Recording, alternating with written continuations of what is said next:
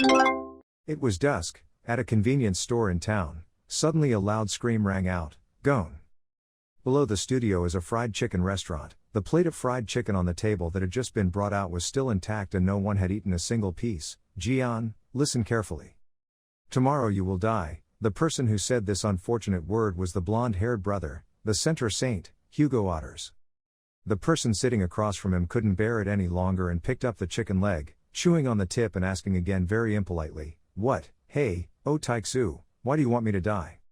Ah, are you angry because I ate two thighs at the same time?" When we look straight at this guy's face, we can see scars from the forehead to the corner of the mouth. Some are torn, but this guy's face doesn't show any sadness at all. This person is the 13th awakened, Li Jian. Hugo Otters was angry after hearing this but couldn't do anything. He tried to look and smiled and said, "It's not O Taiksu, I'm Hugo Otters." Li Jian took another bite of chicken. He clicked his tongue and said dissatisfiedly, "I understand why you're so worried, but I won't die, my friend. I've killed more calamity beasts than all 12 of you saints combined, and how do you think I can die?" Hugo frowned, cold sweat began to roll down his cheeks. He heard the question but did not answer, just silently looked at the table, his hands clasped tightly.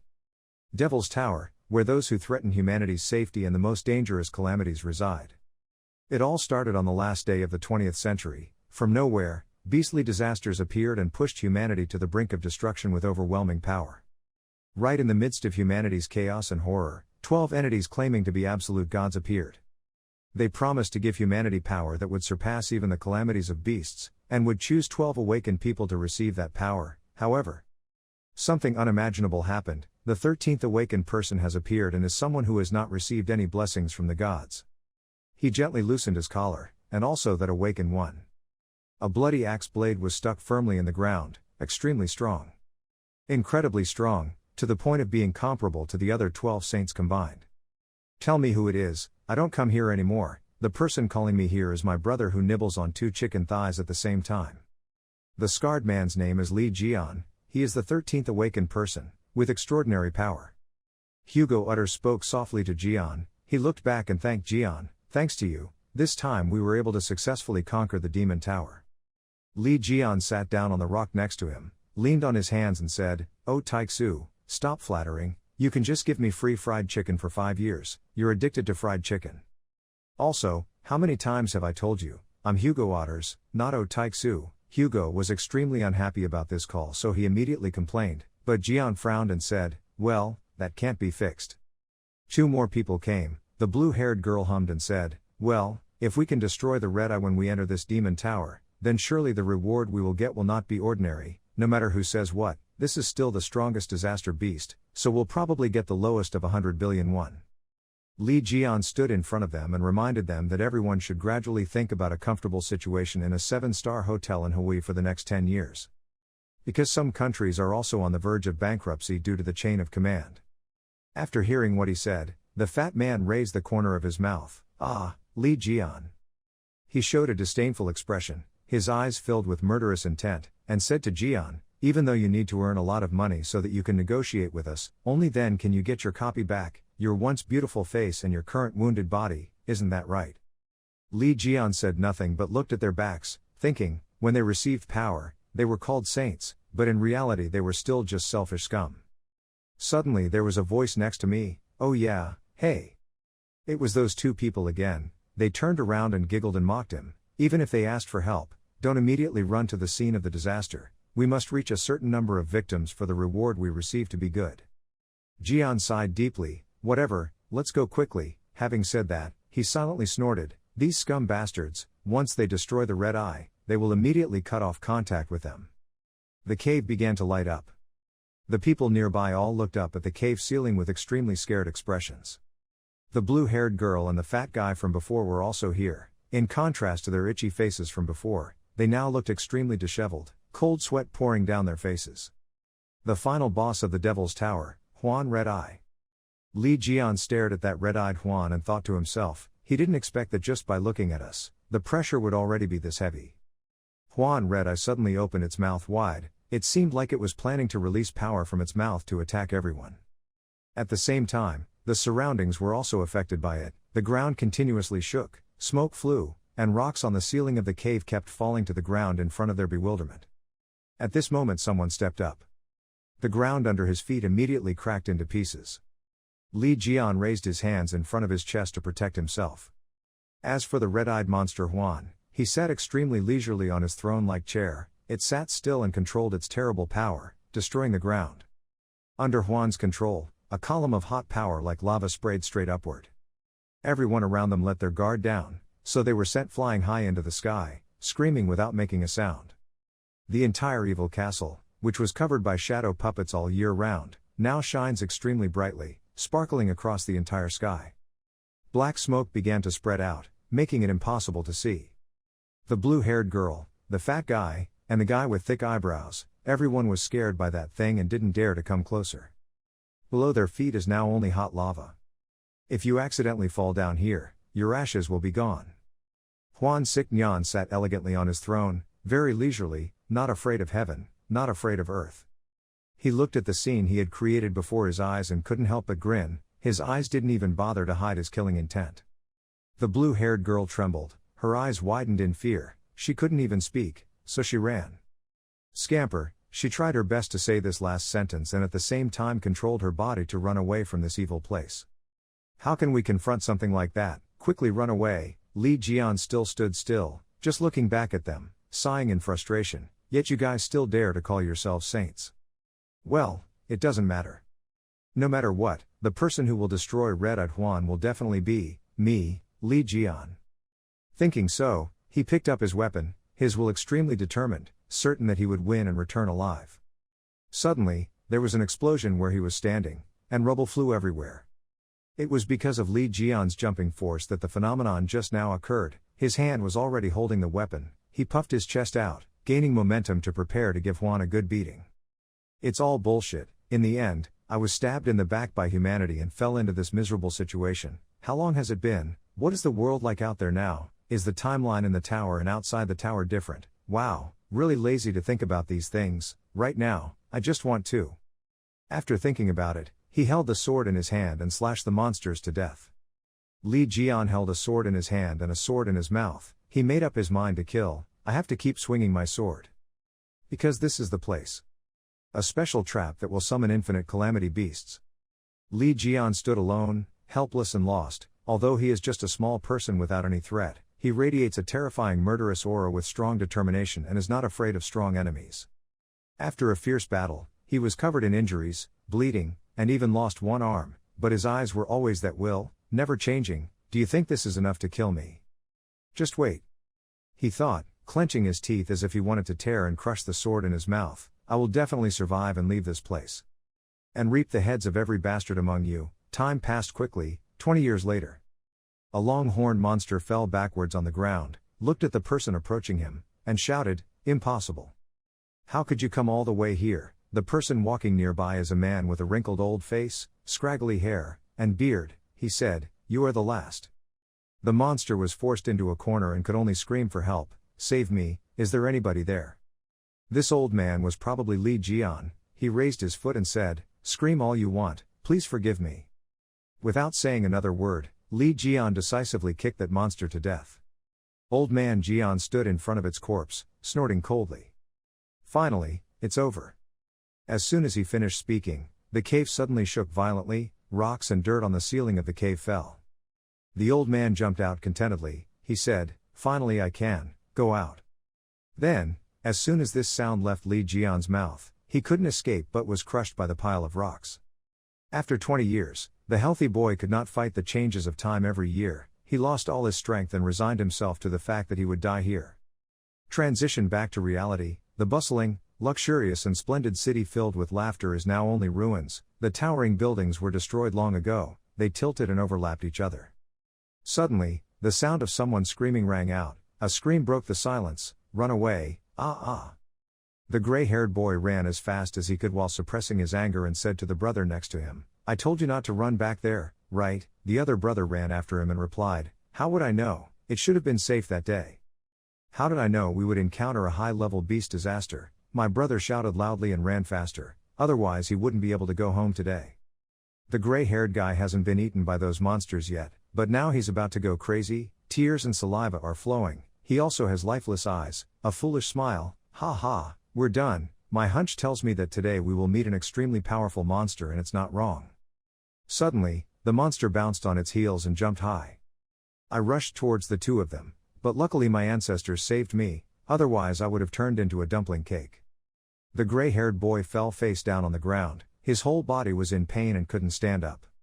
He cried to heaven and earth, damn it, now the great-grandfather doesn't know how to save these two guys who are surrounded by a bunch of monsters. The gray hair tried to push one leg up to stand up, glanced around and thought to himself, if only Mr. Li Jian had come out of the committee tower alive that day, then this disaster would be nothing. Huan's castle with red eyes suddenly appeared before the two people's eyes.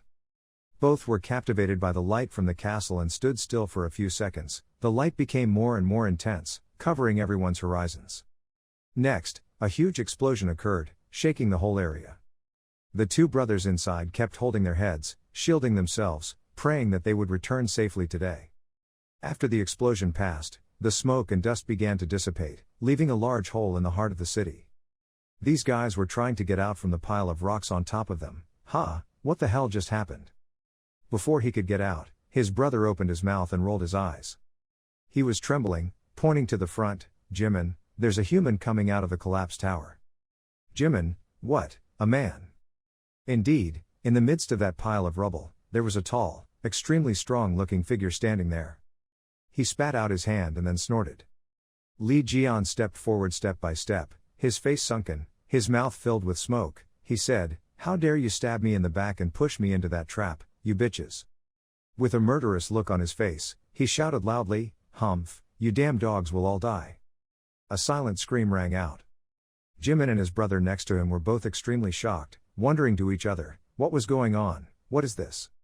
That high-level monster looked strong, but he was punched so hard that his nose was covered in snot. Li Jian didn't let go when he punched it, but continued to put force into his arm. Unbelievable, if it was an orange-level disaster, even high-level awakened people would have trouble confronting it, and yet.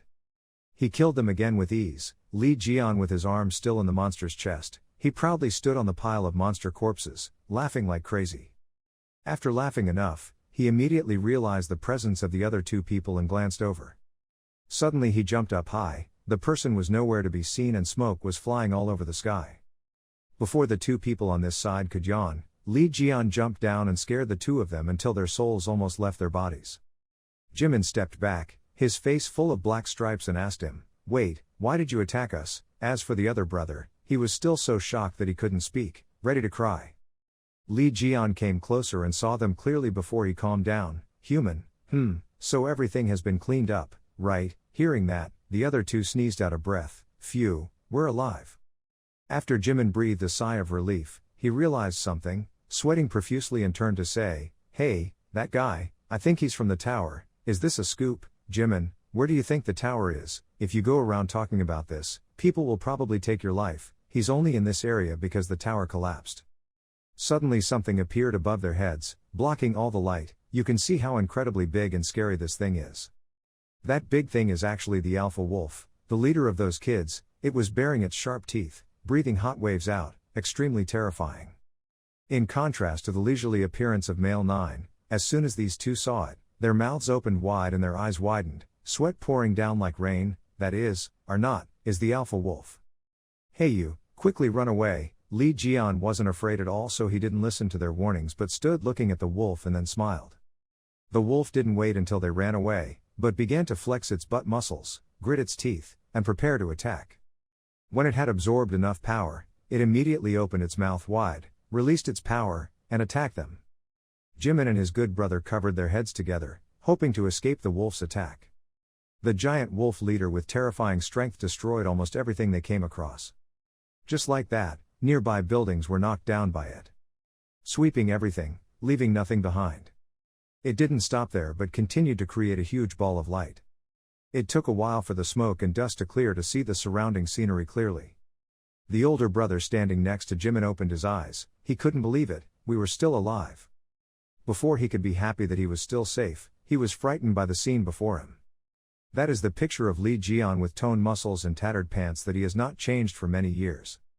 Handsome male 9 stood in front of the two of them, like a strong shield that could not be shaken. Jimin and his brother were so shocked that their chins were about to fall to the ground, unable to believe that the person who was about to attack them just now used his body to protect them. Did he protect us?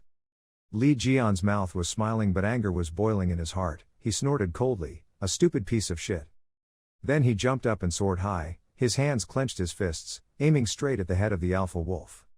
He clenched his teeth and rushed from above at the speed of light with a thunderous punch. If you were just a stupid dog, then get down. As soon as these last two words left Lee Jian's mouth, his fist was also released. The fist from above was like an invisible force, tearing through the clouds and the wind, attacking the wolf, making it unable to dodge and collapsing on the spot. The two of Jimin over here kept coming from one surprise to another, wanting to be psychologically traumatized. Lee Jian successfully defeated the wolf before landing. Male 9, with his dark brown pants and healthy body, literally made both men's hearts stop. He stood up straight with his armpit-length legs, his hands on his hips, looking at them smugly. Jian raised his hand to wipe his face and said, "This time it's really over, right? Now, let's see." He suddenly called, two people. It was Jimin and the other brother who wanted to die and come back to life, just afraid of doing something wrong and then Nam 9 would punch them to death. He quickly replied, "Yes." Lee Jian turned back to look at them with cold, murderous eyes, and left immediately. The two of them were not cold but shivering, their faces were so scared that they were pale. Where were they going? Lee Jian immediately changed his expression, looking cute and adorable, asking them to help him buy me some food. After talking, he scratched his head. 6 eyes looked at each other passionately for a while. Male 9 suddenly remembered that it was missing, so he quickly added, "Well, clothes too." A while later at the convenience store, Nam 9 drank all of Mrs. Tan Vlog's giant bowl of noodles, then sat down in satisfaction, causing the remaining noodles in the bowl to splash out. His brother looked at the bill and his soul had truly left his body. Jimin turned around and saw that the amount of money he had to pay was longer than the number of times he said bad things about his ex-lover. His face was sometimes blue, sometimes red, 7 colors of the rainbow.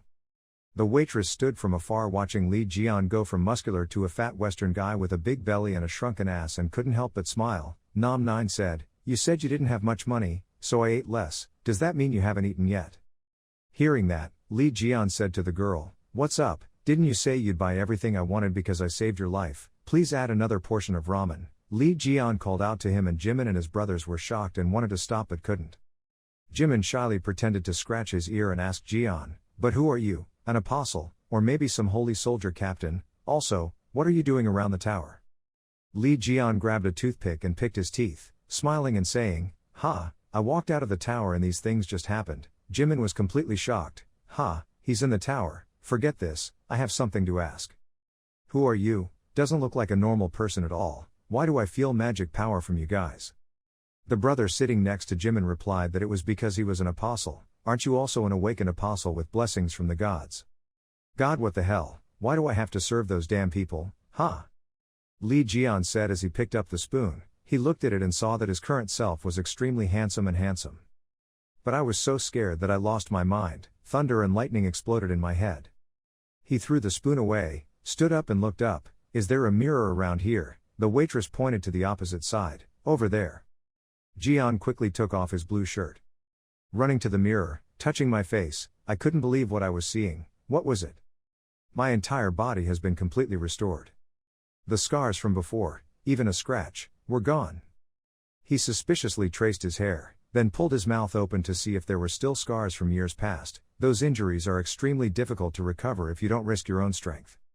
"Now look at this, my left hand." Lee Jian looked at his hand and accidentally discovered a snake curling into a circle in the middle of his hand. What is this seal?" Suddenly, the snake-shaped mark gradually appeared as a snake with green eyes. Around it also radiated some strange power. At this moment, he felt a strong pain coming. The system panel also displays a message: "You have just experienced death. You have achieved the impossible, your existing abilities will be transferred to your new body, all achievements from the tower will convert into experience, get zodiac skills, all skills and characteristics you possess will be transformed and evolved. You can now use the power of the serpent constellation." Male 9 closed his eyes in pain and looked at the snake in his hand. "Then close your eyes again, trying to control the power in your body." By the time he opened his eyes, he was no longer surrounded by the image of himself facing the mirror but was lost in another space. In front of him was a giant snake with red-orange eyes staring at him. It approached him, sticking out its long red core around Li Jian's body. Li Jian suddenly reached out his hand. Count on touching its face. The moment his hand touched the snake's mouth, there was a flash of light. That light is divided into two parts, one orange part represents Li Jian, the other is the green color of the snake. By the time he regained consciousness, he had already returned to the restaurant from earlier. The sweat on my cheeks kept flowing like water, he was breathing heavily, still not realizing what had just happened. Jimin has been in front of him ever since. He reached out his hand to help Li Jian. Wake up, hey, are you okay? Li Jian waved his hand and asked them, have you seen any snakes? Jimin replied and told me the story just now. I didn't see any snakes, but he just took off all his clothes and ran to the mirror, then he grabbed his wrist and cried out. After listening to them, he immediately looked at his left palm and asked again, did no one else see it? At this moment, the scene before his eyes changed again. The system board announces that you have become the owner of the soap opera Constellation. After that, 5 or 6 system tables appeared in a row. Li Jian, the 13th god, the owner of the snake sits, awakening the title of the guy who invented all things, existing skills, God's magic, factory creation, duplicate skills, 13th sense, fighting instinct, activate existing skills, super regeneration, F. Super regeneration, F, all damage to the body will be restored, your body has been newly formed, there is a small penalty and resistance reduced by 50%, the remaining time is 1,032 hours. Li Jian crossed his arms and looked at the system board, thinking to himself, so his change was due to his super regeneration skill, never heard the saints mention anything like that before. Also, I don't feel any presence of any gods at all. Putting aside what happened, my body has recovered, so it doesn't seem too bad. What I have to do right now is kill the saints who ran away and the bastard who stabbed me in the back. Thinking about being able to torture those bitches makes me feel really excited. Seeing him flex his muscles like that, the two people over here couldn't help but tremble, they were sweating profusely, they couldn't run, they couldn't stand still either. Scene changes to yesterday's fight scene. The press, along with a forensic team, and some surrounding people gathered to examine the situation. The two people standing closest talk to each other. That's it, the impregnable demon tower has collapsed. Oh, and from now on the world will only get more chaotic. The Devil's Tower is the symbol of this land, but is it the actions of Li Jian's followers? It could also be because the apostles hate him. Apostle, I wonder, look at that bunch of miserable animals. Even high-ranking saints will have trouble with them, let alone a group of anonymous pawns. After all, who could take down all of this and destroy the demon tower? The fat man turned to look at him, worried about a case, or if it was possible that Li Jian would actually survive again. He returned. I don't know either, but we just need to wait a little longer and everything will become clear. In that high-rise apartment building. Mr. Yang Wei. Please let us know what you think about the Devil's Tower collapsing. Do you believe that it was because Li Jian came out alive? These questions are caused by the press here and they're jostling together trying to get information from Mr. Yang Wei. Faced with those questions, he could only frown and watch without saying a word. He is the saint of the Yang Wei constellation. It wasn't until a long while later that Yang Wei picked up the mic, and I, for one, had nothing to say about it. Just say that one sentence and then you and the others all pulled out of here, leaving the others screaming, just for a moment, Mr. Yang Wei, what do you mean when you say there's nothing to say, Kai? Yang Wei's car drove on the road extremely calmly. But the person inside was not like that, he was angry and broke the glass, damn it. Li Jian, Li Jian, Li Jian, Li Jian, just a little bit, Mr. Yang Wei. You mean to say Li Jian is still alive? That he existed for 20 years in that tower? No, that's impossible. He put his hand in his pocket and tried to take something out to reassure himself. There were tens of thousands of demons, not to mention they were all dark level. Destroying Diet Huan's red eye is already a miracle, how could someone like him survive such injuries? His body has also been destroyed by his own power, not to mention, unlike us, he has not received any blessings from the gods. However, if he really survives, then... He put the cigarette in his mouth and took a deep breath, exhaling a bunch of white smoke. Then he gritted his teeth, furrowed his eyebrows and said, everything will be over soon. And Li Jian over here is still happily playing with his phone. Now, what if I kill this guy first? The airport sky was clear and blue, In the sky there were planes carrying people flying in all directions. Below, groups of people and cars were busy preparing for other planes that had not yet taken off. A plane has just landed at the airport. It seems that this plane is carrying a very special character. The plane door opened. A man wearing leather shoes and trousers walked down the stairs. A loud respectful greeting rang out, "Welcoming you." A group of people dressed in black stood respectfully below the stairs and respectfully greeted, "Very honored to meet one of the 12 constellations, this is our honor." Sir Hugo Otters, the extremely handsome man who just walked out as the star centaur, Hugo Otters, he adjusted his collar and looked faintly at the people below. Stepping down to the ground, he gently asked, "Where is the chief?" One of the bodyguards replied respectfully, "He was waiting at the governor's office. Your car is prepared over there." Hearing that, he calmly walked straight to the car. The bodyguards behind him respectfully bowed to greet him. When he was far away and could no longer hear their voices, one of the two bodyguards looked after him and exclaimed, "Wow, he was amazing. Only such a person deserves to be called the chosen one." After a welcome at the airport, the group finally got on the bus and the car began to roll quickly in the wind. Sitting in the Otter's car, looking out the window, thinking about something. Suddenly the phone screen placed next to him turned on and a ringing sound attracted his attention. Hugo Otters looked at the displayed phone number and clicked his tongue in annoyance, thinking, "It's those damn reporters again, they are always babbling about theories that Li Jian is still alive." Even though he didn't want to pick up the phone, the strange number still kept calling. Otters slapped his hand on the phone to silence it, then huffed in frustration, "It's been more than 20 years." After a series of unanswered calls and the strong impact from his blow, the phone was quiet again. Although he was no longer bothered, Otters was still upset. He frowned and looked out the window, continuing to ponder. He remembered the previous conversation between him and Li Jian. At that time, he seriously told Li Jian that you will die tomorrow. Even though he found this matter to be extremely serious, Li Jian still calmly smiled and said, "Oh Tixu, why are you so afraid of death?" Then he thought about his life in the past. During the journey to conquer the Devil's Tower, I always dealt with the long-standing calamities outside the tower as requested by Jian. After being seriously injured in the war, he only had one wish in mind, praying that my prediction was wrong, so that Jian could return safely. But then it seemed that his prediction was correct. When he heard the bad news about Jian, he couldn't believe his ears and asked, What did you say happened to Jian?" He looked in shock at the others happily because they got what they wanted and thought bitterly, the other hunters left Jian alone, they abandoned him and returned with the Red Eye's head by their side. "And our achievements are recognized," they hailed the 12 divine existences including me, as heroes, and were then given strength and power. After returning and going to the hospital for treatment, he still did not accept the truth about Jian's death. The torture from the pain of the wound and the unwillingness to accept what happened to the other person always made him uncomfortable. He questioned his teammate and kept making demands. He couldn't believe that Jian was dead and asked for a search for him many times, but the other man laughed and dismissed his request, replying rudely, "We can't do that, Hugo Otters, he is a star Cancer, Zhanglui Maleng. He calmly told me that I understand very well the number of evil monsters that will escape from the tower if we do that. The fact that Li Jian is still alive is extremely absurd. He even cheekily challenged you, if you were that worried about him, you could go and find him yourself, I won't stop you, but that also means there won't be a 12th star anymore, you understand." At that time, he was so angry that he gritted his teeth but couldn't do anything, because a part of him didn't want to give up the title of one of these 12 stars. Returning to reality, after a moment of contemplation about the past, Otter's eyes sparkled with sadness and a bit of regret. He reached out and loosened his collar to relieve the feeling of urgency in his body.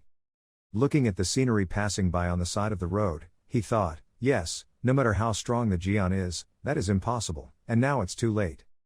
He added that person's name with a sad tone, Jian. That figure has always appeared and haunted his mind throughout the years, partly because of regret, partly because of regret. Suddenly, the voice of the talented person sitting in front rang out, interrupting his thoughts, "Mr. Hugo." It was a call from the Prime Minister. The small screen in front of him connected to the Prime Minister. He spoke first, "Hugo, is that you?" Otters adjusted his mood and calmly replied, "Yes, what's the matter?" The person on the screen frowned and said to him, "You've heard the news too, right, that the Demon Tower has collapsed?" Hearing the answer, Otters rubbed his forehead and clicked his tongue, "TSK, is this again?" He coldly replied to the man, "I'm sorry Prime Minister, but if you want to ask me to search for Jian, I'm afraid I will have to refuse." He turned away uncomfortably and continued, "That day, in the Devil's Tower, Jian died. The Devil Tower incident was probably done by his fans. If you're planning on using this for vote percentage then, the Prime Minister immediately interrupted him. No, I'm not talking about that. According to the information I received from the Korean government, that call just rang not long ago. He was startled by the Prime Minister's words and immediately asked again, what, something rings? The man answered a question that made Otter shake his whole body and seemed unable to believe his ears. Lee Jian's exclusive call line. After the concussion, he immediately stood up as if stimulated by something, banged repeatedly on the driver's seat and asked the person on the screen, really? His blows also made the driver panic. Then suddenly he shouted and stopped the car immediately. The driver was also stunned and stammered in response, yes, sir. The car immediately braked suddenly, making an extremely harsh friction sound on the road surface. He gasped in confusion, remembering the calls from the same number just now. Don't tell me, the calls I received just now. Before he could finish thinking, his phone popped up notifying him that he had received a voice message. He stared at the phone screen in bewilderment with an expression of disbelief. After a while, he trembled and clicked on the notification he had just received. He brought the phone close to his ear, his expression both expectant and confused. Jian's voice rang out from the phone, hey, oh Tiksu. I will find you and kill you. The voice coming from the phone sounded extremely ghostly and creepy. Good luck. Listening to the end of the recording, Otters seemed to fall into an ice cellar because of that scary tone. He panicked and thought, this voice, it can't be, it's really you, Sao Jian. Suddenly he yelled at the bodyguard and turned the car around immediately. We'll go back to the airport. The bodyguard was confused. Sir Hugo, what about the job in your country? He snapped. Who cares? Go back to the airport now. The bodyguard had no choice but to respond, yes sir. Scene changed to a fast food restaurant in a foreign country. Inside the store, Jian looked at the phone screen and smiled. Really, it seems like Oh Taiksu has grown up, he even knows how to ignore calls from me. At this time, his friend sitting at the table asked, Hyung, who are you calling so much? He calmly replied, well, you'll know. He then explored the phone with excitement. Anyway, you call this a smartphone, this is interesting. Then he commented on his past. When I entered the tower it was 2005, and now it's 2025, right? The world has become a better place, hasn't it? The guy at the table was a bit surprised. Wow, this is your first time using a phone, you can use the internet with it, and add news too. He asked again in confusion, the news, so I can read articles about Lee Jian, right? The friend still patiently explained and guided him on how to use it. Yes, articles about Lee Jian are trending, if you do this. After searching, a series of articles appeared that made both people admire. He skimmed through the comments under the articles about Lee Jian and found it difficult to understand, but these comments were so small. Before he could finish his sentence, he was angered by the comments. He squeezed the phone tightly, causing the other boy to scream in shock, it's my phone.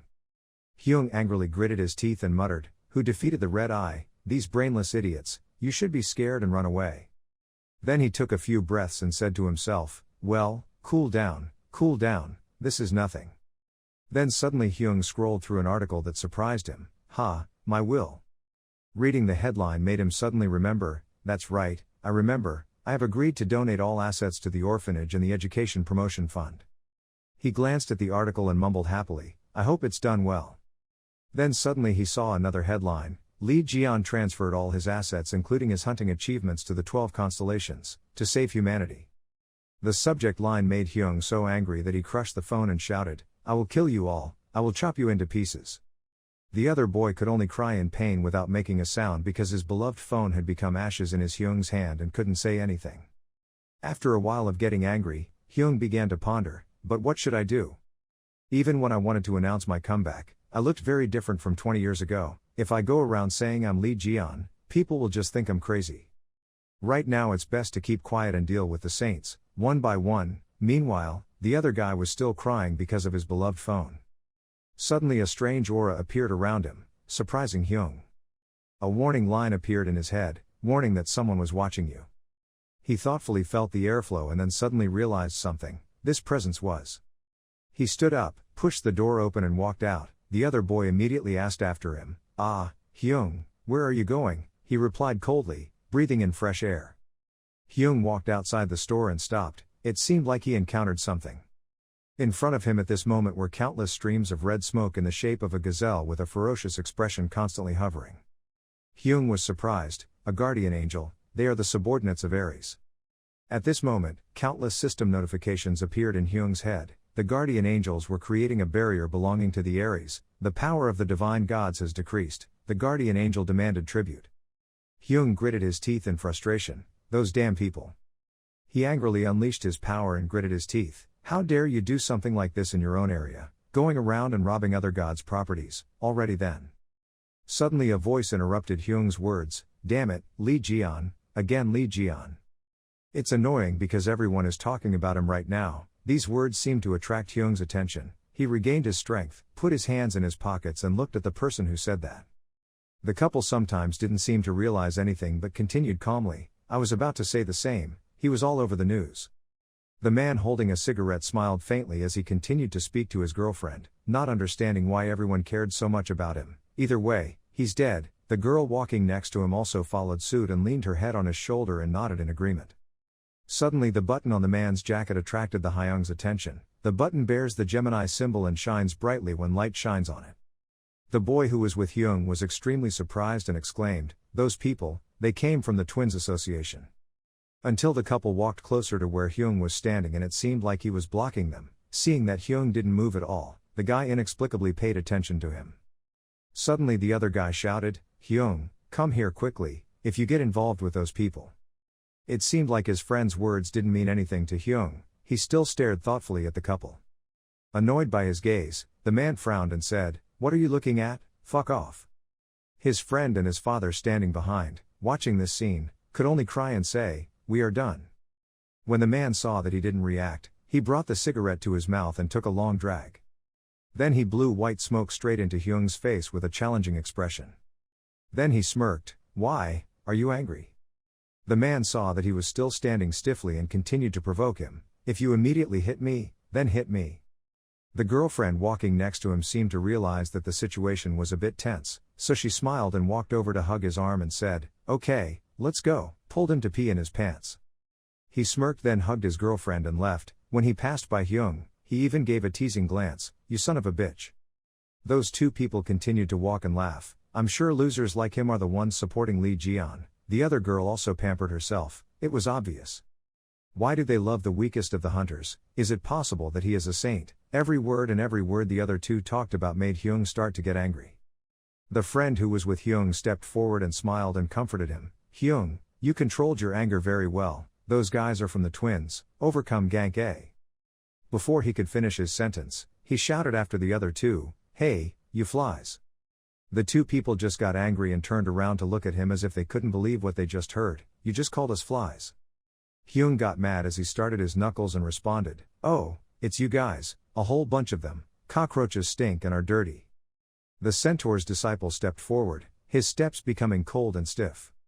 He came in front of Lee Jian, let himself stand close to his body, very sarcastically said, "Let's say it again." Lee Jian was extremely angry at this moment. The man in front of him had offended the wrong person. He raised his hand as he continued his words, "A piece of trash that I don't even feel, no mana like you." Before he could finish his sentence, he snapped his fingers, his body flew several meters away, his eyes turned white, his mouth opened like an animal. He flew into the wall, breaking a piece of the wall, causing people around him to panic. A girl standing there screamed in terror. What kind of power could make a grown man fly away, really hit the wall like this? The rest of the people in the room were also extremely shocked and looked over there. They couldn't believe their eyes. Why did this happen in broad daylight? Han Jimin was speechless. He opened his mouth to make an ah and an oh, speechless. Lee Jian was still standing there. His face did not show any signs of fear or panic. On the contrary, he was extremely excited about what had just happened. This was his true strength.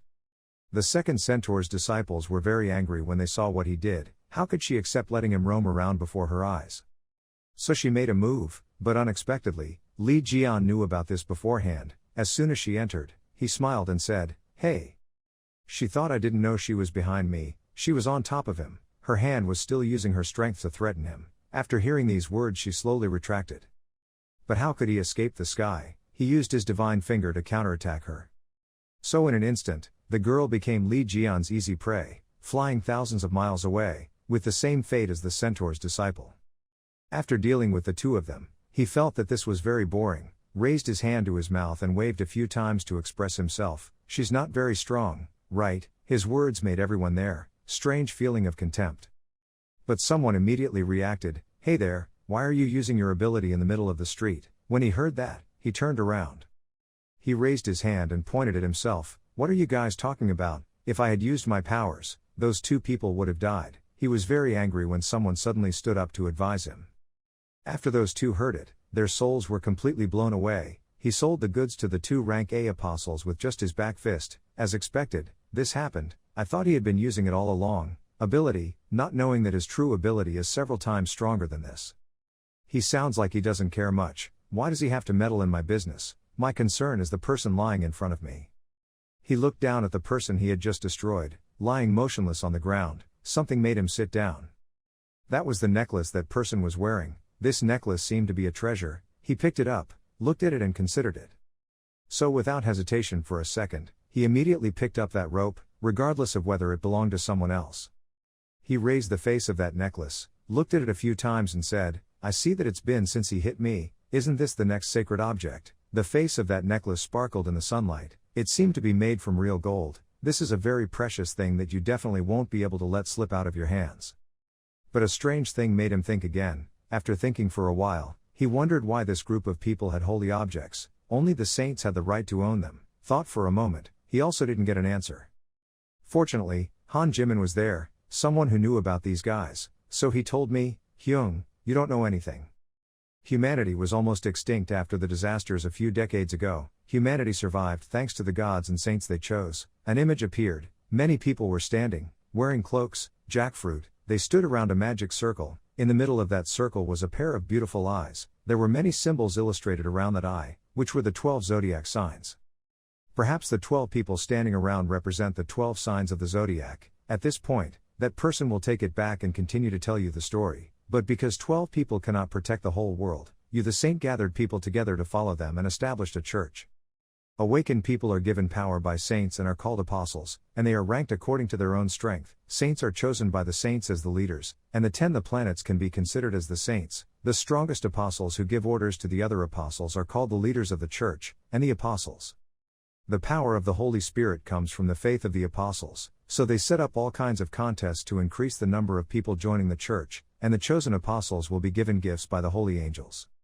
Those gifts could be jade jewelry, gold and silver jewels, precious stones or long-lost antiques. Everything was a valuable object. Han Jimin also seemed to wish it very much. "I hope to get my hands on those items." After hearing the story, he clenched his fists, his eyes looked at his hands, in his mind thinking, after being absent for 30 years, things turned out like this. He didn't want to believe what he just heard, but without letting him think too long, the person with brown hair shouted, "Brother!" Li Jian heard him call and turned around. He pointed to one side with an extremely worried face and said, "Look over there." He also logically turned around, not understanding what was going on. But in front of him right now is a herd of sheep that seem to be very angry. The sheep are several times larger than humans, and perhaps they are not normal because these sheep have no legs. They are made of coming from some kind of power. Notification pops up and says, "The servants of prosperity and greed under the Aries are enjoying this moment. They urge you to finish off the man and the woman. They desire to see bloodshed. They telling you that he will give you a useful gift if you kill the other two people." The flock of sheep becomes more and more enthusiastic. They look extremely angry even though they don't know what makes them angry anymore. The person with brown hair who had just told him the story, now that he had witnessed the Aries sign with his own eyes, was very stunned. Oh no, he had already attracted the attention of the guardian angel. Sweat was flowing down his face, that person's entire face. The person with brown hair shouted in vain. They were like the shadows of the absolute gods. Fighting them was no different than fighting the absolute gods. So he ran away, not forgetting to tell Li Jian to hurry up and obey them. But he was not an ordinary person. He did not think in a conventional way and never showed fear. "Why should I listen to what he said?" He laughed loudly. "I'm wondering why Yang Wei's boys are in a place like this, so they want to fill their stomachs like that fat pig." He gritted his teeth. Yang Wei's face once again appeared in his mind. He made his insides boil. When he set foot on the ground, he did not forget to say a very brave sentence, and it was for the sake of the gods. He had long been fed up with this saying, "Those sheep running wild up there are nothing compared to him." "Once you set your foot, the world shook," you screamed. He didn't change at all until the end. Your voice was a bit deadly. "Now is your true strength, here it is." Perhaps the other flock of sheep had never witnessed Li Jian's power, until now when he had unleashed almost everything he had. They were surprised. His power had created an elephant and a dragon, straight to the sky. That power made all the birch guardian angels up their scream. They had no time to do anything. They could only scream a few times and then finally succumb to his power. The observers below, including Han Jimin and the person with brown hair, could not resist the light emitted from that tornado, covering their eyes with their hands, not forgetting their admiration. After a while of developing their power, those guardian angels finally disappeared, forming a pink cloud that covered the sky. Han Jimin couldn't help but be shocked when he witnessed what happened. Until now he was still covering his face with his hands, unwilling, enjoying Li Jian's power. Li Jian had now completely destroyed the birch guardian, standing with his hands on his hands with great confidence, daring to confront me, his smile still shining brightly on his lips. Han Jimin looked up. The birch guardian had run away. The person with brown hair looked around and exclaimed. The barrier also disappeared. Han Jimin looked at Li Jian, extremely admiring and thinking, that guy, he is definitely not an ordinary person. As if reading the two people's thoughts, the speaker turned and called, Han Jimin. As soon as he heard his brother calling him, he was suddenly startled and turned. Yes. He looked at Yang Wei, the centaur's disciple lying motionless in front of him, and asked, this gangster, you said must be Gemini's disciple. It seemed like he had his own thoughts. Han Jimin nodded and said, yes, they are the most influential church in this country, and are an elite force that includes many great figures. Perhaps this Yang Wei is really the one who makes everyone wonder, afraid, but in the end became Li Jian's easy prey. Li Jian turned around and smiled mischievously. So I guess they have a lot of money. Han Jimin heard him say that. It was quite questionable. Why did he ask like that? Wouldn't it be great to defeat him? So now he revealed his scary face. Everything he wore was branded, right? A burst of laughter rang out. Han Jimin seemed to understand what he was planning to do. So he sang and rummaged through all of that guy's belongings. The two people standing behind couldn't help but worry about that guy's next fate. The three of them walked back to Han Jimin's apartment complex. It was time for him to rest. The brown-haired man pointed up the floors, and I was his next-door neighbor. He very warmly introduced himself to him, Han Jimin also bowed very politely. He thought that after this, Li Jian would no longer come here. After all, everyone has a home to return to, right? But after a long time, Han Jimin didn't see any movement from Li Jian. This thing started to get strange. So he gently opened his eyes to check where the other person was and what they were doing. Yet Li Jian naturally walked into my house as if it were her house. Now I'm about to take a bath. Yawning, he shouted, A moment later, Li Jian successfully revamped his appearance, cutting his hair in half. After cutting his hair, he looked very handsome. His body had been exercising for many years, so his muscles were strong. Now he only wears a towel but still looks very elegant and handsome, He walked out, looked at the mirror reflecting his image and couldn't help but feel complacent about himself. Who is that handsome person in that mirror, Han Jimin couldn't resist this beauty, so he had to come out and praise her. Indeed, there are no ugly men in this world, only men who haven't cut their hair. Li Jian was given clothes that fit his body by Han Jimin to revamp his appearance. Now he has become a dumpling boy with very neat hair, and the things he wears look good, very beautiful and dignified. Han Jimin standing next to him saw his appearance and had to admire him. He looked so handsome. He was quite shy when he heard that. He asked again, really? He thought back to his past. At that time he was still crying. I am not a dandelion. Now I am so lucky to become this person. In the past every hair was precious because of its power. My strength caused my hair to fall like autumn leaves. Who would have thought that now my hair is growing again? Then suddenly he turned around, saw a strange object and asked Jimin, hey, what is that? It was a very strange fly. Its eyes lit up like car headlights. Its wings flapped non-stop. He asked, why is there such a terrible thing in your house? Instinctively, he reached out and used his strength to grab the animal. He looked quite calm but still seemed very angry. He crumpled it like a piece of paper and then when it became dust, he threw the ashes to the ground, letting it fly away. Han Jimin saw this scene and praised again, oh my god, it's okay to kill it with your bare hands. Experts may not be able to kill it, as expected. In any world, catching a fly with your bare hands is unthinkable. But that is not his limit. He continues to use his bare hands to catch flies many times. There are so many disasters. Why do they keep targeting me? He notices that many flies are clinging to him, his body, as if he was very smelly. Maybe Han Jimin was aware of the problem so he asked, or was it because he had a smell that the bad guys liked? He turned away not to accept that. Nonsense. Normally this means there is something in the house that attracts them. Han Jimin didn't understand when he heard that. What is there in his house that attracts so many disasters so weird? Then he noticed that next to his number there was a shelf. On the shelf there were many gilded treasures. There was a statue of a goddess breastfeeding, next to a mask made of shining gold, next to it was a very beautiful chest, and finally a medal that seemed to be very valuable. He told him that it was because he left these creatures here that the disaster came here. Han Jimin didn't understand what he said. Why did he say these things were creatures? He asked again. I received this directly from the Gemini saint. Then he picked up a treasure and introduced it to Li Jian. Even though they weren't mine, these things were still blessed by the saint. His face still showed admiration for the saint, many times.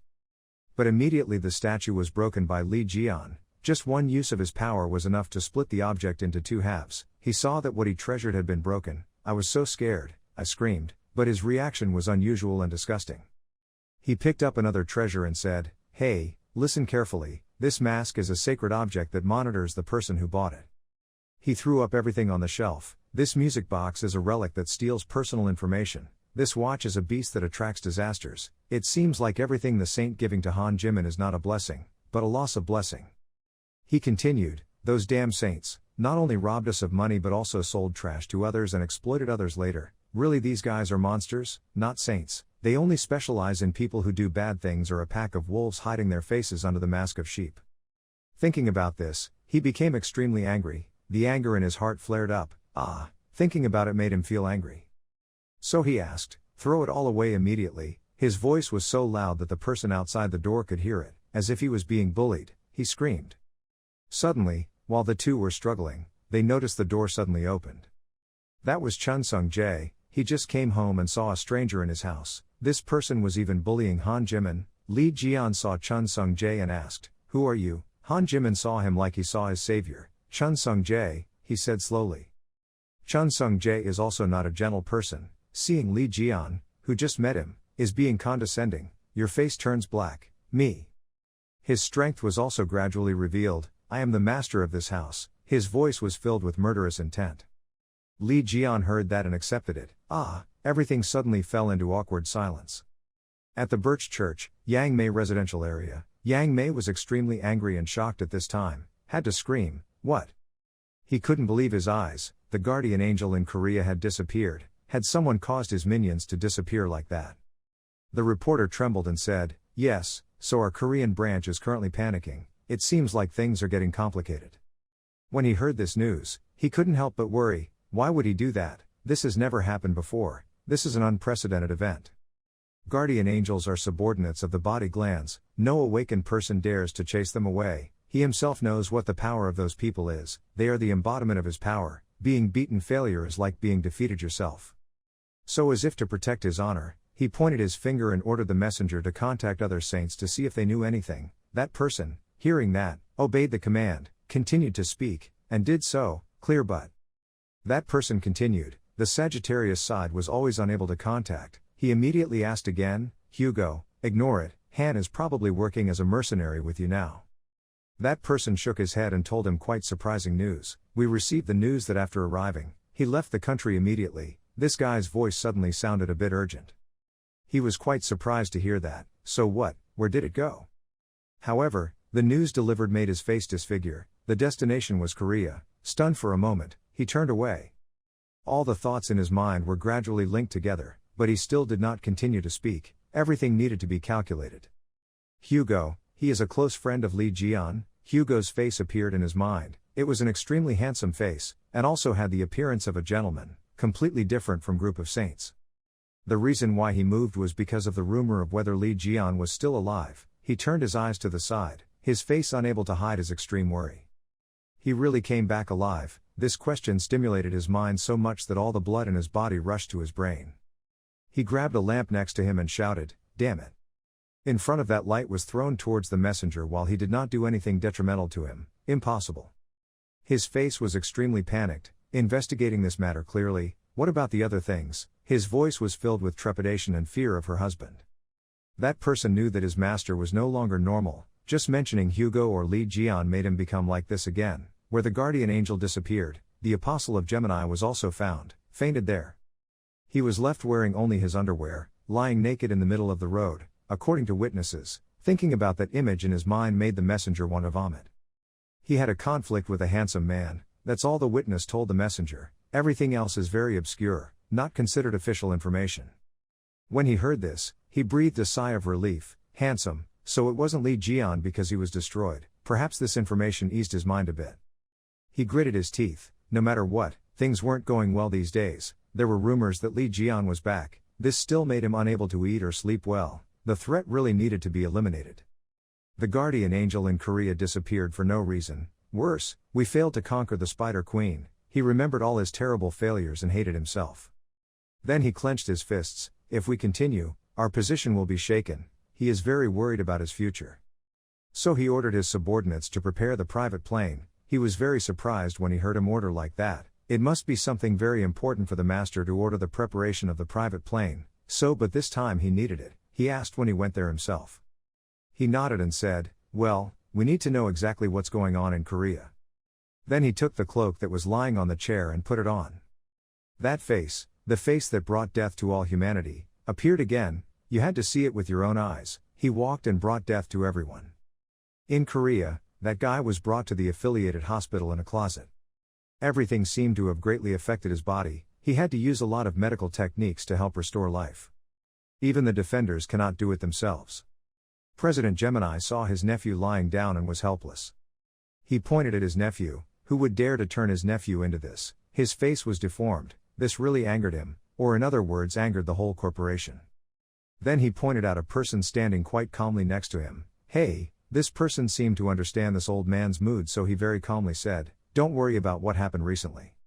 This is the S-rank Eternal Ice Gemini Apostle, Min Sung-hoon. Min Sung-hoon is a person who doesn't stand out too much in appearance but has a very quiet personality, he said slowly. That's why the Gemini Church appointed him. I'm here, Mr. President. Chun Sung-jae was now acquainted with Li Jian. After hearing Han Jimin's story, he was very angry and asked again, so he said he met him at the Devil's Tower. This really made Chun Sung-jae think a lot.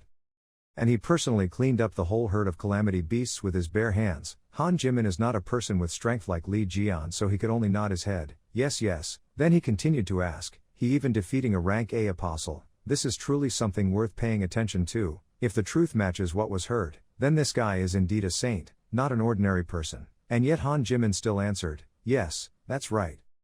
While the other two were extremely panicked. You think I believe, he broke all the sacred objects in this house. This is truly horrifying. You have to know how much Chun Sung-jae tried to receive it. All those sacred objects were now broken by an unknown person. Li Jian didn't pay much attention to the two people's reactions, continuing to look at the things he was holding in his hands. I said to the middle brother was a fake, so he picked up an unknown object, which was also a fake. But whether it's fake or real, Chun Sung-jae doesn't care. What TOC Red cares about now is the identity of the person in front of him. What group are you in? Li Jian still smiles very much, slyly replied, do I need to be in any association? Actually, Li Jian's behavior combined with his very indifferent attitude made Chun Sung-jae extremely angry. Which god do you follow? Hearing this, Li Jian did not even bother to confront this guy anymore. I am not those 12 idiots.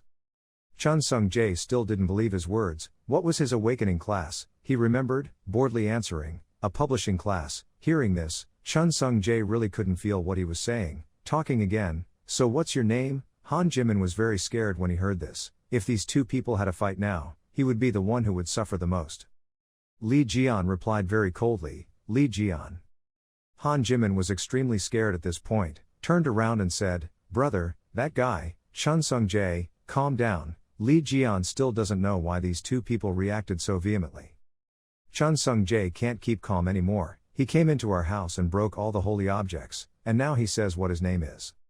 How dare you pretend to be Mr. Li Jian? Turns out Li Jian is Chun Sung-jae's idol. That's why Chun Sung-jae can't accept the fact that the very hateful guy standing in his house has the same name, exactly like that. The strength in his body gradually revealed. He vowed to kill the person who dared to insult his idol. Han Jimin saw that things were gradually going further from his imagination and was scared. Hey, Chun Sung-jae, we are in the house. Are you crazy? Indeed, now if these two people fight each other, this house will be destroyed. At that time Han Jimin will have to sleep on the street. The notification appeared again. Warning, the Gemini Apostle's magic power was exploding. Li Jian saw that he was so enthusiastic and quite complimented him. that's great, at this rate, you'll burn down the house too, right? Coincide. To better understand the power of Chun Sung-jae, he opened his eyes wide and activated the skill of stopping vision. Chun Sung-jae screamed and wanted to attack him. In front of you now is all the information you need to know about Chun Sung-jae. He is a disciple of Gemini, his awakening level is A, his awakening title is Punisher, he possesses magician skills cremation, the mark of eternal ice, his characteristics are, genius, vision, stubborn attachment, idol worship, and actually this guy is also a genius, the learning effect is 200%. Reading this, Lee Jian was also a little impressed, he was still young and had already used such a high-level summoning spell, as expected, his genius characteristics were not something to show off. After summoning, Chun Sung-jae shouted. Han Jimin saw this scene, didn't think Lee Jian could respond, so he quickly warned, brother, run quickly, Chun Sung-jae is a rank apostle, not to mention he's also a fanatic, it's Lee Jian. Han Jimin floating without knowing that Lee Jian is really in front of the two of them, even feels very funny. Chun Sung-jae thought the person in front of him was pretending to be Lee Jian, so he was still very cold. Jimin, don't you listen to me, get out of here if you don't want to die. His face was full of murderous intent, probably wanting to kill. There are a lot of people here. But Lee Jian was one step faster than him. He moved behind Chun Sung-jae. Good children don't play with fire. This meaningful statement caught Chun Sung-jae's attention. But now I don't know what to do anymore. 7 Lee Jian has disappeared somewhere. Since when did he? Chun Sung-jae quickly turned back, but maybe Chun Sung-jae is not as good as Lee Jian. With just a snap of his fingers, Chun Sung-jae's body flew straight forward, no longer looking back, just like a piece of paper. Could Chun Sung-jae be like this? Lee Jian definitely wouldn't, not a normal person. Han Jimin's doubts are increasing day by day. Then he slowly walked in front of Chun Sung-jae and said softly, you crazy guy, the house is the most important thing, but look, you'll burn this whole house down, he said. He sounded very mature. Han Jimin was next to him even though he had a little injury on his cheek but still couldn't help but feel it. Chun Sung-jae was still lying motionless on the floor. Han Jimin couldn't help but worry when he saw Chun Sung-jae's condition like that. Hyung, Chun Sung-jae isn't dead yet, right? Seeing him scared, he felt even more interesting, smiling mischievously. He's okay, it's okay, maybe, because actually Lee Jian himself doesn't know if he caused any injury to him. Han Jimin looked at Chun Sung-jae, very scared, both afraid of what problem he would encounter, and afraid that he himself might not be able to avoid disaster in the future. Is that okay? Chun Sung-jae's face looks like he's about to ascend to heaven. There's a lump on his head, his mouth is foaming, his eyes are white. Ignoring the victim who had just been given a few blows, the victim's family members were extremely scared and ran over, picked up the victim. Chun Sung-jae, are you okay? I ignored the two of you and went inside the house. I went to bed first, I will wake up on time. As if you have nothing to do with this. So, like an innocent person, he went into his room and slowly closed the door so that no one outside could know. However, as soon as he entered the exam room, he knew whose room this was, because in front of him was not a normal interior but also many statues, and this statue was not an ordinary statue, it was a statue of you are standing with so many brothers. Up there are all sculptures of him, Lee Jian, but that's the image when he was still a young man with messy hair, a ruffled head, and an arrogant face that didn't take anyone seriously. Even though he already knew what all those things were, he still insisted on asking again, what are they? Han Jimin saw that he seemed speechless and quickly replied, I told you, he is a fan, crazy Lee Jian. Chun Sung-jae saw that everything he treasured most was destroyed by this side, so he warned, how dare you go inside, that room contains a collection worth more than my life, that person, this is really crazy. But Lee Jian didn't listen to any of the words, aren't these things about you? Then don't you have the right to use them? He stepped forward, grabbed a statue and quickly broke it. Head off, at least take your head off, this makes me so miserable, it's hard to be with you but it's hard to live with Chun Sung-jae. He just saw Lee Jian touching one of his treasures, even broke his head and screamed, my idol Lee Jian.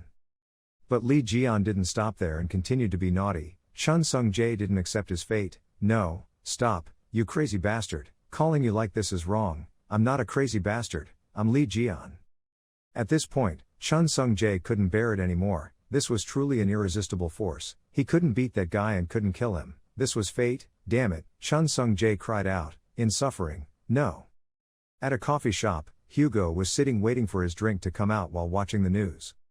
Today's news is quite strange. The editor talked about an incident that took place very recently. This is a continuation of the news. Yesterday afternoon, 2 apostles of Gemini were humiliated by a possible person. According to witnesses, the suspect stripped off all the clothes of the two victims.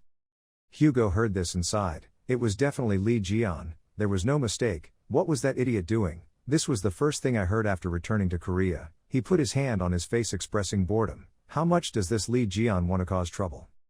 Just thinking about this, suddenly a cafe employee brought out the menu. She looked very gentle, her face was a bit kind. How can I help you? As soon as you heard this voice, you became confused, extremely cautious. My strength increases, you rest and get out of here, Yang Wei. Sure enough, that person was Yang Wei and no one else. He smiled mischievously. Oh my, he discovered it immediately. It wasn't funny at all. The body of the sweet employee from before suddenly changed, transformed into the appearance of a middle-aged man. She smiled and said, "It's been a while, Hugo, it's been a long time since I've contacted you." She smiled but her face radiated murderous aura. This is truly the embodiment of Yang Wei. Then she came over, put her hand on his shoulder, her eyes still shining. He must be thinking about Lee Jian, and that's also the reason why he's in Korea. I think it's best for him to send everything he knew. He knew that getting involved with this old man was not okay, so he prepared to run away. Then he raised his hand, trying to get away from this guy as soon as possible, avoiding and saying, "This is why I can never like you, that damn pervert who likes to take over other people's bodies." As expected, this was not him transforming into himself, but rather him taking over that employee's body. So he was discovered. He jumped out of the waiter's body. The girl suddenly regained consciousness, realizing she was standing in a completely different place than the last place she was aware of. Okay. She looked down at her hand. What did I just do? Sure enough, Yang Wei was gone. Hugo was also aware of that. He slammed his hand on the table, angrily thinking, "Damn it, Yang Wei, dare to use cheap tricks like this. I have to find Lee Jian before everyone else," because in his heart he knows Lee Jian is now everyone's enemy. You have to find him. Where the hell are you, Lee Jian? At Bucheon, the commercial center of Gyeonggi province, Chun Sung-jae and Han Jimin were going to the supermarket together, leaving the pervert at home. The two talked to each other, but today's topic seemed a bit different. Han Jimin was wearing a very cute hat. As he walked he asked Chun Sung-jae, "Cam, do you think he's really Lee Jian?" While examining the item, he shook his head and said, "Are you kidding? He looks completely different." Then he said, "Besides, Mr. Lee Jian is a hero of humanity. Do you think he's like that bastard?" Come to think of it, Chun Sung-jae's whole body is on fire. Even if it's true, I still won't accept it. Where? Han Jimin said, "But I definitely saw him coming out of the demon tower. He's super strong, so he could be, but no matter how much evidence there is, Chun Sung-jae won't accept it. No way." He shook his head vigorously. "I'm sure he's dead, because that's what Dad told me." He looked at Han Jimin, said with a very firm voice. Han Jimin heard that and agreed. "Oh yeah, your dad is the culprit, Ma Tin." Actually, Chun Sung-jae didn't want to talk much about that person anymore. The more he talked, the more complicated things got, so he quickly turned to Han Jimin and told him to quickly go pay. Suddenly, an unfamiliar voice rang out. The two people who heard it were very surprised. There was a robber running towards them at a speed faster than the wind. And beyond their expectations, this robber was as fast as lightning. With just one run, he was able to knock both of them down. Their food basket was also thrown aside and scattered everywhere. They flew to the sides. That robber had a very strange appearance. His head was wearing a wool hat, and he was wearing a black suit. Han Jimin was injured but couldn't help but be surprised. This Chun Sung-jae, an apostle of Cancer constellation, Chun Sung-jae was lying down and had to look up to see. He used his ability to steal. At this rate, all the items in the supermarket will be taken away, he can guess. That guy is still rampaging, thinking in his head, "You idiots, even if a saint comes here, you won't be able to catch me. I've taken enough, now let's go to the next location," he said while laughing. But unexpectedly, Lee Jian appeared here. I don't know what he was doing here, I only know that he appeared right when that guy was about to leave the store. Even when he caught the thief, his face didn't change color. "He caught you," he smiled. That robber was stopped by an extremely dangerous blow, shouting, "No way." Han Jimin looked to the side and saw his acquaintance and was speechless. "Brother, what are you doing here?" He saw Han Jimin and also smiled and said, "I forgot to tell you to buy some chicken." That robber is still there, lying on the ground in extreme pain. Minute Sung-hoon had arrived. He still spoke with a pensive face. Impressive, because Chun Sung-jae was so fast, catching a Cancer apostle was very difficult. "In my opinion, you're just an ordinary apostle. Next time you'd better call the police." He saw someone who had made great achievements but still wasn't grateful. and even had a bit of criticism in his voice. Li Jian saw this guy walking next to him and didn't like it at all. What's wrong with this idiot, he thought to himself. Suddenly a loud noise caught both of their attention. Everyone realized where the noise came from. The ceiling was about to collapse, perhaps this was an earthquake. The guy lying on the floor also realized this. Actually, this was a lucky sign for him. What the hell? Earthquake? Really lucky, I'll leave here when they're panicking. So he quickly run away. Luckily for him, Li Jian didn't have time to catch him. He missed everyone for a very long time. As he ran, he thought proudly, almost getting caught by a strange bastard. But, thanks to this earthquake, I had the chance to escape. His face showed a lot of intention. Suddenly the ground in front of him shattered. He was running but had to stop because of surprise. From the ruins, a centipede emerged. This centipede was giant, with a body that was both tall and large, looking very strange. The appearance of this animal surprised everyone who appeared in the store. Cannot stand. He looked up, stammering, monster disaster. Why is there a monster disaster in that green area? This is truly an unbelievable thing. You must know that monster disaster never appears in safe zones like this. So he took a step back. Damn it, I'll get out of here before I get caught in the ward. So he jumped up, but he actually agitated the animal that had just appeared.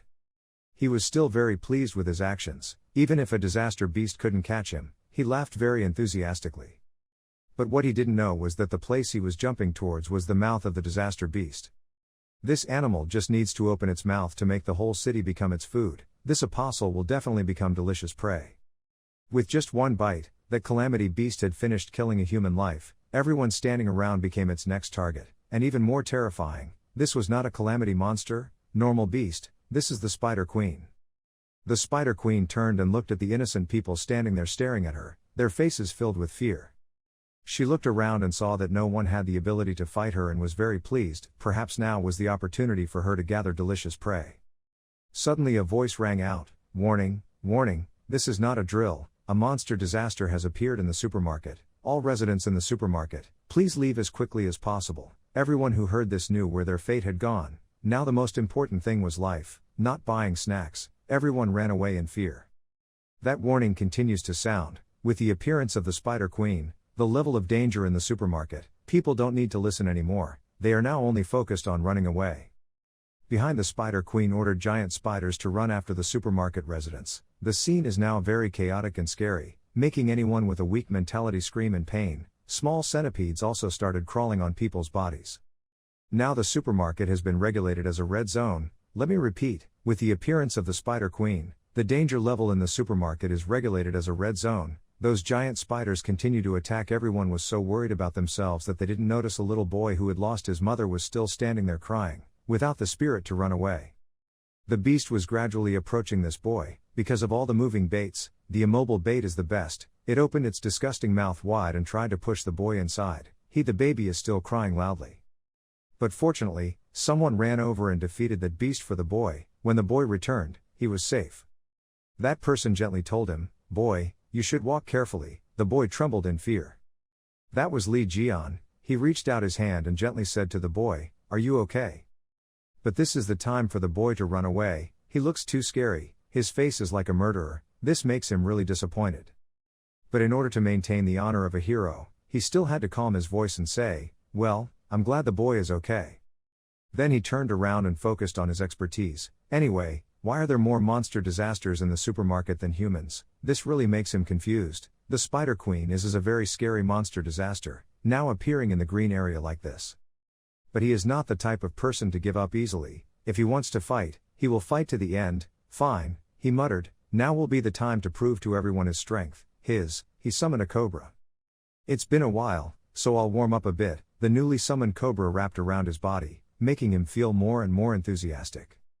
On the road, a car is moving at lightning speed. Inside the car, the old Aries apostle Yang Wei also knew about it. He immediately asked, let's say it again. Yang Wei's assistant immediately reported that there was a monster disaster that was ravaging a supermarket in Buchan. Just hearing this, Yang Wei was already sweating. He said, "Forget it, what kind of beast is it, that is?" The assistant paused for a moment then continued, "They said it was the Spider Queen." Old Yang Wei had just heard the species name of this new beast, and his eyes darkened. He forced his mouth to say, "Damn it," he didn't say anything else but wondered, "The last time we tried to destroy it, We failed so we could only seal it, but how could it escape? The old man gritted his teeth, his eyes widened, his eyebrows curled up. Damn it, it was too difficult for me to defeat the red level monster calamity alone. After the monster calamities started appearing, the hunters divided them into 6 levels. The first rank, Lamb, the Lord's domain. The second level, Green, is safe. Third level, Yellow, Alarm. Fourth level, Orange, Danger, seek shelter. The fifth level, Chain, exceeds all rules of disasters. The sixth level, which is also the most difficult level to deal with, is Black, destroying humanity. If it's the Spider Queen, then the supermarket is, because a level 6 monster appeared in the supermarket. This place is now a red zone. The assistant was extremely nervous. He asked while driving, "Mr. Yang Wei, what should we do with that supermarket?" Yang Wei didn't respond right away. He thought for a moment and then gave an order, telling them to bury it. After listening to the assistant, he was a little confused. Yes, Yang Wei clenched his fists, thinking, no one knows, things will get very bad if the world learns about how much damage we suffered because of our failure to destroy that thing. Yang Wei pointed forward with trembling hands. He said with a hesitant voice, "Say that everyone there is dead, and send a few apostles to bury the building." The cries of the beasts surrounded the supermarket. Inside the supermarket, countless spider-type monsters appeared and were ready to attack people. At this time, a pioneer apostle took the lead in using a technique to confront the monsters. White smoke emitted from the corner of his mouth. "You guys!" He shouted loudly, "You damn insects," then used a move to hit the floor hard. Sharp blocks of ice stabbed up. His ice prison stopped the attack of the monsters. "Just using a move." That guy's sweat was already flowing profusely. He said while breathing, "How dare you disrespect an S-level me?" But that guy hadn't been complacent for long when the roar of a giant monster suddenly rang out, followed by the sound of ice layers breaking. That bald guy couldn't help but be surprised. They could break the magic ice so easily. Seeing that the situation did not look good, Li Jian decided to take action himself. He carried several cans of water and walked up with an extremely strong spirit. "Get out of here now, little snowflake." The bald man frowned in confusion. Since when did he? Not only was Li Jian not afraid, he also dared to tease the monsters. He tossed the can in his hand and said, "Hey, bugs, you guys are trying to eat humans because there's nothing else to eat." After saying that, Li Jian immediately pulled his hand back to gain momentum. "So eat this." Immediately after that, there were endless popping sounds. Countless beasts died at his hands. The giant beast saw this and was extremely angry. It roared. But in just a split second, the beast was given a sword blow that cut its body in half. Li Jian used incredible speed to slash all the monsters. "What are you guys baring your fangs for?" Before the monsters could react, they were defeated by Li Jian's sword.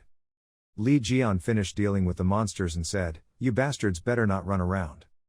Standing outside watching Li Jian's one-on-one performance, everyone's eyes were wide open in surprise, their mouths speechless. "Destroy all the monsters. The system will notify Li Jian again. You have dealt with the disaster. Your zodiac experience has increased. You have obtained new ingredients for the holy item." After reading it, Li Jian was a little confused and asked, "What are the ingredients?" "You can create new skills and relics with these ingredients." After reading, Li Jian immediately tried to create a new sacred object. He secretly thought, "Has my production skills also changed? I will find out later, anyway." Even though the penalty was reduced so that my ability could only block 50% of incoming damage, my movement wasn't too bad. At this rate, I'll be able to become even stronger after fully activating that thing. Thinking of this, Li Jian immediately grasped the glowing sacred object in his hand. The snowflake apostle had also witnessed Li Jian's entire fight. He couldn't help but think in shock, impossible, even his S-rank magic didn't make the monsters look bad, yet he was able to destroy them so easily. After finishing work, Li Jian walked over and gave the knife he just killed the monster to Sungchae and said with a smile, "Hey, this is the dagger from your house." Hearing that, Sungchae was stunned and asked again, "When did he get it?" That S-level apostle was always observing Li Jian, wondering where he came from. At this moment, he suddenly realized something. He immediately cried out, "Ha! Hey you!" Li Jian turned his handsome face to look at that guy. That apostle pointed his finger at Li Jian, then opened his mouth and said loudly, "I don't think it's strange. You're the one who ambushed our 2 apostles, right?" As soon as Li Jian heard that, his face turned pale and he cried out, "Ah!" Li Jian immediately thought of the 2 apostles he mentioned. Right after that, he immediately gave this bald guy a punch in the face and shut up. The bald man just took a punch from Li Jian and immediately fell to the ground, his body trembling and not daring to resist. Li Jian smiled evilly and said, "You idiot, how could you find me? You know too much already." The bald man angrily punched the ground and spoke again, "How could I not know, wise guy? The clothes on your body were stripped by some of them." He pointed at the clothes on Li Jian's body. Jian didn't know how to argue back. The bald man continued to say, "That badge is an S-class holy item that is only given to twin apostles." The bald man angrily asked Jian, "The reason you are so absurdly strong is because of those badges, right?" Jian bewilderedly held up the badge. Since when has this badge been here? It looks so ugly." As soon as he finished speaking, Li Jian crushed that badge. The bald man was not surprised by Jian's actions. He shouted, "That crazy guy." Li Jian didn't care about that guy's reaction. He calmly said, "Holy object, are you kidding me? It's obviously just jewelry from the market. You guys have all been fooled by that old woman." The bald guy shouted in vain, "How dare you?" Jian continued to say, "After all, 20 years have passed, but that meathead which is still such a wretched woman." Just as they were talking, another monster appeared. It bared its fangs and roared angrily. Facing such great pressure, Li Jian just frowned and observed without any intention of hiding. As soon as Jimin saw the beast, his hands trembled and he couldn't speak. That is, what sat above the giant beast was the Spider Queen. It controls the beast to chase people inside the supermarket. The civilians all fled in panic. Screams rang out everywhere. The bald guy also recognized that thing. It was the Spider Queen. Li Jian still didn't show any attitude. Right after that, the ability in his body immediately burst out. Li Jian, as fast as the wind, rushed towards the Spider Queen. He gritted his teeth, frowned and said loudly, "Hey, that spider." Unarmed Jian rushes to duel with the Spider Queen. The pressure radiating from both sides is not trivial.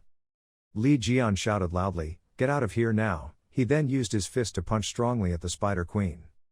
The beast and the Spider Queen had no time to react to Jian's speed. They were immediately blown away by his extraordinary strength. The people there witnessed this scene and no one was shocked. Sungchae and Jimin were also shocked by this scene. The bald guy was no exception. He silently praised Jian's talent. It was crazy. He faced the Spider Queen head-on without any sacred objects. At this moment, a voice suddenly rang out again, "Listen, all the Gemini apostles in the supermarket." This voice is Commander Choi Sung-hyuk. As soon as he heard Commander Choi's voice, Sung-chae immediately had questions and telepathy. The bald guy immediately replied to Commander Choi, "Yes, Commander, this is Min Sung-hoon."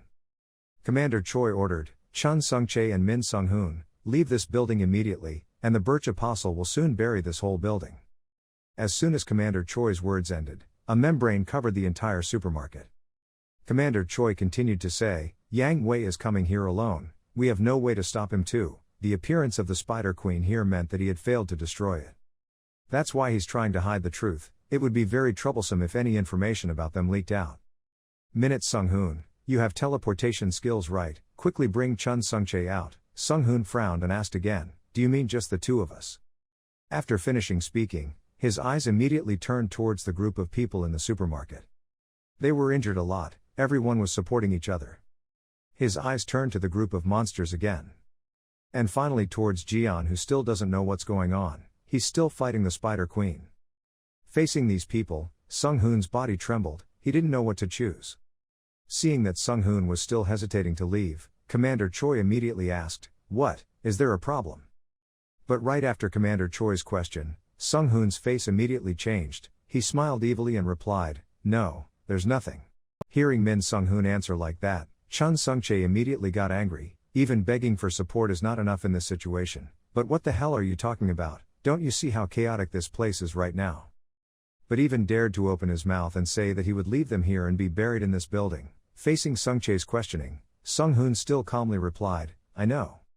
He looked at Sung-chae with cold eyes and continued, "But think about it, if rumors of the Spider Queen appearing in the heart of the city get out, what will people think of us?" When Sung-chae heard this, he was extremely surprised and asked, "What?" Sung-hoon held out his phone and continued speaking, "The residents would definitely rebuke the church, and then their belief in the power of the absolute God would also decline. Humanity's faith must not be shaken, only then can we receive protection from the gods." After hearing Sung-hoon's unreasonable explanations, Sung-chae immediately questioned him, "Just because of that?" Sung-hoon frowned and continued arrogantly, "Fortunately I still had one teleport left, but it can only be used by 2 people. Chun Sungchae, just add you 2, this is an order, so I have to take you out. Sungchae couldn't listen anymore, his anger broke out. Sungchae shouted loudly and asked, what about my friend? Can't leave him here. Furthermore, there are still many people here who cannot find shelter.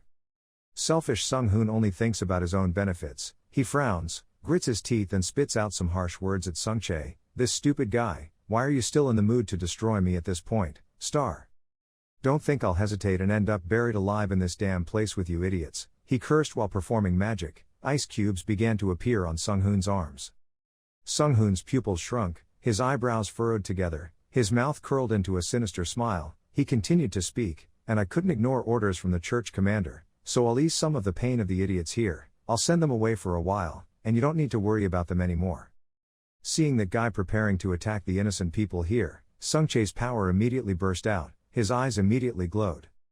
The whole body is covered by a strong energy. Sungchae shouted loudly, you trash bastard. Both of their bodies were surrounded by ice and fire. Sung-hoon showed an arrogant attitude and laughed loudly, then asked, Chun Sungchae, you don't think about fighting with me, do you? I'm completely on a different level than someone like you. You better stop feeling that useless guilt and make a wise decision. All the time, as soon as he finished speaking, something attacked him from behind. A giant rock came straight at Sung-hoon. His whole body was crushed by the rock and he couldn't get up. From behind, Lee Jian walked up and asked, ah, here you guys are, why are you still standing here? That rock was thrown by none other than Jian. Lee Jian carried the sword on his shoulder and walked out of the ruins and said seriously, get out quickly, this place is very dangerous. As soon as he saw Jian, Jimin smiled brightly and called out Hyung, while Sungchae showed a stunned expression. Then he said, the exit was blocked by the disaster beasts, so there was no way to escape from here. Okay. Now, or have to use teleportation. Or stay here and destroy all these damn beasts. Also, there are a lot of injured people here. Not to mention, the Birch Apostles are blockading this place. Jian frowned and said, his head really hurt. While the two were talking, Sung-hoon was trying his best to escape from the large rock, his whole body trembling. Immediately after that, he burst out with power, and the large rock was immediately broken by him. Sung-hoon shouted angrily, you bastard, don't you dare hit me. Hearing that, Lee Jian looked bewildered. Huh? He immediately questioned Sung-hoon's name. What was that? I thought you were trying to abandon everyone and get the hell out of here. Sung-hoon angrily cursed and shut up. He still has the same disability and wants to run away alone. Stupid bastard, try to survive in this damn place. Even if we go alone, we have to get out of this place.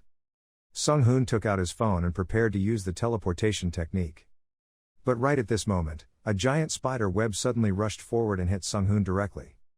The Spider Queen controlled the beast to spit out a giant spider web to prevent Sung-hoon from escaping. Sung-hoon felt something stuck to his body. He quickly turned his eyes back. It couldn't be. Immediately, Sung-hoon was pulled into its giant mouth by the Spider Queen's spider web, and fresh blood gushed out. That guy was dealt with by the Spider Queen. The phone in his hand fell out. Witnessing this scene, Lee Jian frowned in discomfort. Jimin and Sungchae were extremely stunned. To prevent such a thing from happening again, Lee Jian immediately said, 2 people. Sungchae and Jimin couldn't believe their ears. They both asked in unison, what? Jian's eyes turned cold. He repeated firmly, I will deal with this, quickly. At this time, the sealing layer set up by the Gemini Holy Society was also completed. Old Yang Wei was also present outside the supermarket. He immediately asked how the situation was inside. An apostle worriedly announced that the supermarket was completely isolated, and we had also sealed the entire building. As soon as he heard it, he immediately questioned, isn't this progress too slow from the time I gave the order until now? At this moment, someone suddenly spoke up, why do I feel like this seal isn't quite right? Another guy immediately continued, yes, as if something was stopping it. Before those guys could determine what the problem was, a blue light from inside suddenly appeared through the seal layer, causing them to break. The apostles who were reinforcing the seal were immediately knocked out. The next second, a giant beam rushed out from inside the building. Its entire body exuded an extremely powerful aura. Old Yang Wei witnessed this scene and couldn't help but ask in shock, what is that thing, a snake? Countless people escaped the building, everyone ran out, followed by screams for help. Help me, the calamity beasts are inside, there are still people trapped inside, he's killing the spiders. Those people ran to Yang Wei's henchmen. Old Yang Wei heard them say that and his face immediately changed. He thought to himself, kill the spiders? No, that's impossible, even I couldn't defeat one, who could do that? Not believing it was true, he immediately made a risky decision. I would go down there and check it myself. Hearing that, one guy worriedly said, Mr. Yang Wei, the calamity beasts are still inside. Yang Wei calmly replied, no problem, you guys can just wait here. After saying that, he rushed into the supermarket alone. Yang Wei is also an ordinary person. He jumped up the building with formidable speed. Just a few steps he reached the third floor. With a bang, he appeared at the place where the battle with the beast took place. The thing in front of him made Yang Wei say in surprise, oh my god. Before his eyes was the body of the Spider Queen. It was dead. Yang Wei's eyes widened in surprise. He wondered, how could that person defeat this and that thing? Who is it in the end? He continued to walk around to observe the situation. The remnants of this war, what happened here and there, that means he's hunting the Spider Queen. Thinking of this, Yang Wei broke out in a cold sweat. He covered his face, exhaled and said to himself, things are getting more complicated, not to mention there's a bunch of other things to figure out, damn it. Just when Yang Wei was having a headache about this, he felt something, this feeling is. He quickly walked to the door and stood watching below. Below the building, ambulances arrived to aid injured residents and there was one more person. Yang Wei thought in wonder, no, that bastard, why is he here? Hugo Otters, he seemed to be talking to someone. As soon as Yang Wei saw Hugo Otters, his face immediately wrinkled. He wondered, it couldn't be, maybe that bastard Hugo was the one behind all this. If so, what about this time? Yang Wei was forever thinking about Hugo Otter's appearance when a voice suddenly rang out from behind. I haven't been here for a long time, how's your life? This voice immediately made his face twitch.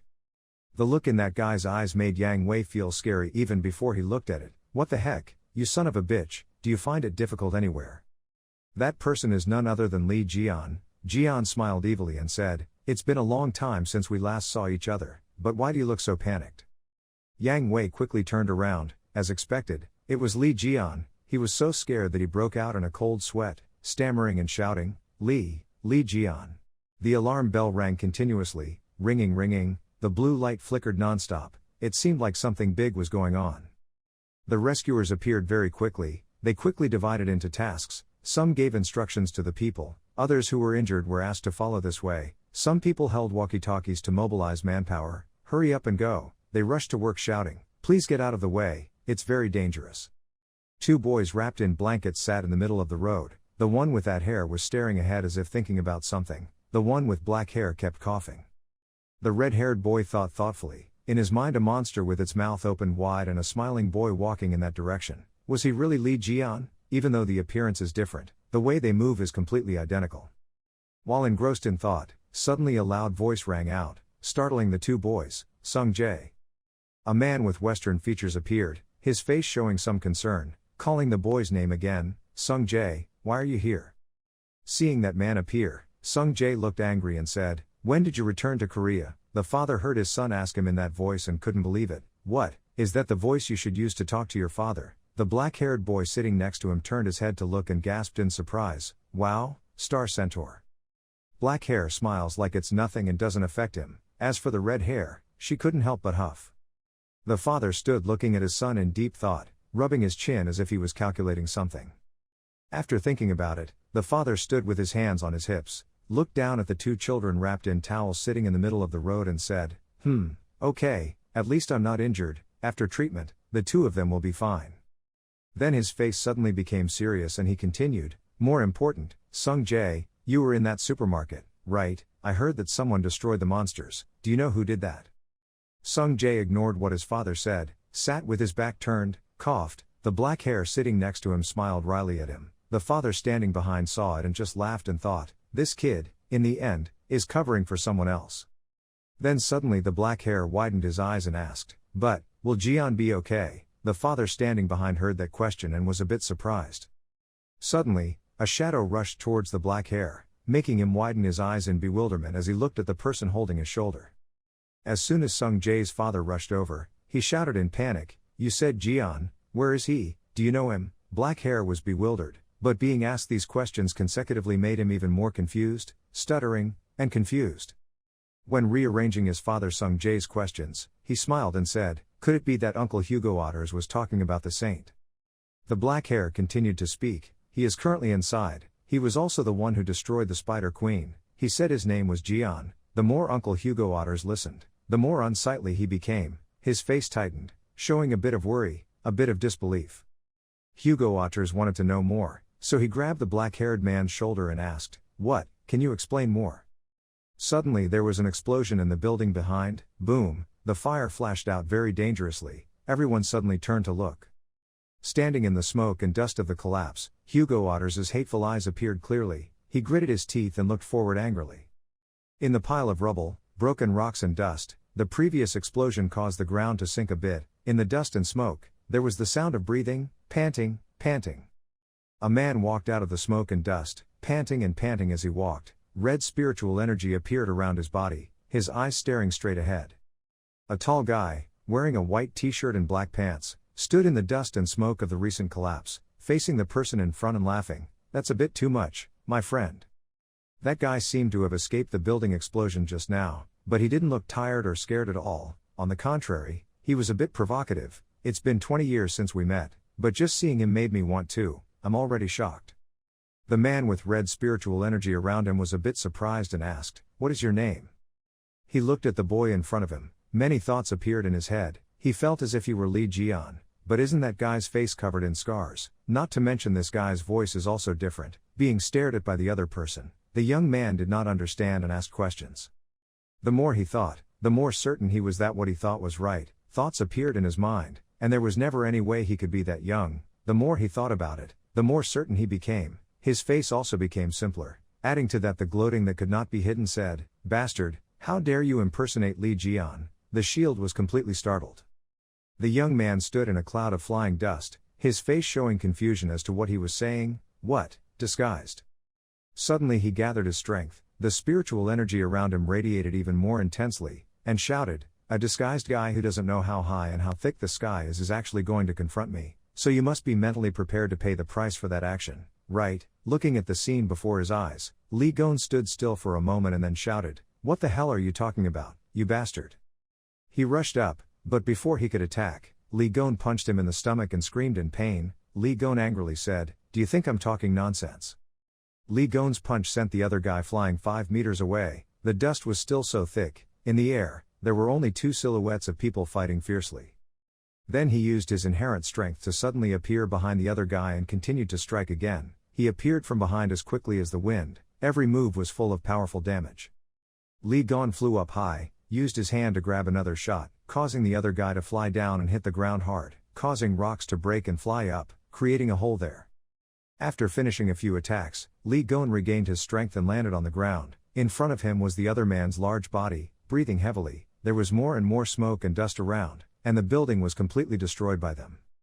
Suddenly, Li Gon's face flashed with light. Standing from above, looking down at the guy lying on the ground in pain, he smiled contemptuously and said, "You bastard, you really need to be beaten to know how to listen to others. So, if you tried to destroy me in that tower, would you be any better off? Oh, you son of a bitch."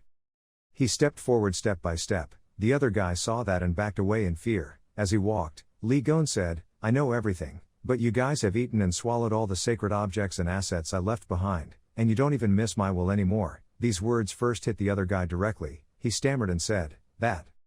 Li Gon's face flashed with evil. He smiled at the other man full of danger. His hands clenched to prepare to deal with the other man. A mysterious blue light appeared around him saying, "Okay, that's okay. Anyway, I don't plan on letting you guys continue to live on Earth anymore." Li Gon continued to threaten, "I will start by teaching you a lesson, and then your family, your holy society, your holy objects and those scum saints too." But these words made the man gasp and his whole body turned to stone. "I will break everything." After these words, a beam of great power appeared around. A rumbling sound was heard. The guy couldn't believe his eyes. He gaped and looked up at the powers. "That's strong." He did not accept such a truth, gritted his teeth and thought, Don't let that happen." He stared at Li Gon, his face stiffened, thoughts appeared in his head, the way he acted and his words, he was not joking, and from now on, I can't even keep up with his movements. Looking at the young man who kept smiling evilly towards him, in his mind appeared a huge image of Li Gon, a man with a face full of scars, eyes flashing with danger. He was really Li Gon? He survived and then came back from the tower, impossible. He stood up, stared at Li Gon in front, said, if you are really Li Jian, then. Before he could finish speaking, he used his strength to lift his whole body into the air, red spiritual energy appearing around him. He was floating in mid-air, red spiritual energy surrounded the entire space, eyes filled with hatred appeared. Then he used his power, sharp blades appeared around him, his eyes also flashed a creepy red color, he said loudly, "Show me." The entire space was surrounded by his spiritual energy, he was using all his strength to call for someone to appear. Below him appeared the image of a goat, probably the person he knew. We are preparing to summon. Li Gon still hasn't moved at all, just standing looking forward like that. Suddenly a hat appeared on his head like that of ancient gods, the spiritual energy around him grew more and more, his face also became full of danger and hatred. Then a god appeared behind him, that huge god is the owner of the birch, the absolute god, the blue emperor has appeared, this god has white eyes and looks very fierce.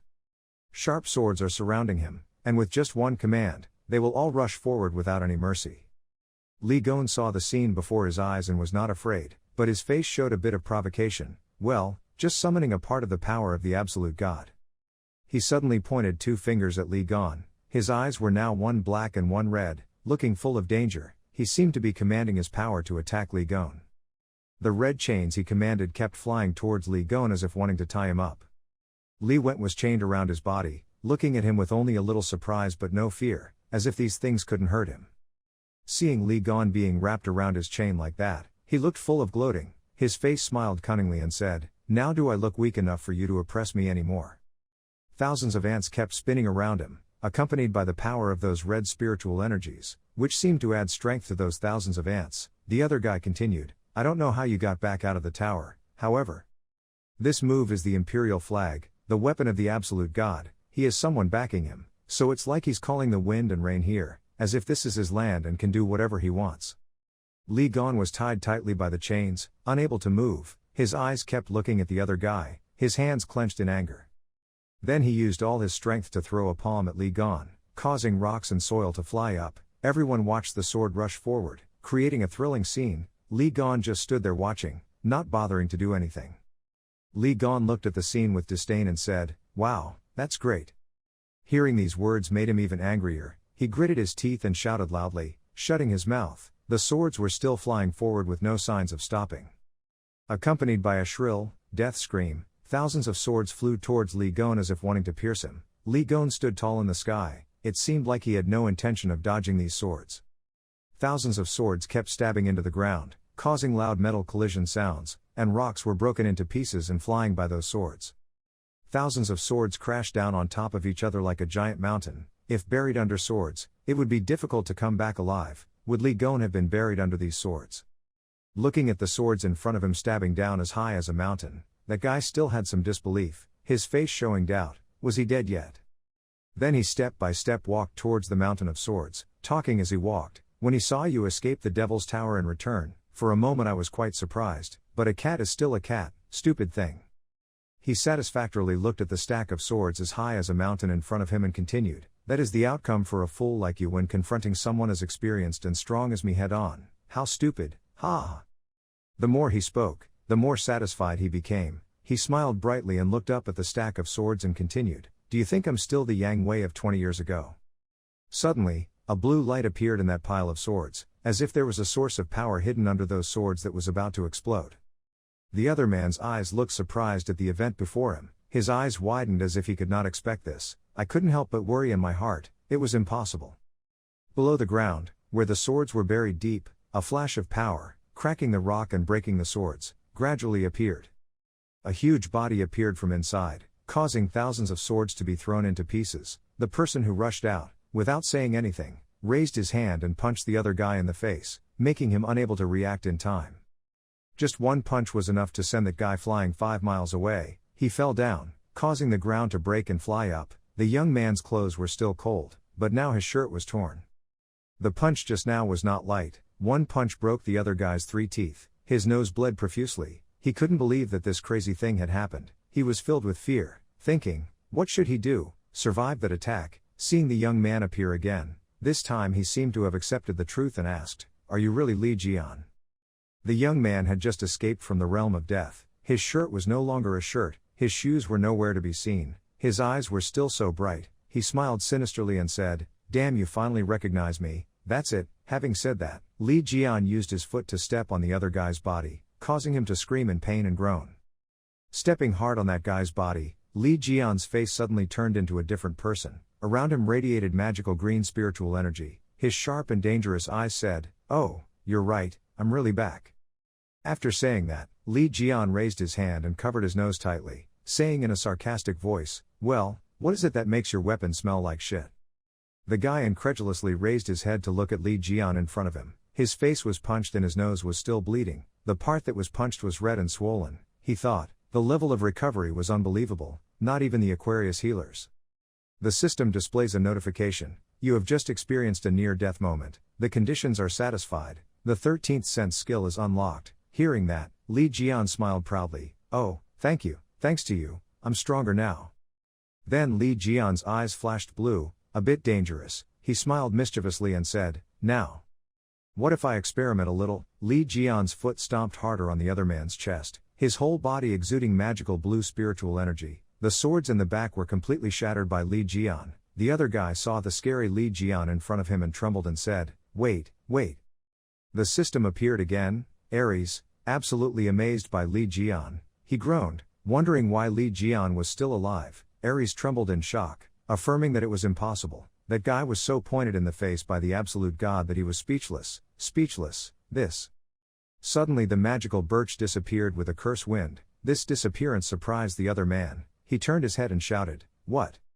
He turned his head and looked around, looking left and right, desperately saying, "What the hell? Why would a god disappear?" Li Jian, standing next to him, smiled smugly when he saw this, perhaps because he knew from the beginning that this matter was hopeless. The other guy's god has disappeared, he has no support. Li Jian is full of sinister, his eyes show a light that makes others scared. He smiled and said, "I'm very merciful, so I'll show you, just taste what I've been through." This smile is full of benevolence. I don't know how Li Jian handled that guy. Only a black patch appeared along with the other guy's shrill scream, "Ah." Out of nowhere, 4 or 5 people dressed in black and wearing sunglasses slowly approached. Smoke and dust were still flying around them. They were a bit confused as to what had happened. One of those people looked at this chaotic scene and couldn't help but speak out. After all, something terrible just happened here. Before their eyes were dead spiders lying on the ground. They were a bit surprised. Oh Taixu stood on his hands and looked around, as if he discovered something.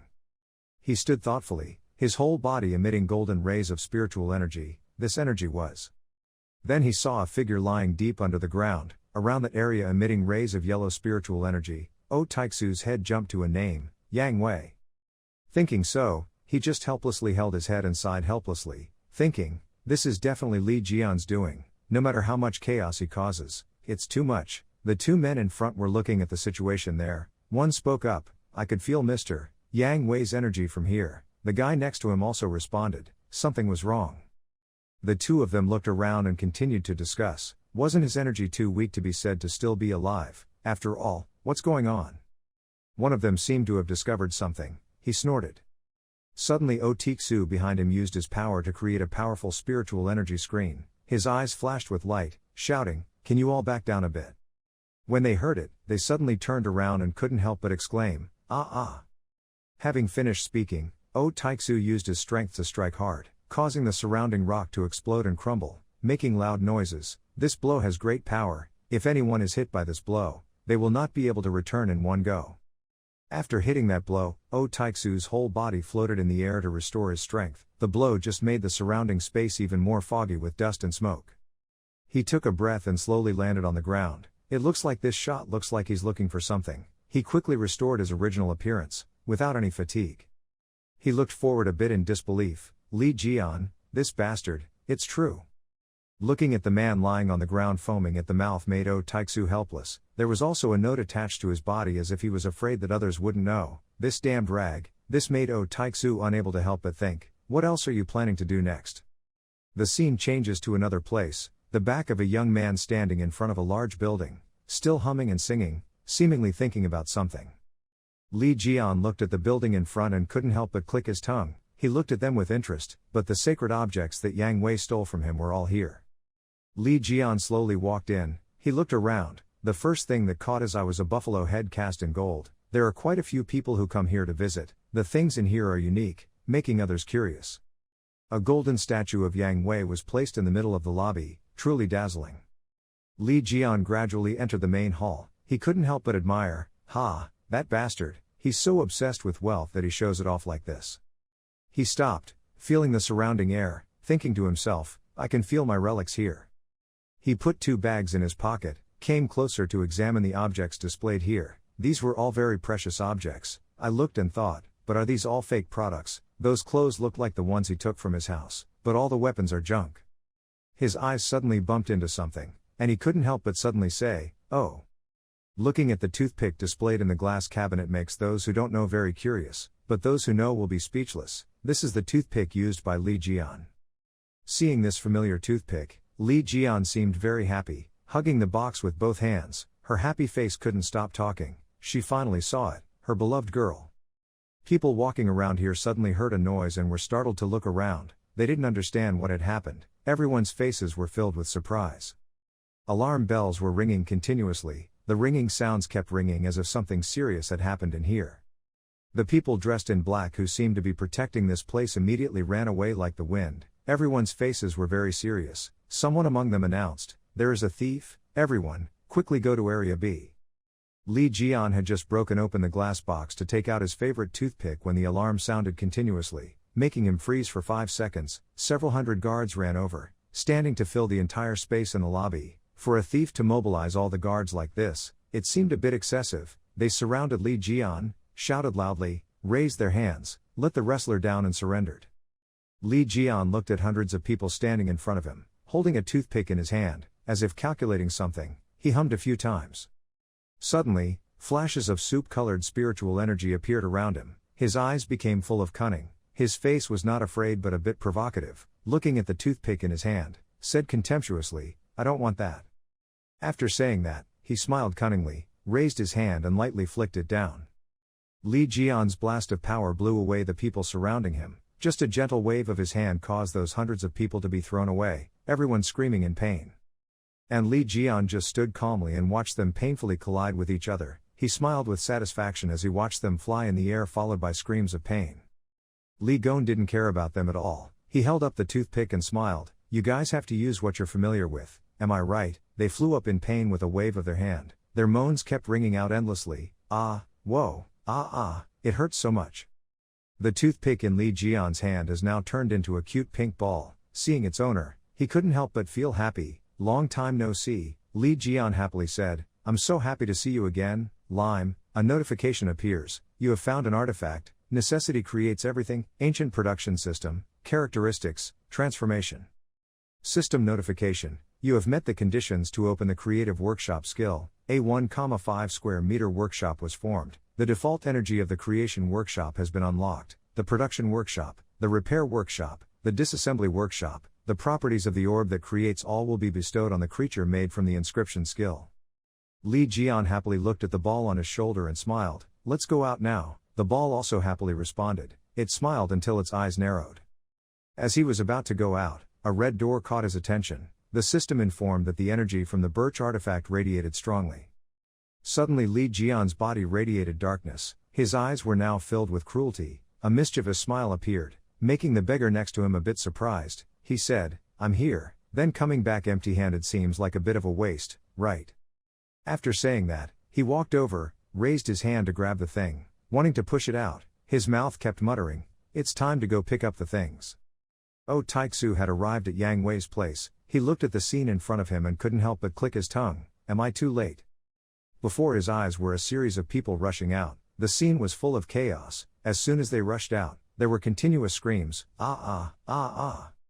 Seeing this, Oh Taixu could only shed tears helplessly. He clenched his hands and said in pain, Jian, please. The people running out from inside kept saying, there was just an explosion there, run quickly. From a distance, the figure of Li Jian and Lime walked out from inside, with one hand pulling a large bag of things, the other hand rubbing his stomach and saying, I'm hungry, Lime. Oh Taixu suddenly shouted loudly when he saw his friend. His face showed a little joy, Jian. Li Jian heard someone calling his name and looked forward, his face a bit incredulous. Ha, Oh Taixu. Oh Taixu saw that his friend was still alive and happily rushed forward, running and crying, shouting loudly, Li Jian, you're bastard. Seeing his friend Oh Taixu running over, Li Jian felt a little happy in his heart, leaning on his hands and saying, you bastard, it seems like after all, you're the only one left, but Oh Taixu paid no attention to him and rushed straight towards the injured person behind him, still calling his loving name, Jian, making the person behind him freeze, not understanding why someone was running towards him.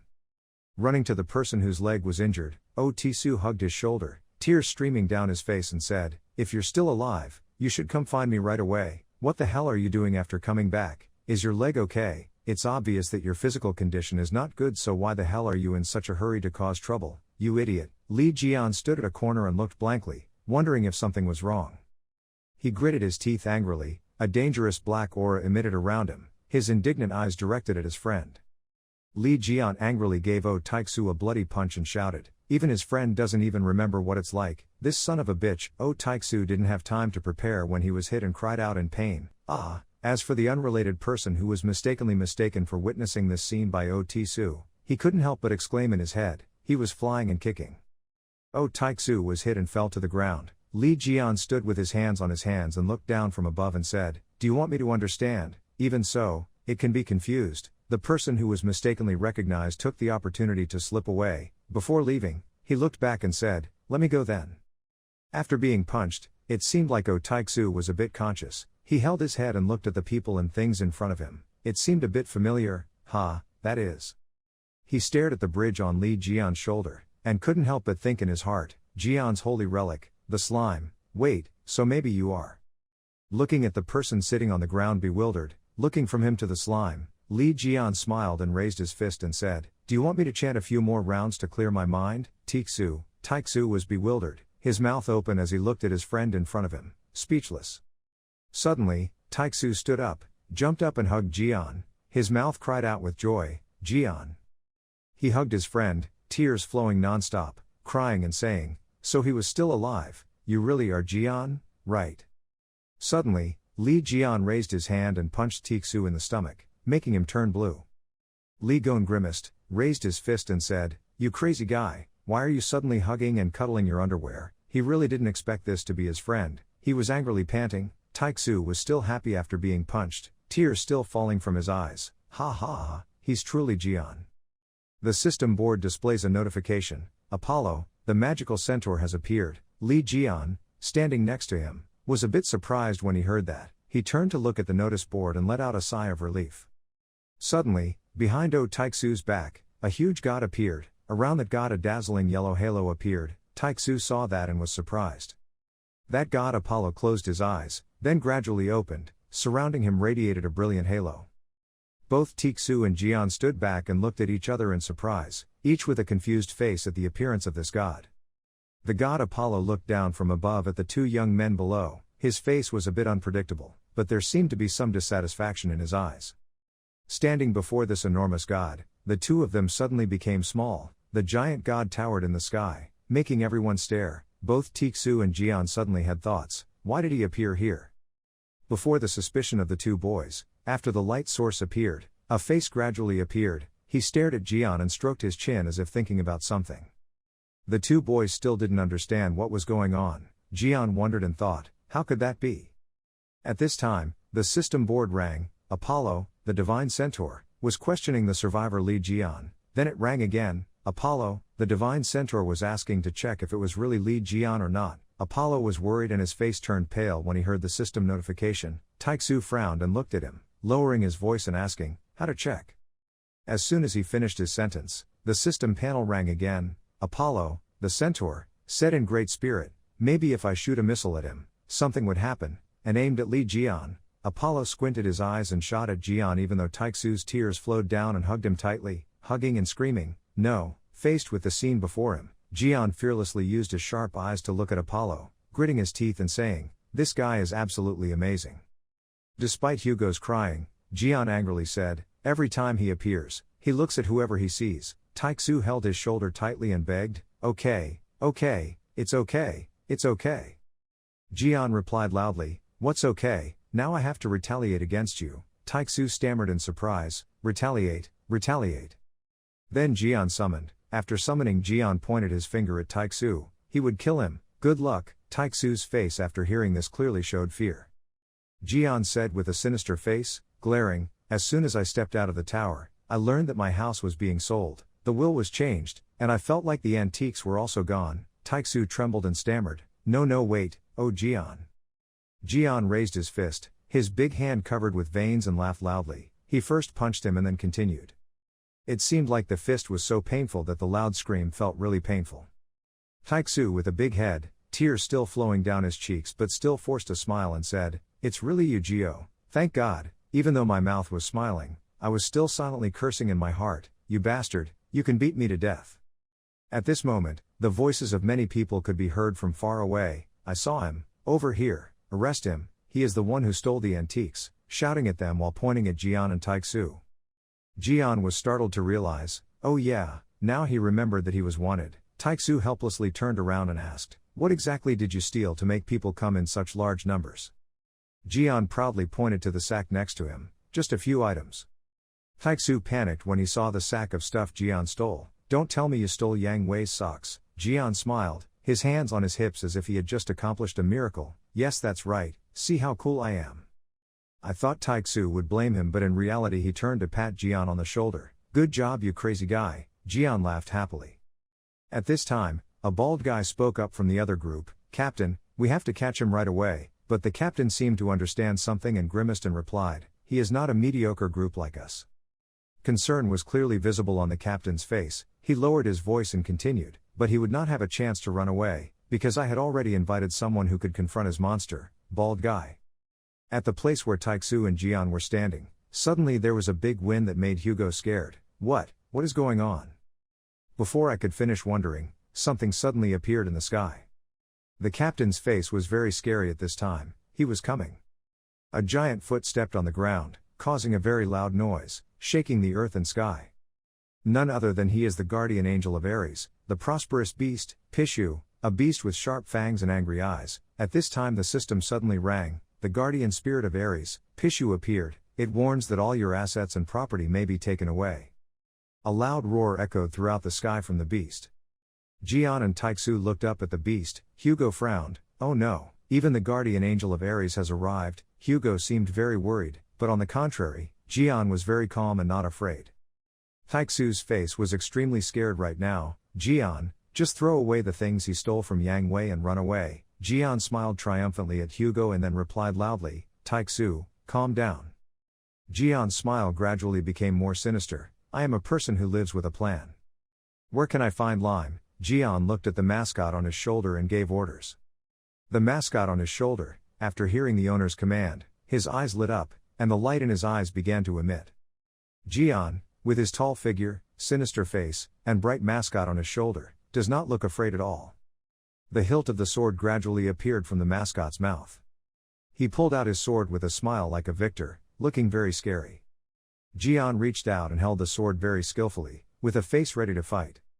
But Jian suddenly stopped and suddenly thought, in this situation, using it to fight the guardian god would be a bit of a mistake, but his thoughts suddenly disappeared. Blue rays of light enveloped him. Still smiling with eyes flashing blue rays, Jian said provocatively, "Show me your true form."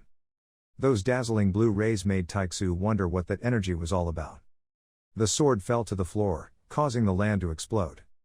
After that sky-shattering swing, the sword seemed to have more power. Jian was pleased, finally something useful. The system panel appears and then rings. The artifact has been awakened through the energy of the owner of the constellation Ophiuchus. Thanks to the characteristics of the constellation Ophiuchus, the snakehead, the holy sword received the element of destruction. Network, the sword has become sharper, the sword's attack power has increased. The system panel continued to sound. Enhanced skills, 13th sense, now able to observe the enemy's weak points, unable to observe the path of death. Jian then spoke up, "Delicious, I've received a new dose of sunshine, that's it." Before finishing his sentence, Jian turned around with dangerous eyes, smiling and speaking, his 13th sense. "I could clearly see the weak points of that damn thing." Jian turned to the giant beast in front of him and said. Putting all his strength into the sword, he rushed towards the beast. "Okay, let's kill." Taixu didn't know what to do. He stood at the far head, watching Jian holding a sword and rushing towards the beast, muttering, That's right, Jian. Attacking head-on is the way he always does. He always tries to overcome through every challenge he faces, no matter how cruel it may be. Taixu seemed proud at this moment, triumphantly thinking to himself, "Kill him, Jian." The beast seemed to have become angry at this point. It walked down to the ground, causing the ground to crack and fly everywhere. It used its huge feet to land on Jian. Taixu stood from afar and saw this scene. His face turned pale and he screamed out Jian's name. Before the monster could be satisfied, a voice suddenly came from his feet. "What are you screaming? It's so loud." "It's Li Jian." He used his strength to push the monster's leg up, his face angrily reproaching, "Hey, you fat bastard, your feet smell so bad that I almost suffocated, you know." Without waiting for the beast to protest, Jian finished his sentence and smiled with a scary smile, his eyes flashing with a chilling green light. "So, now it's my turn, right?" The beast suddenly roared in pain, its eyes widened and the roar echoed throughout the world.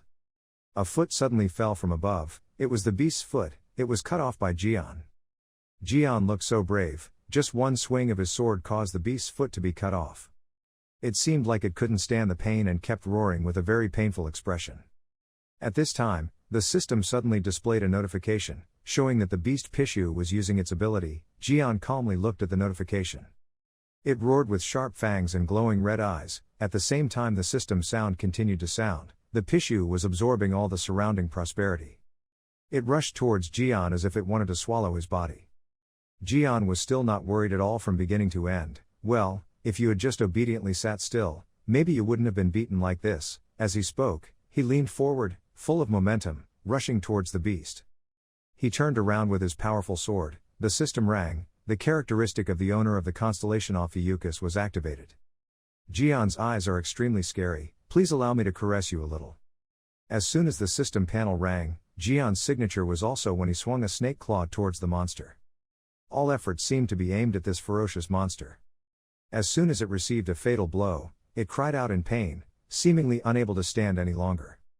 It flew away, its giant body fell to the ground and was slowly pushed away after being hit by Jian's fatal blow. The places it passed through were all cracked, rocks and dirt were scattered everywhere, causing the chasers from earlier to be hit by rocks. Taixu standing nearby was also thrown out, extremely frightened. Jian's eyebrows were now extremely satisfied, his blue eyes were extremely scary and his creepy smile appeared in the blue air. The places where the monster passed by were left with a long, pathetic streak. Taixu still couldn't believe his eyes, doubtful, that energy was exactly the same as he once possessed in his golden age. Jian held his sword and stood over the monster, who was struggling and unable to stand up, looking extremely satisfied. The system panel sounds, "You have defeated a guardian angel, your divine experience points have just increased." Before stopping, the system panel asked again, "Do you want to keep Pishu, the prosperous beast, as your guardian angel?" After hearing that, Jian was startled and asked again, "What?" "I possess the power to control a guardian angel, something that only 12 absolute gods can do." He put his hands in his pockets and approached the beast, wondering. He approached the beast and reached out to touch it. A blue light suddenly flashed around the beast. The wings began to move as if they were gradually awakening. The system rang. The beast Pishu has become the guardian of the serpent constellation. The current number of guardians, 1. It seemed that the ferocious face of the beast from before had disappeared. Instead, there was now a much cuter beast in front of Jian's eyes. It had lost that ferocious expression.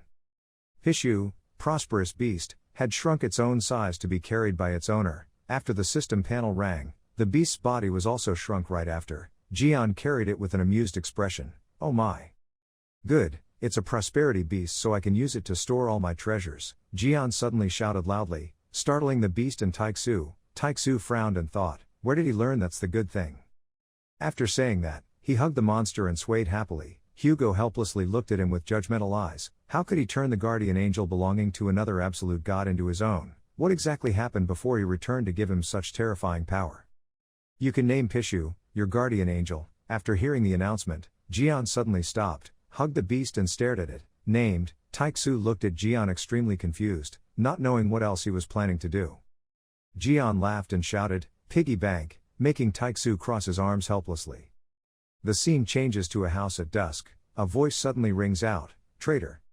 Inside that was Taixu. He was angrily yelling at Jian, "Betrayal, do you know how long I've been worried about you?" Jian assembled and calmly responded to Taixu's anger, Right, Wrong, while my best friend is still struggling to survive in the tower, you are out here getting married, starting a family, enjoying life and all. Someone is struggling every day in the tower to find a way out. Someone dares to call themselves a friend while living a prosperous life out here. I don't know if he ever thought about finding someone. That guy, I don't understand how they can call each other friends. It's only been 10 years since they've seen each other. But you say, that guy already doesn't recognize his friend. TSK, it's true that the other guy is a little more handsome. But if a saint couldn't even notice that small change, he'd stop wearing shorts. Faced with Jian's questioning, Taixu was angry and couldn't do anything, secretly thinking he was very good. Saying that, Jian stood up, turned to his friend and said, I guess I won't be able to take advantage of your friendship and stay at your temple, Hugo. Although he was just questioned by his friend, he is very generous. No, whatever, stay here this time, I live alone after all.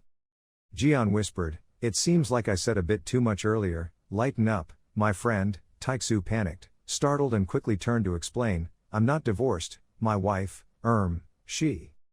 Taixu helplessly clapped his hands on his forehead, stop talking about it, now tell me, in the end, what happened in the tower. His mouth was deliberately ambiguous but in fact, in his heart, Taixu was still thinking, don't tell Yua and Sung Jae about Li Jian, both of them are big fans of Li Jian. Taixu still asked worriedly, at that time, I was worried about dealing with the monster disasters outside, so I didn't know what was happening inside the tower. Why can everyone bring the head of the Red Eye badge but can't bring you too? Jian was still in the mood to laugh and joke. What was behind was a long and sad story. At this moment, Jian's expression suddenly became more serious. I was stabbed in the back and pushed into the trap they set. The place where they pushed me down was originally a place crowded with tens of thousands of monsters.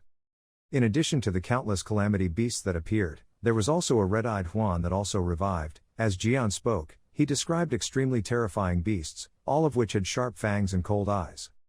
Taixu was startled and panicked, his red eyes revived. Jian still calmly replied, the red label that we saw before is not its true entity. The entity of the red eye is something that lies deep within the tower, a giant beast, blazing fire surrounding its body, with its huge wings full of aura that made everyone tremble in fear. I finally managed to defeat that damn red-eyed red eye, Jian said.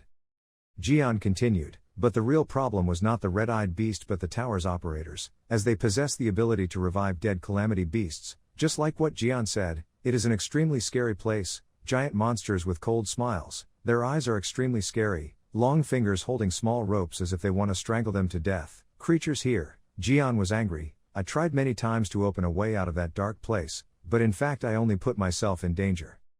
Jian with his sword strapped to his back stood before the ferocious beast. At the end of his struggle for survival, I finally killed the operator and then collapsed from exhaustion. Jian's body slowly fell. If I remember correctly, I was definitely dead. A hand with a blue mark appeared in Jian's hand. A stream of blue light also emanated from it, but after waking up, there were no more of those damn monsters around me and I don't understand why but I receiving this ability. As he spoke, he showed the hand with the blue mark to Taixu, but he immediately lowered his voice. But one thing was certain.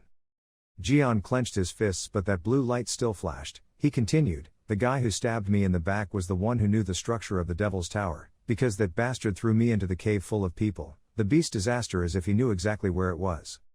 I will definitely beat the crap out of the people who stole my fortune, including those gossiping experts, but I'm going to give that thief a very special massage. I need to start preparing to take action, right? As he spoke, he slapped his hand with an extremely determined look on his face, making Taixu sweat and stutter, probably sure. As soon as he finished speaking, Jian held out his hand, and the blue light appeared again, shining on the horse he had just assembled. The blue light enveloped him. First, he had to make weapons to be able to sell them to them. The system also rang at this time. The LV-1 manufacturing workshop summoned a workshop that could manufacture everything. The system panel rang again. The LV-1 manufacturing workshop summoned a workshop that could craft everything, looking for materials that could be used for manufacturing. Do you want to use the ingredients to create sacred objects? Jian thinks. Ingredients usable material retrieval response system table. Seeing Li Jian bring out the box, Taixu still didn't understand. What do you plan to do? It won't be easy to reach the Saint Stone in their territory. Li Jian still calmly sat and fiddled with the box. Wouldn't it be enough to lure them out? At this time, the system board suddenly rang. The safety of the royal catfish, you can own anything, as well as cause it to develop if an equivalent price is paid. Taixu was extremely surprised. Wow, it's the holy son of the Aries, the safety of the yellow catkins. Taixu's expression gradually became more serious. He frowned and said to Li Jian, "That is an artifact that is among the top sacred objects. Why did you carry that thing with you even though you can't use it?" Li Jian still can't help but tease his friend Taixu. Rumor has it that Taixu is a poor saint who only brought a little money with him at night. Taixu got mad and shouted loudly, "I'm not poor. The higher the level of the sacred object, the more expensive its ingredients, right? We will take advantage of this to obtain materials for ourselves and also cause the high-level holy objects to destroy themselves." That is the sacred object level box. It looks extremely luxurious and seems very mysterious. Taixu is still extremely wondering what to do right after that. So what do we do now, when no one here can activate it? With his personality, Li Jian probably likes to tease his friend, but you can't use it either. Every time Li Jian teased Taixu, he couldn't help but jump up and down. "Hey Dad, I'm not an Aries saint, I'm a Sagittarius." The whole room suddenly became quiet. Li Jian was bewildered. Li Jian glanced at it, thinking he could use it. Taixu still has to say it again. "No, sorry, but let's find another way." "Damn it, I accidentally sent the war letter and it's gone." Taixu suddenly froze when he heard Li Jian finish speaking.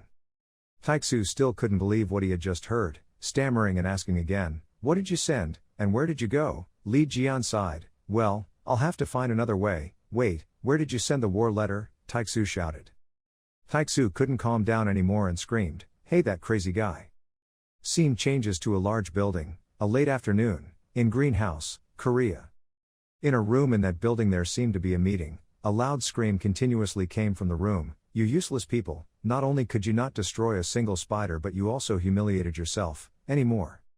A man, with a dirty face, he blatantly put his feet on the table and shouted at those people, "You should just go back and make those amulets. After all, participating in the battle with monsters, what do you do? This man is the commander of the Lion Guild, Loiver." Because of his bad words, one of the men had to speak up and remind him, "Leader of the Lion Church, please pay attention to your words." Even so, he still rudely continued, "I heard that an unknown guy destroyed the Spider Queen, right? Did Li Jian rise from the grave or something?" As he spoke, he laughed loudly. A crashing sound rang out, along with a loud scream, "Don't be fooled." The crashing sound came from the bespectacled man sitting there. He smiled and said, "Commander of this Lion Guild, it seems you are too obsessed with Li Jian's heroic story. The guy wearing glasses is the commander of the Song History Church, Choi Sung-hyuk." He laughed loudly with sarcasm in his voice. "Why, if it's the real Li Jian then that spider is nothing to him. Didn't you see that famous Russian guy being subdued in the video?" Choi Sung-hyuk, sitting opposite, immediately responded, "It was because he received buffs from other saints, not to mention the weapons he used were given to him by others. With that much support, we can do better than that." Oliver laughed out loud at what Choi Sung-hyuk just said. "So it's probably because you lack support that you can't destroy that Spider Queen." Ha! Faced with Oliver's sarcasm, Choi Sung-hyuk was extremely angry. His eyes gradually became more scary, pointing at Oliver and saying, "I have a recorder here. We, and the Birches too, are the ones who killed the Spider Queen, all thanks to the sacrifice of an S-rank apostle." Oliver's face also gradually became more scary, with a sinister smile. "Wow, there are people in the Ocelot group that are that strong. I can't wait to meet him. I guess he's probably in the belly of the Spider Queen." Oliver and Choi Sung-hyuk refused to give in, constantly mocking each other, looking at each other with indignant eyes. The other man saw this scene and couldn't do anything but curse silently. "Damn it, since when did the greenhouse become a den of thugs like this?"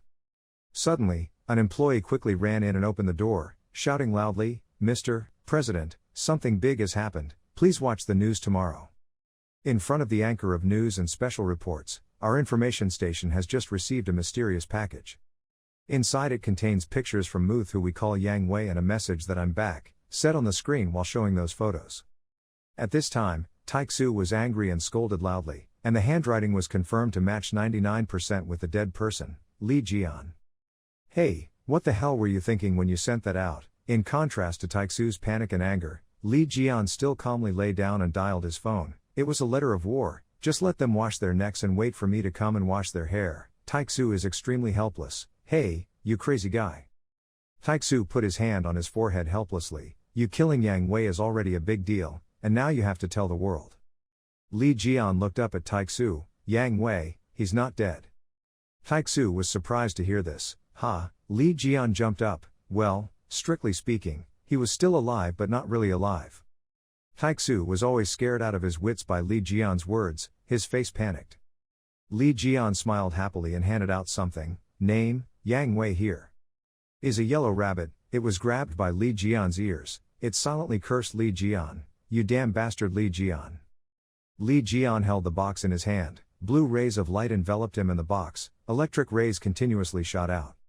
Its functions began to appear. The system panel continuously rang. The hammer bar with the overlapping ant bar is the constellation skill. The workshop summons a workshop that can make anything. Next is a pair of blue eyes, the spirit of vision that allows you to see into the origin of all things.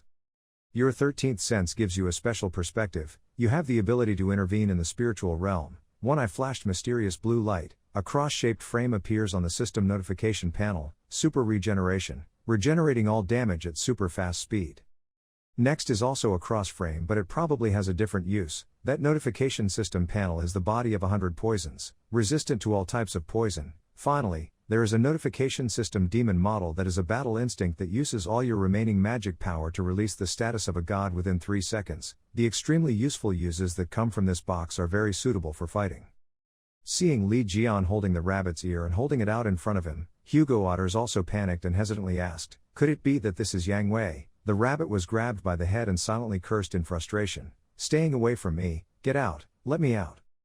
Young man Li Jian told Otters that my ability has grown stronger from the experience in the recent battle, and now I can completely control this soul named Yang Wei with ease. He smiled sinisterly, tugging the bunny's ears to remind him, what else are you doing? No, 2, introduce yourself, making you sweat profusely but silently calling for help. Having said that, Otters looked at Jian curiously and asked, can you even do something like this? What's the point? Jian replied, that's not important. Look at this, he said as he held out an object to Otters. Otters reached out to take it, a little confused, and asked, what is this? Li Gon raised his dislike hand to show disdain and then boldly declared that this was the knife that was stuck in my back at that time. That was the thing that pushed me into the trap. Looking at the dagger he was holding in his hand, Hugo Otters was secretly worried. A knife had pushed Jian to the brink of death. Looking at the sculpted pattern on this knife, it seemed like it was not an ordinary knife. Thinking for a moment, Otters said, if he was stabbed in the back, it was definitely not Yang Wei, and Jian did not hesitate to hold the rabbit's neck by the ears, constantly jerking, and calmly replied, then go ahead, take him down until he confesses.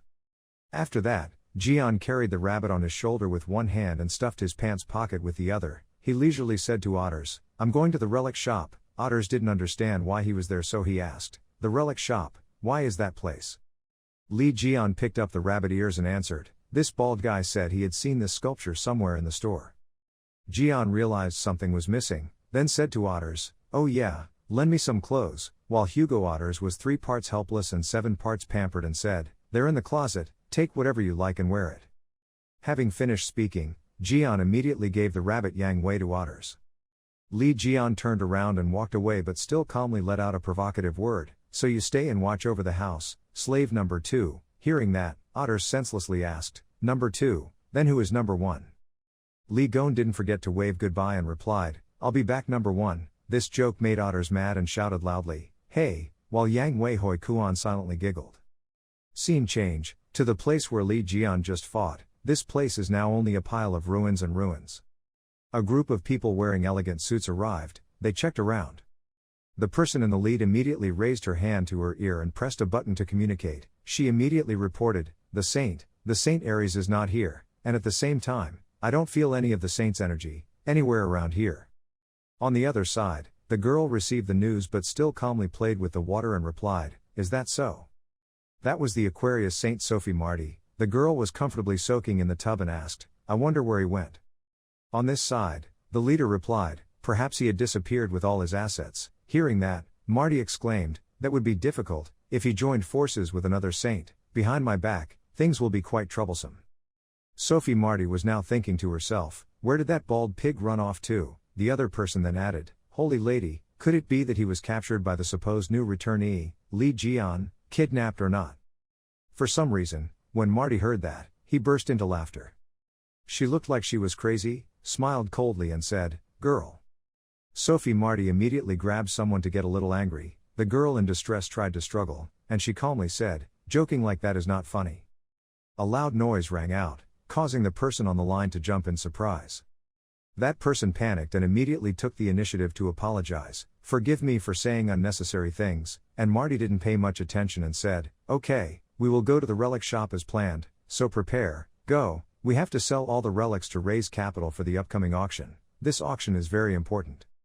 Suddenly, someone hurriedly came to Sophie Marty and reported, "Holy lady, it's a big deal."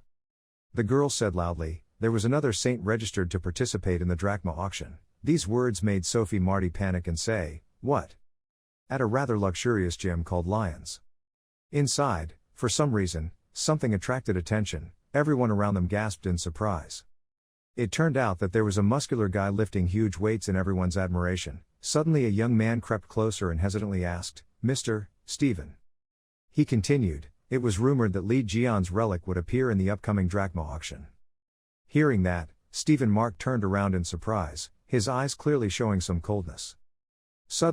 He suddenly dropped the 100-pound dumbbell on the floor, causing a slight shock. He seemed to have been waiting for this day for a long time, smiled coldly and said, "Finally appeared." Then, as if Stephen Mark was sure of victory, he boldly announced to everyone that Li Jian's relic would belong to us. Scene change, somewhere in the city, a door is flashing with rays of light. That was a fast-moving door, a guy had set foot through that door. It was no one else, it was Li Jian. He looked at the door and exclaimed that instant teleportation is very convenient, right? The red-haired friend next to him heard that, looked at his phone and explained, usually the service's teleportation is very expensive, but for Gemini branches it is free. The two of them leisurely walked to the relic complex shop together. Suddenly Li Jian turned to look at Sungchae next to him, then sincerely thanked him, "Thank you, kid, I asked for an appraiser, but you introduced one to give me an SS." Sungchae was a bit worried, stammering and saying, "It's nothing, it turns out, it wasn't a coincidence, he was asked by someone to spy on Jian." He immediately remembered what that person said, he knew him, "Defeat the Spider Queen, right, whatever, help me spy on him, then I'll complete whatever assistance you need." The red-haired young man looked at the commander's messages and helplessly let out a TSK sound. Seeing that he looked awkward, Li Jian patted him and asked him, "Did the commander bother him after the incident the other day?" He replied a little confused, "That." After that, Jian immediately gave him an item. He said, "Take this, I often use this to deal with those disaster insects. That thing is Janus's desire, has the skill of summoning a two-faced warrior, red warrior with S blood, blue warrior with M blood, activates a random skill." Sungchae observed for a while, then remembered the old story and asked, "Wasn't it rusted at that time?" Jian immediately explained, "I fixed it, and its effect is a bit different, don't be surprised, of course." After saying that, he immediately thanked Li Jian. After walking for a while, he finally arrived. Jian took a quick look and then said in surprise, "Wow, is it this place?" Jian looked at the large, somewhat ancient building in front of him and exclaimed, "This is the residence of an SS-level appraiser." The two went inside. Suddenly outside, there was a guy who saw something and widened his eyes in surprise. He just pointed and said to everyone around him, "Oh my God, why does someone like her appear here and there?" The person next to him is no different, amazed and exclaiming, "She is beautiful too much." The beautiful young girl with a group of bodyguards following her, walking amid the cheers of people, is the Aquarius saint. Mr. Sophie Marty, the girl at this moment was like an angel, radiating brilliant radiance. Sophie Marty immediately said to the person next to her that I would like to ask the appraiser to appraise a few relics before the auction, but he was a bit confused and explained, "This saint, I'm sorry but I'm currently appraising, the staff member who was attending to another guest has disappeared."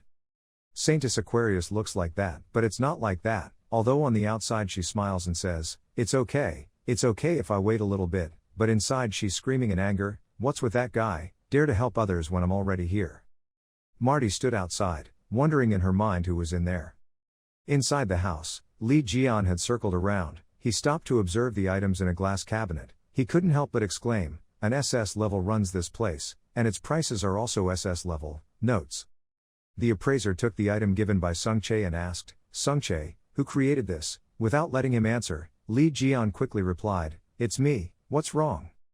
That appraiser was none other than Jin Myung, Virgo branch, SS family appraiser. With his qualifications, he wondered, "Did you create this? Excuse me, but when did it happen? Do you have any connection with Mr. Li Jian?" Hearing that, Sungchae felt a little helpless and said, "He is a guy who likes to call himself Li Jian." Mr. Jin seemed to realize something and immediately said, "Sungchae, I have something important to tell him in private, please, can you go out for a bit?"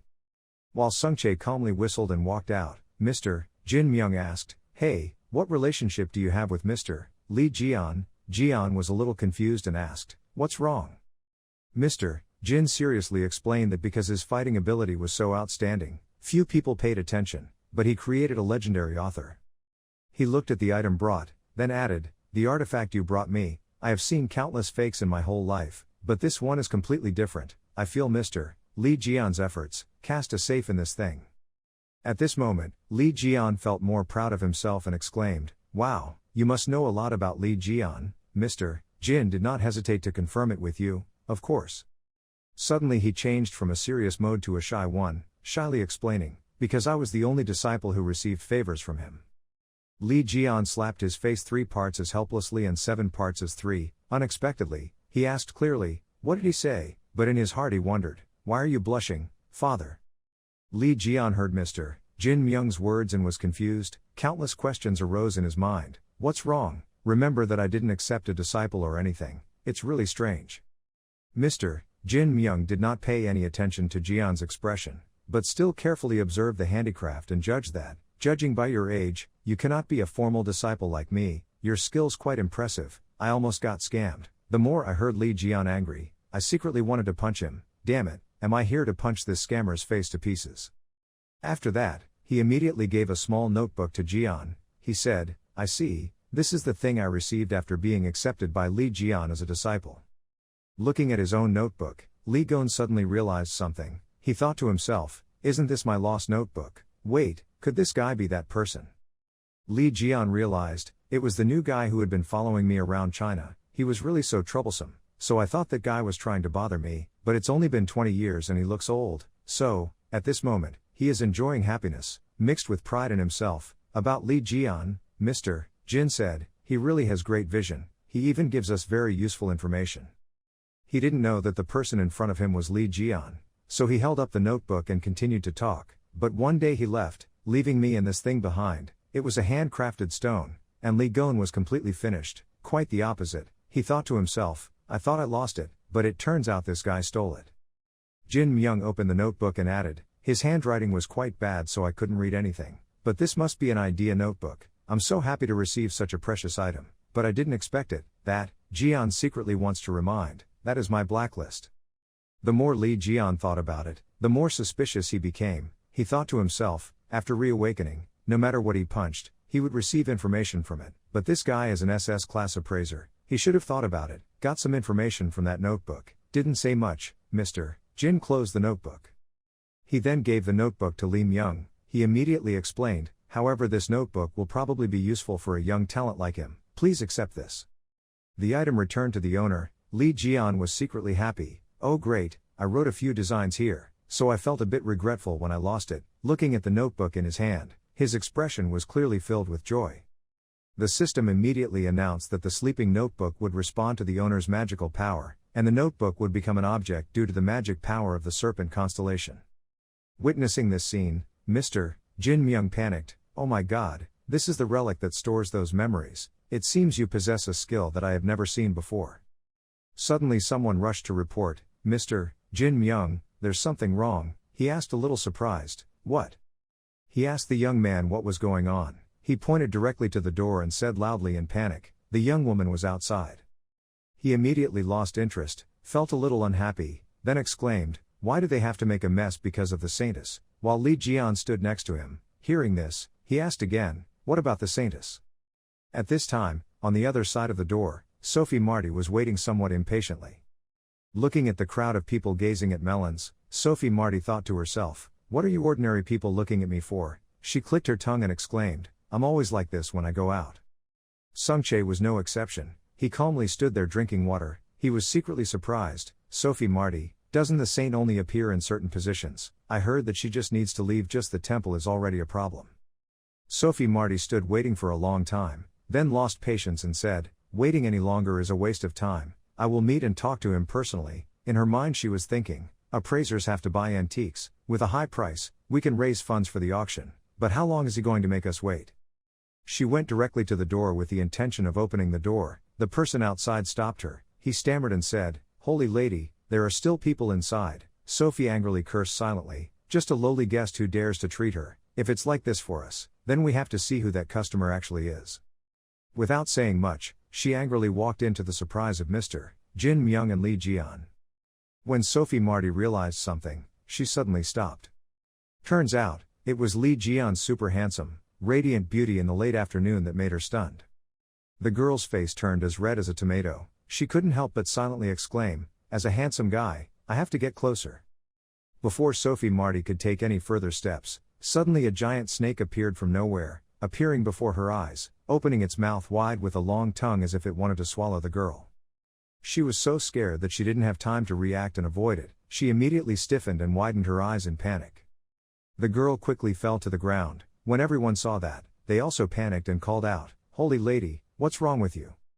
That thing made her extremely scared. Her mind kept thinking, what is going on? The magic power I just felt just now made me feel like. In her mind right now was the scene of herself being attacked by hundreds of ferocious snakes. Sophie exclaimed, as if she had just been entangled by hundreds of giant snakes.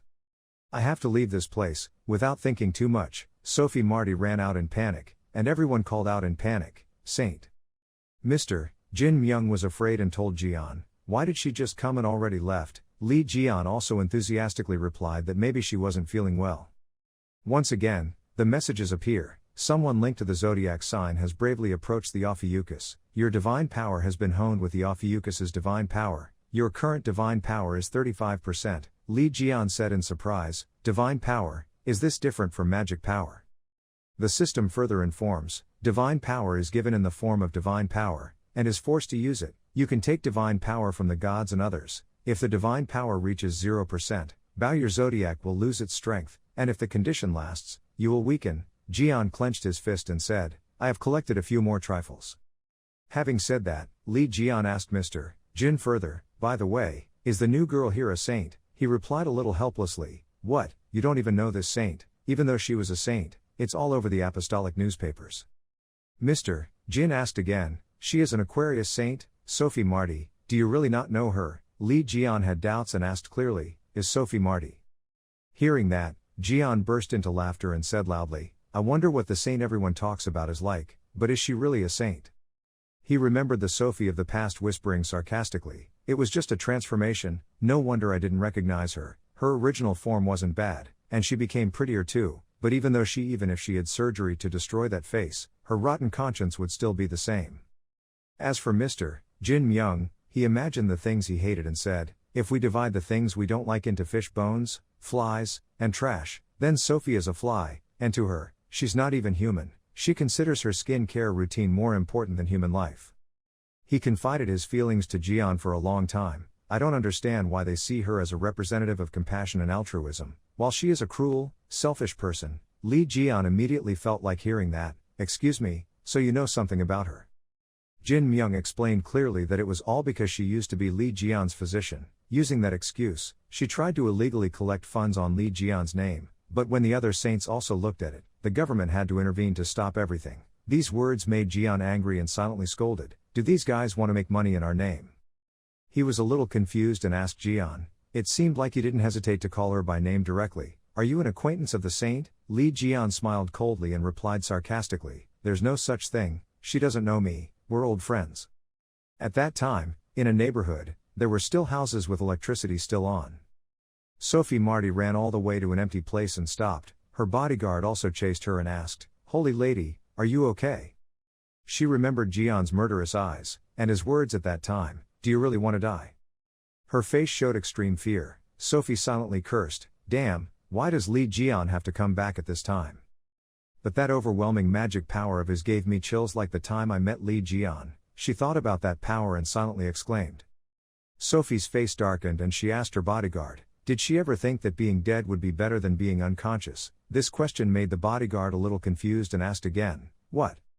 Without letting the bodyguard answer, Sophie Marty immediately advised to go back there and investigate the identity of that guy. Even though he saw that the owner was a bit unusual, the bodyguard still agreed to ask, "So what about the other appraiser?" Sophie seemed to be thinking about something, paused for a moment, then coldly said no. "I changed my mind," she said. At this moment, Sophie's animalistic nature seemed to burst out, somewhat crazy, and she told the bodyguards to kill them all. The bodyguard immediately advised against it. but that appraiser was highly appreciated by the Virgin, and we had to sell our items. But Sophie Marty still had no intention of changing her mind and calmly explained the reason. One made me wait so long that I got mad, the other made my wounds reopen, both of them were simply insolent idiots. Having said that, she took off the necklace around her neck and gave it to the bodyguard and said, "I will give you my artifact and borrow the god's power." The bodyguard said confusedly, "But Mr. Sophie, the use of strength of people in a neutral district is impossible." Holding the necklace in her hand, Sophie flashed a crazy smile, saying a sentence that was 8 parts threatening, meaning, "Do you want to disobey my orders?" When the bodyguard heard that, he was extremely frightened and falteringly explained, "I had no such intention, the saint's will is the god's will." Then she knelt down to receive the bracelet. Receiving the bracelet, the girl was a little scared but still accepted, and firmly said, "The saint's will is also the will of heaven. There is no way I can disobey the wishes of the 12 supreme beings that rule the world." At this moment, in the eyes of the bodyguard, Sophie Marty radiated a beam of energy, a stream of noble light, representing the palace, Jar.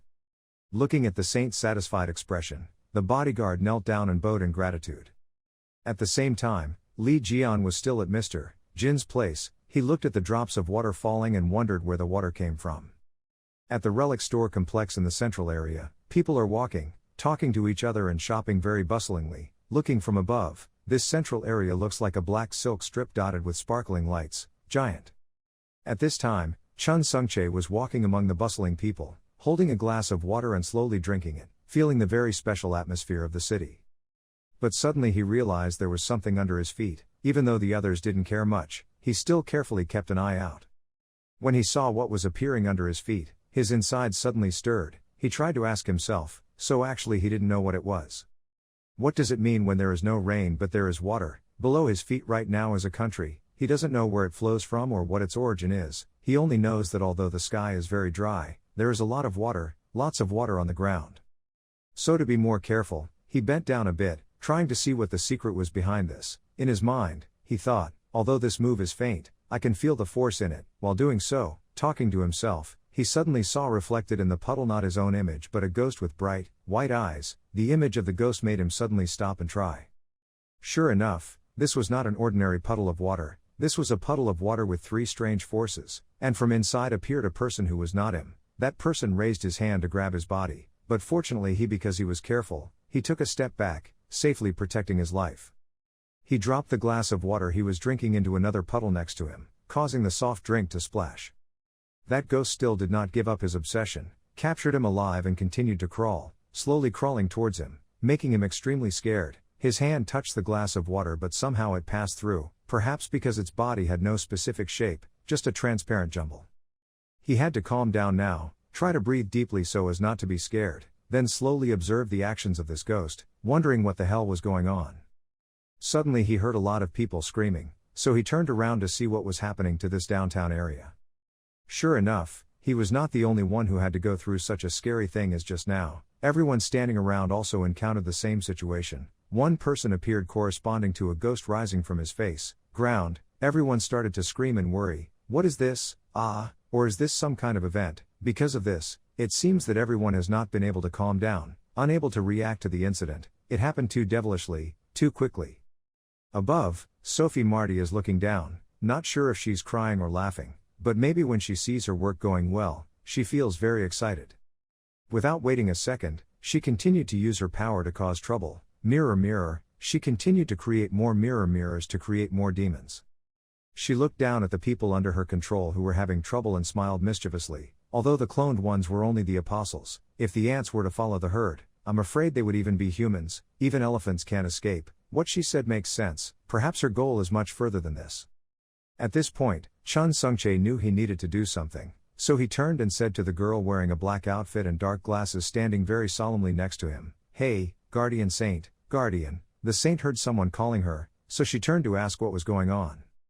Chun Sungchae saw things gradually getting out of control and shouted, "Why are you guys using a combat skill in a neutral zone? Immediately cancel it. At this time this is illegal. Doing so would be like threatening the lives of civilians. This is not the kind of action that a saint should do."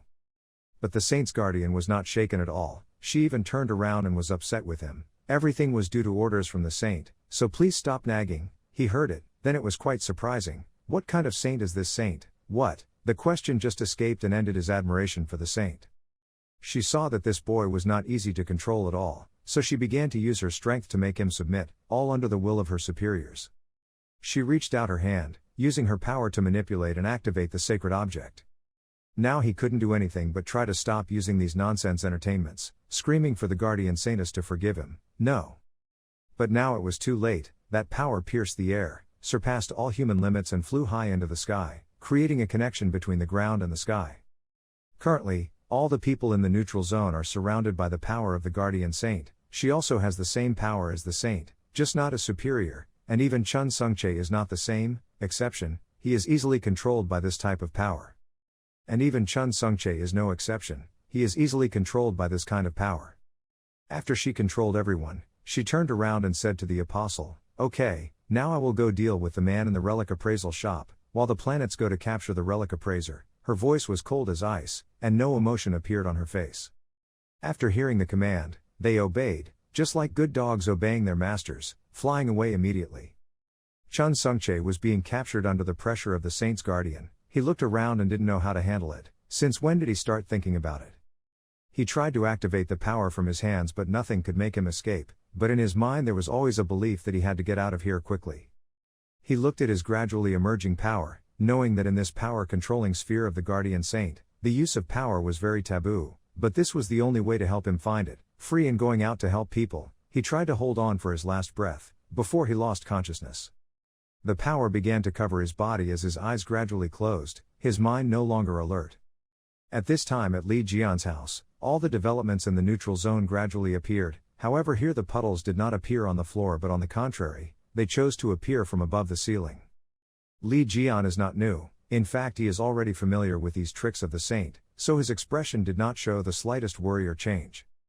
Jin Myung was behind him and looked around, a bit panicked. What was going on outside? I felt a suspicious magic power rising. He looked behind, observing his expression. He then started thinking. But life never waits for anyone. Without waiting for him to finish thinking, those powers also captured Jin Myung. He was hung straight from the ceiling, not knowing who to ask for help. That power even covered his breath.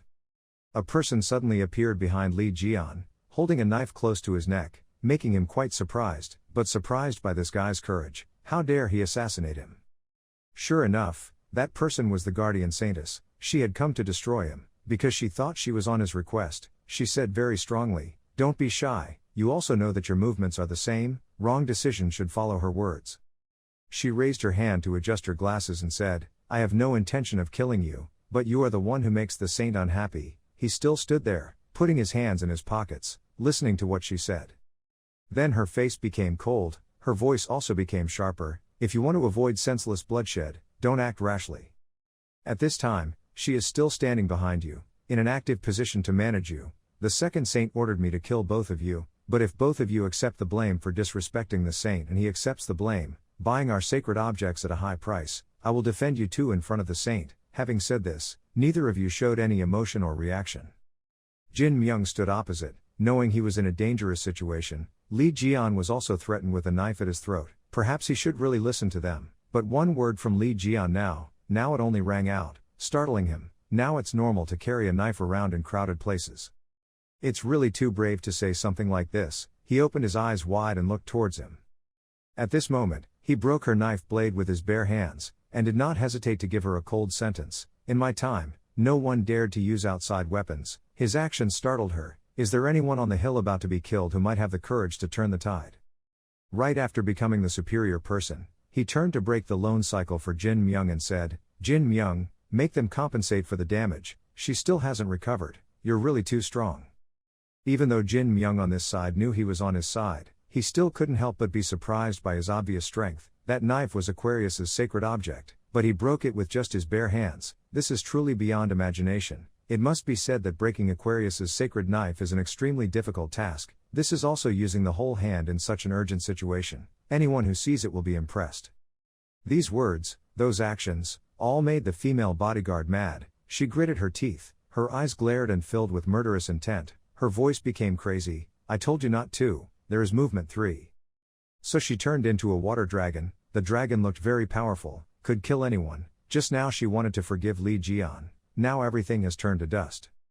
Li Jian raised his hand and very jokingly grabbed a part of the dragon's body made of water, but because the crystallization was not tight, it was quickly destroyed by him. He smiled and said, "Oh my." Then he turned around, using his strength to threaten her, "Are you still there?" It was quite fun to hit her. Actually, this attitude of his is not like the attitude of someone preparing to fight, more like the attitude was more like that of a child playing. She didn't know what to say. Maybe now was the time for her to use her true power. She put her hand in her pocket, thinking, "I can't believe it, he destroyed an A-class clone with just one blow, exactly as predicted by the saint." She thought, "This guy is too dangerous," thinking while not letting her eyes leave him. He no longer cared about her appearance anymore but turned to ask Jin Myung if he was injured anywhere. Jin Myung looked at his hand, seemingly not. He answered, but in fact he was more concerned about him. Seeing him talking happily like that, the saint's guardian didn't mind. "I have to get rid of him, so that he could not harm the saint." So from her pocket, she took out a bracelet. That bracelet was a very noble treasure of the Saint Aquarius. She shouted, very sure this time, to see if he could block this attack, or not. She used it to continue to produce extremely powerful moves. This thing was formed from the pure magic power of the saint, not forgetting to introduce it. Summoning the orange level, water wolf, she held out the bracelet. Many sea monsters were summoned. They had faces exactly like a crazy dog, but their ears were fish ears. They looked scared, so much so that if the person in front of him wasn't Li Jian, he probably would have given up this battle a long time ago. Contrary to her thoughts, he turned around with an attitude as if he were going out, a bright smile still on his mouth. "Goodbye fly and flee, long time no see," but she greeted me grandly, like that always. Then he said to Jin Myung, "Hey, Jin Myung." He used two knives to rub against each other, creating very painful sounds, but this was the sound he liked because after these rubbing sounds would be the screams of his opponent. He smiled mischievously. "You told me I could take whatever I wanted, right? So now I'll take this." You looked at him and then at the two swords in front of you. Without letting Jin Myung say anything else, he disappeared from the place he had just stood. Then he flew very quickly towards those sea monsters. The speed seemed to be completely different, although different in quantity. In terms of quality, Li Jian's side was much better. Those sea monsters seemed very strong. He tried using knife attacks and found that they were all usable. He exclaimed, These knives are not bad." A notification appears saying, "You have received the data, the call of oblivion from the Holy Grail." Fortunately for him, at this exact moment, it appeared to give him an advantage over the sea monsters. That's crazy, as expected from those insect hounds. These things are all A rank or higher. Ha ha, the more we come, the more we evaluate, the more we evaluate, the more benefits we get. He rushes into the battlefield like a person with a big suit of armor and a special weapon on his body. No one would expect that he is just being a normal person, using normal weapons, but without knowing it, those sea monsters became easy prey behind his back. The announcement continues, "You have received data, fragments of human mirror. You have received the data, boundless stomach. You have received the data, obsession with food, enhanced psychological characteristics. You have received the data, tenacious fist, strength increased by 5%. The zodiac experience points have increased." He looked up, saw all those notifications and felt proud of himself. So many points. The guardian saint has never seen a person with such boundless power before, and now witnessing this scene of his with her own eyes is considered to have opened her eyes. Until now I still haven't left my position. I can't believe that even the saint-summoned beast was killed so easily. Her eyes widened, she was sweating profusely. "Hey," he shouted, causing her to return to reality. By now Li Jian was no longer a failure. Once he was put into battle, there was only battle to the end. 1 was victory, 2 was no one left alive. He laughed maniacally. "Don't tell me that's it." His eyes lit up, his power filled the air, making everyone tremble in fear. She was now extremely scared, knowing she could not fight this kind of person. He was not someone she could deal with. If she faced him she would die. She looked at her, yet she also knows her strength. Now the important thing is that she knows to give up to save her precious life. So she ran away in fear, not forgetting to give Li Jian a sentence. "Damn it, don't think like this, the planet will escape." Knowing that he had won, Li Jian was very happy, more than complacent. Those running with their tails between their legs like she said were not scary at all, he said and smiled, feeling that he was also damn scary. Jin Myung was next to him, looking at all the events up until now and commented, "This boy was exactly what I thought," but he just kept those thoughts in his head, not daring to let them out. At that moment a voice rang out, "Uncle, brother, are you two okay?" "That's Chun Sungchae. Maybe he escaped and now he's running to Li Jian to tell the news. Apostle Aquarius just attacked indiscriminately. I just escaped." He was hasty ran, not letting himself breathe. But in front of him, everything was even scarier than now. Around the room were many sea monsters lying there. In front of him was Li Jian with an expression that couldn't be more confusing. He said, "You come, okay, we just finished talking here." He was speechless. What the hell happened here? He looked around, observed the bodies of those sea monsters, commented, "This ability, isn't this the sacred maiden summoning beast?" He looked around and nodded. It seemed like that, but how many against a crafting system like me? These things are only worth using as ingredients. The more Li Jian talks, the more talented he feels. He observed for a long time and continued to tell Li Jian, "No matter what, we have to get out of here before they bring more accomplices." But right when the two of them were about to act, Jin Myung came from behind to stop them. "Wait," this voice made both of them stop and turn back to see what he wanted to tell them. He still hasn't said anything, but he's thinking a lot in his head. 20 years ago, I followed Li Jian to learn the crafting methods of that day. I just understood the process of fighting monsters and collecting materials from them. So with his many years of experience, he quickly realized who he had encountered, who he had talked to, who he had accompanied. This was not something normal people could see. Okay, only those who have experience with Li Jian will know. That weird expression just now, the whole match was full of madness. Could it be that you are Li Jian? Knowing he had realized something, he raised his hand to show off. Smiling a very elegant smile, he signaled him not to talk about this to anyone, because it was true that he was Li Jian, but he still had many plans ahead. See him one day soon. He knew that the person in front of him was Li Jian and was extremely moved. It had been a long time since he had seen him again. Tears welled up in his eyes. Indeed, this was the fate of a life. After a while, he didn't hesitate here anymore and decided to go, not forgetting to tell Jin Myung, "I will come back to get a few more things, so please preserve them for me. Next time I also have something to do," asked him, his appearance like a true hero.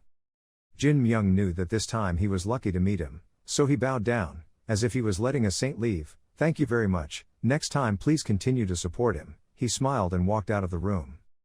In this life, fate is something very difficult to say. Perhaps for Li Jian, meeting each other is a coincidence, meeting each other again is fate. In life, if two people have fate together, it's definitely a very good relationship. I really appreciate things like this. A moment later, when Li Jian and Chun Sungchae had gone out of that room for a while, Hare did not speak. This brother, what, behind the saintess is targeting him like that? He was very curious, asked, as expected, all the saints in the world have been in chaos because of him. He scratched his head and replied, "Yes, I accept. Maybe I accidentally displeased her." Chun Sungchae didn't agree with this answer. "No such thing happened. Did you turn her into an enemy or something?" He shook his head, but didn't answer his question clearly. "Just wait." Then his eyes turned blue, full of hope and drama. "Soon, I'll show you something very interesting." The two of them went to a restaurant together. This restaurant had a very beautiful decoration. Everything around was black. At night the restaurant was like a starlight in the middle of a moonlit night. Here, the two of them ordered a lot of delicious dishes to enjoy, such as cakes, pastries, and also a lot of fresh ice cream to enjoy. These are the dishes that Li Jian really likes. He enjoyed it very deliciously. One spoonful into his mouth was a spoonful of happiness. He enjoyed the moments when he returned to being a child, and did not hesitate to show his love for sweets like this. So he couldn't stop eating, and turned to say to Chun Sungchae, "Hey Chun Sungchae, this ice cream is so delicious, just eat it to your heart's content," he said as if he was afraid someone else would eat his portion. On the table, there's still a lot of food that hasn't been touched, but he still stimulates others to eat more. Luckily Chun Sungchae is a thoughtful person. "It's okay, but, is it okay? The things in this place aren't cheap." He knows you two aren't luxurious, yet he comes in. "Is this too much for an extremely expensive restaurant like this, ordering dishes that only special nobles dare to order?" But his explanation left him speechless. The moment the female defender ran away, she turned back and told him, it wasn't over yet. She had dropped a treasure, and he had to know. People like that often carry a lot of valuable treasures with them, that one was sure to sell for a lot of money, so he quickly took it, of course without returning it to her. He held that medal in his hand, looked at it and evaluated. "I said okay, after looking at this, I have a lot of plans to do. As expected, you are Li Jian. Even if a person is strong, fate is still very kind to him, giving him many opportunities to pick up gold, really pick up gold." He kept looking at that medal, for a long time without taking his eyes off it, wondering, is this a badge? This thing can be used as a credit card and even contains get skills from other gods too. When Chun Sungchae heard that, he was also very curious and brought someone up, wanting to see more of the badge. Now he saw it. This thing seems to be an Aquarius badge. this thing also serves as a card, so it's okay. It's also possible to be stabbed in the back by the same thing. He started predicting a lot of things in advance, because in this world if you don't anticipate it, you'll end up getting screwed. But Li Jian's words didn't seem to fall on deaf ears. He continued to eat a lot of ice cream. After he finished eating, he could speak. When he saw the person in front of him being so carefree, he didn't know what to say anymore. He really didn't know what to say. Are you still in the mood to eat? Suddenly, a person came from behind. This person had very beautiful hair, and wore quite trendy glasses. His clothes were all branded clothes. His smile looked very football-like. Hey Li Jian, do you like the ice cream here? Chun Sungchae had just finished eating when he heard someone calling him and stopped. This voice was. The two turned around. Chun Sungchae was quite stunned and Li Jian didn't care too much. Chun Sungchae said, Choi Sung-hook church leader. This person looks very tall, slowly walked over, looked around and raised his hand to say hello. Do you mind if I sit here? The two people at the table still haven't reacted to the situation. This is really too carefree. The two of them were sitting and enjoying dinner together, having just arrived and already decided to take the plunge. This person's actions really made Li Jian uncomfortable. Isn't this the boss who often bothers Chun Sungchae? He walked over and put his hand on Chun Sungchae's shoulder. But because of his different status, we have no choice but to agree. Let our boss sit in and talk together. This atmosphere is really awkward. He sat down on the chair, immediately turned to Li Jian and spoke. Nice to meet you. I'm the leader of the Gemini church, Choi Sung-hook. Excuse me, but are you the guy that Chun Sungchae mentioned first? Is that right? I'm still eating ice cream very passionately, nodding and saying, yes. What's wrong? All these words of that guy don't fall into my hands, and I don't want to pay much attention to those people, like this. He was still smiling and talking, but his face had changed a bit. His eyes seemed very cunning. Rumor had it that Chun Sungchae knew a very magical guy, and even defeated the Spider Queen. Even Yang Mei can't defeat him. Maybe this guy has a lot of information about him. People like this must be careful. When he heard that, he was a bit wary. He stopped eating and looked up. So what were he going to do? He laughed and said, scouting out an outstanding talent is also the responsibility of a church leader. Hearing this, he started to eat more. It's not his business, so he shouldn't meddle. He asked, spying, so what did he plan to use to bribe me? As expected, there was no need to say more. He realized this guy's intentions. He smiled brightly. One of the tycoon's 8 sacred objects will be auctioned soon. I'm not busy right now, so how about we discuss a bit about that auction? I hear that sounds good. Unexpectedly, naturally wanting to discuss something related to economics and politics like this with someone like him, surely the purpose is not good. He placed his spoon on the table, making a rather unsightly sound. At this time, his face was covered in cream and ice cream. He was upset, so they were going to auction off his property. He really knew how to bribe people. He smiled and said, I have nothing to lose, so I'll go with you. Is that auction nearby? You act like you're cool, but in reality you still have ice cream on your mouth. Look at Chun Sungchae, I'm sorry. Before that, wipe off the cream from your mouth. But this guy doesn't mind that he's not a person who cares about his appearance. He happily extends his hand, still keeping a smile that never changes. I'm afraid not. This is fine. Given that Li Jian's relics are famous, they should be auctioned somewhere of equal value. His eyes lit up as if he had found the gold mine of his life, which was the greatest auction floor in the world, towering at 4,880 meters in the sky. His voice gradually lost in the darkness. Happy. That was the prosperous fortress city, Drachma. That city, as soon as it appeared, overwhelmed everyone who saw it. There was an extremely modern house placed in the middle of the city, all floating in the air, surrounded by farms and people's houses. This city is a combination of modernity and rusticity, all creating a harmony, like a unique sound that goes deep into the hearts of those watching. There, the Drachma auction hall is what attracts people the most, because it is the tallest building, even protected by many layers, extremely safe and also extremely important to those who live here. In there, Sophie Marty was holding her throat. Although she was a beautiful girl, without a good voice, she would be nothing in everyone's eyes. She understood that principle very well, so it was extremely painful when she heard it. I felt my voice gradually become hoarse. I don't know why, but since I've been sitting up until now, my body is shaking as if it's very cold. Someone next to her put down a cup, startling her. That person exclaimed, hey!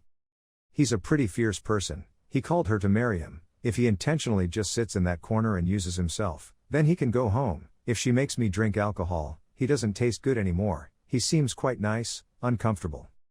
When she heard that, she was very angry. This guy never learned any manners, a true brawny guy, but now she had to stop him, even though she was very angry with this attitude. but with this status of hers, she can only react like that. This is a man who has surpassed Li Jian. There is no safer place than next to him. He sits cross-legged, feeling like he is the king of this place. Then he stood up and told her, "Anyway, Li Jian's weapon in this auction will be mine, so don't even think about it coming back at night and profiting for yourself." He's saying things that should not be said to a girl, making the listener feel quite uncomfortable. But for the girl next to her, everything is under control. She does not feel humiliated, like at all. Then when he went out, she asked, "Where are you going?" He replied curtly, "It's none of your business, so just wait there in peace." His voice was rude. He really knows how to make others hate him. And of course, with an attitude like that, how could she not hate him? Even though she hadn't said anything to upset him, she still hated him. Then she imagined herself in the glass, looked out. The sky was blue, but she could only see herself. She said to herself as a consolation, "Yes, just calm down. This is Drachma. No matter who it is, he can't appear here."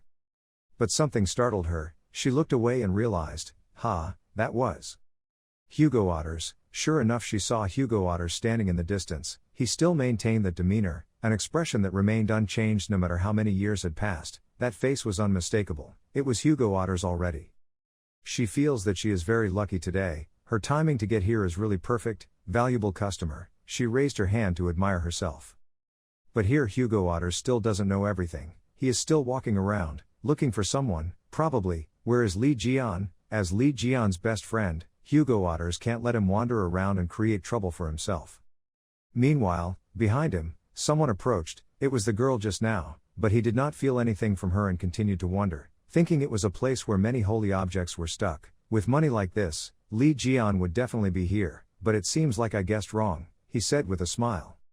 A voice rang out and made all the thoughts in his head disappear. "Long time no see." He turned around as a natural reaction. That was Sophie Marty. She very naturally asked him, "Are you okay, Hugo Otters?" Sophie Marty's face was hidden behind his shirt, making it even more mysterious and magical. He turned. Sophie Marty, he knew her. She crossed her arms and smiled at him. Meeting him was indeed difficult, but he didn't want to meet her at all. Then she raised her hand and smiled at him. It seemed like he couldn't overcome time. At that time, he thought he represented the 12 saints, but he had changed a lot. She laughed, said, not knowing if he was praising or mocking the person standing in front of him. He waved his hand, signaling her to go away. Not being a sensible person, she continued to advance. Could it be that he is like this because he has too few apostles compared to us? There was a lot of sarcasm in her voice. Knowing that this type of person was not compatible, he didn't want to come closer, just walked away. I didn't want to talk to her. His face clearly showed disgust. Provocation has been Hare's job for a long time. How could she let him get away so easily? She smiled so deviously. "Oh my God, are you planning to trick me and continue doing what you do? If you want to be naughty, if you do that. Who knows, maybe he will also lose his child, the same way he lost his wife." Her words are like an arrow piercing his already painful heart. This is not a touch to his limit but has already exceeded his limit. This is not something that an ordinary person like her can say. Hugo Otters is not an easy person to touch. If she wants to become an object, if you live, just continue teasing me and touching the pain in my heart. She still smiled very brightly, feeling like her actions were very correct. Oh my God, isn't she dead? However, Hugo Otters, this woman really knows no limits. No matter what, I can't tell the difference between rude and funny. Just keep talking like a typewriter. Her eyes lit up. Maybe she was still alive. What could he do but watch his family fall apart due to the helplessness of the breadwinner? Right, this was truly shameful. The humiliation is too serious. I don't know if this girl has received a full education, but reaching this level is more than enough compared to Hugo Otters. So Hugo Otters lost all his composure. He activated his power, decided to turn the girl opposite him into a pile of ashes. No one had the right to talk about his situation. No one had the right to talk about his situation. The right to talk about your wife like that. Those are all your most valuable assets. Yet she tramples on them like a commodity mercilessly. You will never forgive those types of people. So his power was so great that it exploded, creating a huge hole in broad daylight. He was still standing there, facing her, his body glowing, burning like fire. He shouted, "I'm telling you, get out." His voice was filled with murderous intent. If she didn't do what he said now, she would definitely be the next to die. But she was still very calm and giggling, as if she had been acting all along.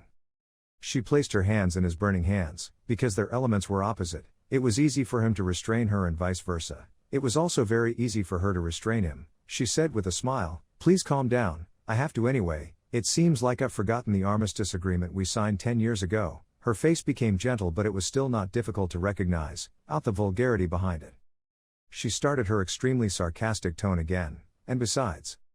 At this point, she did not hesitate to show off her strength. Didn't he realize that he was just a saint? As expected, she knew what his weakness was. Clearly, in theory, he cuts many times stronger than the saints, because he is half human, half saint, and cannot be compared to them.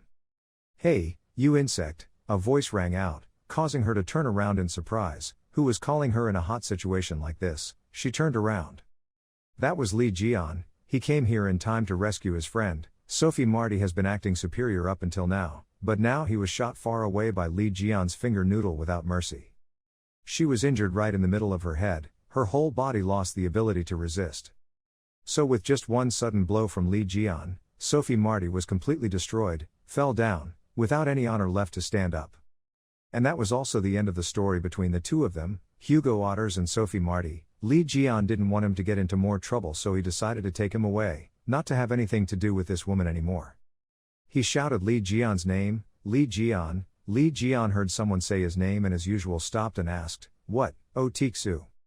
Hugo Otters turned around, he saw his friend's face, asked, "What are you doing here?" Hugo Otters didn't know what to say, sweat dropped and answered, "I'm worried about you, that's why to that place. In case you mess up again, you will die. I don't think anyone will worry about me." Ask again. "Worry, me? Yes, I worry about someone else. I never thought I would someone is worried about me." Then he showed himself to be very precious and noble, hugged himself and said, "Don't say you like me." Hugo Otters heard him say such a shameless thing and shook his head. "Don't get angry, Lee Jian." Both of them looked at the woman lying below, their faces couldn't help but show disgust. "Forget about it, but what the hell," he said, looking at Hugo Otters, who was observing very carefully her expression, his face and the woman's body. "Everywhere I go I see her. Sophie Marty has really appeared in so many places." During this time, there was a person who deeply hated Lee Jian. Every day, that person considered Lee Jian his strongest opponent, carving Lee Jian's name on the wall, the 13th saint, considered to be strongest saint. That was Sophie Marty. She woke up from nothingness, realized she was lying in an unknown place. Clearly the last time she was aware was when she met Lee Jian. Then he again beat her unconscious. Where is she now? "I've always hated Lee Jian. It's not that I'm afraid of him. His hideous face, full of scars, his heroic personality that never forgives anyone who angers him, and his sharp eyes, that cold person always looked down on her." Her thoughts surrounding this man were all extremely negative thoughts.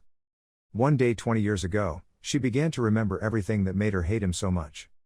That was when Lee Jian was still in disarray, but he still tried to take long steps forward. Everyone around was screaming, "Mr. Lee Jian, stop him quickly." Everyone ran. I wanted Lee Jian to give up that idea, but he seemed very determined with his actions. Someone came out and told him, "This is Aquarius Holy Land, please leave here immediately," she said in a very worried tone for him. This is a very sincere person. She doesn't want him to meet her, any trauma in his subsequent life. The light shines in, but not enough to illuminate Lee Jian's cold heart. He doesn't need everything now, he just wants to do as he pleases, and doesn't want anyone to stop him. So no matter what she told him, he still wanted to be the best. He used his scariest voice to threaten the person standing in front of him, to go away. Because of that, she also ran away in panic. What was this? Everyone screamed in panic. Everyone thought this person was crazy, but he alone knew he had done something respectable. So he continued. Then he met a girl, that was Sophie Marty, who now hates him very much. Sophie Marty was still a young girl with extremely beautiful beauty. She stood tall in front of him, speaking to him in a very dignified tone. "How dare you intrude into this place, leave quickly." But all she received in return was a punch. Although that punch didn't hurt her, it made the wall of the room she was in a mess. She didn't know why it suddenly happened. A person invaded her residence, then acted like she was the one invading his residence. He was extremely scary, telling her, did she really want to die? She was still a child, and Lee Jian still had a lot of wounds on his face. He looked extremely strange, so she can't be afraid. She shouted, "Why are you suddenly doing this?" He asked and answered in a very normal voice, "Do you really not know the reason? I clearly sent you back to the rear to treat the sick, traumatized by a bunch of monster disasters, yet now she's still hanging around here." As expected, Lee Jian must have a specific reason to accuse others, not just some stupid guys looking for something to do as a gift. He held her tender hands and shouted, even their limbs were severed. Why? It was all due to injuries from trying to protect her. he really very angry by what she did to those who tried to protect her, but she did not answer any of his questions but screamed in pain. Then he pulled her away, although she did not agree with this. He coldly said, it was she who proposed to treat them, hurry up and like them to go quickly, but it looked like her expression did not show any compassion. Even what she said behind it made his heart ache. No one would care if those guys died, they should feel honored for protecting me, protecting the interests of humanity. Go, you're looking down on the next saint, she's feeling too precious here, those people aren't worthy of her attention. It was enough to endure the curses from those people who said we were useless. I never thought that I would have to clean up and end that mess. Her words made him stop. Besides, I didn't think there could be such a cruel person in this world, and that person was of the same blood as me, and also a saint. I was not willing to let that person continue to behave in that way. So he turned back down, his voice filled with disappointment. He didn't want to continue. Why? She put her hand on her nose, looking extremely disgusted. If you understand, then go away. Hey, his body smell is terrible. I also have to put on makeup for the interview. As expected, all that people what this woman cares about is her body, her future, not the body, the future of the people working hard to protect her. So she struggled, said, hand out, leave me alone. God, how hard he squeezed my hand. She raised her hand, looking at it as if looking at a treasure, that dirty hand. At this point he couldn't hold it in anymore. Then, he raised his hand and prepared to do something terrible. So in the end, he hit her cheek really hard, as if to release all the anger and resentment he had been feeling up until now. He refused to let a woman like this continue, living in this world. She truly deserves to die. Yes, I'm sorry for expecting a bug like you to understand human language and do something useful, but bugs also need to deal with their own messes. He continued to beat her, while beating him, explained to her why her actions were so reprehensible. He had never met a person who was irresponsible to the people. In the end, she was dragged away for treatment until she fainted. Lee Jian, you're such a rude and unreasonable guy, I really hate Lee Jian. When she opened her eyes, in front of her was that person, Lee Jian, the person who had made her suffer for a long time. He was still very depressed and told her, you slept so well, you worm, bug. She was very skeptical about reality, where she was and what she was doing. Suddenly she realized she was tied to a chair, completely unable to move. Her fate now depended entirely on her. It's all about the two people in front of you. She was speechless and didn't know what to do anymore. He was still sitting there staring at her, not saying anything, not doing anything, just sitting there looking at her, but his eyes made her laugh, angry and extremely scared. So in a sacred place like this, her scream echoed across heaven and earth. She tried to escape, arching her back and screaming, what are you doing? Untie me now. How dare you do this to a saint? Even now she still thought to herself, really noble, and you, who are you? Compared to her, this is extremely taboo. But he didn't care about her words. No matter what she said now, her fate still belonged to him. She should have obediently followed what he said, so he turned around, sang to Hugo Otters, she has hardly changed even though it has been 20 years, how come her tone is still the same? Hugo Otters has no choice, no one can cure this girl all in all, this disease comes from her spoiled mentality since childhood, never thinking about others. He shook his head, I was about to say the same. She knew these two people definitely wouldn't let her go, so she lowered her head, trying to think of a way to escape from here without those two finding out. Damn it, do you think I'll put up with this? Don't think that everything will still be the same as 25 years ago. She began to remember that time and saw that she would escape from here with her own strength. If she could, she would kill him to her satisfaction. Then she used her strength, because her hand was in a hidden corner, the two of them definitely wouldn't see it, so it was easier for her to act. I would disperse the acid to melt the rope, thinking to her, just executed the plan without leaving a second to waste. Then after almost achieving her goal, she smiled, control at this level was useless for me, if I escaped, I could find Stephen Marker. Suddenly he came from afar, pinched her forehead again, making her scream in pain. Sure enough, he discovered something unusual. How did you think you could get past him? Just flicking his hand made her feel sick. He shook his head, seriously, her intentions were clearly shown on her face. Hugo Otters beside her had no choice but to deal with this girl. She was not, can you do something in secret? Then he looked down at his hand. It was truly a waste of strength for an ordinary person. But what he saw on his hand was not quite what he imagined. What was this? His middle finger started to burn. She was laughing happily at this point. You idiot, I have an acid self-defense skill that will activate whenever someone else hits me. Her face was extremely smug, as if this was the first time. First, she wins over others. Now starting from the other hand, the acid will corrode his whole body, she said with an extremely cruel tone. In her imagination, he will die in pain, scream in vain and in the end will die, having to beg her to survive. She suddenly felt that she was too smart, so she started talking again. This is Aquarius's strongest self-defense skill. When he heard that, he burst out laughing, then raised his middle finger, both to curse her and to prove to her that there was nothing wrong with him, healthy like a normal person. Is that so? This is a strong skill, your best. As expected with his current strength, it is extremely easy to completely recover from his injury. But she couldn't accept this. What the hell? Instant recovery? That's not recovery anymore. His skills are too great, she thought. Then a smug smile appeared on Li Jian's lips. Now, you worms, let's account for everything that happened between us, shall we? When she heard that, she couldn't make a sound. He continued to tease. I heard rumors that you claimed to be my doctor. One punch. The terrorists in the store were determined to be sent by you, right? One more punch. Punch. There's more. What the hell did you say to Hugo Otters just now? 50 more punches. When you heard this, your mind and your three senses started to gradually sag. You didn't accept this. You still not ready to become a victim of his violence. He heard her begging and smiled, waiting. She didn't answer. He didn't say anything. The whole room fell into dead silence. But silence is not Li Jian's hobby. If he wants to do something, he will do it to the end, so there is no way he will forgive anyone. Wait with us, he shouted, screaming as he rushed forward, preparing to use all his strength to make her lose her color. So a fight broke out. Here only he was allowed to do everything. She was tied to a chair so she couldn't do anything. She could only scream and boo, hoping that someone would appear and save her. Help me, wait a minute.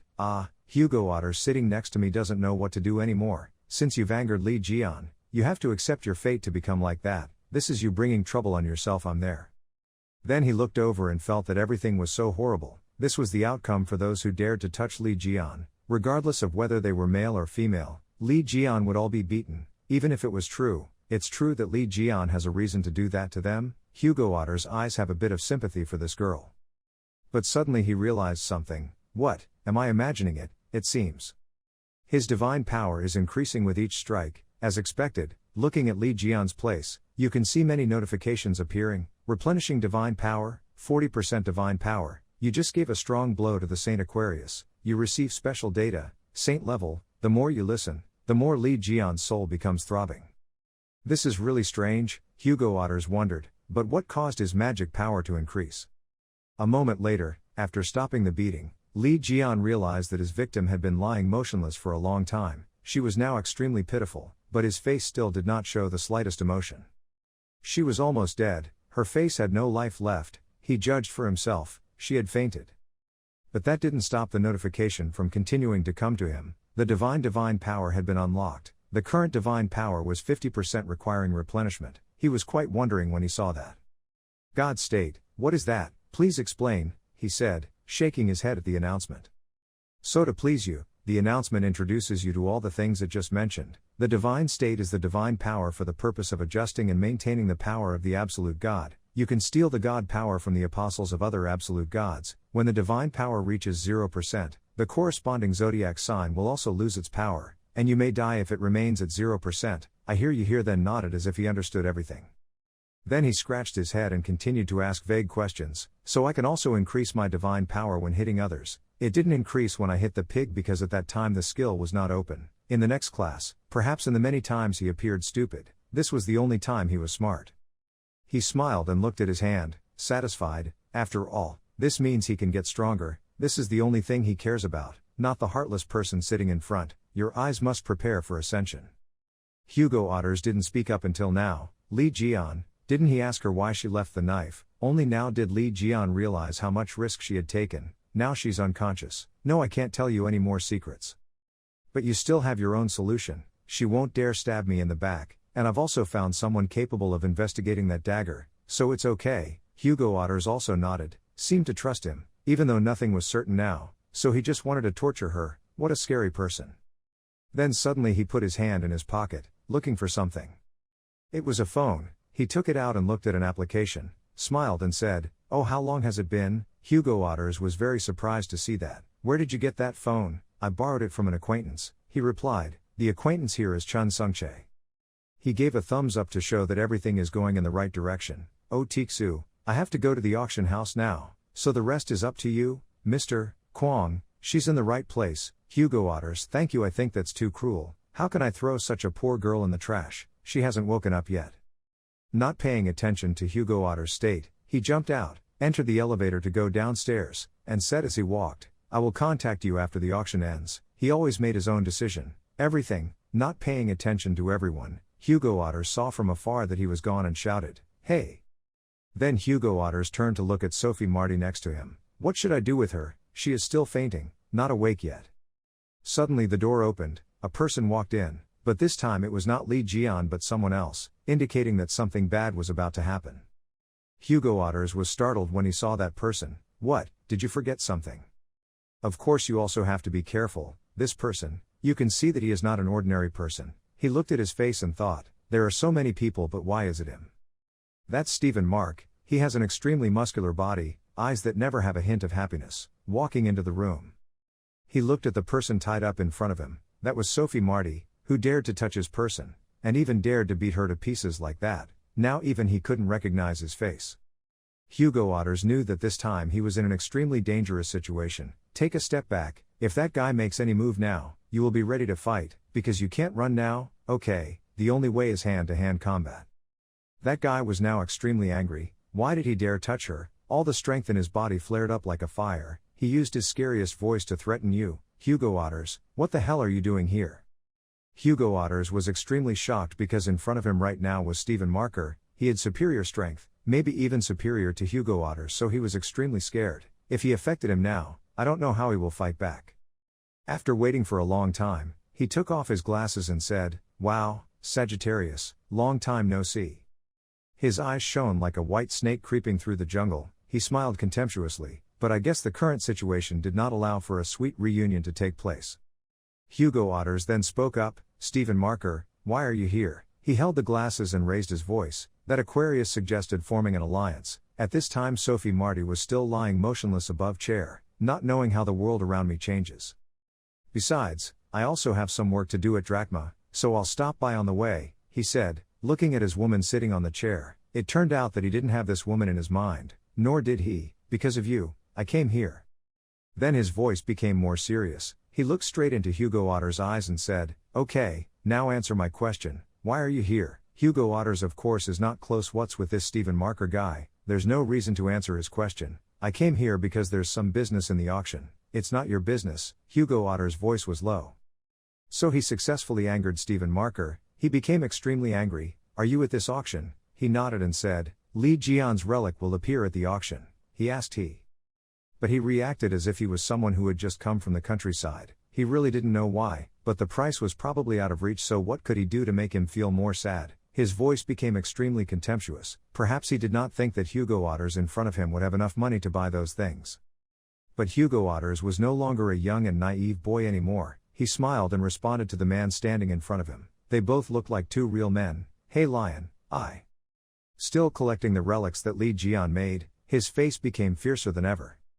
Up until now he has never acknowledged Li Jian's strength and always felt that he was inferior to him. Hugo Otters remembered his previous memories, but until now he's still trying to collect all the sacred objects he crafted, he thought while feeling sorry for Stephen Marker. "Hey, don't tell me you think that if you keep doing this, you'll make yourself as strong as him." Sure enough, these words hit Stephen Mark's heart, his face right now, gradually turning black. He certainly didn't want everyone to know about this, but now there was a young man who dared to speak directly to him like that, which was so rude. And Stephen Marker is not the type of person who is easy to control. He is now an extremely strong man. Once he uses his power, it is like spreading his arms to cover the sky. No one can overcome it. So he was so angry that his power burst out, shattering half of the room. That power was so bright that everyone standing across from him had to take a step back, not excluding Hugo Otters. Knowing what he needed to do, Hugo Otters continued to use his strength to prevent the other guy from affecting him, thinking in his head that every time Li Jian was mentioned, it made him lose control. He created a ball of power, bringing his fist to prepare to attack Hugo Otters. And very quickly, like a flash of lightning, he grabbed Hugo Otters' hand to limit all his remaining powers. His voice at this moment sounded like it was coming from hell. It had a quiet, squeaky, Hugo Otters sound. His face at this moment was filled with fear, because his hand had been grabbed by him, uncontrolled. There is no way to use the power. His eyes were streaked with blood. "Don't take any risks." He gave a final warning to Hugo Otters to know where his identity is. Don't touch his honor, harm his self-esteem. His hand tightly grasped Hugo Otter's wrist. It felt like if just a little more force was used, Hugo Otters would lose his hand. You are nothing but a stupid person, and don't never mention Lee Jian in front of me. Sure enough, after a while, Hugo Otters couldn't bear it anymore. Stephen Marker broke Hugo Otter's hand. His hand turned over backwards, his fingers scratched the air, he screamed in pain and hopeless. This guy's strength is truly extremely special, he roared, feeling like in front of Hugo Otters now was a hungry lion with an empty stomach, and he was his prey. If he moves just a few more seconds, he will devour you like an animal, he said. I am now much stronger than him. Of course, just listen to this, everyone can know that Li Jian is still a wall. He said, I am now much stronger than him. Of course, just by listening to this, everyone can know that Li Jian is still a wall. While the fire was boiling, someone suddenly ran into the room, causing the air to naturally rise a lot. That person quickly said to Stephen Mark, afraid to command the church, Mr. Commander, something is wrong. He now forgave Hugo Otters, knowing how to look back to see what happened. That person is crazy, those Gemini bastards have bought all of Li Jian's items. When he heard this information, he immediately ran over, his face extremely worried. What did you say? He didn't believe it was there. Who bought all of Li Jian's precious items? So he threw Hugo Otters aside with his bloody hand, not caring whether he was alive or dead. His voice was extremely cold. It seems like I don't have time to play with you anymore. Hugo Otters is now extremely scared. He can't do anything. Then he led all his entourage out of the room, to the place where the items were displayed. Do whatever you want with that Aquarius girl. He turned around and said to Hugo Otters. He listened. I don't really understand that. Isn't he trying to take her away? In fact, he doesn't want to leave her here. If that's the case, he can't guarantee her life will be safe, but he doesn't care. The auction needs priority. I'm going. In any case, she and I are also competitors in terms of the number of apostles, so taking care giving her that much was unnecessary. Then he turned around and continued, and this centaur, this is my advice as a former teammate. If you still want to continue making a living, should you restrain your personality and be more careful, more. This statement seemed quite valuable to an arrogant person like Hugo Otters, but because of his dignity and his young age, he only responded with one sentence, ha ha, thank you very much, I do. I was so touched that I almost cried. After a while, he didn't leave, leaving the two of them in the room. Until now, Hugo Otters didn't know what to do but sit there and watch what happened next. He was still cursing in his head, damn it. He looked at his hand, even though it was broken now, he was a semi-saint and could still recover. He thought for a while, this is why I don't understand. He stood alone in the room, not knowing how much time had passed, only knowing that he was just like that, looking at his hands like a mirror. At this time, in the drachma auction hall, everyone was waiting for a passionate auction, so the atmosphere was very jubilant, everything was beautifully decorated. In one place, the air seemed to burn the most. That was the VIP room. From inside the room came a voice, Gemini. It was the person who presided over this auction. She spoke very clearly into the microphone. This time the sacred treasure will also belong to Gemini. She smiled brightly and went up to the auction screen. This also means that the first auction will end. We will start the second auction after the break. After her words, everyone in the room shouted, great, maybe because this is Li Jian's room. Li Jian drank wine, enjoyed the delicacies of life, and auctioned his own items. The more he bid, the more talented he felt. This time the treasure belonged to him. He laughed loudly, is mine again. The church commander was currently sitting on the side, very satisfied with what Li Jian showed and said, congratulations, you can buy anything you want. His words were congratulations but still can feel a bit fake. Hearing that, he didn't think much, he raised his hand to scratch his head and took another sip of wine. Thank you for not only inviting me to the VIP room but also letting me buy everything to my heart's content. This time, Li Jian thinks he has benefited a lot from this guy. Then this guy started praising you more, obviously, because what we want is a genius like you. The more he talked, the more Chun Sungche felt like something was wrong. Commander, what's wrong? Is this really okay? Those sacred items look like they'll cost billions of won. But Chun Sungche's response to this was a smiling face that didn't pretend to be true. It's okay, but more importantly, Chun Sungche, sorry but could you please pay for this wine for me? I forgot he didn't have his association card, and as soon as his words rang out, Li Jian felt unsympathetic. Isn't this bullying a subordinate? Why did he invite you to eat and drink? Now you tell your subordinates to pay, how despicable. However, Chun Sungche couldn't do anything. He had always been oppressed by this guy like that. Now it was okay to be bullied again. He had endured enough. He had borrowed a lot of money, that's a lot, but he's the superior so I can't do anything else. So he gently said, okay, Of course in his heart he didn't want it at all. Luckily today he was with Li Jian, so he was freed in time. Don't worry, I can pay it all. He held up the black card, looking very cool. The leader of the church saw this and was not very satisfied. On the contrary, he felt very worried, and more specifically, in his hand was this guy's black card, not anyone else's. This time, he had no choice but to deny his guilt. Then, in his mind, he thought, that's my black card, since when? It's very flattering to see him surprised like that. It seems like you've had quite a bit to drink, so I'll pay in advance. Usually you shouldn't let your subordinates pay, even if you forget, right? Li Jian's really knows how to make people angry. Everyone knows that this guy intentionally left his card at home so he wouldn't have to pay. What an unlucky person to go today with Li Jian's, a person with many tricks.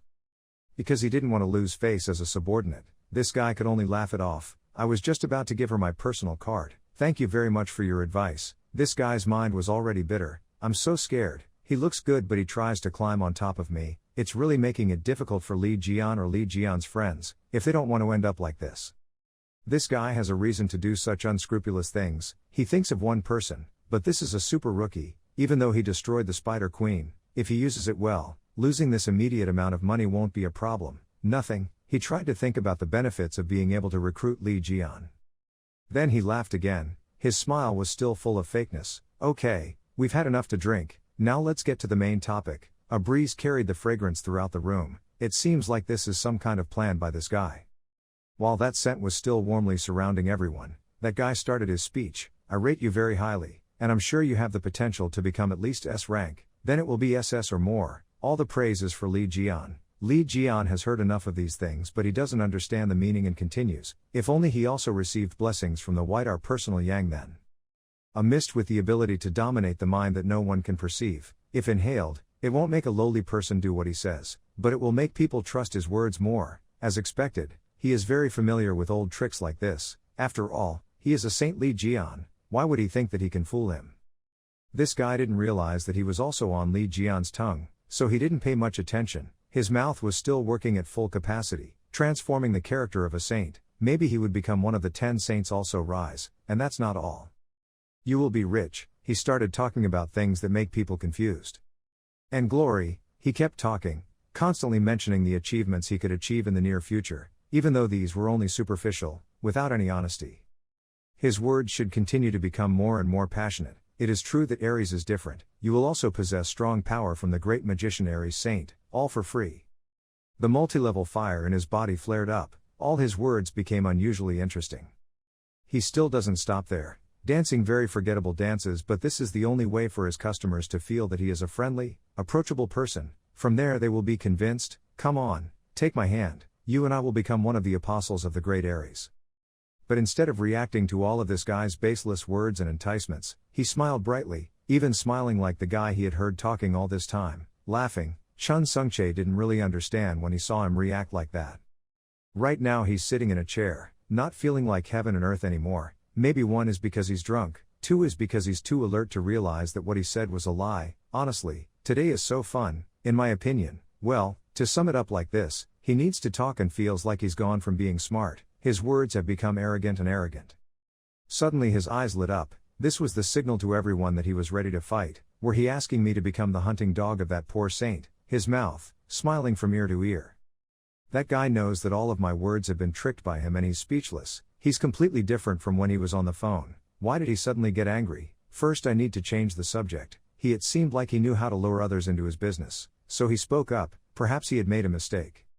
Suddenly, a woman came in and interrupted the conversation. Sorry to bother, I brought the auction items. That guy knew this was an opportunity for Li Jian to forget what he had done. As he said, he could then do another trick. In his mind he was very happy, the timing was right.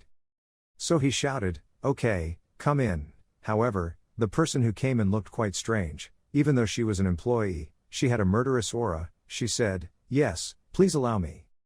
Congratulations, these are the auction items and the authorization certificate proves that this relic was created by Li Jian, she said as she showed the relics for everyone to see. As soon as he saw it, he knew it was his, so he nodded and accepted. Okay, in his head he thought, authorization certificate, why are there all these things? After all, it is my belongings. But at this point, the other guy was surprised. Did he buy Li Jian's sacred object? He picked up a holy object and showed it to everyone. It was a bracelet made of gold, even though it was daytime. When he held it up in mid-air, it could glow. He laughed and said, "You said to buy anything I want, right? I wasn't looking for this, but it's really a useful relic." He smiled so happily that the other guy couldn't do it. What's rude? So he started to act not very sincere. Stephen Marker is obsessed with Li Jian's relic, so we shouldn't touch it. He held out his hand, explaining very roundly to him, "I'm sorry, but someone else is the owner of this item, so we will refund it." The waiter standing next to hear that is quite confusing. Isn't it this guy who bought it?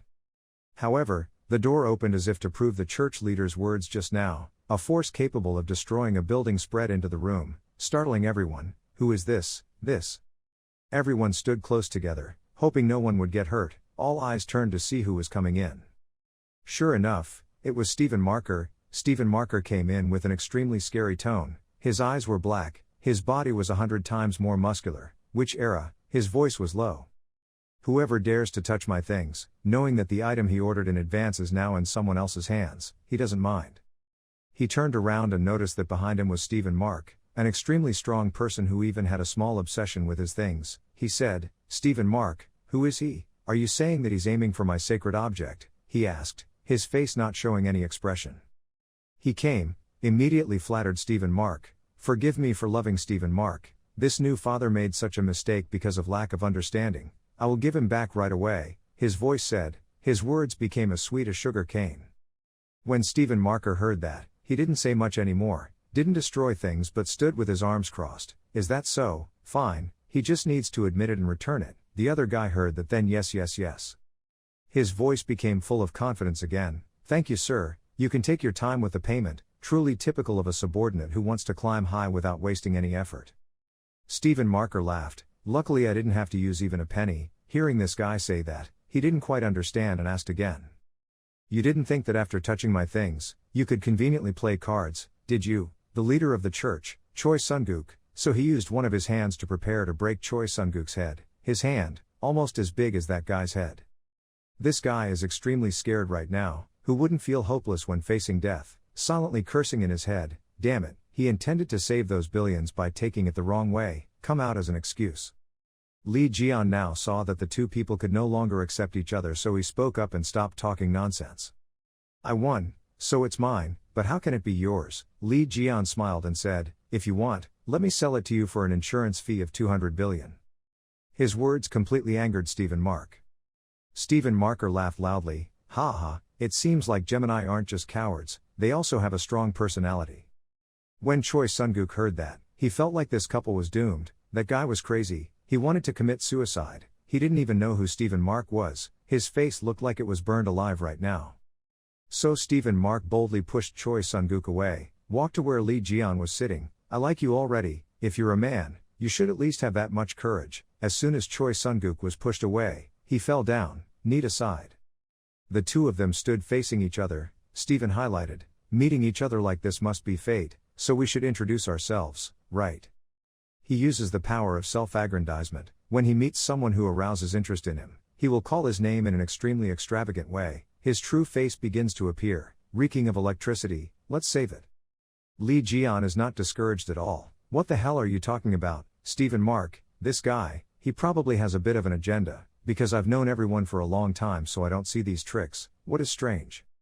He is extremely strong, but not strong enough to make Li Jian wary. Instead, he just commented that it is true that lions are different, specialized for fighting, although his fighting spirit is not, can be compared to Aries or Aquarius."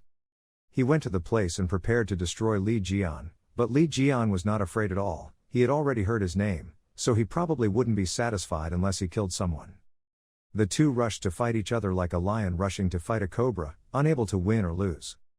But this cobra has already become a star. The lion in front of him is just a delicious prey, he thought, too impatient. His face still didn't change color. This guy was nothing compared to him. He looked at him boredly. So when he gathered all his strength to hit him, he quickly gathered everything. Chun Sungchae outside didn't know what was going on but was still very worried about Li Jian, saying, "On." When Choi Sunguk saw this scene, he was also extremely worried. Damn, in his mind, he really wanted to murder him. After that guy felt like the other person was dead, he was very satisfied and stopped, saying to himself, "It was fun. You can enjoy the rest of the journey comfortably in the wheelchair." Okay, but the results made him unable to help but wonder, what is that? Sure enough, all the attacks up until now couldn't move Li Jian. He even smiled and said, "What are you doing? Brush the dust off your shoulders for me." His face at this moment was extremely crazy. He laughed loudly. All of these actions made the other guy feel extremely scared. Who was it that right after receiving all of his most terrifying attacks, there was you can laugh, talk, and provoke actions like this? He didn't really understand what was going on. His dimension must have had a direct impact. Then he removed his hand from my shoulder and slowly said, "You used teleportation to redirect my attack. I was no match, responded right away, couldn't see later. It seems like it's just someone with a stupid mind and developed limbs." He smiled and said, "The stone wall break has been resolved. Do you think there are any other skills that can affect me?" Only now can he show off his strength, his aura. He looks extremely scary, begged me to teach it to you, and then said that he would only use it to save humanity. But it seems like you just use it to show off your power, right? Seeing the expression on the face of the person standing in front of him right now, that side was extremely scared. "Isn't this what Li Jian should say?" he exclaimed. "How could you? Who exactly are you?" At that moment the auction started again. "Everyone, thank you very much for coming." The auctioneer continued his program. "We will start the main stage of the auction right here." So the fight had to stop. Stephen Marker turned around and said in disgust, "Damn, it's time already." He looked and sighed. "What's that? Another of my sacred items."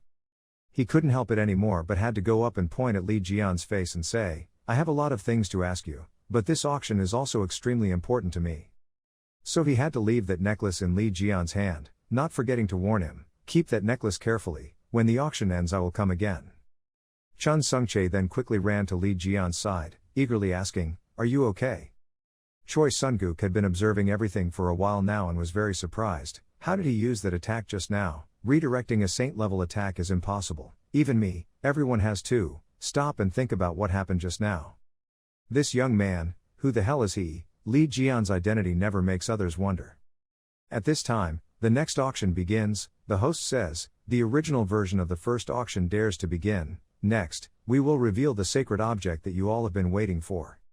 Do you still remember the Berlin Wolf incident 24 years ago, when an unknown disaster from the beginning occurred on a German island? A complete pandemonium melts all types of weapons and armor, then even 12 saints cannot wipe it out, so all efforts to overcome the disaster are in vain. Right at that moment, the hero Li Jian appeared and conquered the disaster. Now we will reveal a scene that Li Jian used to conquer that disaster. Stephen Marker has been waiting all this time. Now is his moment. It is finally about to come to my hands, the legendary weapon that I can only see in my dreams. About 20 years ago, in a very remote place, something very strange happened. A person while flying a plane saw an island under the sea, located in the middle of the sea and uninhabited. So the person up there started using a camera to record the event. One of the two people sitting in the cockpit was a television reporter. He was very brave to film that scene live. "Hello, we are present right now, above the island where the disaster occurred. Even though it's been 4 days since Li Jian, the 13th awakened, entered, we can't confirm what happened inside because he hasn't come back out yet." Several saints also tried to enter, but because the airfield on the island was too dense, it was impossible to find Li Jian's direction. When we have the latest news about the current situation, we will report back to you as soon as possible. At that place, not only Li Jian but also Stephen Mark, he was sitting in a secluded place where no one could see him. His body was in serious condition at this time, so a servant came to tell him, "Sir, on the saint's day, we can only go so far. The saint does not accept his fate and still wants to be stubborn." There were thousands of thoughts in his mind. How could Li Jian enter a place like this? How could he take over that? Damn me, we couldn't even enter. He's feeling very clearly about the power gap between me and Li Jian right now. Why do I feel like this? Is because some bastards almost died because they didn't have God's blessing. What is the difference between me and him? He muttered, "Strength, subordinates, skills." He wondered what he was missing. The servant next to him continued to say, "Mr. Saint Gladiator, Li Jian has left." Hearing this, he was extremely surprised and quickly looked over. There, above, everyone was also watching this program with great excitement. Everyone hoped that Li Jian could come out safely. The editor was extremely shocked when he saw his silhouette. "Ladies and gentlemen, it is Li Jian. Li Jian has come out alive. Li Jian has successfully defeated the calamity beast that everyone thought was invincible." His figure slowly walked out following the sound of blessings. "Congratulations," from the TV station editor. But all he felt was that he felt hot for his mother, but in order to protect his image, he did not show anything. The TV station editor also continued to say, the hero had returned. The other two were below but still aware of how the situation was turning. The attendant said, "It seems like Glory has been dehydrated by Li Jian." Stephen Mark was now very bitter and stood up, laughing, one page and then say, "Now I understand." "Holy Taoist?" the other person asked. He did not answer but just remained silent. After a while he said, "Prepare to withdraw. Why don't you bring the gas tank back? I don't need it anymore, I'll give it to you." He threw all the gas tanks on the ground. He saw a group of people next to him. Standing in the middle of that group was Li Jian. He was smiling brightly. Even though his face was very damaged, it all exuded a generous, carefree and talented look. He really liked this guy, so he said, "I've found a better one." "Yes, that's it. What I lack to compare with Li Jian is," his mouth smiles horribly, "that's the weapon. Now, a bowl of Li Jian's great relics, we will reveal the strongest god ever used in the Berlin Wolf." Back to the auction. At this time the auctioneer has started a competition extremely suspenseful and dramatic. Above, two people, Chun Sung-chae and Choi Sun-guk, were both extremely anxiously watching the results of today's session. Only Win Li Jian is very diligent in observing everyone. "Just as I thought, it was it." I turned to Stephen Mark again. He was extremely pleased with the next dish. "I finally got to see it again. That is Li Jian's relic, the thing that will make him unparalleled in the world." In Drachma City right now, everything is extremely quiet outside. No one knew that there was a dragon with immense dark power residing on the roof of that building. "I can feel it," the dragon whispered. It used all its senses to sniff and finally concluded, "Li Jian's relic, I can feel it." At the beginning of the auction, the loudspeaker rang out, loudly shouting from the seller organizing the auction, inviting words about a valuable and rare item, one of Li's 8 great sacred objects. "Jian." The host put on strong white gloves and decisively pulled up the white towel covering the item to satisfy the buyer's curiosity, and at the same time opened a fierce bidding match. The most powerful relic ever used in the Berlin Wolf incident 24 years ago, the loudspeaker resounded information about the precious relic through the salesman's narration, making the participants' desire increase to the extreme point. The salesman's product introduction statement successfully attracted the attention of the entire audience, including two guys who were behind the glass and staring at the stage, waiting to see the product. Row.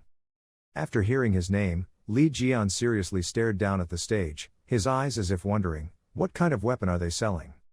After a while of back and forth, with the tension pushed to the limit, the salesman announced, "We would like to reveal it right here." As soon as we heard the voice start, a leader, his large face was covered with scars, his defining characteristic being his blonde lion hair and bold eyebrows, he opened his mouth full of confidence as if he had won this auction. The item was revealed. It turned out to be the strongest bone mace. The white cloth covering was opened, revealing in front of him was a huge white bone like that of some super large animal. Basically, the name of the item was just revealed by the seller, breaking the initial quiet atmosphere, returning a space full of whispers and discussions from the participants. "Oh my god, I probably won't be able to take my eyes off of it. I thought I could only see it through history books." The voices of discussion were constantly flowing. It seemed that right now all the attention was focused on the bone or the antique that was shining and displayed in front of them. To increase the value of the item to the extreme, as well as motivate people to compete to buy to get the highest number, the salesman shouted invitingly and challengingly, "Come on, this is the strongest sacred item, both epic and extremely useful. Who will be the owner of this great bone?"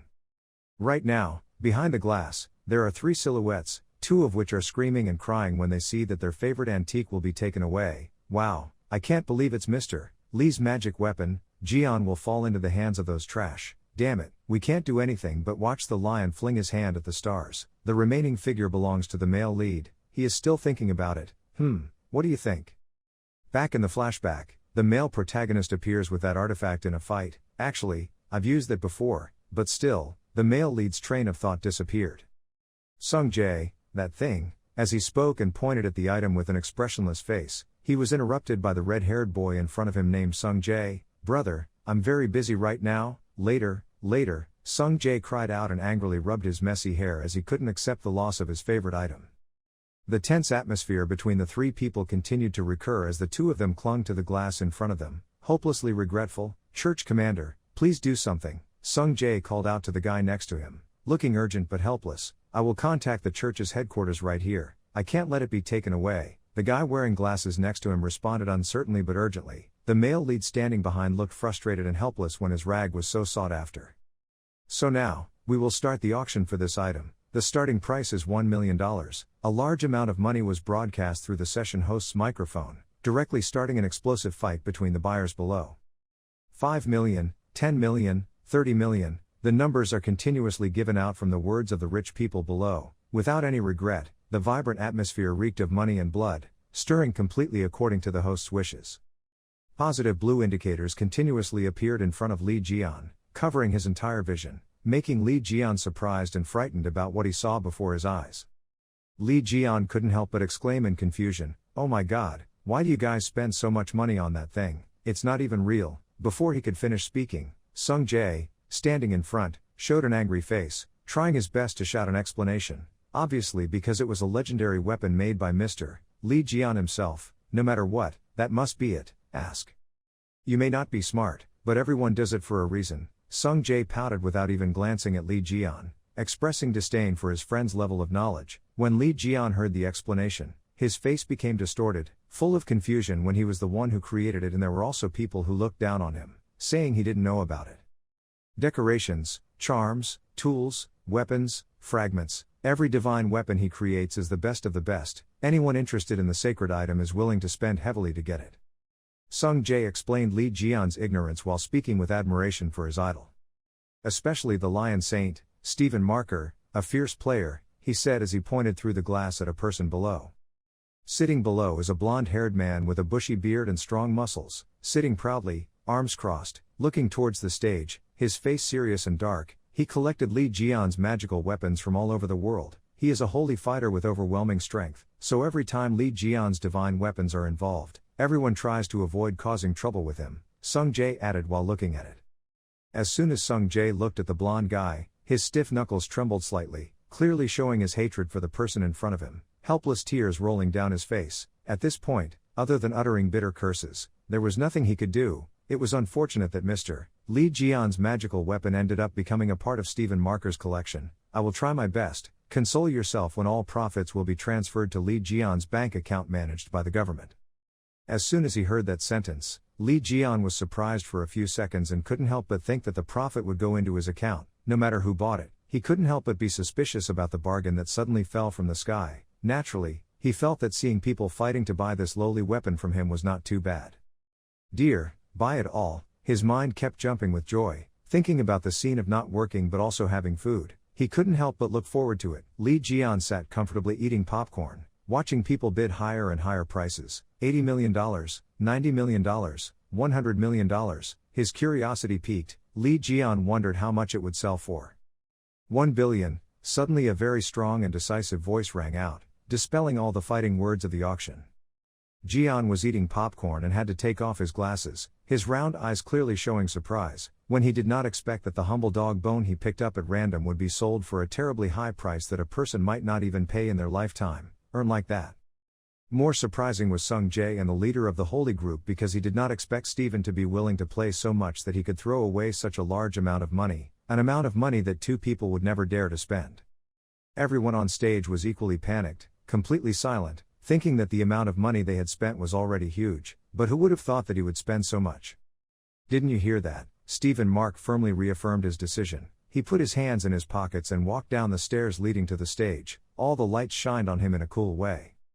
"I'll buy this for 1 billion, if it's not enough, should we change it to 10 billion? He spoke loudly, showing off the arrogant face of someone with money, as if wanting to provoke all the participants in front of him, as well as show off his unmatched level of playfulness. $1 billion.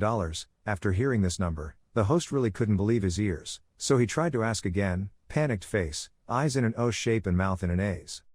"A terrible number has just been released, 1 billion. The host regained his composure and continued to run the auction. After a while of panic, everyone began to get bored. Everyone felt like there was really no hope. At this point, the voice of the tour guide rang out again. "Is there anyone with a higher bid?"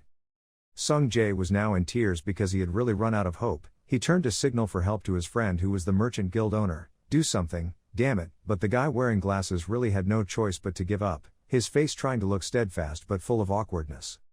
The host asked again a second time as if to make sure no one else would buy at a higher price, and would anyone pay a higher price? After hearing that, Jian really couldn't swallow the popcorn, because it was a huge amount of money. "Such a huge thing is about to fly into my account. I feel like the auctioneer's question is redundant because who else would dare to play more than Stephen? Until I could no longer hear anyone's response, the new session leader spoke and stamped firmly on the table, signing the deal. He also did not forget to end the auction by saying, "The main bone was sold for an astonishing price of $1 billion. The sound of the trial ending was so shocking that even outside the trial, 2 cleaning workers were cleaning outside. After hearing the huge number announced, they couldn't help but exclaim, "Have you heard?" They said it, sold for $1 billion. Really, $1 billion is not a small amount of money that can be thrown out the window. The guy next to me asked again with great surprise, feeling extremely confused with the spending ability of people in the rich world. The two of them couldn't help but feel sad when talking about their own fate. People like us don't even dare to dream of such a large amount of money. He felt like that was really a waste, and he said with a small glimmer of hope that something would change.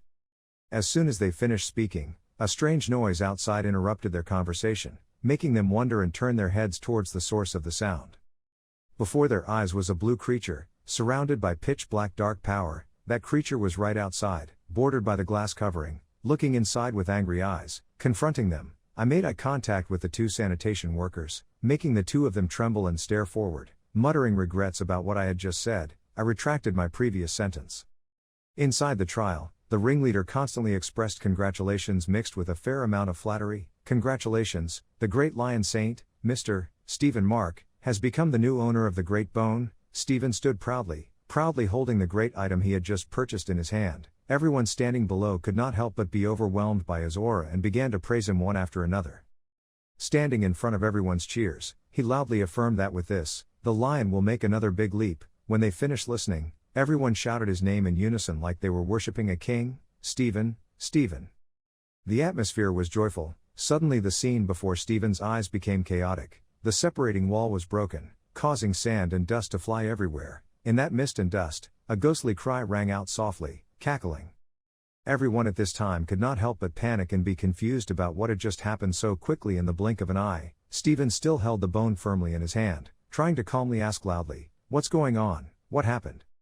The wall was crushed into a circle, and entering was a green creature with an extremely powerful aura. Its red eyes seemed to want to crush everything in front of it. Only then did everyone regain their composure, scrambling to escape and screaming, "Ah ah ah!" It was a calamity beast, screaming at the top of their lungs, running for their lives. The beast now roared loudly with its terrifying sound, and found it.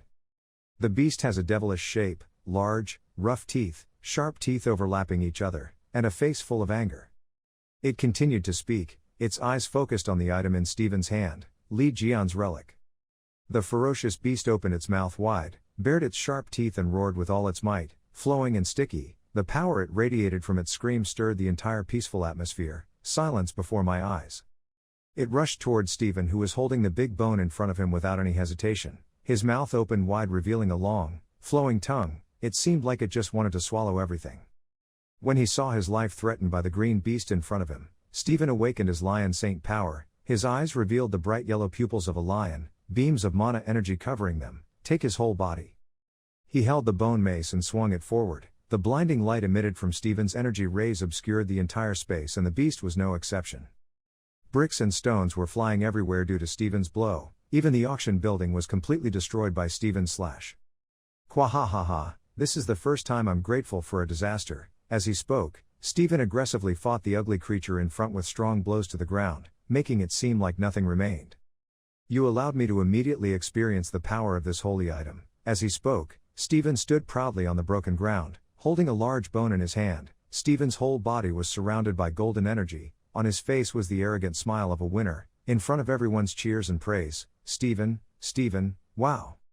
When he looked in front of him, he couldn't help but feel embarrassed when he saw that all the teleportation magic had been destroyed while he was fighting with the monster. He couldn't help but cry out, speechless and awkward. When Li Jian's group of 3 saw this scene, their mood became urgent and worried. Sung Jae gasped and exclaimed, "This is bad. The magic tower of the teleportation area has collapsed." The guy wearing glasses adjusted his glasses awkwardly.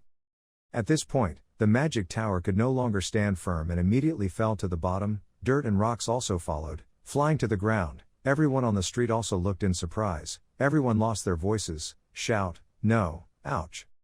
When the pink-haired magician witnessed this scene, he became extremely worried about the future of the island and shouted to everyone in panic, if all the debris fell to the ground, this floating island would collapse, lost.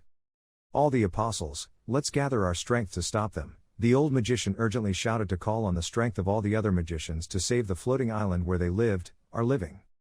The soldiers wearing iron armor in the distance also shouted loudly when they heard this, with serious faces and determination. We also helped. At this time, a terrible source of mana power with small blue lights covered everyone. All the soldiers focused all their strength with the great thought of being able to save the island from the storm. Risk. All apostles, release your magic power, the voice both called and urged and encouraged everyone. At this time the magicians also concentrated with all their strength. Everyone clasped their hands in front of their chests respectfully. After a while of concentrating their strength, the huge source of energy from the solidarity of the soldiers and magicians was compacted within their grasp. They raised their hands high, their eyes shining from the powerful source of mana, flowing inside him. A huge circle was created, waiting to be launched. At this time, when the power had reached its limit, the soldiers and magicians began to release great power into the sky. A giant source of lightning was shot into the sky with everyone's enthusiasm, forming a column of light that blinded the entire area, powerfully piercing the sky, shattering countless bricks and stones. But it doesn't seem to be effective when that column of light doesn't penetrate the thing above that needs to be destroyed. It doesn't work, it's too big. At this rate, we won't be able to destroy it. The pink-haired magician cried out as if calling for everyone to use their full power. Oh, run away, everyone shouted to each other to tell others to avoid the remnants of bricks and stones falling from the sky during the power launch earlier.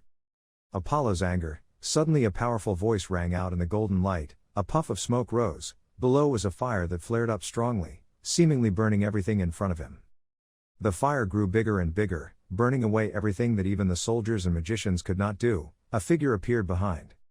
The magicians and soldiers standing below looked up at the sky and saw this scene. They couldn't help but be surprised but also let out an exclamation. One soldier exclaimed with eyes wide open, unable to believe it, immediately burned so thoroughly that not even a scrap remained. The pink-haired mage looked up with curiosity, unable to stop asking questions. What power was that?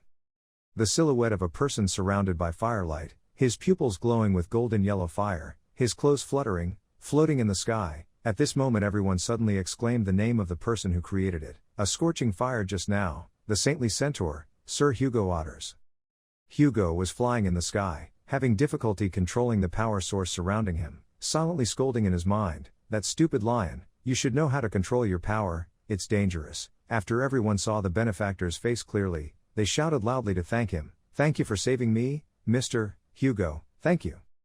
Suddenly a cloud of smoke flew everywhere behind Hugo, at which point he suddenly widened his eyes.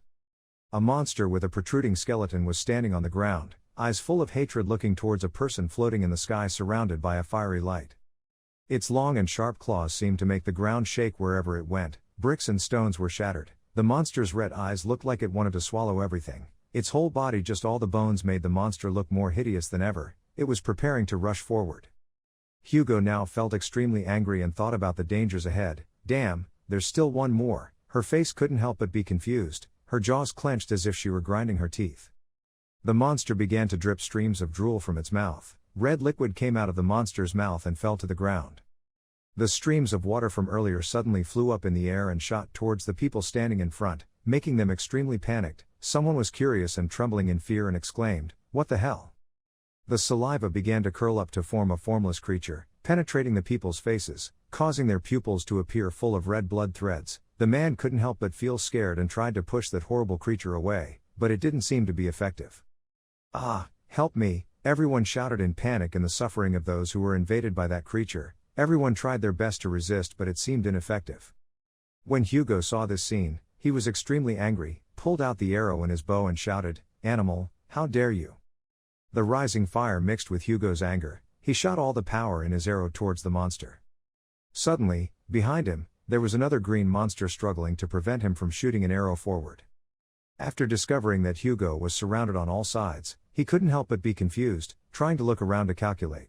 Hugo looked fearfully at the monster behind him when suddenly a tall, thin figure appeared, kicking hard at the green monster. The monster was suddenly kicked and his entire body was distorted, twisted to one side as if it was about to break in half. The kick seemed to contain a huge amount of physical strength, making him surprised. At this moment, Hugo called out his friend's name, Jian. He was panicked, his face full of surprise but extremely grateful. Li Jian saw the scene just now and kept screaming and calling his name. "Hey Otiksu, calm down for me," he said as he looked with an angry look as if he was shouting. He turned around and kicked the monster one more time to make it fly further away, then slowly landed his body on the ground with extremely skillful bare feet. Hugo also landed on the ground. He smiled and looked at Jian and said gratefully, "Thank you, Jian, thanks to you." As soon as he finished speaking, Jian with an angry face landed, trying to scold him in a voice that couldn't be more rude. Wasn't he still in the form of a saint when fighting? Jian didn't stop, and began to pour out an endless stream of words, throwing eyes that couldn't be sharper at Hugo, his voice scolding, "What did I say that you're weaker than a manufacturing class guy like me?" His face full of wonder and confusion about what he had just seen before his eyes, he continued irritated, "Seriously, oh Tixu, you're starting to make me feel frustrated." Hugo, after hearing this, was extremely sad. He sat curled up like a rabbit, his face showing extreme pity. Hugo then bravely stood up to refute. The two pointed their fingers at each other and started an argument that couldn't have been more childish. "Hey, I've tried my best." When Li Jian heard it, he was extremely shocked. He didn't believe it and started to refute, and then he almost got kicked by a miserable brat to play with the king of hell. "You useless Tixu." Li Jian's voice full of contempt made Hugo's blood boil. He responded vehemently, "Hey, don't you think your mouth has crossed the line?" Suddenly, a loud scream from a large man rang out, breaking up the heated argument between the two people. Hugo and Jian then turned in panic to search for the source of the sound. In front of the two people is the image of Stephen rushing forward, with a large bone in his hand. He jumped up, screaming in anger, as if he was concentrating his strength on the stick. "What is the point, damn it?" At this moment, his face was truly extremely angry. His eyes were wide open as if glaring at the person in front of him, his pupils flashed with golden light as if burning, his mouth opened wide, screaming fiercely, "How dare you interrupt my experience of sacred objects?" The lightning surrounding Stephen became more and more dense.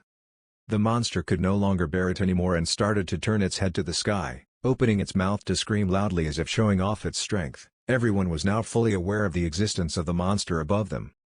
Jian, after an argument, suddenly remembered, his face full of bewilderment, and he spoke towards Hugo, "Oh yeah, he's here too." When Hugo heard this, he was filled with worry about what would happen next. Suddenly flashes of flashy light appeared on Stephen's body and suddenly crept to where Hugo and Jian stood. That source of power enveloped them, making the two brothers unable to be more surprised. Jian's face was startled and wondering, Stephen is now flying in the sky looking down below where the monster and everyone are standing. In his hand is an extremely large beam of energy that has been balled up for a long time and is preparing to be launched. His muscles are strong. Roll. Stephen raised his voice arrogantly but full of anger, "Don't get in my way and interrupt the boss's performance." Hugo and Jian now looked up at the sky. Hearing those scary and challenging words, they couldn't help but feel annoyed. Jian reprimanded, "Why was he so mad again?" Hugo seemed to have predicted something and quickly reminded him, "Don't say it." Stephen's face was no longer normal at this point. His white eyes radiated a dazzling light. His hand was throwing energy forward, speaking in a sharp and dismissive voice, "You mice, get out, all to one side. Come on, this is a battlefield for the winner." As soon as the sentence ended, the entire vast space was covered by an extremely thick and large layer of yellow power, and a thunderbolt struck down as if imprisoning. Everyone is in there with no way out. After finishing performing, he landed on the ground. In his hand was a dog bone, also known as a big bone. Stephen walked leisurely forward, saying teasingly, "KKK, just wait a little longer." He looked at the giant membrane surrounded by a flying sandstorm, the dust created by himself earlier. Inside were trapping many people and a monster, as if looking at the finished product of his achievements. "I created it, and let it out firmly, in this indestructible storm." Stephen held the big bone firmly, his face full of triumph, his eyes looking firmly at the monster. He firmly said, "Okay, the stage is ready." I had just finished my work, so I counterattacked with the magic power injected into it, however. The green monster then looked at the big, strong man in front. Its whole body began to shrink, preparing to fight. Stephen carried the big bone on his shoulder, his face smiled arrogantly, his eyes lit up when talking about the big bone. He continued, "Now I want to see what this big bone can do, just it alone." After hearing Stephen's courageous words, the soldiers couldn't help but feel happy, but as if they had grabbed a life-saving straw, they shouted loudly to cheer, "Mr. Stephen, the strongest saint, who has overcome everything, Li Jian." The cheers of the magicians grew louder and louder, creating an extremely proud atmosphere and immense power for Stephen to become more arrogant than ever when he won. The magicians continuously cheered, "We are alive, cheers, send it back to dust, Mr. Stephen." Stephen, now encouraged, rushed straight at the monster with great strength in his body. He said triumphantly, "Now it's time to pay the price for your extravagant actions." Stephen held in his hand Tandai bone. He grabbed his weapon tightly and shouted loudly, bracing himself to block it. It seemed that at this moment he was using all his physical strength to destroy the monster, there in one note. The dog bone in Stephen's hand was lifted up and hit directly on the green monster's head. Everyone exuded fear, as if they thought the monster's head would be destroyed in just one blow, but it seemed to be a big bone, that had no effect on the monster at all. The bone was even broken and a few pieces came out. Stephen's face suddenly turned red. He looked back and forth thinking he would defeat this monster in just one attack with the powerful Tandaikok that he must have always been proud of. The monster was not at all surprised at this time, but also never suffered any damage. The magicians and soldiers who had just been cheering for Stephen enthusiastically were now confused and extremely speechless because they were disillusioned and not as imagined, perhaps thinking that they could no longer be saved. Stephen was both surprised and awkward at this time. He landed on the ground, still holding the large bone in his hand, looking straight at the monster. The monster also looked down at Stephen with a disdainful look and was curious, know what he is planning to do. Stephen now seems to be tinkering, learning how to use the bone he just bought. At this time, the green monster is also tilting its head, paying attention to every action and as if waiting for Stephen to continue to counterattack. Another period of silence continued to pass. Stephen poked his head with his index finger as if thinking about what to do next in such a sudden and unexpected situation. The monster just looked on in bewilderment. Wait. At this moment, when he saw that Stephen had finished thinking and was in a posture as if he was preparing to fight, the monster also began to focus on him, eyes full of anger and also in preparation to attack. Stephen begins to reveal his full power. He clenched his teeth and roared furiously. Whoa! The lightning created by his power splashed out. His eyes became bright due to the great source of power being radiated inside him. His big, strong, muscular arms. He tried to beat with all his available energy. He turned around and hit the blue beast in front of him everywhere. While beating him, he screamed powerfully, "Whoa!" All over the body were blows like ant bites, making the monster increasingly impatient. It was angry and frustrated, not knowing when these nonsense blows would ever end. Unable to wait any longer, the monster got angry and raised its long, sharp claws and strong muscles to slap Stephen in the face. With a physical impact, the monster screamed loudly, full of anger, "Kiao!" causing Stephen to lose his position. His face, which had many scars, became more distorted and had to spit out a sentence full of pain. Huh. As soon as he fell from a high place, he was stung by a beast that he thought was weak. Stephen couldn't help but be shocked and think that something was wrong. He must have gone all out. But why? The question is always in my mind in an inexplicable and painful way. But Stephen at this moment still seems to know nothing about the truth about the weapon he bought and is questioning himself. Why is Li Jian's weapon but does not promote its effectiveness? The scene changes to the image of Hugo touching the dense sandstorm layer that Stephen initially created to imprison them. With each touch, it seems that a huge source of energy is released, making both of them extremely it's hard to think of a way out. Li Jian was now impatient and wanted to ask his friend's opinion. He said, "What do you think, we can go out now?" Hugo touched the membrane in front of him while testing it, while gently denying, "No, because it's his base technique, destroying it won't be easy at all." Li Jian couldn't hold back or give in anymore. His anger had reached its peak. His arm and leg muscles were surging. He raised his hand into a fist as if preparing to punch whoever was in front of him. The tone couldn't be more hateful. "If he can escape from here, there's no way he can escape this Jian." Hugo behind him is equally angry. He chimes in, "That damned lion, who would have thought he would use it too? Please take care of us." At this moment, the two of them turned their heads to each other as if they were discussing something very important, a very decisive decision. Jian spoke up and affirmed that he could not give in and continue to wait for the Lion Saint. "Okay, that's it then." Jian looked up at the sky, towards the bone monster in the back, along with a group of people like the undead rising, standing with his arms crossed and saying, "Let's take care of this guy for now, right?" and looked down at the people who had got infected and asked the person next to him, even if he had been drinking for a long time, it was a disaster. An army consisting of both travelers and magicians, soldiers, had just gathered their strength together, but now they were all possessed by the parasite in the mouth of that disaster. Everyone's eyes were black, their red pupils looked like zombies, they screamed, clenched their teeth, it seemed like there was no longer any humanity left in them. The group of people pushed each other forward, to attack two people. Li Jian and Hugo, following the command and manipulation of the disaster monster behind. Hugo, someone who witnessed the entire incident before going to Jian, arrived. After receiving his friend's question, Hugo began to explain to Jian the origin of these people. He said, they were all people whose minds were controlled by the power of that evil monster. Look the way they stood in front of such a disaster, they were definitely trying to use them as hostages. As Hugo spoke, he reminisced about the scenes he had seen before, the scenes of people calling for help because the parasite in the monster's body took over them. At this point he started to become angrier and he spoke with a difficult voice, so attacking it wasn't so easy. The army was coming more and more, their steps almost leveled the ground at an even and dizzying speed. At this point, Jian looked at Hugo and said in a calm voice, I think we have to put an end to this. The army still walked forward fiercely. Hugo looked towards a group of emotionless zombies preparing to kill themselves. It was difficult to understand. Huh? How? What are you thinking in the end?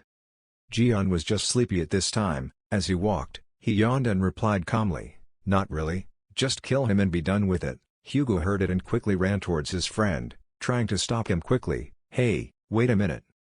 Suddenly a blackened person rushed towards Li Jian in a surprising and ferocious way. Hugo from behind saw him and couldn't help but hastily try to remind his friend, but he didn't know about Jian's strength at the time. Hey! Before waiting for the other guy to attack him, Jian discovered it following Hugo's reminder. One hand held a tight fist to the head, the other hand grabbed the collar of the blackened man's shirt, making him completely passive. He could only scream pitifully with lifeless eyes. It didn't stop there. When he grasped the shape of the parasite, Jian's pupils flashed blue with confidence, making the person in front tremble in fear.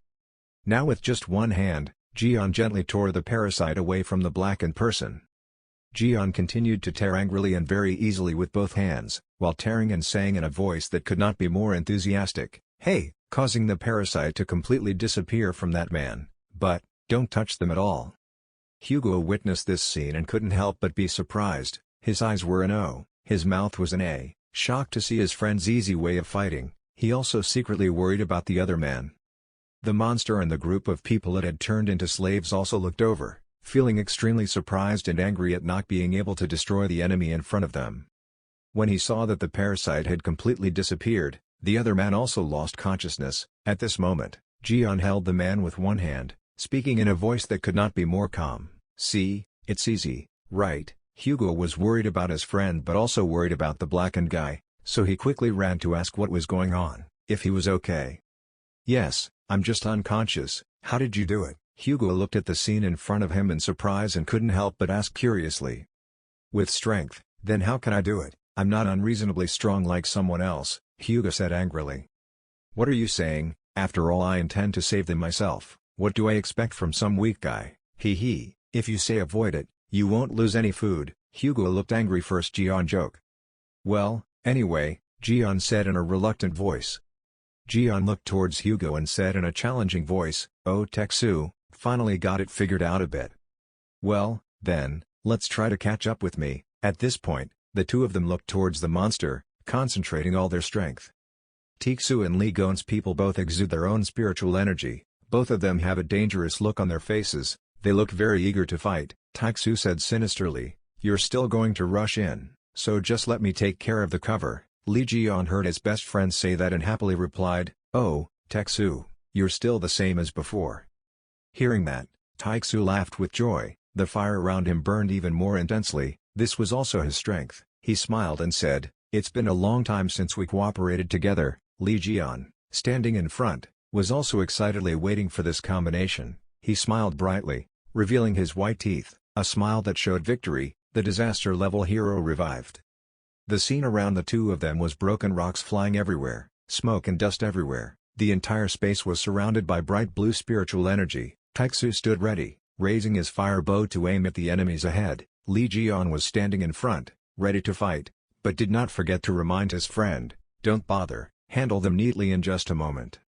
Opposite them is a huge monster. It is growling at the two people in front of it. Not only that, there are also many people surrounding it.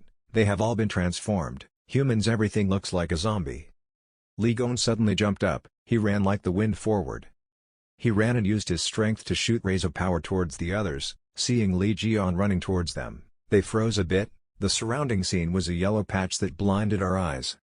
Suddenly a beam of light rushed down from above and jumped down to the middle of where the others were standing. Li Jian used his strength to knock away all nearby enemies.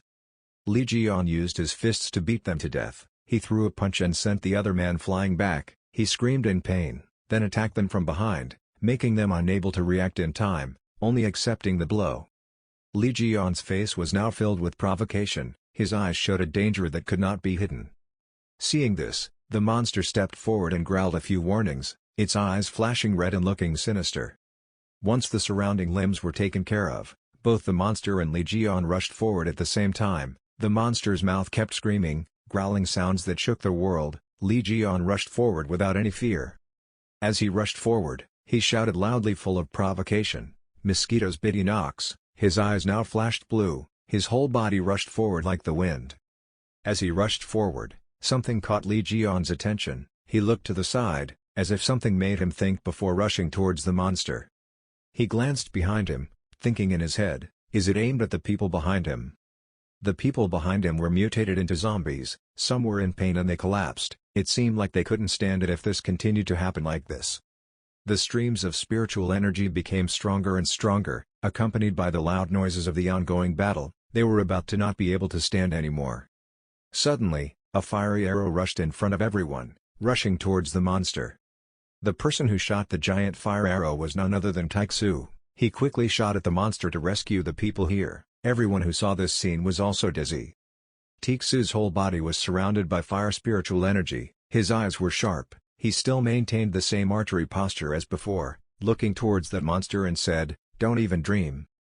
Li Jian knew that Taixu had taken action, so he couldn't help but happily turn around and smile happily without caring about the monster rushing towards him and said, "Taixu, you're very good."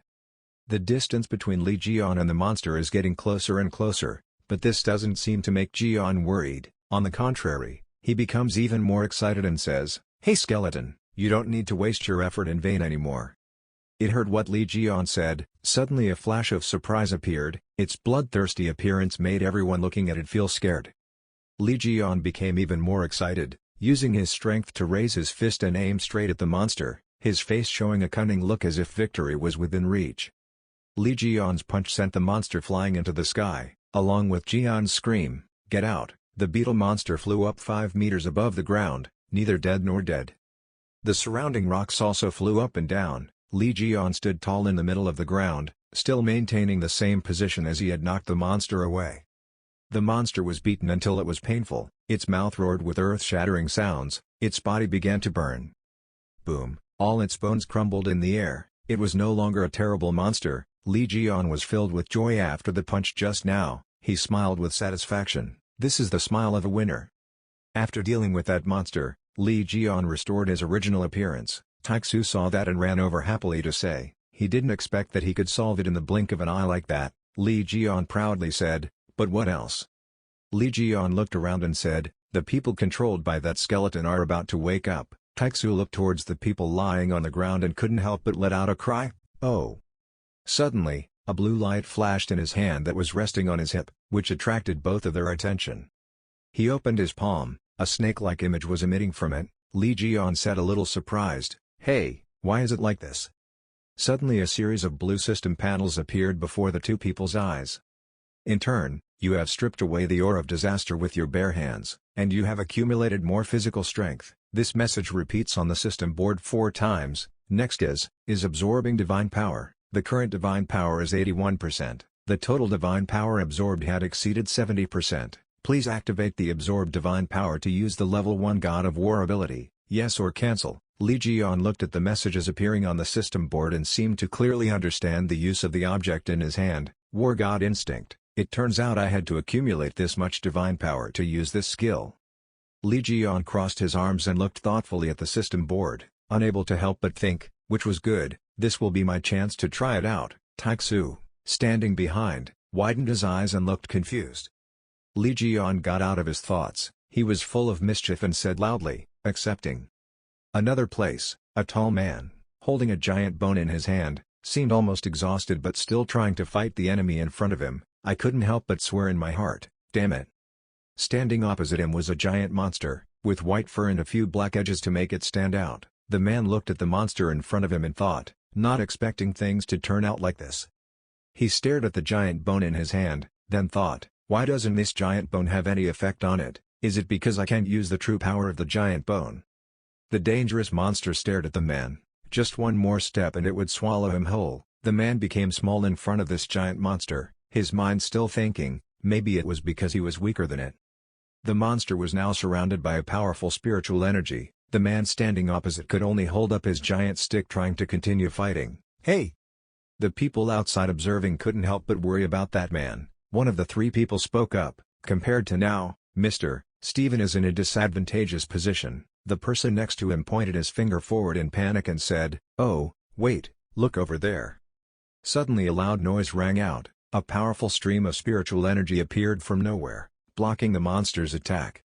I only saw a figure rushing like the wind, using his strength to break through this formation. His eyes were bright, his face showed a bit of anger, and his whole body quickly rushed forward.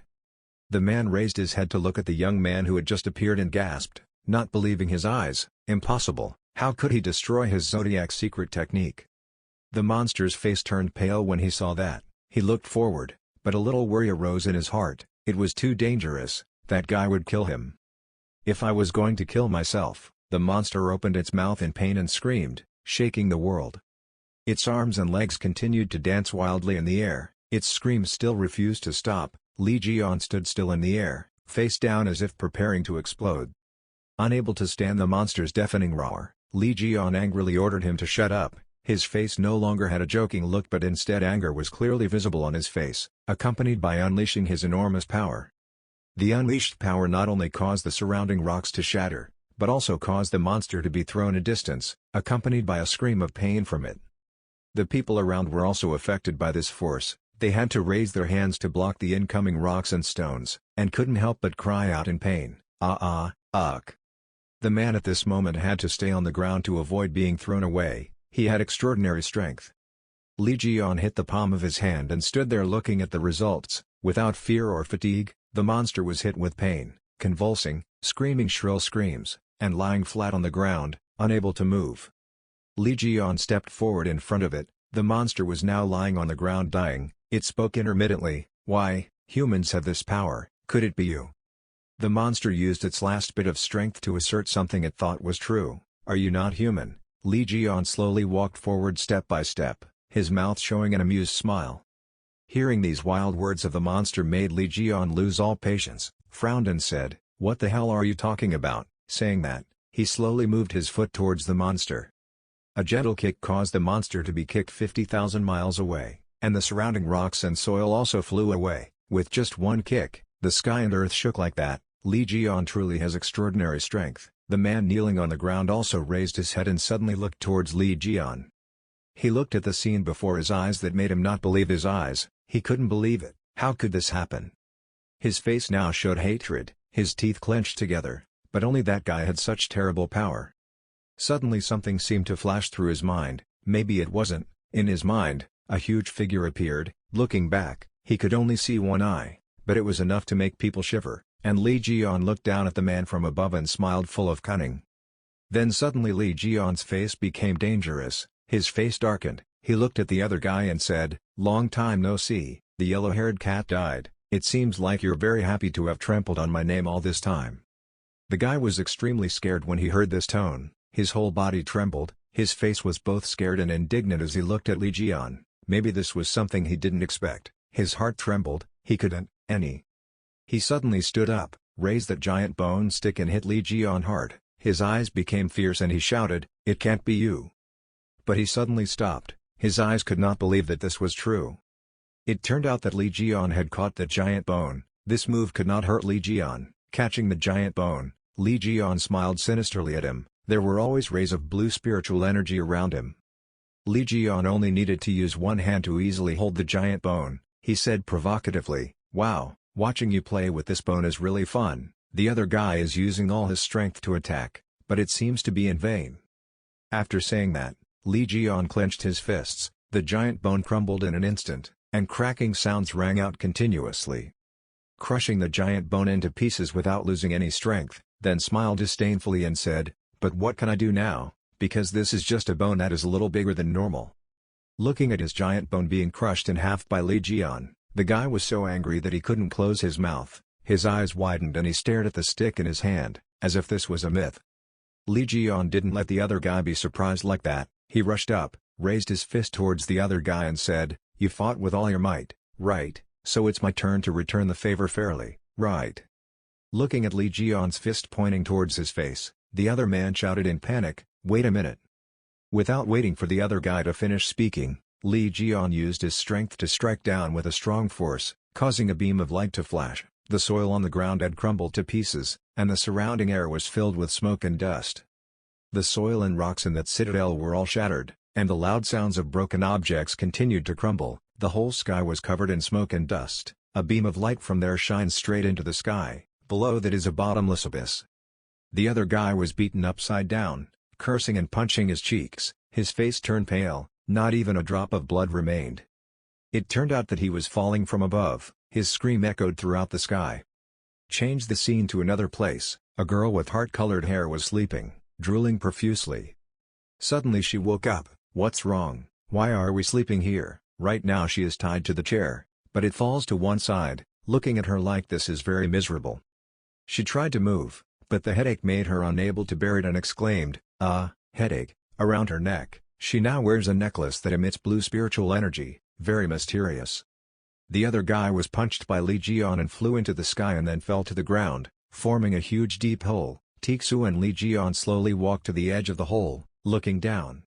Li Jian saw that guy falling into such a deep hole and couldn't help but laugh out loud. "Ha ha ha ha, the fun is still long, see you later, the obnoxious yellow-haired cat, that's if you're still alive." Tixu came closer and looked a bit surprised and asked, "Oh my god, can he climb up?" Li Jian didn't care about his life or death and said, "Why do you care about that? His body was so muscular, how could he die?" He remembered the people in the barrier and immediately turned back to ask, "Were the people in the barrier still safe?" Tixu happily replied, "Yes, they are having fun in the back there." The people couldn't help but rejoice when they saw that the guy had been destroyed. They cheered for this victory. Everyone was happy. After saying that, Li Jian's face became full of cunning. He snapped his fingers and said, "Very well, then, where is the piggy bank?" A piggy bank appeared and let out a joyful sound. Li Jian quickly took advantage of the opportunity to order, "You go and collect all the valuables before we leave." Tixu looked at his friend like that and couldn't help but think, he really knows how to get rich. While the piggy bank was packing up all the items, Li Jian turned and said, "Oh yes, I still have one more teammate. When I get back, I'll let you two meet." Tixu heard that and asked, "Who was that?" "Was it the person who lent him the phone he used earlier?" Li Gon immediately replied, "Yes, his name is Sung Jae." Hearing this familiar name, Tixu was like being struck by lightning. I couldn't believe my ears. Tixu seemed like he didn't want to believe this was true. His voice trembled and he asked again, "What did you say, Sung?" Li Jian looked at the phone and leisurely replied, "Sung Jae, Chun Sung Jae, I'm sure I remember correctly. It seems that he is a person of Gemini star. If only considering magic power, he is more than capable of being a holy guild leader, even though he's still young. That kid is very smart and agile, he'll probably do a lot of work." In Li Jian's head, an image of a young man with red hair and handsome face appeared. The more he heard Tixu, the more he scratched his head. He didn't expect it to be his son. The more he thought about it, the more he couldn't accept it. "Sung Jae, why are you involved with this annoying guy?" Seeing Tixu's expression a bit strange, Li Jian wondered why he had such an expression. Tixu was still lost in his thoughts. "I was extremely careful not to let them meet. If only those two crazy Jian fans knew he was still alive." The more he thought about it, the more scared he became. In his mind, a family of three had now transformed into evil. Now he couldn't cry anymore. There was only one thought in his head, so what would happen to his family? My family will be broken. Li Jian turned around and saw his friend's unsightly expression, and was a little confused, but he continued, "That holy leader of Gemini star who knows how to use instant teleportation is also here, right? If we call him to take everyone away." Before he could finish his sentence, Tixu quickly said, "Wait, can we just leave like that?" Hearing his friend say that, Li Jian was a little confused and asked why. As for Tixu, he was worried as if he was afraid that Jian would know about it, so he would cover it up, because the twin stars wouldn't want to take him along. What are you going to expect from them? Listening to Tixu, it seems right. Li Jian is a bit hesitant, come to think of it. In Li Jian's head, it's like a tape rewinding to a time before, arguing every time, making it impossible for him to forget. Lee Ji-yeon thought back to what he had experienced before. It was worth pondering. They were always angry with him. Taek-soo took the opportunity to say, "Oh my god, look at that, I just saw how much they hate you." In his heart, he whispered sorry to his son, "Sung-hae, I'm sorry." Lee Ji-yeon thought about it, his face turned black, his hands clenched his fists, and he said unpleasantly, "Anyway, it depends on the person, so they only care if it's Gemini. That's not strange, right?" When Taek-soo heard his friend say that, he felt a little happy in his heart, but his facial expression was still so unsightly. He patted Ji-yeon's shoulder and said, "Ha, so Ji-yeon, don't worry about those people anymore." Suddenly, a familiar voice came, "Dad." This made Taek-soo seem petrified on the spot. He slowly turned his head, his heart trembled every now and then, afraid that someone who shouldn't have come had come. His voice trembled and said, this voice was a person holding the phone. His voice, a bit vague, said, "Could it be the Ji-yeon that Dad mentioned? Is it Lee Ji-yeon?" It turned out that Sung-jae had arrived. He looked bewildered and a little surprised at his father. Taek-soo stiffened his face and turned to look at Lee Ji-yeon. His expression was that he didn't know what to say. On the contrary, Lee Ji-yeon looked at him calmly. It seemed like this was quite interesting. Taek-soo turned back to look at his son. His face became stiff. He opened his mouth but couldn't say a word, but inside he was seething. "Sung-jae, why are you here?" Could it be that he called it? Sung-jae was angry, truly unacceptable, shouting loudly, "Dad, please answer me right away. And those people too. Dad saw you, that's why he said that, right?" Standing in front of his son, Taek-soo became confused. He didn't know how to explain. His voice trembled slightly and said, "Sung-jae, that's it." Suddenly there was a loud scream, "Lee Ji-yeon," followed by a large black streak flying towards the three of them. All three of them didn't know what was going on, and were a bit surprised. That black streak was aimed straight at Lee Gon's body. It moved as fast as the wind, instantly flying in front of Lee Ji-yeon. To Lee Ji-yeon's surprise, suddenly an object appeared in front of him and that black streak. It opened its mouth as if preparing to eat all those things into its stomach. It's slime, so Lee Ji-yeon's darling. It flew up, opened its mouth wide and ate all those black streaks into its mouth, to the surprise of the three people below. After swallowing everything into its stomach, it even licked its lips to show that it was very appetizing. It seemed like the food it ate was quite delicious, and on its face, a look of immense satisfaction and enjoyment appeared. The system panel displays a notification. The Earth Spirit Holy Artifact has received anti-poison. The range of use of the skill invulnerability has been increased. Poison resistance will show the basic effect when crafting holy items. Lee Ji-yeon held the slime in his hand and his face turned black. He suddenly looked down at his beloved animal, as if he couldn't believe it. Taek-soo and his son in the back were not much worse. Both of them gasped in surprise at what had just happened. Unable to accept this happening, Lee Ji-yeon was angry, opened his mouth and cursed, "You crazy person, you ran out of food. Why did you eat that? You vomited out right away for me." Taek-soo and his father, standing behind, also expressed sympathy for Lee Ji-yeon.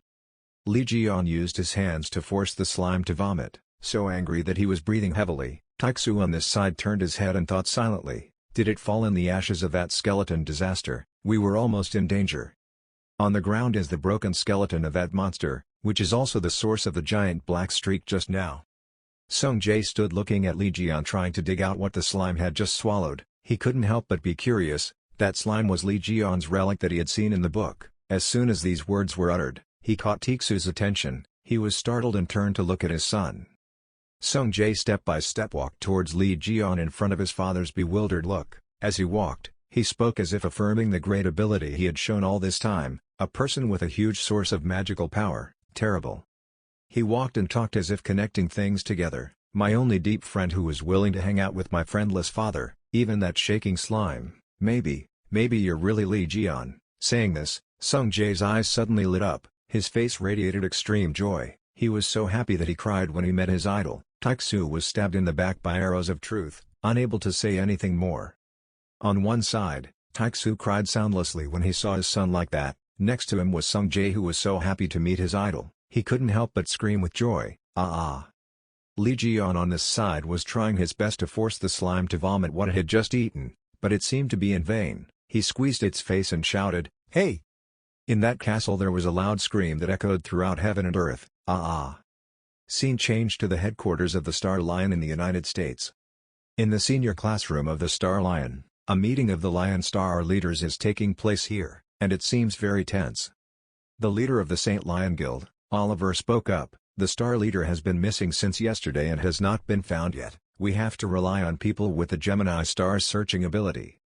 The people who appeared at this meeting were not ordinary people, everyone had supernatural powers. A young person among them spoke up. But you were aggressive with them in Chapter 12, will they accept our request? When Oliver heard that, he cursed loudly. Damn it, actually, since it was his first appearance, he had to try to act a little cool.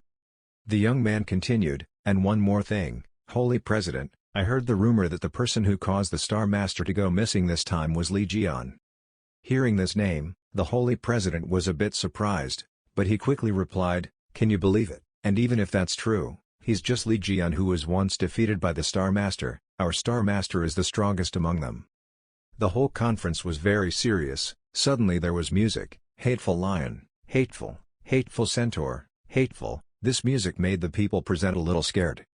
The music hasn't stopped yet. It continues to sing as if provoking the people present. Lovely Jian, Jian, come here, come here. These people were bewildered by the music, their faces showing disbelief that there was such a person in their group. The whole conference fell into silence. No one spoke. Suddenly, a girl among the people here spoke up. I'm sorry, then picked up the phone and pressed it to turn it off. This girl is the vice star of the 10-star lion, Chun Yu-ha. She held up the phone and calmly said like this was no big deal, I forgot to turn it on vibrate mode. When he learned the owner of that strange music, even the Holy President had to hold his head helplessly, and the young blonde man shouted in disbelief, Vice Star Master. The Saint Guild Master also had to lament, Vice Star Master Chun Yu-ha, this is a meeting to discuss plans to find the owner, please be serious. Chun Yu-ha heard that and her face fell. Why do we have to find that bastard? The other people who heard her calling the owner like that gasped in surprise, only she had the guts. She picked up the phone and pressed the button, not paying attention to the expressions of the people around her. Damn, I accidentally spoke. Why do we have to look for him? He is inherently a person who is good at taking blows, he will come back alive no matter what. Hearing her say that, the people around were helplessly thinking, was it true that she had accidentally spoken? Hearing Chun Yu-ha's words, Saint Oliver was furious and screamed, but she was the Star Master's right hand, one of the 10 stars, so she had to come forward and solve the problem. Don't talk like this is someone else's business.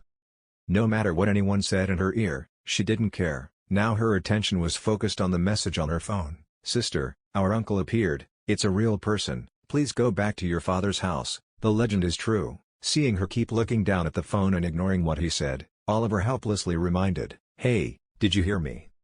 Chun Yu-ha didn't care, her face looked at the phone thoughtfully, thinking, Uncle, I can't stand being curious anymore.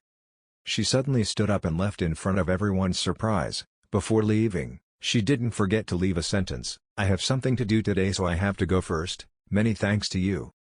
She turned away without paying any attention to the people present, they could only stare in bewilderment. The atmosphere in the room fell into silence.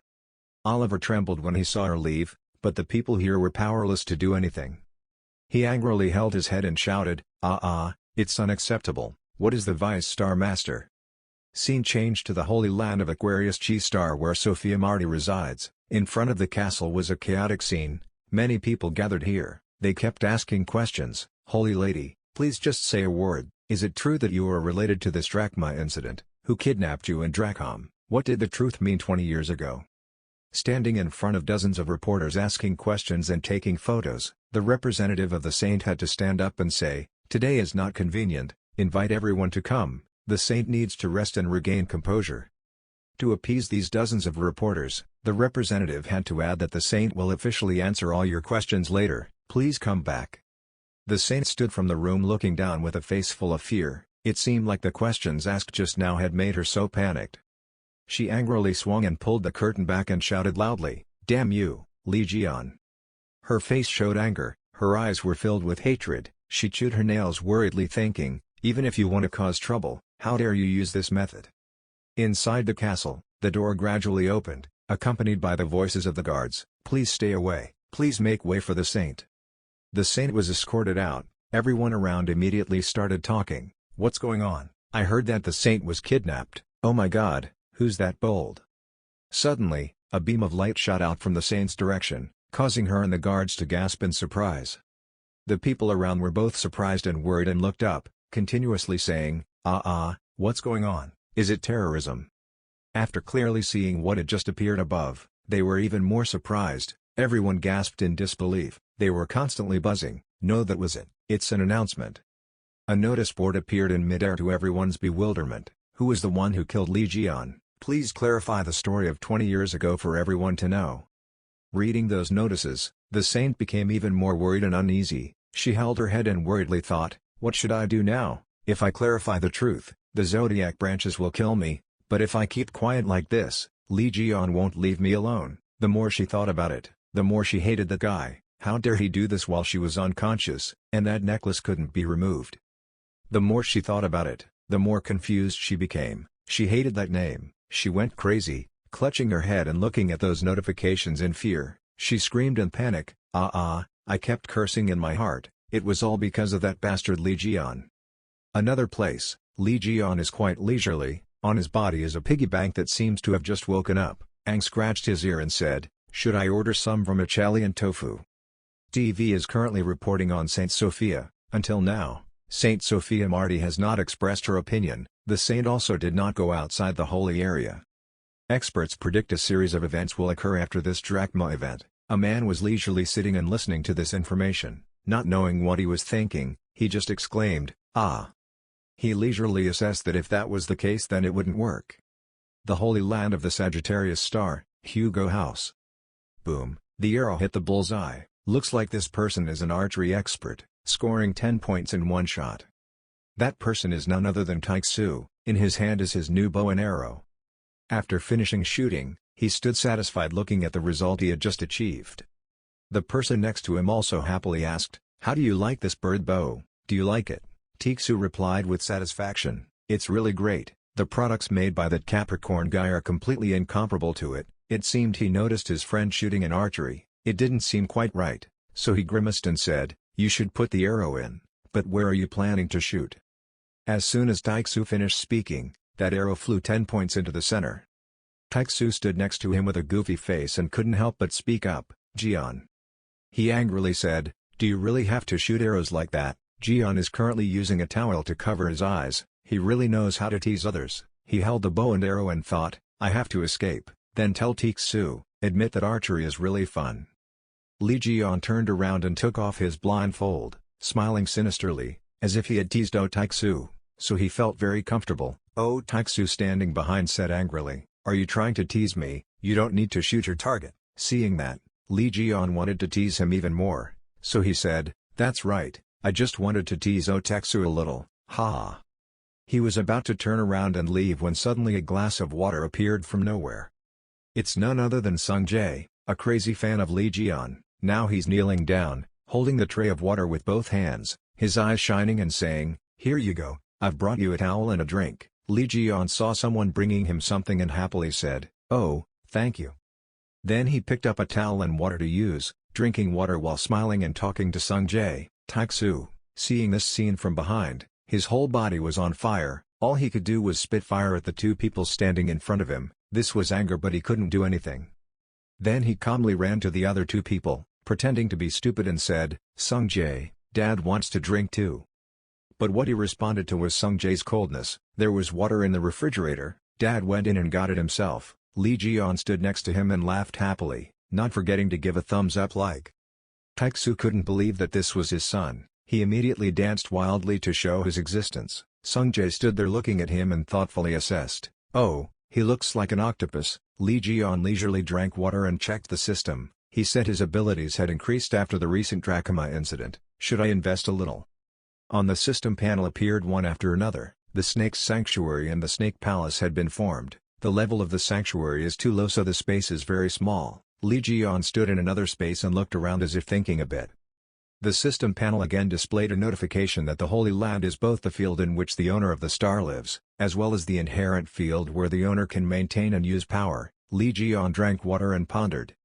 The information continues to appear. You can manage the sanctuary from now on. You can move piggy-level subordinates to the sanctuary. You can strengthen the power of the Holy Land by adding the power of humanity.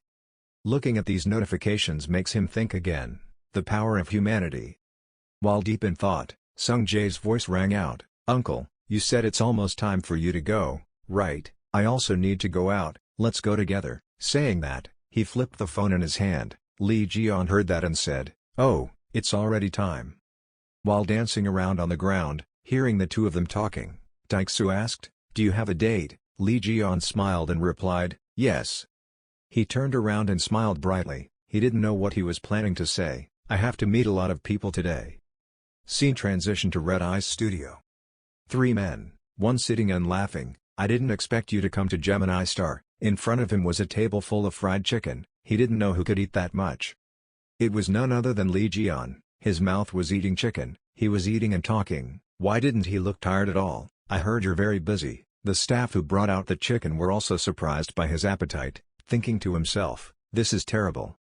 When that man heard that, he laughed and said, "No matter how busy he is, recruiting talented people is always the most important thing." Again.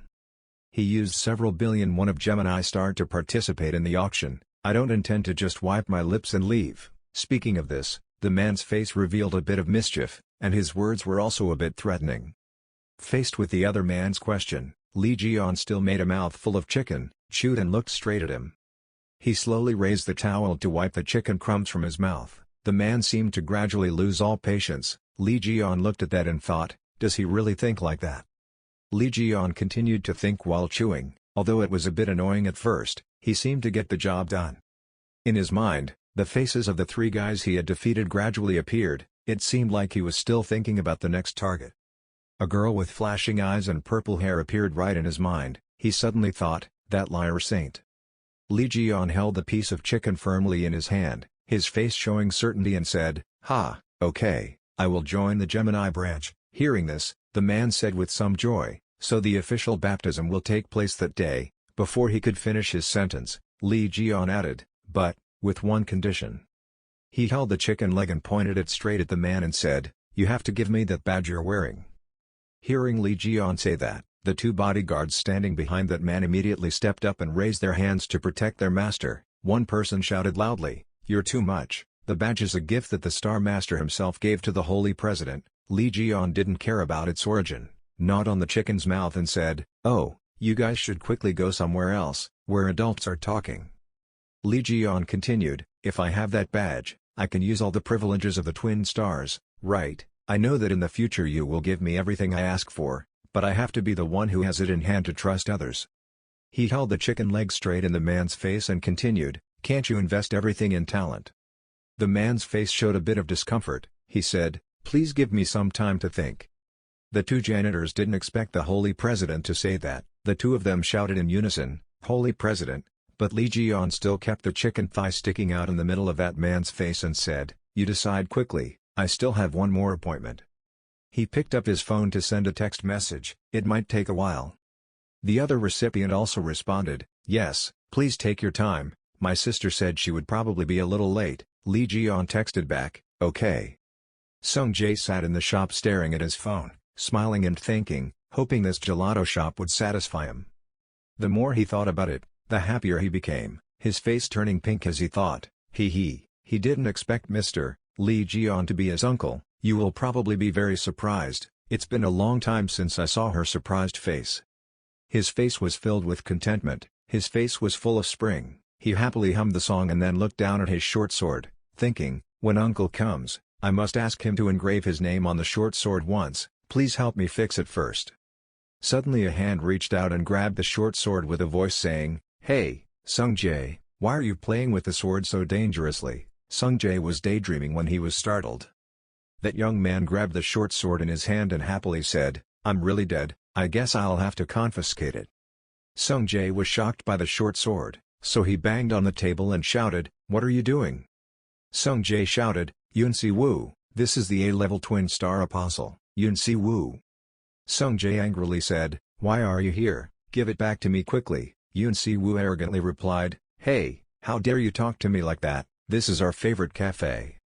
Sung Jae stood there gritting his teeth, his hatred for those kids clearly showing in his eyes. In his heart, he was constantly cursing them, and every time they argued, he always used the excuse of being older. "Wow, knowing that, I would have chosen another restaurant, although I really want to give it a good punch."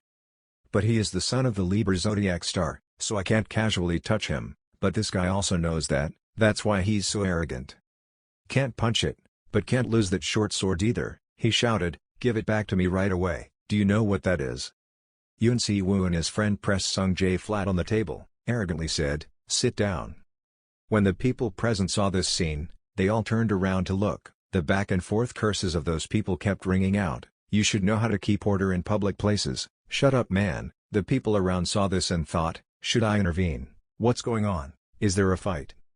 Sung Jae was pushed down on the table by the other guy and shouted, do you really want to play with me? Yoon Si-woo stood next to him, full of arrogance. He said, every time you get caught, your mouth always works at full capacity.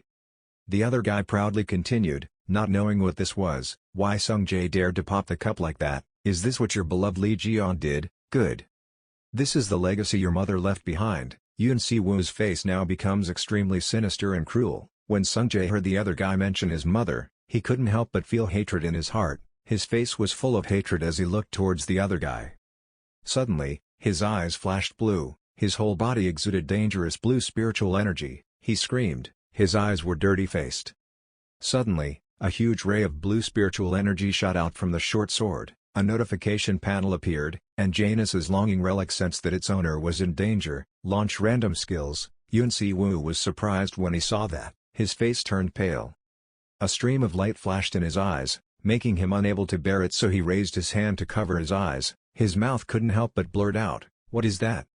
Suddenly, a head appeared from nowhere, rushing straight towards Yoon Si-woo, making him sweat in panic. That head rushed forward, punched the other guy in the face, causing blood to splatter everywhere. The two juniors standing behind saw this scene and gasped. They couldn't believe their eyes. They didn't understand how this could happen.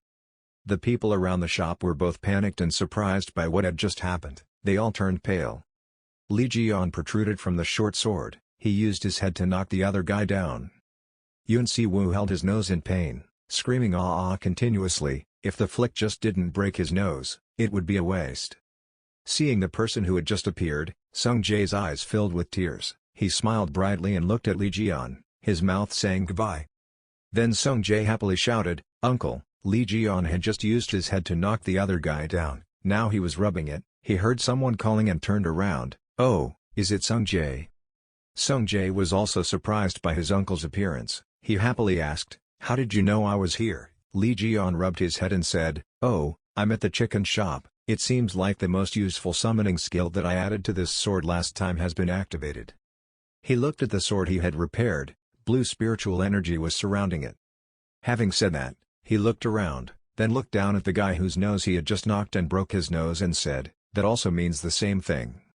These guys threatened Sung Jae, right? Yoon Si-woo held his nose in pain. Hearing that, his whole body looked a little worried at Lee Ji-yeon. Needless to say, his two accomplices looked worriedly at Lee Ji-yeon. After saying that, Lee Ji-yeon stood with his hands clasped together, preparing to give those guys a punch. His eyes were angry and he said, don't you dare touch my nephew. The other two guys saw that, sweating like rain, and said to each other, hey, Sung Jae's uncle is very strong. I don't know, but it's scary. Seeing the expressions of the other two guys, Lee Ji-yeon laughed even more proudly. His eyes sparkled with excitement and said, then let me help you remember the price you have to pay. After saying that, he pressed his hand and heard a cracking sound. When the other two saw Lee Ji-yeon like that, they were so scared that they froze, sweating non-stop. The sounds of crashing and crashing spread outside the store. The scene inside was even worse. Potted plants fell, tables and chairs tilted, and the people who had bullied Sung Jae earlier were beaten to a pulp by Lee Ji-yeon. Two of them were beaten until they foamed at the mouth and fell to the ground. Sung Jae continued to deal with the blonde guy. He rushed forward and punched him straight in the face. The blonde guy was punched but still wasn't afraid. He asked, do you know who I am? I am a level A apostle of the Gemini Star Association, the second-generation young master of a tycoon family. Sung Jae didn't care about that guy's family background at all. He directly used his foot to push hard into his stomach. After being beaten so hard, the blonde guy kept saying that he was my son. Saintus Libra is the star. The more he said, the more Ji-yeon would hit. He got angry and hit that guy in the head. That guy's face was so swollen by Ji-yeon that even his ancestors didn't recognize him. He was about to continue but was stopped by Ji-yeon's slap. The blonde-haired guy's face was deformed, his whole body was trembling. he thought warmly. Listen, you have to listen to what people have to say first. Seeing him fall to the ground, Lee Ji-on still had no intention of stopping. He cracked his knuckles to prepare to continue fighting. Get up, you dog, I'm just starting now. What the hell have you been babbling about since just now? The blonde man was beaten until he couldn't breathe. He cursed, damn it, all his defensive magic was destroyed by him. What should I do? That guy's hand was shaking. He forced his mouth to curse, you coward. That guy clenched his fist, determined to defeat Ji-on. That guy's whole body immediately emitted an aura. He thought bitterly, you won't be able to be so proud anymore. Immediately afterwards, he summoned the bronze bull of Phalaris. A giant bronze bull covered in blue light appeared. He controlled the bull to attack Ji-on.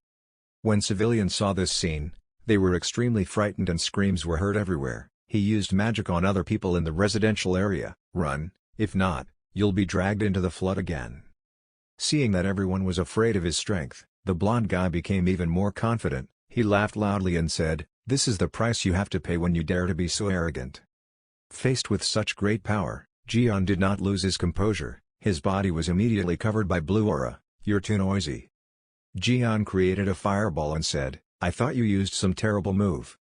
This fire is not enough to warm my ass. After finishing speaking, Ji-on smiled sinisterly.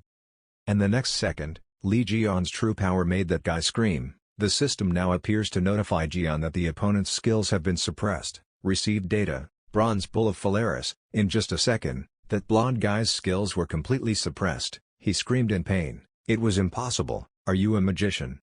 The other guy's skills had been absorbed into Lee Ji-on's relics. He smiled smugly and replied, no, I'm just a blacksmith. Message continues to appear. You can use the collected skill data. The received skill data will be in a temporarily preserved state, and will be damaged after use. If you want to use the skill permanently, you must collect data to craft the relic. Do you want to use data as a skill? After completely absorbing that guy's skills, Lee Ji-on's relic immediately took effect. I'll show you how to use fire. Thanks to the other guy's skills, Lee Ji-on's power grew even stronger. He immediately used the heart of the iron-blooded man, Phalaris Bronze Bull, to attack the blonde guy. That guy's body seemed to be burned by fire. He screamed in pain. Lee Ji-on created a giant tornado that fell on that guy, blood spraying everywhere. The water cannon penetrated the cafe and crushed the scum down below. A large hole was created below. The rock and soil crumbled, smoke and dust flew. That guy was beaten to the ground and his pants were torn in large chunks. After finishing the fight, Lee Ji-on immediately warned that guy, if you dare to touch Sung Jae again, then prepare to eat incense. Then he turned around and smiled and said, Sung Jae, next time you meet those Yang Lake people, don't hold back anymore, just punch them to death. I have a security guard. After hearing this, Sung Jae's eyes lit up and he immediately replied, yes. At this time, a girl came and called Sung Jae. When he saw her, he immediately cried out, sister. The girl walked over and looked at everything around and asked, what just happened here? Why is this so chaotic? I'm not injured anywhere. Hearing that, Sung Jae immediately showed an extremely excited expression. His eyes lit up. Sis, now it's not important anymore. The older sister looked at Sung Jae in bewilderment. He immediately pulled her over to Ji-on's side and said, this side, this side. The hero who eliminated countless disasters, the hero who sacrificed his life to save humanity. The main character in the video that we have watched countless times. When we were kids, Sung Jae and I watched a lot of videos about Lee Ji-on. Previously, Ji-on's face was deformed so he always wore a veil. But now he no longer has to wear a scarf. His handsome, radiant face has returned. Sung Jae shouted happily, it was Uncle Lee Ji-on. When Sung Jae's sister heard this, she couldn't help but be startled and shocked. She even pinched her cheeks to see if it was a dream. Seeing his sister like that, Sung Jae smiled happily. Sung Jae's sister hesitantly asked, is that person Uncle Lee Ji-on? It can't be. He's so handsome. 20 years ago he had a lot of SEO marks, and he had to stay in the Devil's Tower for 20 years, so I thought he must be miserable, but even so, he's still cool. At this point, Sung Jae's sister put her opinion aside and continued to say, no, appearance is not important. Luckily, Uncle Lee Ji-on returned safely. Seeing his sister like that, Sung Jae immediately put on a judgmental face and said, her heart jumped out. Hearing that, Lee Ji-on could only laugh. Lee Ji-on went to greet Sung Jae's sister. He waved his hand in a friendly manner then smiled and said, you're Yuha, right?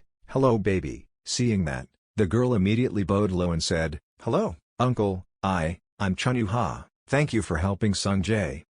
Lee Ji-yeon smiled and continued, "Yuha, just relax, if you are Hugo's son then I am your uncle." Sung Jae smiled and teased her, "Wasn't it nice?" At this moment, Yuha suddenly burst into tears. She hesitantly asked, "So uncle, I'm sorry I just met you like this, but can I ask you something?" Ji-yeon happily replied, "Yes, go ahead, I was going to ask for your autograph, right?" Yuha continued, "If you don't mind, you can." The girl had not finished her sentence when the ground suddenly cracked. Just then, a giant monster appeared from the ground. It roared as soon as Yuha said some important words. Lee Ji-yeon couldn't hear what the girl said. He asked in bewilderment, "Hey, what did you just say?" At this time, the girl immediately took out a staff, turned around and prepared to confront the beast, a top-notch post from Yuha's position. Ji-yeon still stood there bewildered. The staff rushed straight towards the beast. Lee Ji-yeon still didn't understand what was going on. He stood behind and called her name. "Yuha." Yuha replied with a cold face, "Please wait for me a moment. Because after killing these bastards, I will propose to you immediately." Yuha's eyes were like lightning. Immediately, Yuha took the staff and rushed straight towards the beast without the slightest fear. Sung Jae sighed and said, "She already turned on the signal while standing in front of you," and Ji-yeon standing next to him was bewildered and didn't understand what was going on. "Sung Jae, what did your sister just say?" "Demand, what?" Just thinking about that, Ji-yeon's face changed color. In the sky, the sunlight was gradually obscured by the beasts. Their cries rang out everywhere. The loudspeaker immediately broadcast an announcement, "A disaster appeared, a disaster appeared, this is an urgent notice, everyone please go to the shelter quickly." The claws of the plague destroyed high-rise buildings. There are countless disasters, they are gradually destroying the whole city. There are two types of disasters, one that can fly and one that crawls up from the ground. They are destroying the whole city. Their appearance caused the whole area to become chaotic, people fled everywhere in fear, and screams rang out incessantly. But in just a split second, the monsters had several large holes carved into their bodies. And it was Yuha, the girl holding the staff in her hand, who did it. Yuha's appearance made the disaster group unable to react in time. Just one move of hers made the calamities scream in pain.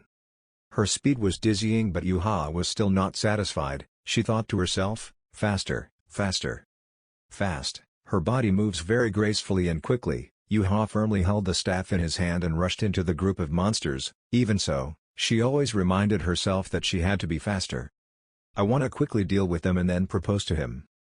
Yuha looked up at the sky. The monsters were still coming. Their cries echoed everywhere. Yuha angrily said, "What a bunch of troublemakers." Right after that, she immediately put all her strength under her feet and jumped up high.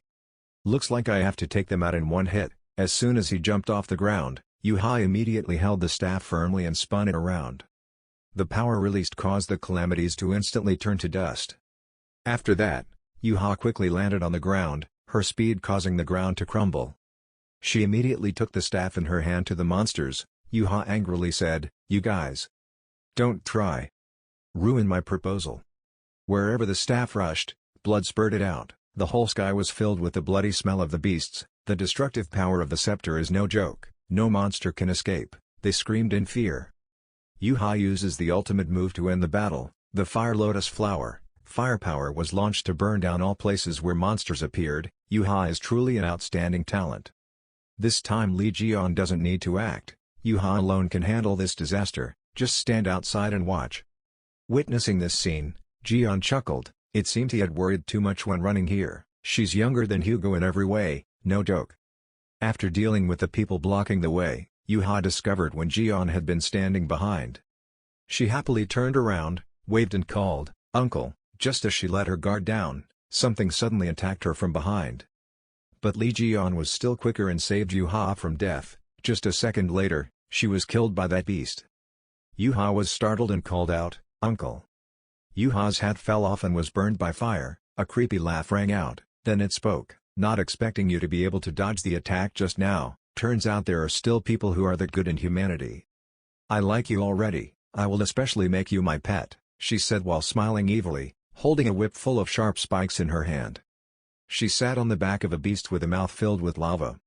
She laughed and said, "Why are you all playing with fire today? I'll pee my pants in my sleep." Li Jian stood facing her without fear. Well, this was a good opportunity. I'll need a steam forge if I want to create more sacred objects. Li Jian said excitedly. Very good, you will become my #1 furnace.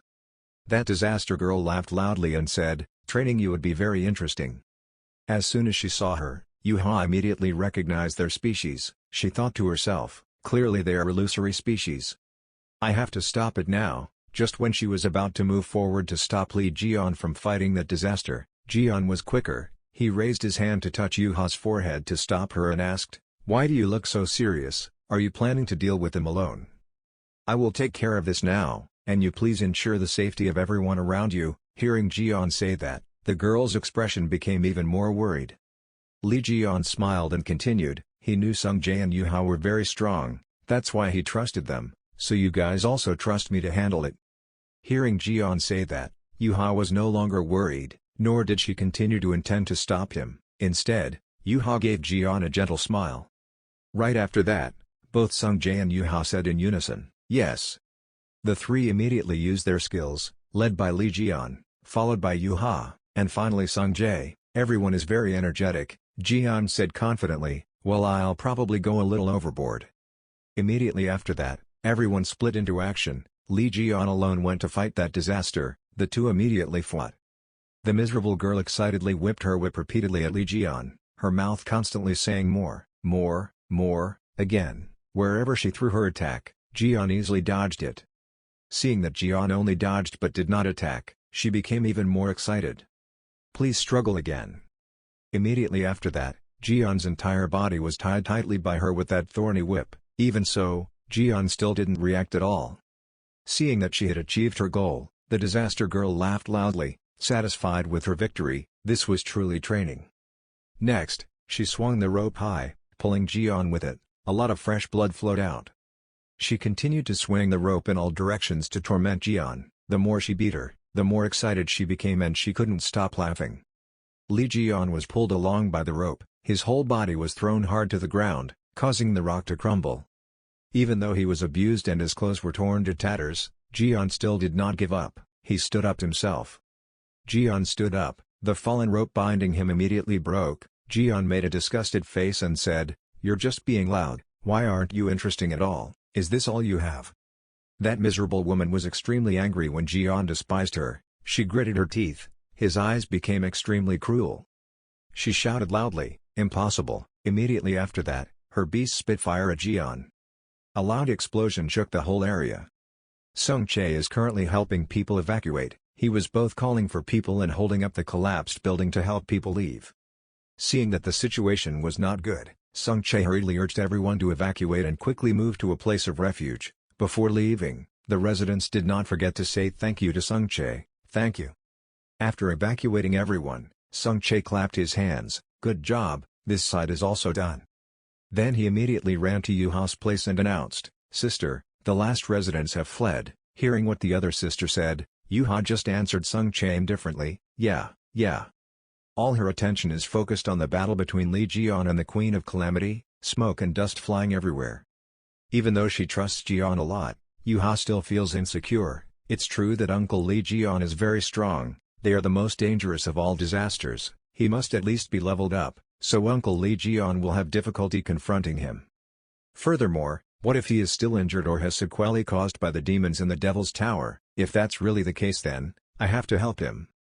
The more she thought about it, the more worried she became, so Yuha decided to go to support Jian. Seeing Yuha walking towards Jian, Sung Chae immediately said loudly, Sister, Uncle told me not to interfere. Yuha replied, she will be right back. Sung Jae, please stay there.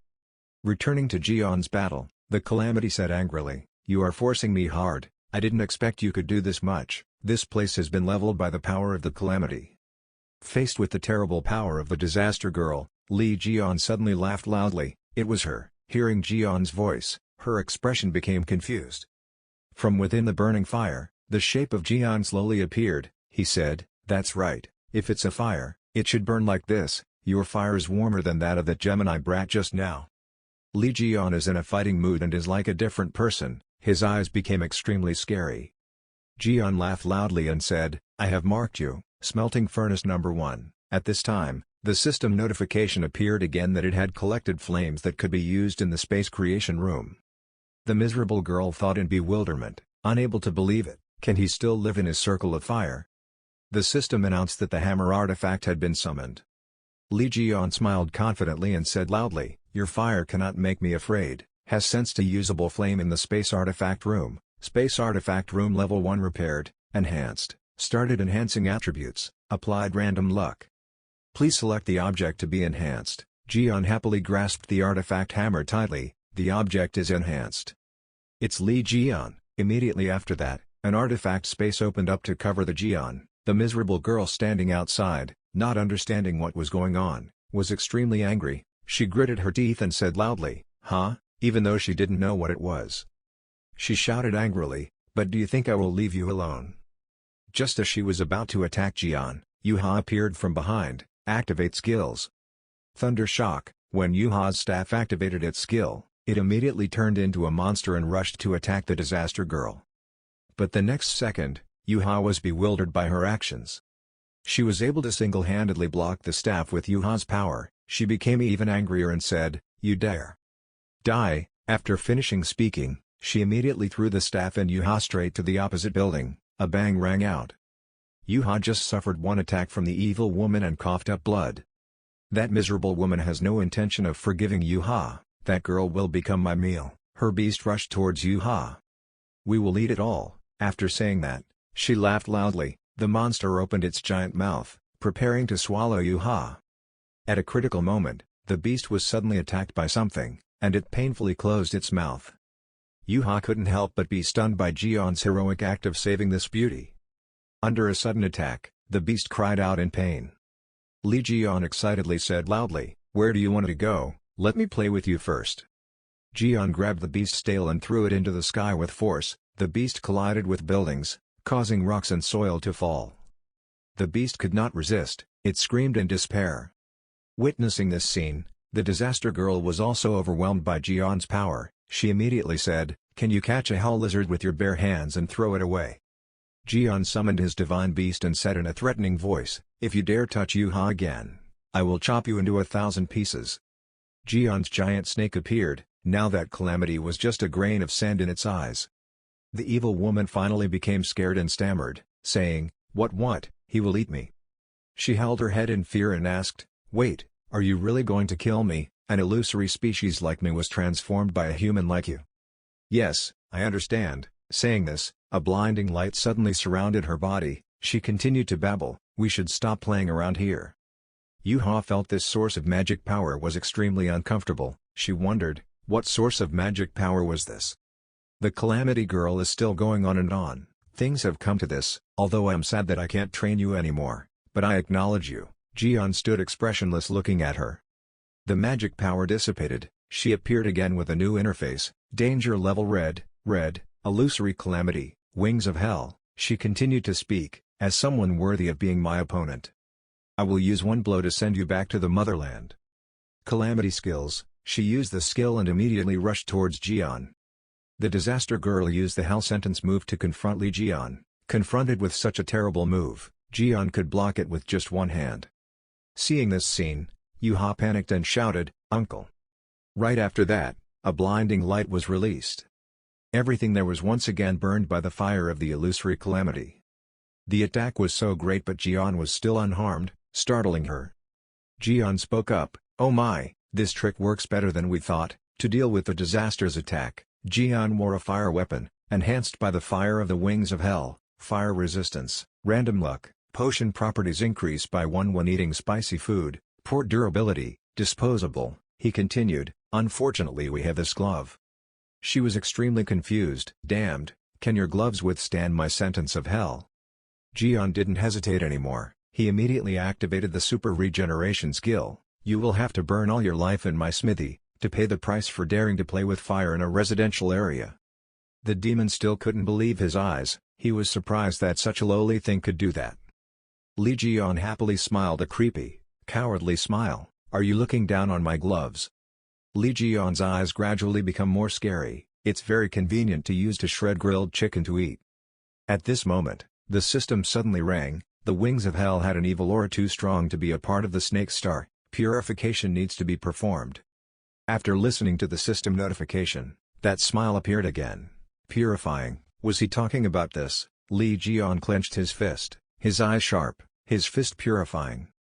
Lee Jian happily rushed towards the demon, happily shouting continuously, purifying punch, purifying punch, purifying punch, making the demon constantly cry out in pain. Even though the demon was in a lot of pain and fell to the ground, Lee Jian was still not satisfied. Why couldn't he be purified like this? A notification appeared on the system panel, the target was dead and the target could not be purified. After hearing that, Lee Jian was helpless and smiled awkwardly. He couldn't stand this attack. Lee Jian turned around and looked at the hell lizard as if he wanted to do something. Then there was no way. My furnace is dead, so I have to use it on you, heard Lee Jian say. Hell lizard gaped helplessly. It had no choice but to raise the white flag of surrender, and at the same time the system board also rang out a notification that the disaster of hell had announced its surrender. The hell lizard has become the soldier of the star snakehead. Little Lee Jian stood in front of the lizard and asked loudly, so what name do you want to choose? 1. Fire torch, 2. Mini gas stove, 3. Charcoal grill, 4. Honeycomb charcoal, 5. Lizard lizard. The funny names that Lee Jian suggested were so difficult to choose that even lizards were helpless with the names he suggested. The hell lizard chose to start a fire. The system panel just rang out the lizard's new name when Yuha and Sungjae rushed over in panic. Yuha worriedly asked, "Uncle, are you okay?" It's funny to tease others, but Lee Jian still kindly asks back, "Yuha, Sungjae, are you two hurt anywhere?" Yuha looked worried. "Yes, we're okay, but I have something to tell you." Lee Gon is curious, "Huh?" Yuha spoke softly with a serious face, "Because I will propose to you after killing the bastards." Lee Gon heard a thunder strike in his ears. He gasped and thought, "I'm dead." But gradually regained his composure and said seriously, Yuha, hey, that..." Before he finished speaking, Yuha interrupted, "Uncle, didn't you sacrifice yourself in the Devil's Tower alone?" Hearing that, Lee Jian still didn't know what to say, so he just remained silent. Yuha spoke up, "I've always had doubts." As he spoke, Yuha thought about the photo of his cold face, hung on the wall under the witness of many people. Yuha continued, "Even though the other zodiac stars always said that he had sacrificed himself to protect humanity, I found it very strange that only the strongest of the zodiac stars died, in the battle with the Scarlet Eye who almost destroyed humanity. However, I don't have clear evidence and can't conduct an investigation, so I can only keep it in my heart. Seeing your strength today, I can be sure." As he said Yuha, he held his hand tightly. It seemed like all the repression was there. "It wasn't that I was sacrificed, but that I was harmed by someone maliciously." Yuha was worried and looked extremely sad when she finished saying that sentence. Lee Jian didn't dare look at her face but only dared to peek, not knowing what to say. And then sighed and said, "Are you Taixu's child? You're really sharp." Lee Gon also didn't want to hide it and seriously admitted that it was true, causing Yuha and Sungjae to gasp in horror. To the surprise of the two children, Lee Jian continued, 20 years ago, I was betrayed in the Devil's Tower." A sword pierced Jian's body. Lee Gon was angry, clenched his fists, gritted his teeth and continued, "Because one of the group of 2 stars who went there with him to destroy the Red Eye." Yuha couldn't believe what he'd just heard. It couldn't be. Sungjae also couldn't calm down when he heard what Young Jae said. "I still don't understand. Weren't the zodiac stars and you born to save this world?" Sungjae screamed, "Uncle, no, the great Lee Jian, who sacrificed his life to protect the world, how could they do that to the hero Lee Jian respected?" Jian smirked, pointing at Sungjae, "That's right, that's why." Sungjae still didn't understand what Jian said and was bewildered. Jian continued, "Because he was stronger than all of them, cold face, tall and muscular body, along with an extremely powerful sword. Just looking at it is enough to understand how strong Lee Jian is.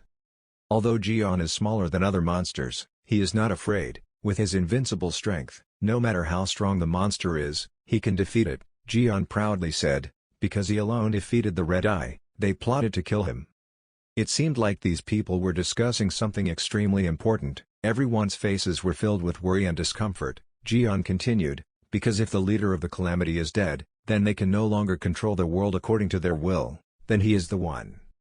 A sword stabbed straight into the table, with such force that it shattered the pieces, causing everyone to startle and panic. Lee Jian holding a sword, an extremely scary smile, eyes full of hatred stood before the surprise of everyone present, the biggest obstacle remaining for them.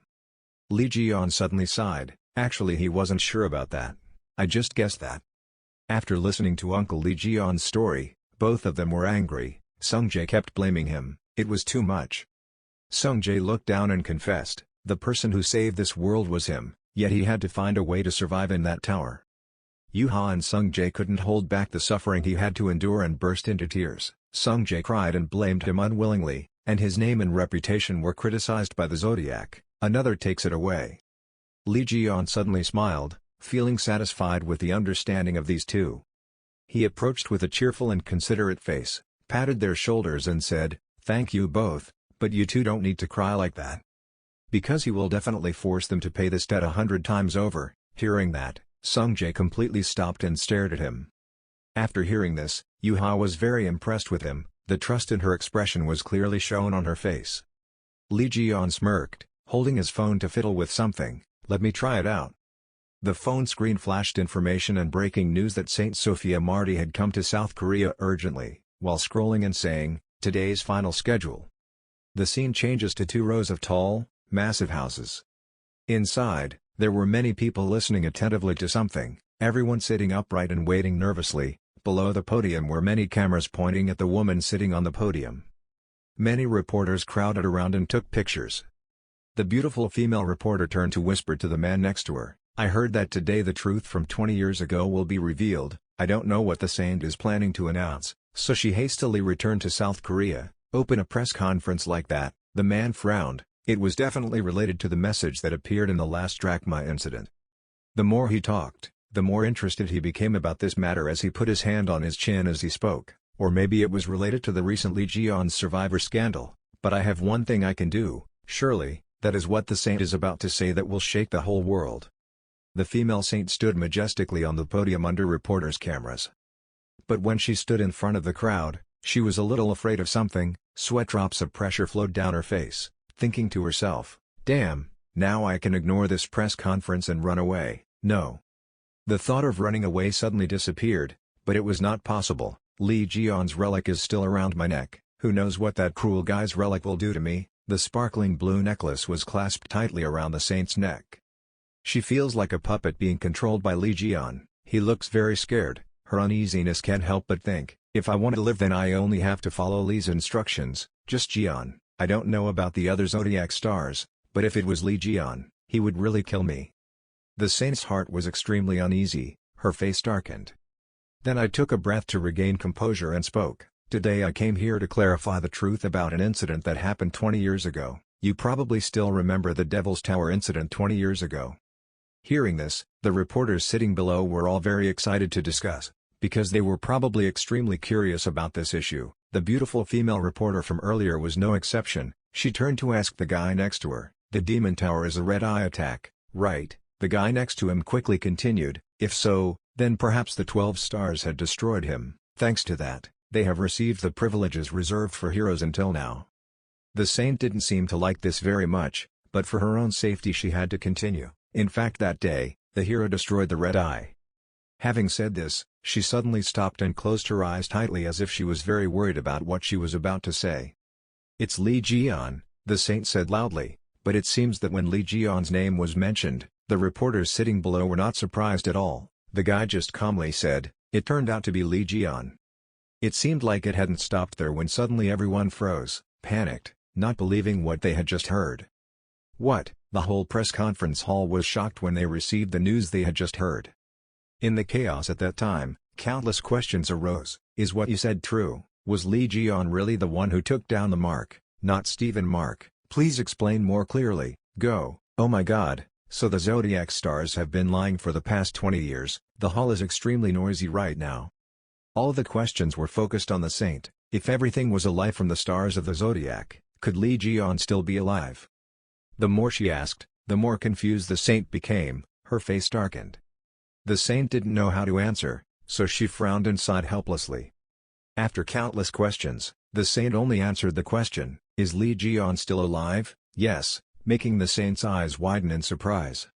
A figure looked at him extremely terrifyingly, gradually approaching the saint. She turned around in panic and stammered, "You are Scary smile, cold eyes, he caressed his tie and said in a low voice, Zanglawimalang, he is the Cancer zodiac star Zanglawimalang. The saint's face turned pale and trembled before his appearance. Seeing this, he was even more motivated to speak sarcastically, and it seemed that the saint's face was not in good shape. It seems that it must be difficult for the saint to continue holding this press conference, isn't it, Sophia? The look with red rays of light appearing in his eyes was extremely scary. The saint was scared, trembling as she looked at Zanglawimalang, who kept stammering, Zanglawimalang, why did you come here? He smiled in horror and leaned close to the saint's ear. He whispered into the saint's ear, shut up, what are you going to say when you turn on that mic? His voice becomes more and more scary, I see you are not reasonable, for so long you have been given the title of saintess and lived arrogantly, do you still have some dissatisfaction? The saint could not say anything more. With momentum, he continued to scream in her ear, if you don't want to see your mouth ripped open here broadcast live around the world, then please be quiet for me. Zanglawimalang raised his hand and a beep rang out. He turned off the mic signal. Even though the saint was extremely frightened and regained her composure, he loudly said, sincerely apologizing to you. After verifying the truth, it was discovered that the saint was threatened by an anonymous person, which is why she spoke so vaguely here. His eyes gradually became more scary. He smiled cunningly, but you don't need to worry, because now I will protect the saint's safety. Standing in front of the murmuring crowd below, he spread his arms proudly and continued, sorry for making you all bother to come here, but perhaps today's press conference should end at. The reporters didn't seem satisfied with this result. The other reporter suddenly interrupted, wait, if it ends like that then it's Lee Ji-yeon's story. Before he could finish his sentence, a terrifying wind blew towards him, making him widen his eyes. Zanglawimalang was covered with a very scary-looking black aura standing in front of the guy. Lee Ji-yeon died in the Demon Tower 20 years ago. Do you need me to explain any more? His eyes widened. If Lee Ji-yeon was really revived, then all he had to do was appear, but have you seen him appear? The other guy still didn't give up on this story, he still tried to ask more. Then who is the one who threatened the saint? The reporters there seemed to have understood something and kept asking questions, and why did that criminal have to involve Lee Ji-yeon in this matter? The questions became more and more intense. If the zodiac stars ended the press conference like this, it would only arouse more suspicion in the public's mind. Please explain more. These questions made Zanglawimalang unable to calm down anymore. He cursed silently, all these flies. There was no way the reporters could ask any more questions. He was angry and gradually clenched his hands as if he wanted to do something, thinking to himself, don't these people know their fate? Looking at his face, I knew you were planning to chop up the journalists. The voice that rang out from inside Zanglawimalang startled him. Before he could look at him, he was kicked in the face. A ray of blue light stabbed into his chest, causing him to grit his teeth and endure as if he couldn't stand it anymore. With a scream, he was thrown far away and hit the wall hard, causing the wall to crack and rocks to fly. The saint clutched her head in panic, unable to hold back her tears of fear, and screamed, he's coming. Zanglawimalang is in pain, clenching his teeth. What is going on? Lee Ji-yeon jumped up and delivered a fatal blow. Long time no see, rotten crab, your crushed face is still the same as ever. Lee Ji-yeon swung his tail and hit Zanglawimalang while hitting him and shouting excitedly, it's so precious that I gave you a gift.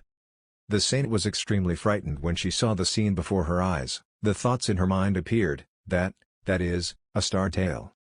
The fire torch had a helpless face filled with tears. The system panel rang. The prisoner of the firelighter snake had been disarmed. In front of him was the firelighter sitting helplessly like a statue with a sign saying please don't feed him. He couldn't do anything other than work, sit still and let others take pictures and touch it, but there's a piece of its tail missing.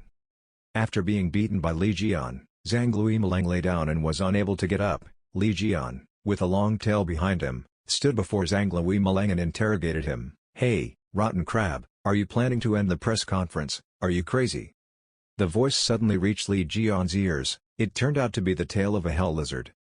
Zanglawimalang, after getting up, he walked around Lee Ji-yeon walking and talking. But, I heard that it was defeated by someone a few minutes ago, so it turns out you captured it. Lee Ji-yeon glanced at the mouth and started cursing. Damn, you were playing the split game again. Zanglawimalang was surprised. Just one look and I knew who you were with my clone ability. Lee Ji-yeon proudly held the tail of the torch and smiled and said, me, who what, of course it's Lee Ji-yeon. When the reporters heard the name Lee Ji-yeon, everyone stared. surprised and couldn't believe their ears.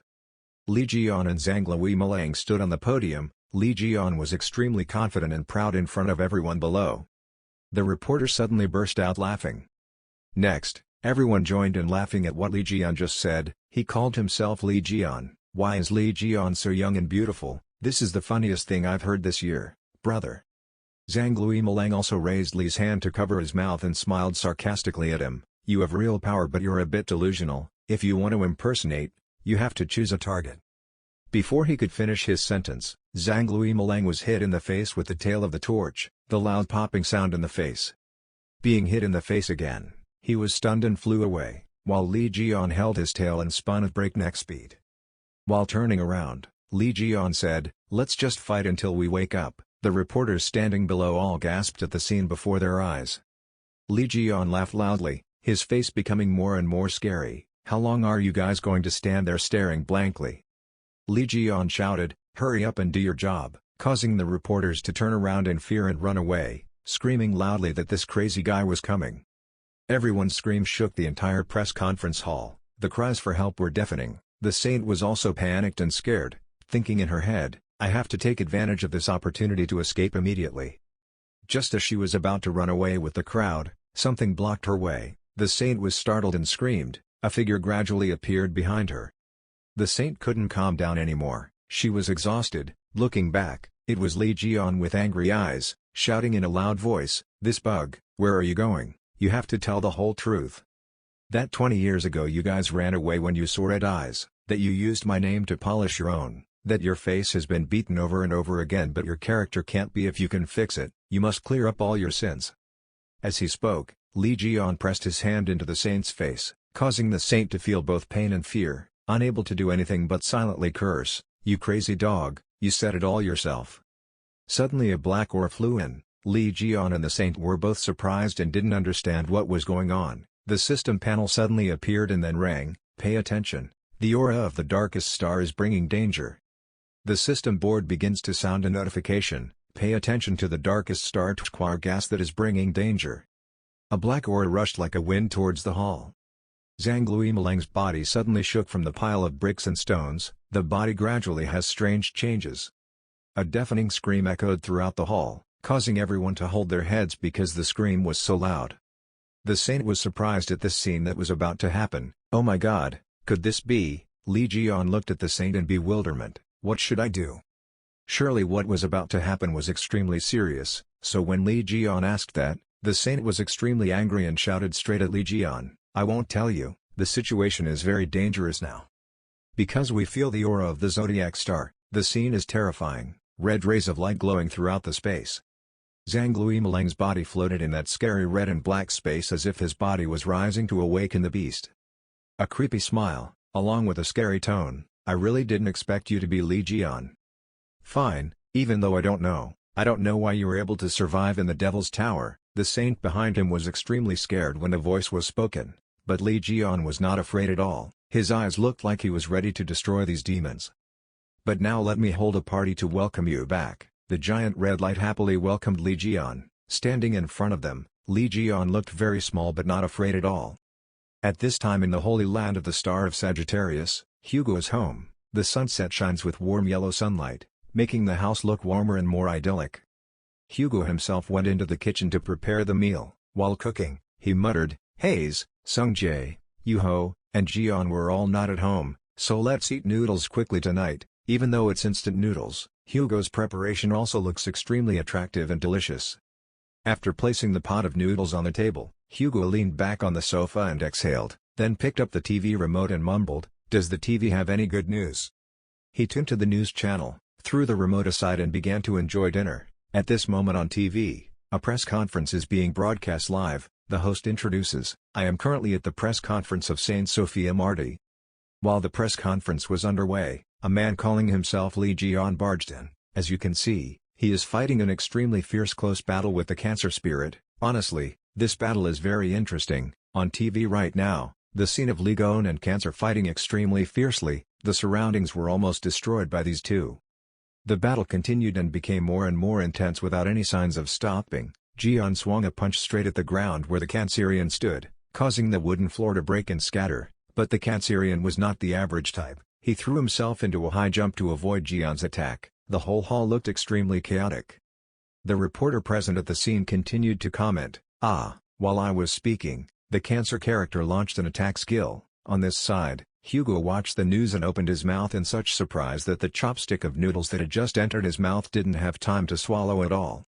Returning to the battle, the Cancerian began to concentrate his energy in preparation for the attack. The strange black smoke gradually gathered into a vortex under his hand. Cancer's eyes are red, his face shows cruelty, ready to destroy everything.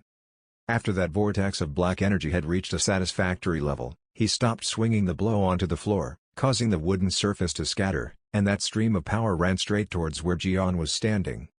The normal people present at the scene at this time were extremely chaotic. They pushed each other and ran while shouting, trying to get away. Wherever the Cancer's attack went, the ground immediately turned into rubble. It expanded more and more without showing any signs of weakening. On this side, Jian jumped out of the direction of the attack. He moved and sneered, "This ordinary attack of yours has no effect."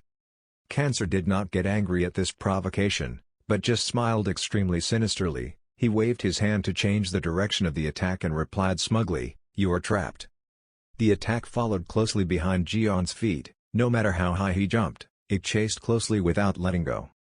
At this time, Jian suddenly stopped moving, his body tensed. The energy around his body formed an invisible layer of defense to prevent the Cancer's attack from touching his body.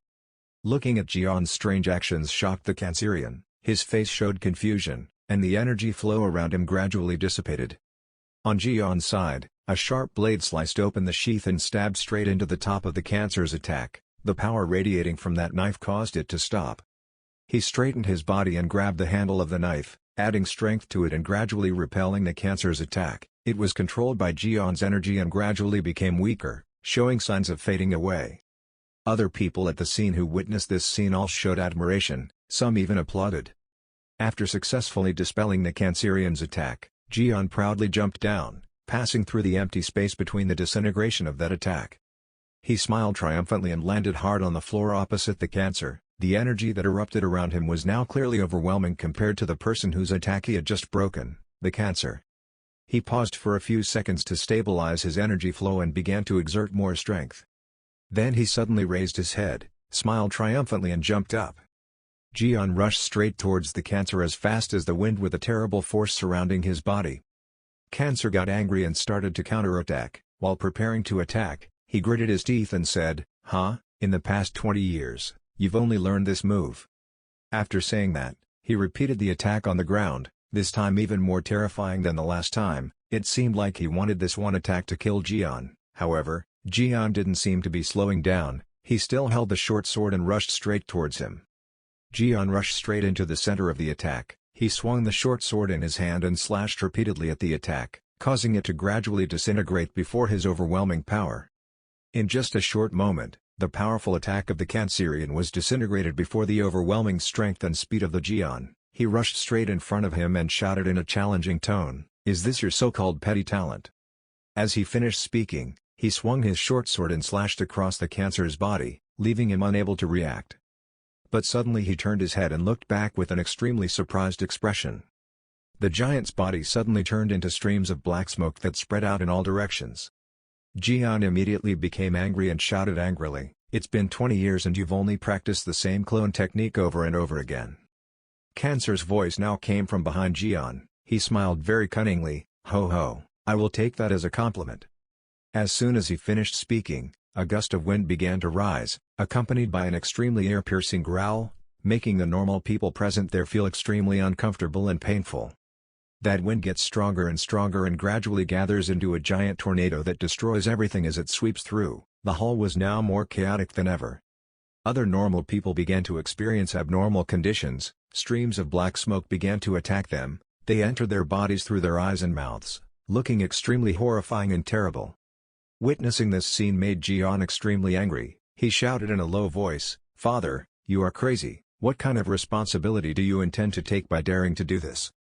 Cancer seemed completely indifferent to what he had caused. He calmly walked out of his hiding place step by step, slowly speaking as he walked. "Taking responsibility was a matter for later, we should finish it." Jian glanced behind him. The Cancer was walking step by step closer to him, His body was now covered in red and black smoke that looked extremely scary. His arms turned into two endless sword blades, sharply bowed. He sneered, "I think the best way is to deal with you when I have the chance, even though this is a bit too much for me." Hearing that, Jian suddenly chuckled and then asked in a low, angry voice, You stabbed me in the Devil's Tower, right?" Cancer laughed evenly. He neither admitted nor denied, just smirked and asked in return, "Me, so you are playing the game to find the culprit." As he spoke, he began to split into a series of copies. He glanced at him provocatively and spoke in an extremely challenging tone, "A hero who saved the world immersed himself in a petty feud. If others see you, they will mistake you for a street thug." However, Jian didn't get angry because of these words. He just looked at Cancer indifferently and pointed the knife at him to provoke him. "You stink. Your tongue is really flexible. The factory bastard is just good at hiding in that bunch of clones." Cancer laughed again with a very monotone voice, "Ho ho, these are not ordinary clones. These are clones created from the life force of the journalists gathered here. If you intentionally destroy these clones, their life force will also be shattered. We cannot guarantee their lives." Jian was now standing in the middle of the siege from the clones of Cancer, but he looked extremely calm. He calmly put his hands on his hips and smiled faintly, encouraging him back. "No wonder I smelled the same fishy smell, your face when you use this move." He kept smiling that obnoxious laugh and continued, "Ho ho, I will take that as your will. Now then, die." After finishing the sentence, a series of Cancer clones rushed towards Jian at the same time, forcing him into a siege with no way out. It seemed that he was determined to kill him in this attack. But suddenly the clones of the Cancer and himself all had panicked looks on their faces, as if they had seen something unusual. One of the clones shouted, "Tail! What's going on?" At this moment, the position where Jian had just stood was suddenly replaced by a strange tail and he himself was nowhere to be seen. The clones began to attack his tail, thinking it was his new transformation trick. At this time, the Cancer guy angrily spoke up, "This is the new skill I received from Drachma." As soon as he finished speaking, he saw Jian appear right behind him. He jumped up and rushed straight towards the real Cancerian with a fist containing terrible power. He shouted, "For me! Strike!" After finishing speaking, he threw his fist straight into his stomach, leaving the Cancerian without any chance to react. Having been hit by Jian's attack, the Cancerian looked at him in pain and disbelief. Jian increased the strength of his fist and coldly asked, "You're a superior clone, a part of Zhanglui, right? As long as I can kill you, I will be able to deal with the clones who caused it."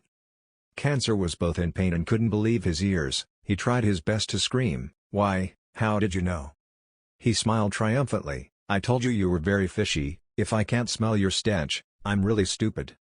"Congratulations on winning the jackpot." After finishing speaking, he withdrew his hand from his body and pulled out a gem as red as blood. Cancer screamed in pain. The scream shook everything. He was both in pain and heartless, and the Gemini star sensing ability could not find me. Why can you?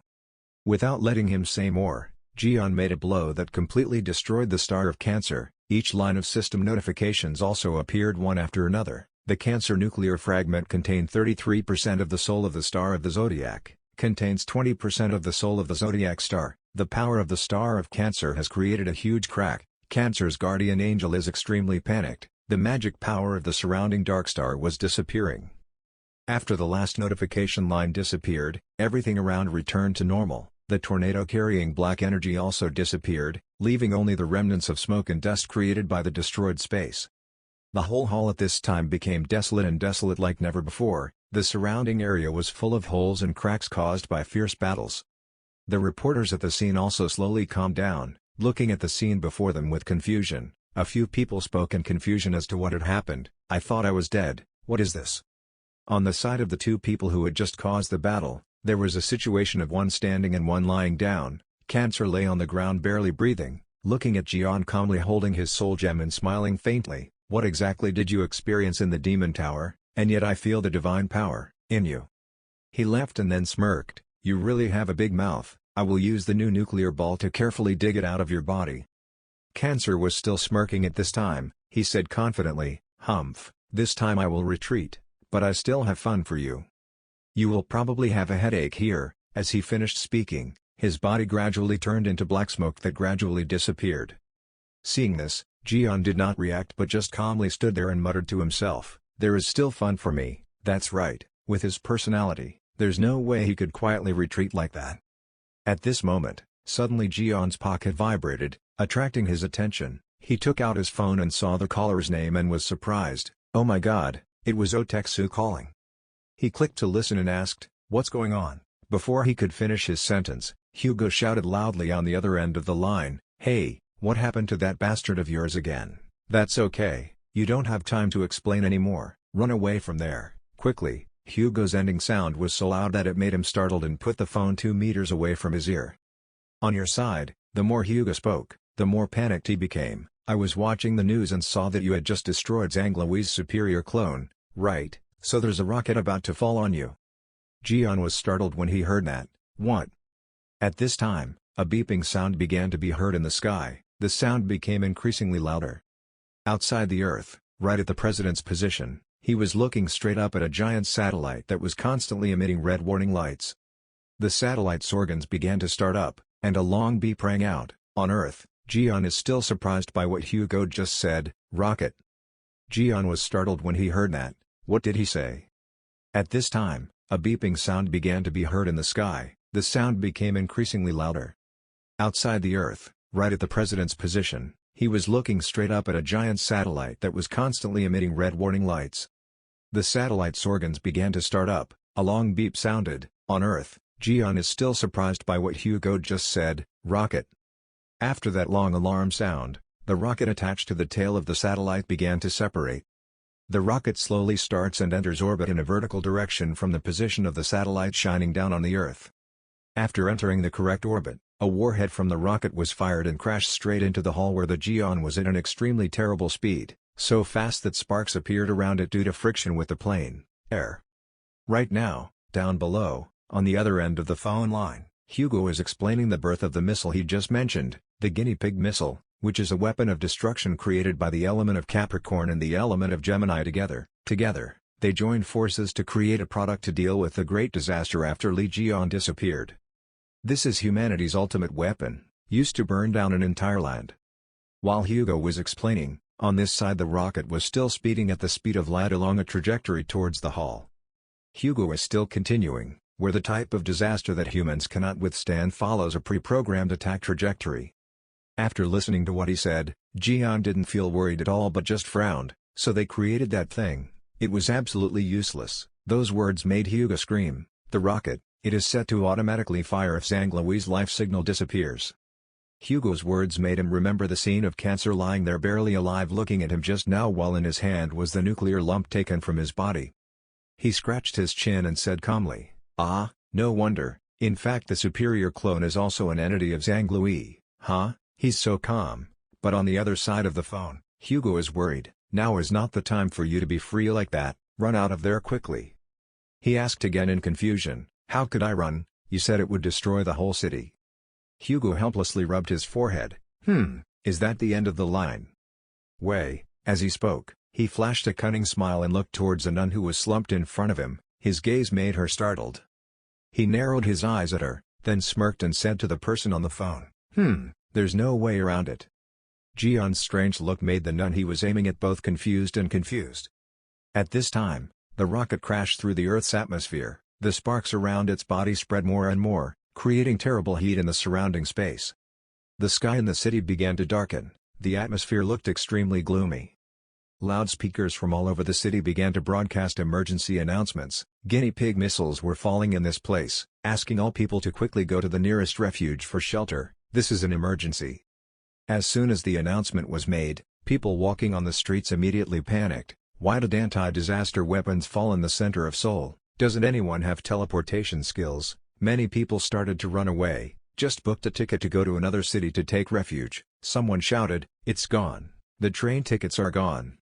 People became more and more chaotic, running and pushing each other. The scene was more chaotic than ever. At this moment, in the middle of the chaotic crowd, there were two people standing in opposite directions running, looking at the scene in front of them with bewilderment. What was this? Guinea pig. At this time, a strange light suddenly appeared in the sky, as if something had just launched into the air from inside the press conference hall. The unexpected situation made everyone present below look in surprise in the direction of that moving beam. The red-haired boy among the two strange people from before spoke up. That is Uncle Jeon." "Yes, The person who just soared into the air creating that beam of light was Jian. Not only did he fly out alone, but in his arms he also carried the nun he was aiming for while talking on the phone with Hugo. The frightened nun screamed non-stop, "Ah ah ah ah, what are you planning to do?" He did not answer but bit hard on the piece of badge he held in his mouth. From that piece of badge emitted a sparkling light. A notification from the system also appeared, activating the wandering and teleportation skills with his right hand. Saint Guild leader's level limit is Gemini star. Teleport in front of the guinea pig missile. He carried the nun in his arms and rushed forward with a smile. Jian and she rushed closer to the falling rocket at breakneck speed. Feeling the terrible heat from the missiles made the nun scream more and more in panic. He looked straight at the missiles without any confusion but also laughed out loud defiantly, "That bug, as long as you are determined, you can melt anything, so you should melt this thing. Go for that missile." The nun screamed loudly, struggling and screaming, "Ah ah ah, how could I do this? You want me to crash into a rocket and die?" He didn't care about her resistance and started to prepare, saying as he took action, "If he couldn't do it, you, me, and the innocent people down there would all die. Do you know yet? Now is the time for you to pay the price for living in vain for the past 20 years. The nun was so scared that she cried and screamed, her words were all mixed up, "This crazy guy, oh my god, don't throw her away." He didn't care at all about her extreme fear and just threw her straight towards that falling rocket at a terrible speed. She screamed in fear and cursed at him, climbing the damn Jian. Right at this moment, a goddess soul appeared above her, the guardian angel Aquarius. The notification from the system appeared again. The guardian angel Aquarius descended. The guardian angel Aquarius star was surprised by this situation. The nun had now closed her eyes and was screaming hysterically, "Protector, please do something." The guardian angel Aquarius is using all his words to curse Li Jian as crazy. Seeing that announcement, the nun was both frightened and angry and screamed loudly, "Enough cursing, please hurry up." Line after line of notifications from the system continuously appear. The guardian angel Aquarius is buffing everything for the saint because she doesn't want her zodiac star to die, enhancing magic power, enhancing physical strength, mental enhancement, defensive ability enhancement, good luck enhancement. The last message line that appears is when the guardian god uses all his strength to push Aquarius straight into the guinea pig missile, scared her to the point of fainting on the spot. Seeing the missile so close right in front of her eyes made her eyes widen and cry and scream. The scream shook heaven and earth. Just when it seemed like everything was over, a teardrop emitting beautiful blue light appeared. The guardian god also unleashed the strongest skill of the guardian god Aquarius Chi star at this time, activating the goddess's tears skill. The rocket plummeted down into the water tornado that had just been created from the power of the guardian god. The rat missile rushed into the heart of the whirlpool. The vortex slowly swallowed it, and after contact with water, the ring of fire around the rocket gradually disappeared and the vortex turned it into a pile of scrap metal. The royal magic matrix from the whirlpool destroyed the missile and turned it into shreds that flew in all directions. The Aquarius monk's mind was spinning at this moment. She groaned and said word by word, "Success, success, I have become an ant." Before she could finish her sentence, she began to freely fall. She fell straight to the ground, screaming at Jian as she fell. "You didn't catch me then, did you?" Jian didn't pay any attention at all and just smiled cunningly. "There, you did so well, you're already buffed, it's okay if you fall." He hovered in mid-air, put his hands in his pockets, looked at the rocket shattered into pieces flying in all directions and exclaimed, Even though the bug was successful, the ending was too messy. If these fragments continue to fall like this, the world will be in chaos." Below, the people who witnessed the scene just now were in a commotion. The missile had already disintegrated in the air. "Hey, rocket fragments are falling, what should we do?"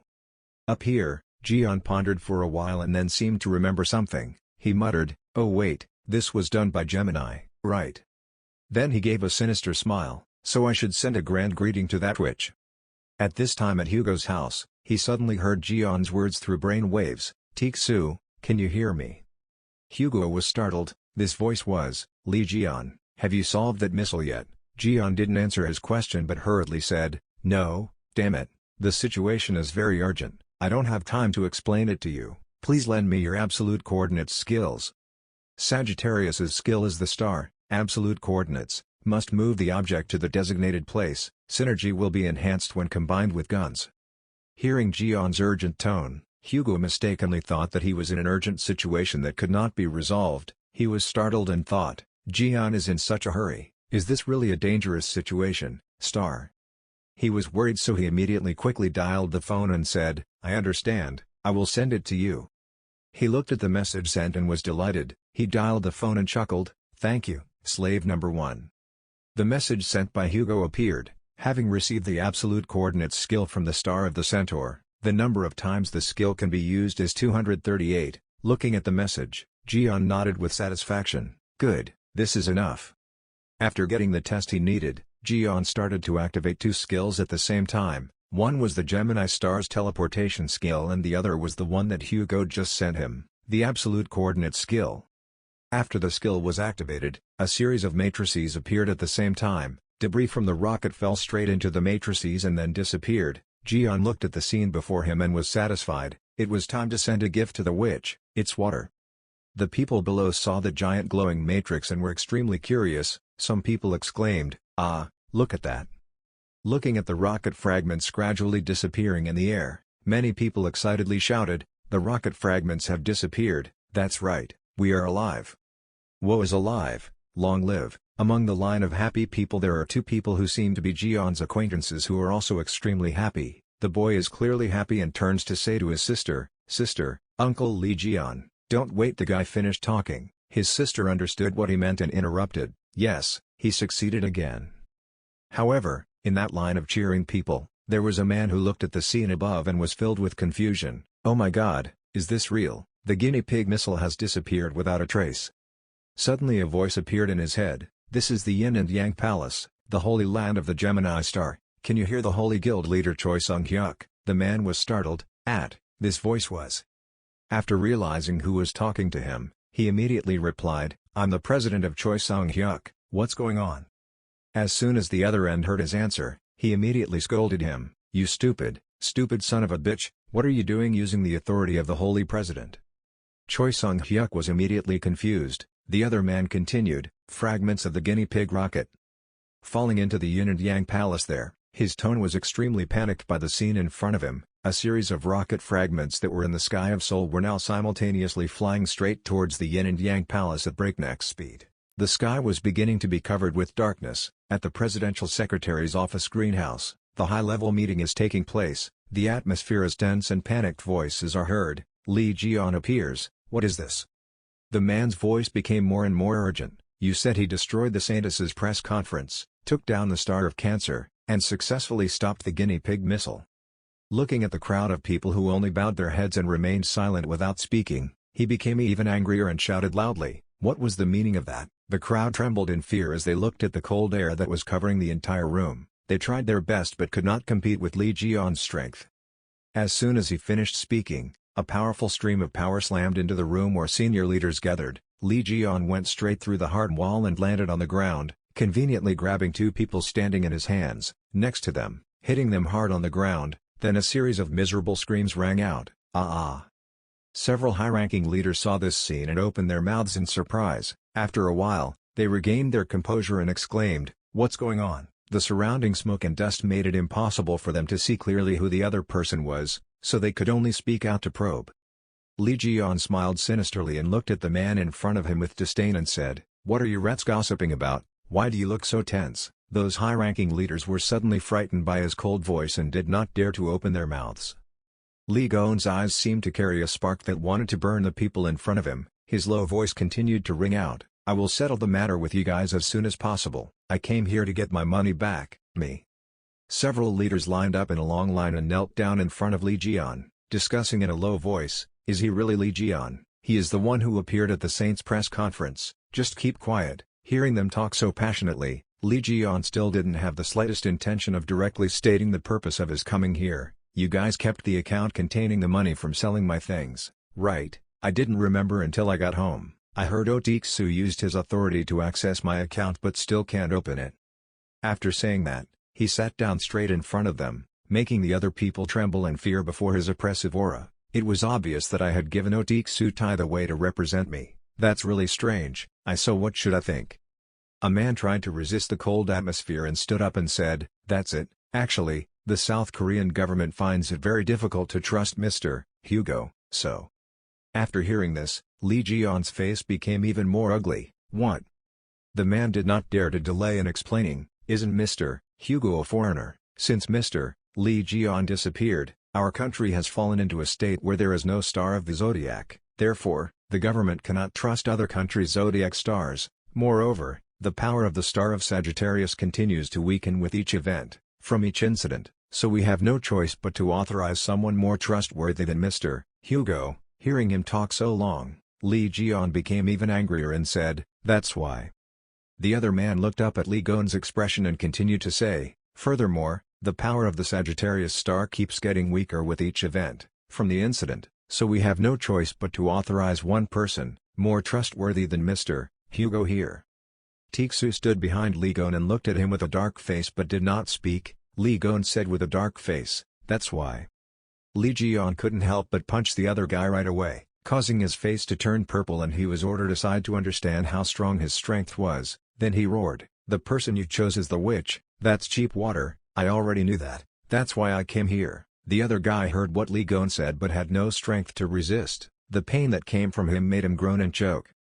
Seeing that the situation was not good, a woman ran to help the beaten man, but was frightened by Gon's aura and fell to the ground, looking at him in horror. Looking at the group of people in front of him, Gon's anger flared up and he shouted, "Why do you all say such nonsense?" Li Gon couldn't bear it even more when he saw them insulting Tixu. Gon glared at the group of people in front of him and said, "Who are you to dare to despise Tixu?" Tixu stood next to him, moved to tears and said, "Thank you for paying attention to that, Gon, but I'm fine, so don't be too harsh." Li Gon continued to ignore what he said, "Only I have the right to look down on Tixu because he is my slave, not your turn, you damn dogs." Tixu was touched when Gon said that and immediately turned to stone. "Huh, what did you just say?" Gon pointed his finger straight at Tixu's face and said loudly, although apart from being handsome, he had no special talents. Tixu continued to turn to stone when he heard him say that. His heart was full of resentment. Stop it, you crazy guy." Li Gon not only didn't stop, but the more he spoke, the more enthusiastic he became. Even if he was so poor that he was like a beggar, he still wasn't someone you could treat like a beggar, so. The group listened to Li Gon lecture for a while and could only look at each other quietly, secretly complaining, "We didn't say that, just be quiet." Looking at their indifferent faces, Li Gon couldn't stand it anymore and shouted, "You are not allowed to treat her like that, you know, you useless idiots." Li Jio couldn't swallow this anger, looking crazy at the group of stupid people in front of him. R really got angrier the more he talked. "You idiot, why don't you naturalize and enjoy that treatment?" Tixu was trying to make himself invisible when Gon called out his name and his face immediately turned black. "That's enough, I'm sorry, it's all my fault." Li Gon walked over and patted Su on the shoulder firmly and said, "Try your best, try to live well," Su said with tears in his eyes. "Gon, you are the most evil person in the world."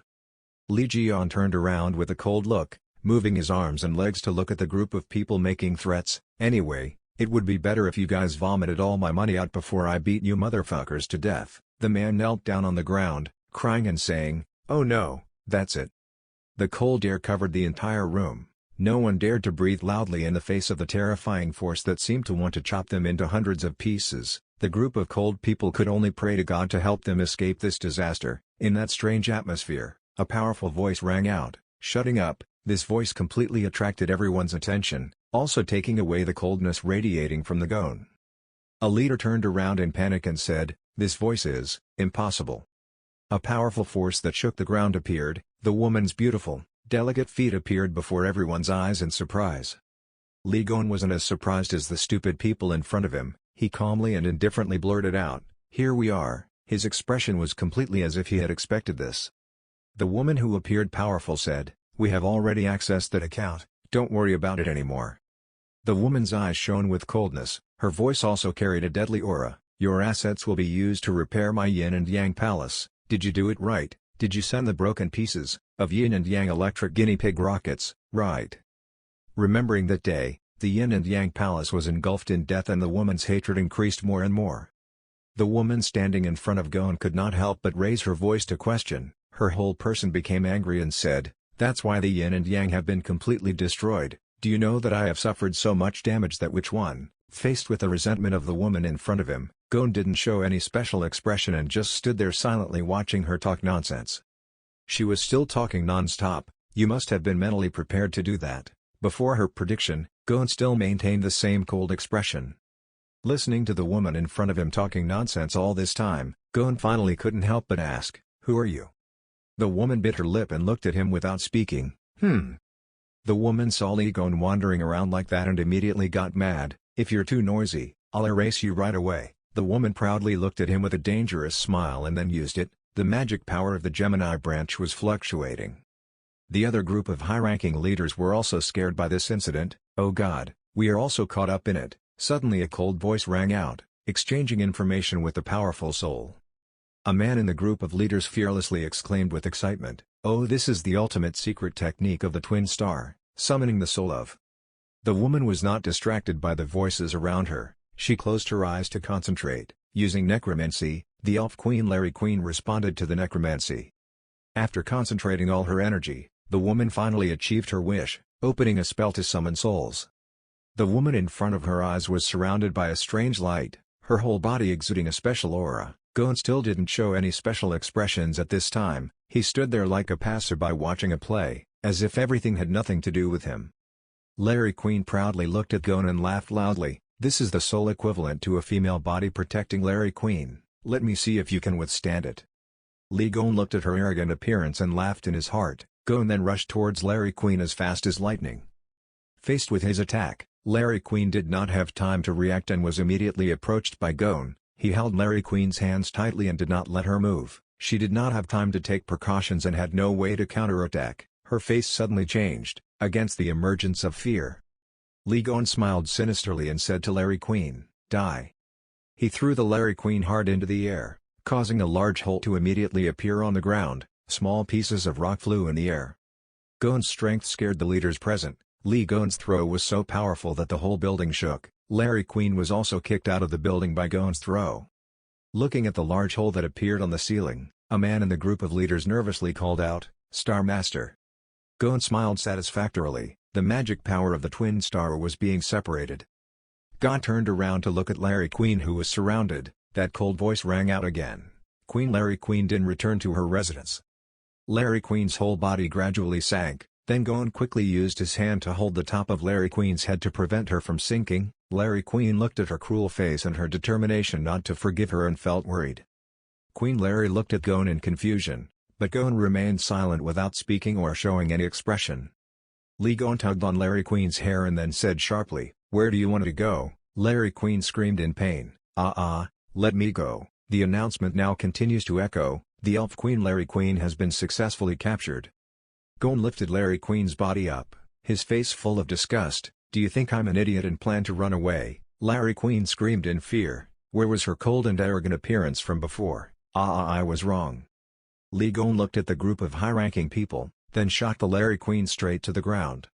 Queen Larry still hadn't regained consciousness and was lying flat on the ground. The leader worriedly asked, "Is Master Chimpanzee okay?" Larry Queen was finally taken down to prison and immediately showed her true form. The system's cold voice announced, "The user has lost consciousness, causing the ability to control magic to be overturned. The transformation was borrowed from the Pisces branch. Crystal has been deleted." The leaders looked at this scene and were filled with loss. It turned out that this was not the star of the Gemini zodiac. Seeing their savior being sent to prison, they didn't dare to speak out anymore. Gon smiled brightly, looking like she had planned everything in advance. "See, I told you this was the first time we met." Gwen grabbed her hair tightly and said, "Did she think she could win against me because this elf queen was here?" Larry Queen completely lost her ability to resist and just stared at the hand that was gripping her hair tightly, causing her to scream in pain. Hearing Larry Queen's pitiful cry, Gon became even more excited and said to the leaders, "You all saw clearly, but the help from that cunning witch was no longer there." The leaders were stunned, looking bewildered at the scene before their eyes, unable to believe how this could happen. Gon arrogantly said to the people in front of him, "It's time to take back my fairy, right?" Lee Gon and Tixu successfully achieved their goal, so they didn't stay long. The two of them left the greenhouse together in the bewilderment of the senior leaders. Gon was in a very good mood, carrying a pile of documents as he walked, saying, Good, I got my property back and today I have to buy something delicious to eat." But why did they display so many documents? Tixu walked next to him and said worriedly, "Don't you see anything strange?" Gon didn't think so and asked, "What's going on?" Tixu voiced his concerns. "Why did Heiji appear? Isn't she the type of person who would go crazy in the middle of the street if she felt angry?" Contrary to Deek-su's worried mood, Gon was completely comfortable looking at him, smiling and talking. "What are you saying again?" Gon confidently continued to say that Dwang had already collapsed. How could she come out directly so that was obvious? Hearing Gon say that, Deek-su had to stay silent. Gon started showing her evil face again. "That mean girl is trying to endure this, but I know roughly where she is and I'll go see her soon." Today Lee Gon's group of people had a gathering at Chun Sung-jae's house. The atmosphere in the house was extremely harmonious. Before going to Sung-jae's house, Gon bought some fast food. He said to his friends, "Let's eat something together." Gon took out a cake from his bag and gave it to Sung-jae. His tone was extremely friendly. "Here is your hamburger." Holding the hamburger in his hand, Sung-jae looked at it thoughtfully without touching it. Then he said to Gon, okay, I can eat something else." Gon heard that and didn't think much. Maybe he didn't like eating hamburgers. Gon asked the other two people in the room, "So what do Yuha and Jimin want to eat?" Yuha put her hand on her lips and then showed an enchanting look and slowly said, "I want to eat." Gon just bit into the hamburger in his mouth and heard Yuha say that and immediately vomited. Yuha smiled brightly, trying to make herself look innocent. The caption, Jimin stood next to everything, looking at everything, feeling extremely interested and thinking, "Yuha is very spicy." Speaking of Lee Gon, he lowered his face to hide his embarrassment. "I'm going crazy. If Deek-su knew, I'm sure he would faint." Yuha looked at Lee Gon and stopped teasing him and asked, "Uncle Deek-su is not coming?" Lee Gon regained his composure and said in a cold tone, "Uncle asked him to go do something so he will be home a little late." Lee Gon, Jimin, Yuha walked together to the glass box in front of them and excitedly said, "So here we are." Lee Gon stood in front of Larry Queen with a sinister face and said to the two people next to him, "Let's start the interrogation." At this time, Larry Queen is locked in the relic of the Aries Chitin, a super hard exhibition box, a very sturdy exhibition box. Lee Gon's whole body was covered with cold air and began to threaten, "From now on you must answer everything I ask correctly." Queen Larry looked at him with a cold face from head to toe and her whole body began to tremble in fear and nodded repeatedly and replied, "Yes, yes." He held the book in his hand and walked to the box where Larry Queen was locked up, smiling sinisterly. "Anyway, being in the box and looking out is better than being in my book, right? So you should know your fate, but answer well." The book that Lee Gon is holding is the book of everything. The object's inventory will be turned into holy text and stored in the book, which can be disguised. Now a cookbook. Larry Queen was scared and quickly subdued and replied, "Of course." Lee Gon started to interrogate, "Don't you think it's strange that dirty, lying witch hasn't shown up yet?" Seeing that Larry Queen did not speak, Gon's voice as if demanding his life rang out again. Strictly speaking, it was not that he had not appeared yet, but it was strange that he could not appear, right? Queen Larry didn't dare to lie, so she nodded and replied, "That's true." Lee Gon sat down and tapped his fingers on the floor to continue questioning. "That means she is locked up somewhere and that place is here." At Sung-jae's house, Queen Larry saw that her secret had been exposed and that he could easily guess it, and her heart was not willing, but in such a situation, she could only tell the truth. "Yes, what you said was very right." Lee Gon received such an answer, frowned and continued to say, "I will give you a chance to know exactly where she is." Queen Larry didn't want to submit like that, but when she looked into those spark-like eyes, she couldn't hold back her fear. "That's the story." Lee Gon looked at her so slowly, his coldness immediately increased a bit. "Do you want to say it yourself or let me say it for you?" Larry Queen, who was locked in the box, began to tremble and look at him in fear. She couldn't resist such an overwhelming force, so she raised her hand, which was constantly shaking, and stayed.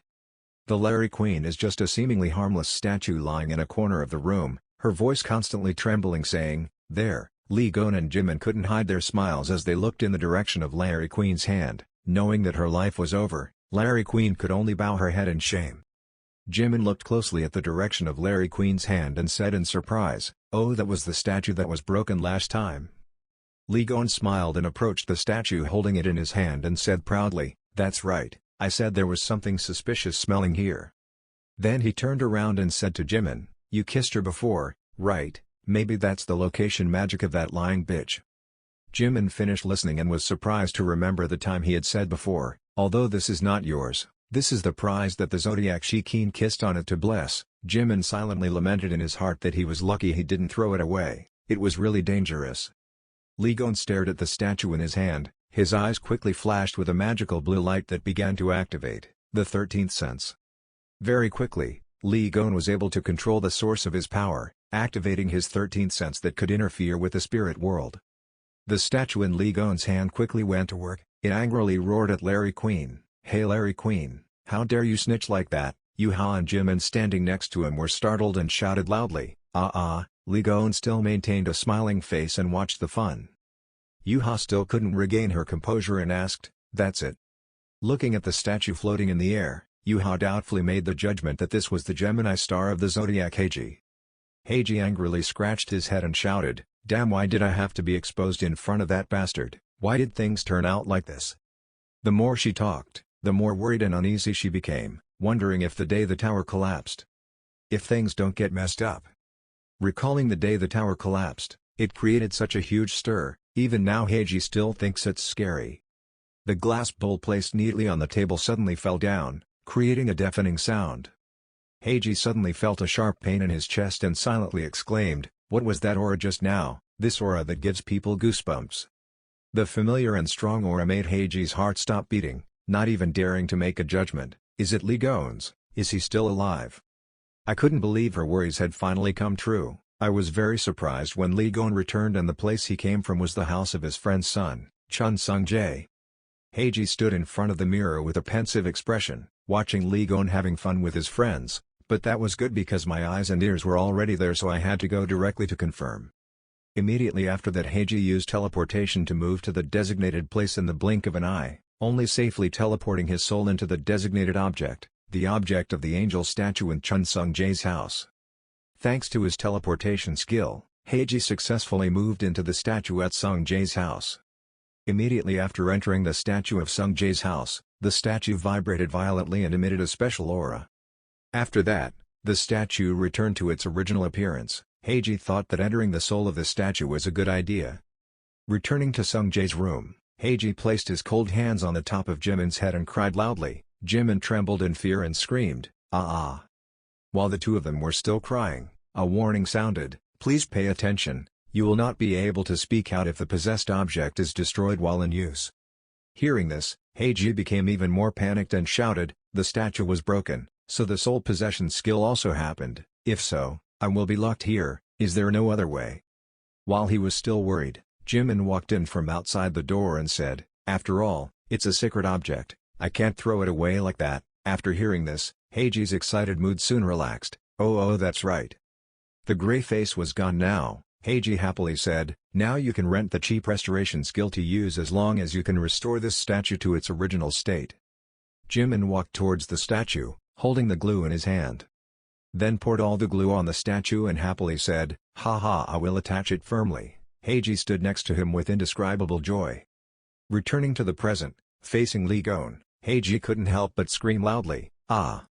The notification sound echoed, the possessed object was broken and you couldn't escape. Lee Gon fiercely squeezed the statue in his hand and said, "How should I spread the rumor that I bullied you?"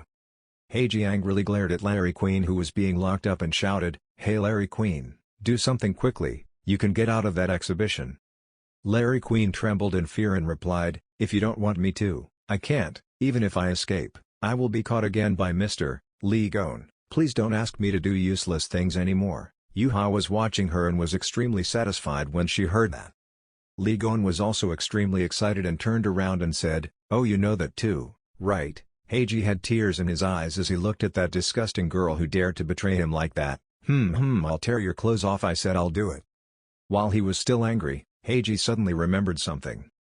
"Oh, my faithful saint, saint of the Gemini star Chun Sung-jae." Heiji was immediately stunned when he was pointed out. Heiji commanded coldly, "I order you as the Holy Master to attack Lee Gon immediately." Chun Sung-jae still stood there calmly saying, "Why should I do that?" In anticipation of Heiji, Sung-jae said, "I don't want to fight with Uncle Gon." Heiji immediately got mad and said, "What the hell are you talking about? Lee Gon is the sworn enemy of our holy group. If you are a saint of the Gemini star, then it is natural for you to fight with Lee Gon." Sung-jae showed a thoughtful expression. Heiji rushed towards Sung-jae, "Come on quickly." Just as he was about to beat Sung-jae up, he suddenly said, "Then it's okay for me to leave Gemini love." Heiji unexpectedly looked at Sung-jae angrily. "What did you just say?" Faced with Heiji's regressive reaction, Sung-jae just replied indifferently, "I'm truly a saint of Gemini, but you're my hero." As he spoke, he took out the badge hidden in his pocket. If the star of Gemini is the reason why I became an enemy to Uncle Gon. Sung-jae coldly looked at Heiji without fear and replied, then I will leave Gemini star. Heiji didn't expect him to be so determined to do it that he couldn't react in time. Heiji was even more surprised when he saw that he himself had thrown away the badge of the star of the zodiac. Watching the symbol of the Gemini star slowly fall to the ground made the guardian gods angry. Sung-hae's house shook violently, causing the four of them to stumble. Heiji worriedly told Sung-jae, no, this is a punishment from the guardian god. As soon as Heiji finished speaking, the cold voice came again, the faith of the saints belonging to the Gemini star. Chun Sung-jae is heading towards the snakehead star. Guardian Angel Gemini is angry and carries out punishment with the magical power of Guardian Angel Gemini is trying to forcefully descend on Chun Sung-jae. Sung-jae's whole face started bleeding and he was so surprised, oh! Yuha and Jimin shouted loudly and worriedly. Sung-jae, as soon as Yuha stepped forward, he couldn't stand it anymore and collapsed to the ground. Heiji could no longer stay silent and said, Sung-jae, quickly pray to me that you have sent me you're a candidate for my successor so I will forgive you and you must attack Lee Go immediately. Lee Gon is a violent and cruel man who cannot believe blindly. Sung-jae heard Heiji say something bad about him and immediately roared angrily. It was so loud, after Sung-jae shouted loudly, he exhausted all his strength and said, if you guys had that kind of heart, you wouldn't have abandoned the others. Sung-jae gasped, recalling the past events. The man asked him, what's the matter? That man's voice said coldly, I don't think I have to die here just because of those stupid, ordinary people. That man ordered him, saying everyone in there was dead, then sent them to the cathedral to bury him. Saying this, Sung-jae's voice choked up, while Uncle left. Gon is ready to stand up against that evil monster to protect everyone without hesitation.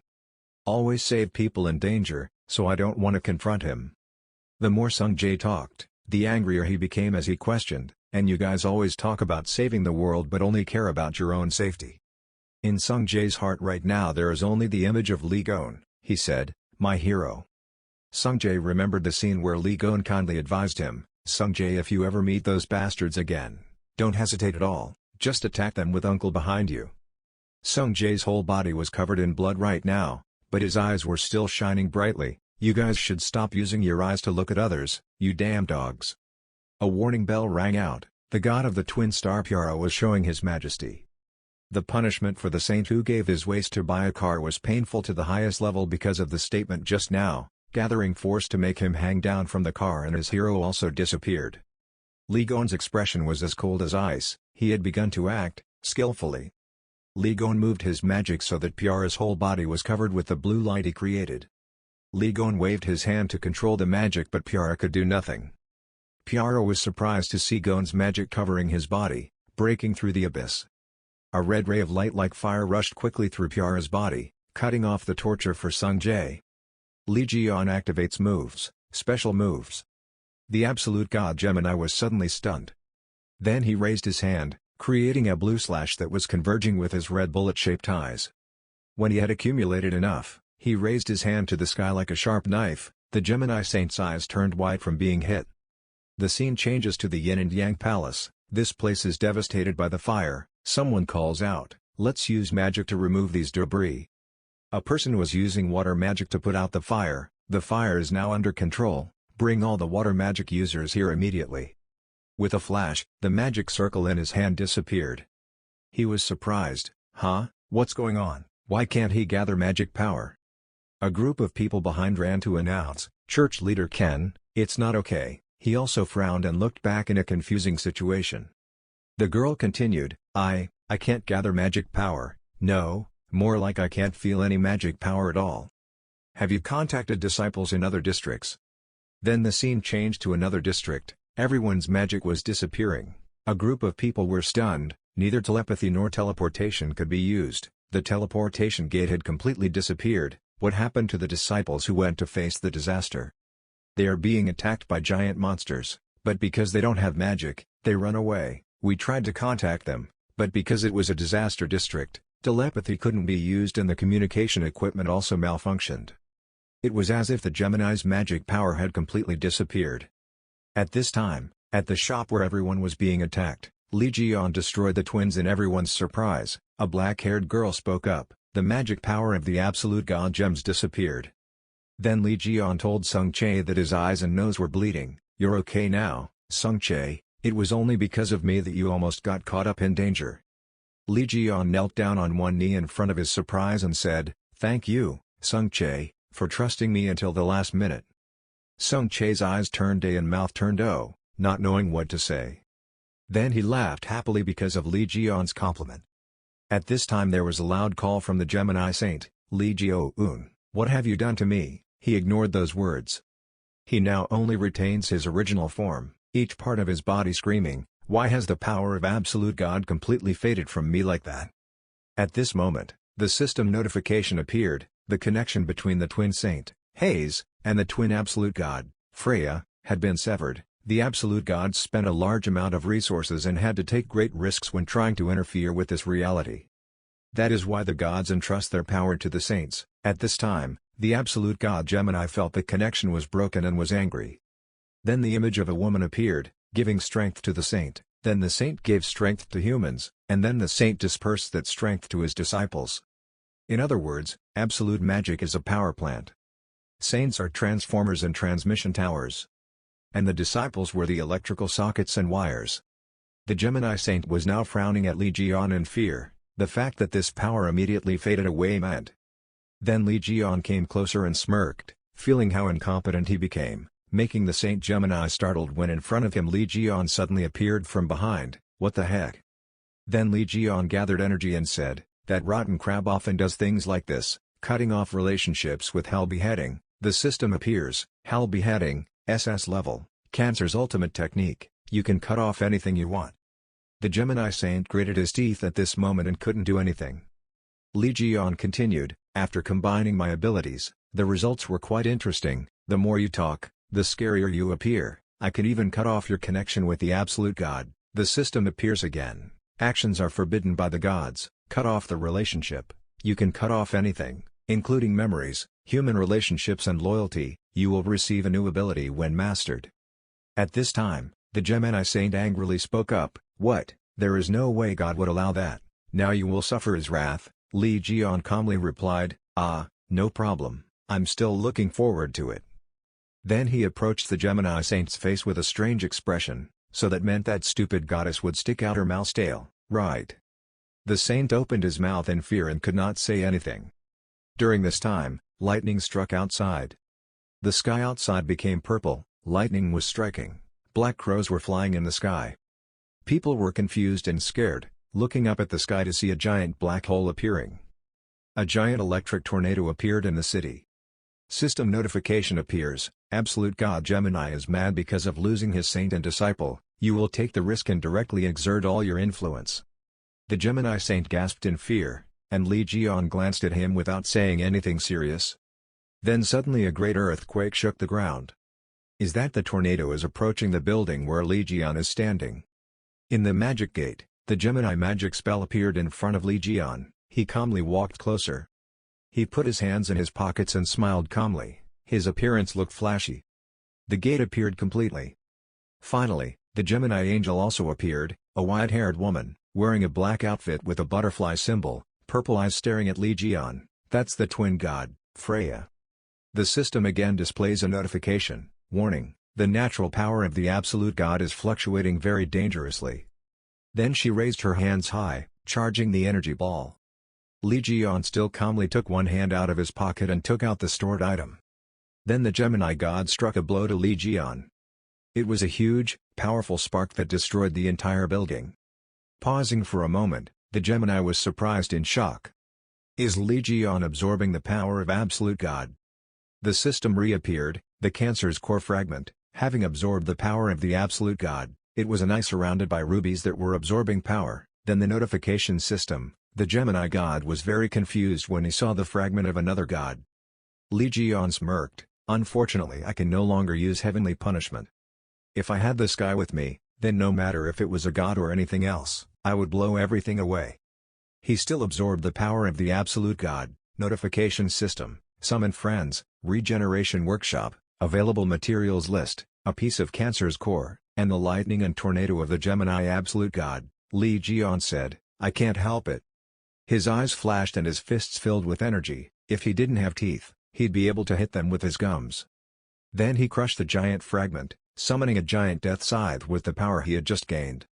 Notification system, Scythe of Temptation of the Abyss, forged from a piece of Cancer's core and Gemini's lightning bolt. Your crafting skills are inferior to the materials, so the durability is extremely low, wasteful. Li Jian didn't care but smirked. Hissing with a face as sharp as a python, he raised his scythe. Activate the fighting instinct. By consuming the collected divine power, he stomped his foot on the ground to gain momentum. Then launched a slash that cut the body in half towards the Gemini god. Notification system, you have caused significant damage to Gemini. Gemini is struggling in pain and humiliation. Sung cursed, his friends, and even the Saint Gemini were all surprised. They had already injured him. It was impossible. The system announced again that the scythe that tempted the abyss had been shattered. Li Jian showed a disappointed expression as he looked at the scythe that was gradually disappearing. Well, the improvisation could only go so far. At this moment, the Gemini gem is in pain and angry. System notification, the twin goddess Freya has lost consciousness. The absolute twin goddess Freya wants to descend to this world with all her strength. She is sending tornadoes in the sky. In the tornado appeared a soldier. Then monsters came out of the tornado.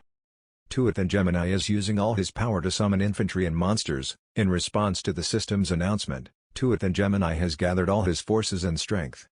Then suddenly there was a scream from the sky. That's enough. A giant fireball was flying towards the Gemini god. Then it fell in front of Li Jian. Was a blonde-haired man wearing a black shirt landing. Sung Che and the black-haired girl were shocked. Dad? He has golden eyes and hair, and a sun symbol on his forehead. Then cross his arms with the Gemini. Stop your invasion now, Freya. The great goddess Freya suddenly stiffened. Then he threatened with bullet eyes. Going any further would be considered an act against the law. A strong yellow air pressure circled around O Taixu's body, causing his black cloak to curl and flutter. Above that small form was still the form of a very ferocious god. O Taixu shouted loudly and turned around. Come back, Freya. Absolute God cannot use his true form to interfere in this world. Under the huge flying form like an angry demon, the dark purple aura like dark energy surrounding the entire world, there is an old memory that says, absolutely divine. The prince replied to the person he loathed, the Sagittarius god, that he should not get in his way. She mocked him, wondering what a god who had lost his temper and a saint could do. Under that terrible purple pressure of Freya that seemed to want to kill all life around, O Taixu just calmly closed his eyes and said, of course, the pure power of the centaur alone would not be able to do it. Anything, ma'am. Then suddenly opening her eyes, O Taixu's stern face became hard and sharp, her sharp eyebrows furrowed and she shouted, however, we are not the only ones who object to her intervention. From somewhere in that gloomy and dark purple light appeared bright yellow magic circles above Freya's head. Freya, or also the real god of Gemini, seemed to be frightened by something. Every word seemed to be a reminder of the current events that were taking place. Countless entities observing the world objected to Gemini, lower mortal. They expressed dissatisfaction at the significant violation of rules regarding direct intervention. To consolidate their territory, they forced the Gemini force to retreat. Gemini's face looked at the transformation in bewilderment and fear. The yellow magic circle containing all the names of the 12 zodiac signs is huge, covering the quiet night sky above large houses that no ordinary person knows about. From above circle, a long, large yellow chain fell hard below, followed by dozens of other sturdy chains interwoven together as if forming a solid cage, making Freya afraid. It seemed like the other gods were imposing sanctions for breaking the law. To interfere with the earth further, a large amount of ability, including trust and experience, must be taken as a price. If this intervention continues, you will face extreme hostility from the other gods. The absolute god Gemini gasped as if he felt the bondage that was about to surround him. The 6 people standing there witnessed the entire shaking of heaven and earth about the punishment ahead, rocks and dust flying everywhere, looking very surprised. O Taixu spoke softly to express his regret, really sorry. The huge chains gradually wrapped around and tightened around Freya's body. Freya stood frozen in control and looked down. O Taixu shouted from below. It seemed like the other gods had no intention of just sitting there looking up. Then O Taixu's face changed quickly, his eyes seemed to scream fire, wondering if she could accept a higher level of risk. Freya gritted her teeth as if in pain, angry but could do nothing, glaring down at O Taixu standing there. Gritting her teeth hard, The next moment Freya had to scream in pain when hundreds of chains were tightly wrapped around her body with no way to escape. Oh Taixu and the figure of a majestic god above his head were still standing there watching, calmly. Suddenly, the glass on high-rise buildings exploded and shattered into small, scattering pieces. Some people standing there or watching felt as if they were pressed down by an invisible force and covered their ears in discomfort and shouted, "Ah!" Freya, or also the absolute god Gemini, with a pained face but full of horror, fiercely pointed down at the crowd of people. As if a warning came, the absolute god Gemini gritted his teeth, saying, "He will never forget what happened today." Oh Taixu put his hands in his pockets and gave a faint smile, while Li Jian stood next to Oh Taixu with a joking face, raised his middle finger and said, "Hee, I'm so bitter, don't talk nonsense, next time, remember to bring your brother along." Freya was so angry at Li Jian's rude words that she gritted her teeth and looked down with venomous eyes. Each yellow, red, and green chain seemed to make her strongly oppressed under everyone's witness. Because of that, no one paid attention to his friend Li Jian, who was smiling faintly and listening to the announcement of something that looked like a system. "You had trampled on the pride of the Gemini god, you have established a reputation among the entities observing this world, you have received a large amount of zodiac experience, zodiac incubation level 9, once zodiac reaches level 10 you will face special trials." Everything seemed to be over, the sky seemed brighter than usual. Oh Taixu looked at the god smiling. The system voice continued, "Accumulating tendencies, a special quest based on your inclination has been activated, the awakening of the Ophiuchus." Everyone else who came along lay exhausted and breathless on the ruins. Li Jian walked up to Oh Taixu, smiled brightly, patted his shoulder and said, "Good timing, good job, Oh Taixu." Oh Taixu glanced at Li Jian and coldly replied, "I just did what I needed to do." Oh Taixu gritted his teeth and frowned as he continued, thinking about what Freya did to Sungche. Holding his hands tightly as if to suppress his anger, Oh Taixu continued, saying that an arrow piercing her head would not be enough. Li Jian still put his arm around Oh Taixu's body and smiled faintly, making Oh Taixu a bit surprised. "Just be patient, it will be soon." Then Li Jian suddenly smirked and pointed at his face, affirming that "I will crush your brothers until there are no bones left." Oh Taixu with his handsome face and beautiful blonde hair smiled and looked at Li Jian as if he agreed and silently thought, "Thank you, Jian." As if suddenly remembering something, Oh Taixu reached into his pocket and said, "Oh yes, I brought what you told me from the Yin-Yang Palace." Li Jian still didn't seem to remember anything, waiting in surprise when he saw Oh Taixu pull out a roll of paper with a red border in front of him, then happily snapped his fingers. Oh so delicious, that scroll in Oh Taixu's hand is the spirit book, the deed recording the contract with the souls linked to the twins. Heiji and Spirit State at the side shouted in surprise, "How? That thing should have been strictly guarded with the highest level of security."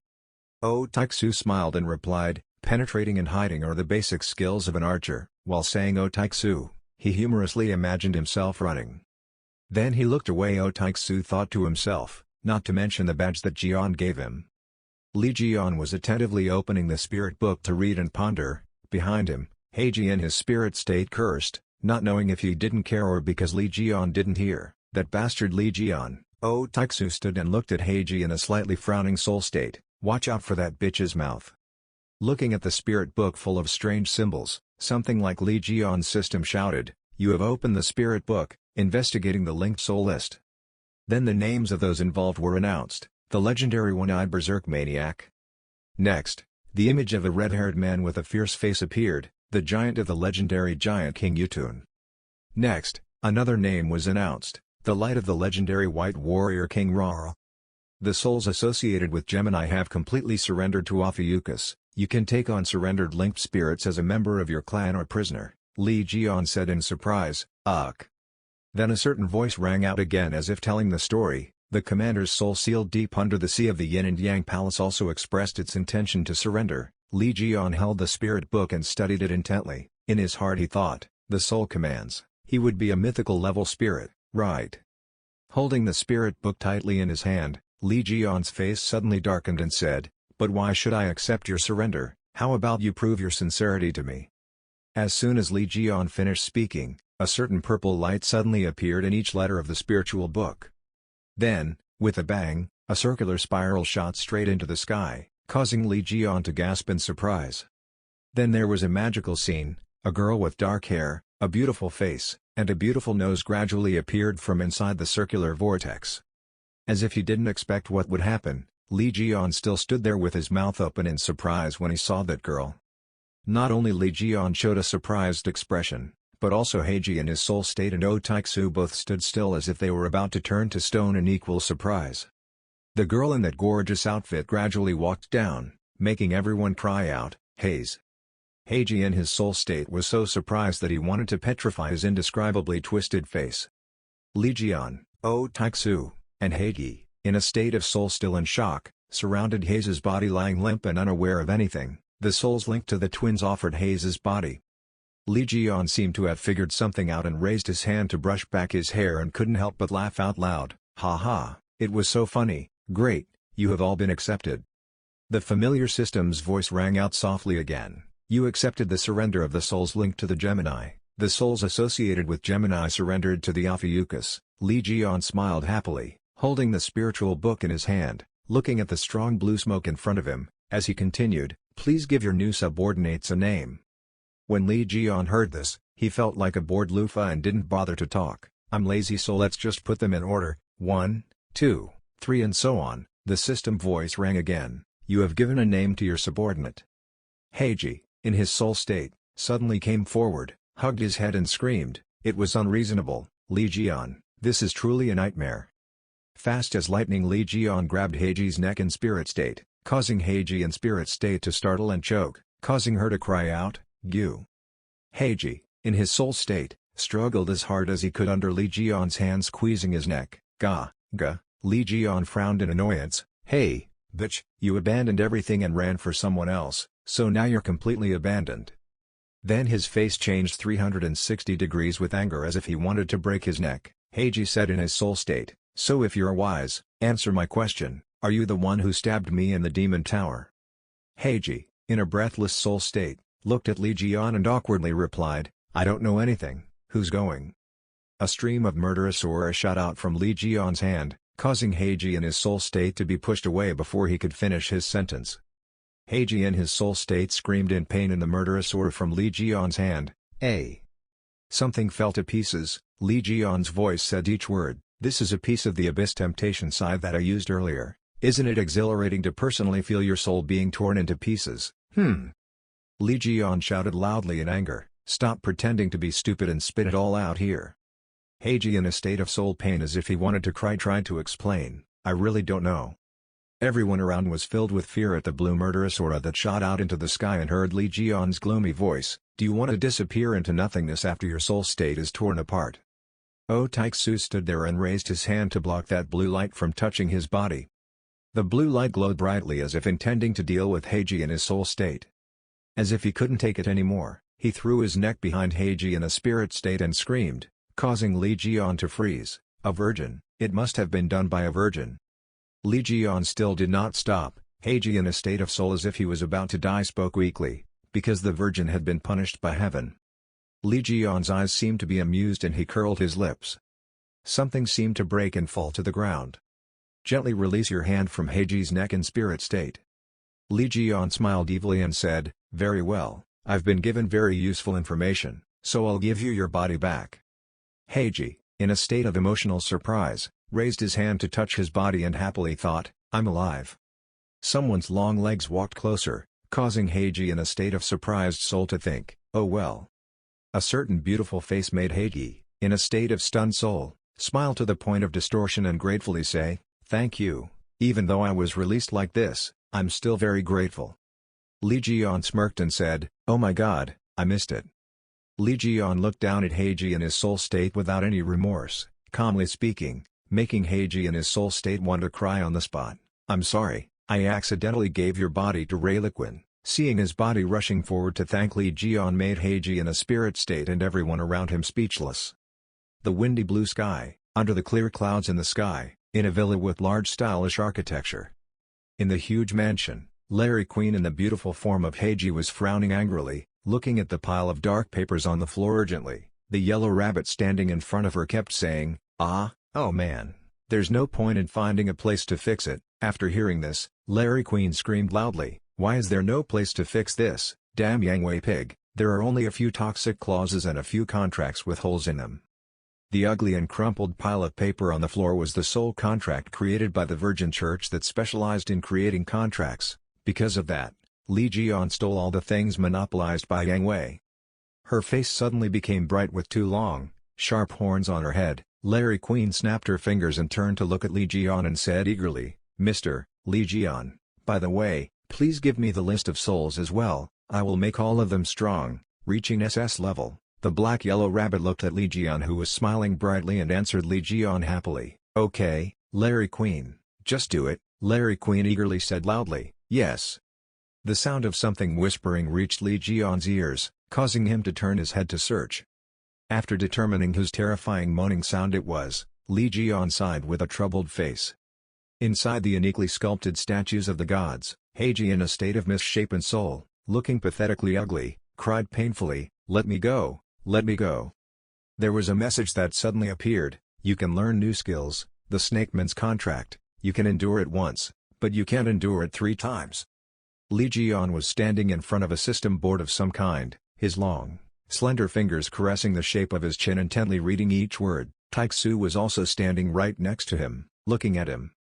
From the system panel, a flattering voice suddenly shouted, causing both Taixu and Li Jian to look down in disdain. We have finally become gods under Mr. Li Jian. The newly recruited gods are praising you. I am honored to become a god of Mr. Li Jian."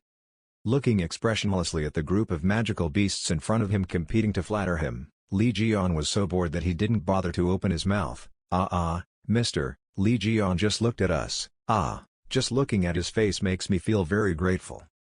Taixu walked up to Li Jian. His blonde hair made his face look even brighter, crossed his arms across his chest and smirked to Li Jian. "I thought if I were a god I would be very arrogant and complacent. This is the first time I see them like this." Li Jian, smiling comfortably, put one hand on his hip, the other hand pointed to the bewildered gods in front of him and answered, "I told you so." As if they didn't expect anything to happen, the 3 magical beasts simultaneously pointed their fingers at Taixu and shouted, making him freeze, "Who let you interfere, you servant of Mr. Li Jian?" After hearing this, Taixu gasped and didn't know what to say. His body seemed to turn to stone on the spot because he was so surprised. "Are you sure you heard it right?" With a cold face, Li Jian crossed his arms and looked straight at the 3 gods in response. Behind him, Taixu seemed to be pressed down by the word servant until he had a stroke. "It seems like you misunderstood something."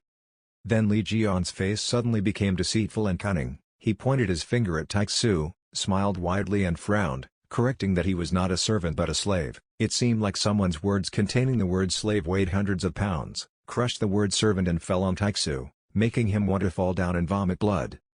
The other 3 gods, as if enlightened, pointed at Taixu's lifeless body to explain and exclaimed, Oh, it turned out to be a slave. A slave dares to stand in front of Mr. Li Jian." As if his spirit became relaxed and excited, Li Jian waved his hand and said, "Enough talking about him, now let's talk about you guys. Why did you leave Gemini Star to come here?" Just thinking back to the great and terrifying violent appearance of the twin god, all 3 of them were terrified in response to Li Jian's question. "It's because we can't stand the violence of the Gemini guardian god." Li Jian squinted his eyes and still didn't believe it and asked again, "Really?" Sweating profusely, all 3 of the magical beasts changed their answers. In fact, when they saw the guardian god of the twins of the zodiac star being lost by Mr. Li Jian closed his eyes and let out a sigh of satisfaction. Wouldn't it be better to just tell the truth? When those 3 divine beasts heard Li Jian say that, they seemed to be inspired to continue. "Not only us, but also the other gods and our legion commander had also decided to surrender to you. It's just a pity that they were imprisoned under the sanctuary, so they were not present here." The image of a deep seal on a thorny rock appeared before me. It is as if something has completely changed on the earth. Currently, humanity has lost more than half of the earth to a calamity force whose identity is unknown, although at a glance, we see that the zodiac stars are still maintaining a balance with disasters. But in reality, they did not even dare to reclaim the territories that belonged to the calamities of unknown status. It is a war between humans and monsters. Right now, to be precise, humans are surrounded in an irresistible circle by monsters. Li Jian heard those words and put his hands on his hands, his face serious, thinking, if it was the bottom of the Yin and Yang Palace, that place would be near the Pacific Ocean. Bending down, furrowing his eyebrows, Li Jian continued to think, it's quite close to the area of those unknown disasters, looks like I have to go check out the situation. The voices of the other three divine beasts rang out again. Interrupting Li Jian's thoughts, he raised his head and glanced at them. Anyway, they knelt down and swore. Then the three divine beasts with tall human bodies knelt down before Li Jian. They said in unison, they would dedicate their lives to him. With a bright smile filled with confidence and regal aura, Li Jian's body emitted an emerald green light and his eyes also glowed. Okay, I have something to ask of you, three brothers. Sung Jae stood behind and watched with his beautiful orange hair, next to his close sister with her hands in her pockets, an exclamation, as expected of Uncle Jian. Sung Jae's ruby eyes shined brightly, he raised his fists in victory and shouted, I didn't expect such high-ranking gods to bow down. He's so cool as hell. Yuha's face was expressionless but still agreed, yes, you're right. Yuha finally looked down and smiled contentedly, so good. Then Yuha raised her head and said something that made Sung Jae startled as he was looking at Li Jian with a spirited face in front of him, when she proposed to him. But after Yuha's words, both Taixu and Li Jian were so frightened that they felt like they were about to freeze on the spot. Taixu's shadowy face glanced up at Li Jian with his dark eyes, standing motionless right in front of him, unable to say anything. Taixu's voice seemed to whisper to Li Jian's ears, whose face was sweating in drops, biting his lips and standing there, hey, what's up, what is that? Leaning his now ghost-like face close to Li Jian's trembling face, Taixu continued gloomily, his voice ringing out like a spell, proposing marriage, propose. The joking words of the yellow rabbit behind seemed to punch Taixu and Li Jian in the ears, so Hugo will become Li Jian's father-in-law, then you will become a real family, right? Just as he finished his sentence, something like an arrow shot straight at the yellow rabbit, making it unable to dodge.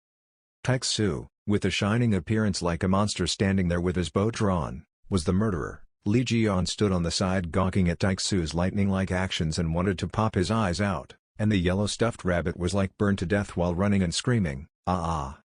Taixu stood there trembling, his face black with anger, and Li Jian naively approached as if encouraging Taixu to calm down.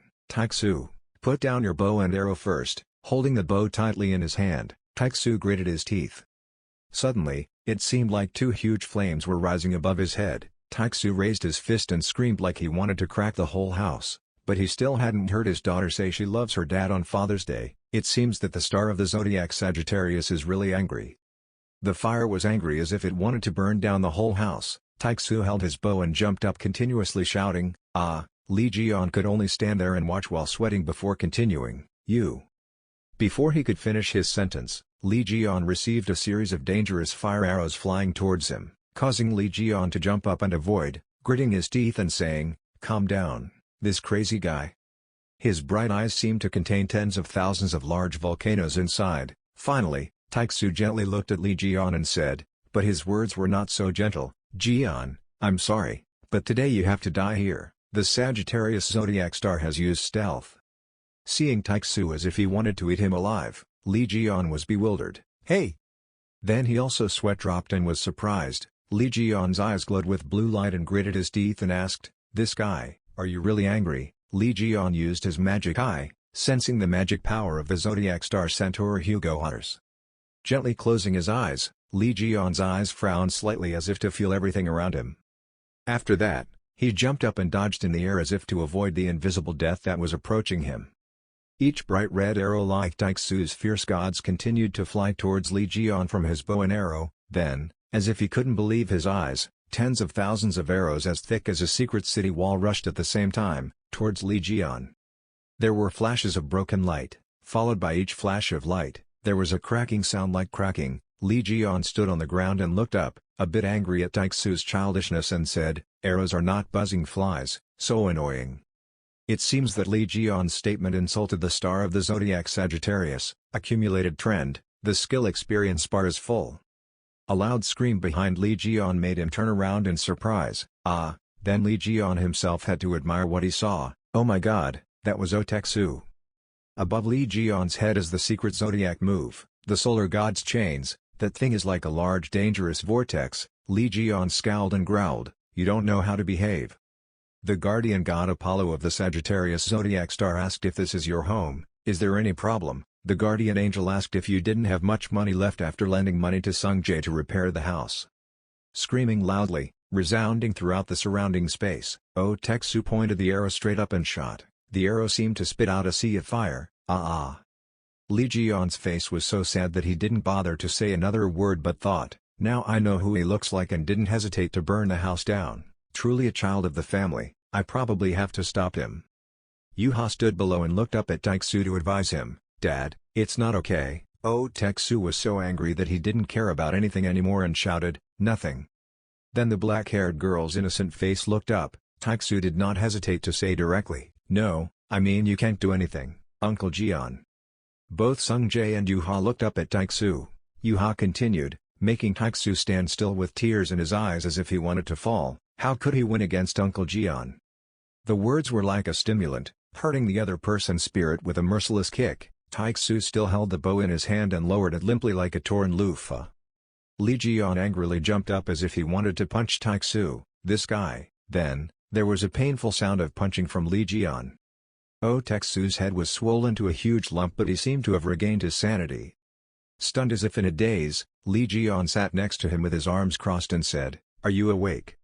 Sighing and glancing at Taek-soo, Lee Ji-yeon continued, How can you so carelessly believe the words of children? Do I look like the guy who will marry your daughter? He was so excited that he wanted to burn the house down. Taek-soo seemed suddenly awake and surprised by Lee Ji-yeon's words. Lee Ji-yeon continued to explain that his daughters rarely showed emotions to him because they were too shy, but they thought about him a lot. Looks like they're going to buy you a gift right now. Yoo-ha and Sung-jae brought out 2 trays full of things and looked at Taek-soo when he had calmed down. The girl in black said first, Oh, Dad is awake. Sung-jae raised his hand and waved, Tada, we went to buy Yirgachef a coffee and strawberry cream cake that Dad liked the most. Taek-soo cried with tears in his eyes as he looked at the 2 trays in front of him and groaned happily, Huh. Taek-soo cried and rushed to his 2 children to hug them, my beloved children, but before he could touch Sung-jae, he crawled towards Lee Ji-yeon like a ghost. And then the conversation between Lee Ji-yeon and Sung-jae made Taek-soo dumbfounded. Sung-jae obediently said to Lee Ji-yeon, Uncle, I sent the clip of the fight to the reporters as you asked. Lee Ji-yeon was satisfied and patted Sung-jae's head. Good job, it was Sung-jae. Taek-soo's face full of black lines turned his head to look at his son in despair and shouted, Whoa, I just patted your head, from now on I won't wash my hair anymore. Sung-jae and Lee Ji-yeon's words kept ringing in Taek-soo's ears. Oh, you should eat the cake too, Lee Ji-yeon replied back. Whoa, why are there so many strawberries on the cake? A little dead in his heart, Taek-soo turned his head to look up at his daughter, who was also looking blankly at Lee Ji-yeon. Then looking down at the tray of cakes Yoo-ha was carrying for him, missing a strawberry, Taek-soo's face turned black, but then Taek-soo still raised his face and forced a smile to look at Yoo-ha and asked, Yoo-ha, where are the strawberries on my piece of cake? Yoo-ha seemed startled and looked down at the cake tray. A second later, Yoo-ha suddenly seemed innocent and wanted to be forgiven, winking and smiling, apologizing to Dad, I've put it all into yours. Taek-soo ran like a flash of lightning to Lee Ji-yeon and shouted, startling both him and Sung-jae sitting there, He punched Lee Ji-yeon in the face like crazy, but didn't hit anything, making Taek-soo look like a clown, while Lee Ji-yeon remained calm and ate the strawberry cake while avoiding it. The villa now looked dilapidated and filled with smoke and dust down to the morning sky. The house was broken and Taek-soo's loud cries of despair and sadness seemed to spread throughout the world.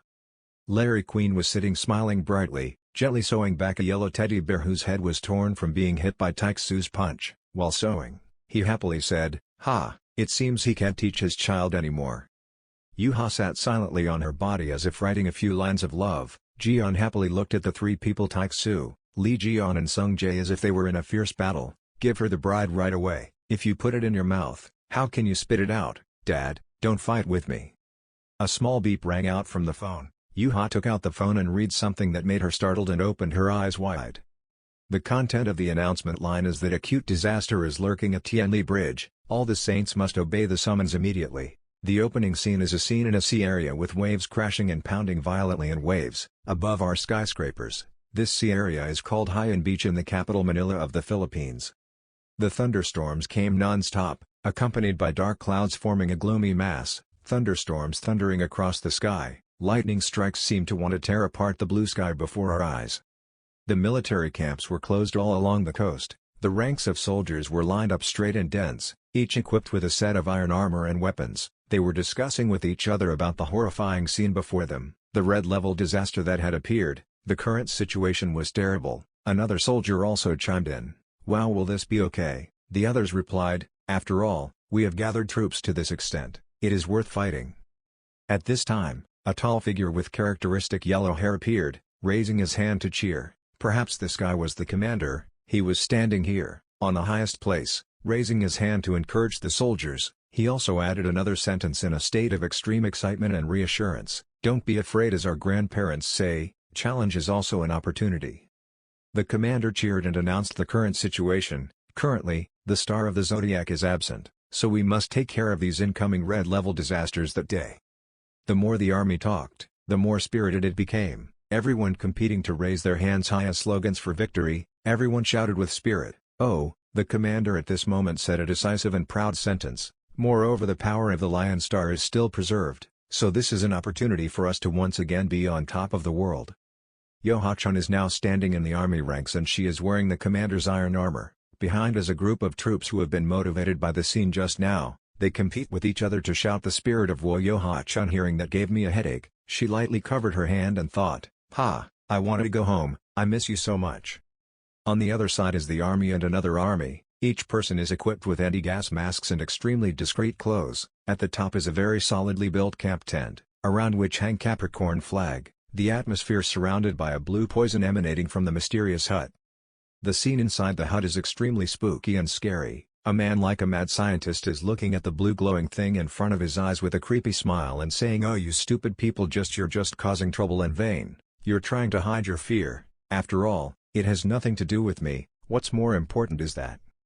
The old man wearing a monocle remained calm. His eyes showed no signs of smiling, but his teeth showed a very triumphant smile and said, "Perhaps the gift I sent has arrived by now." The scene changes to a high-rise house as spacious as a villa, but there is a pile of rubble above. Wooden planks are packed together to form the walls to stabilize the house, and below is a sign, notifying that repairs were underway. A politely dressed man with a suitcase in hand stopped in front of the house's iron door and rang the bell. As soon as he heard the bell ring, a figure opened the door to greet him. Hugo's face appeared on his body, wearing construction worker clothes, his face covered in dirt but still smiling brightly, welcoming him home. "You are home."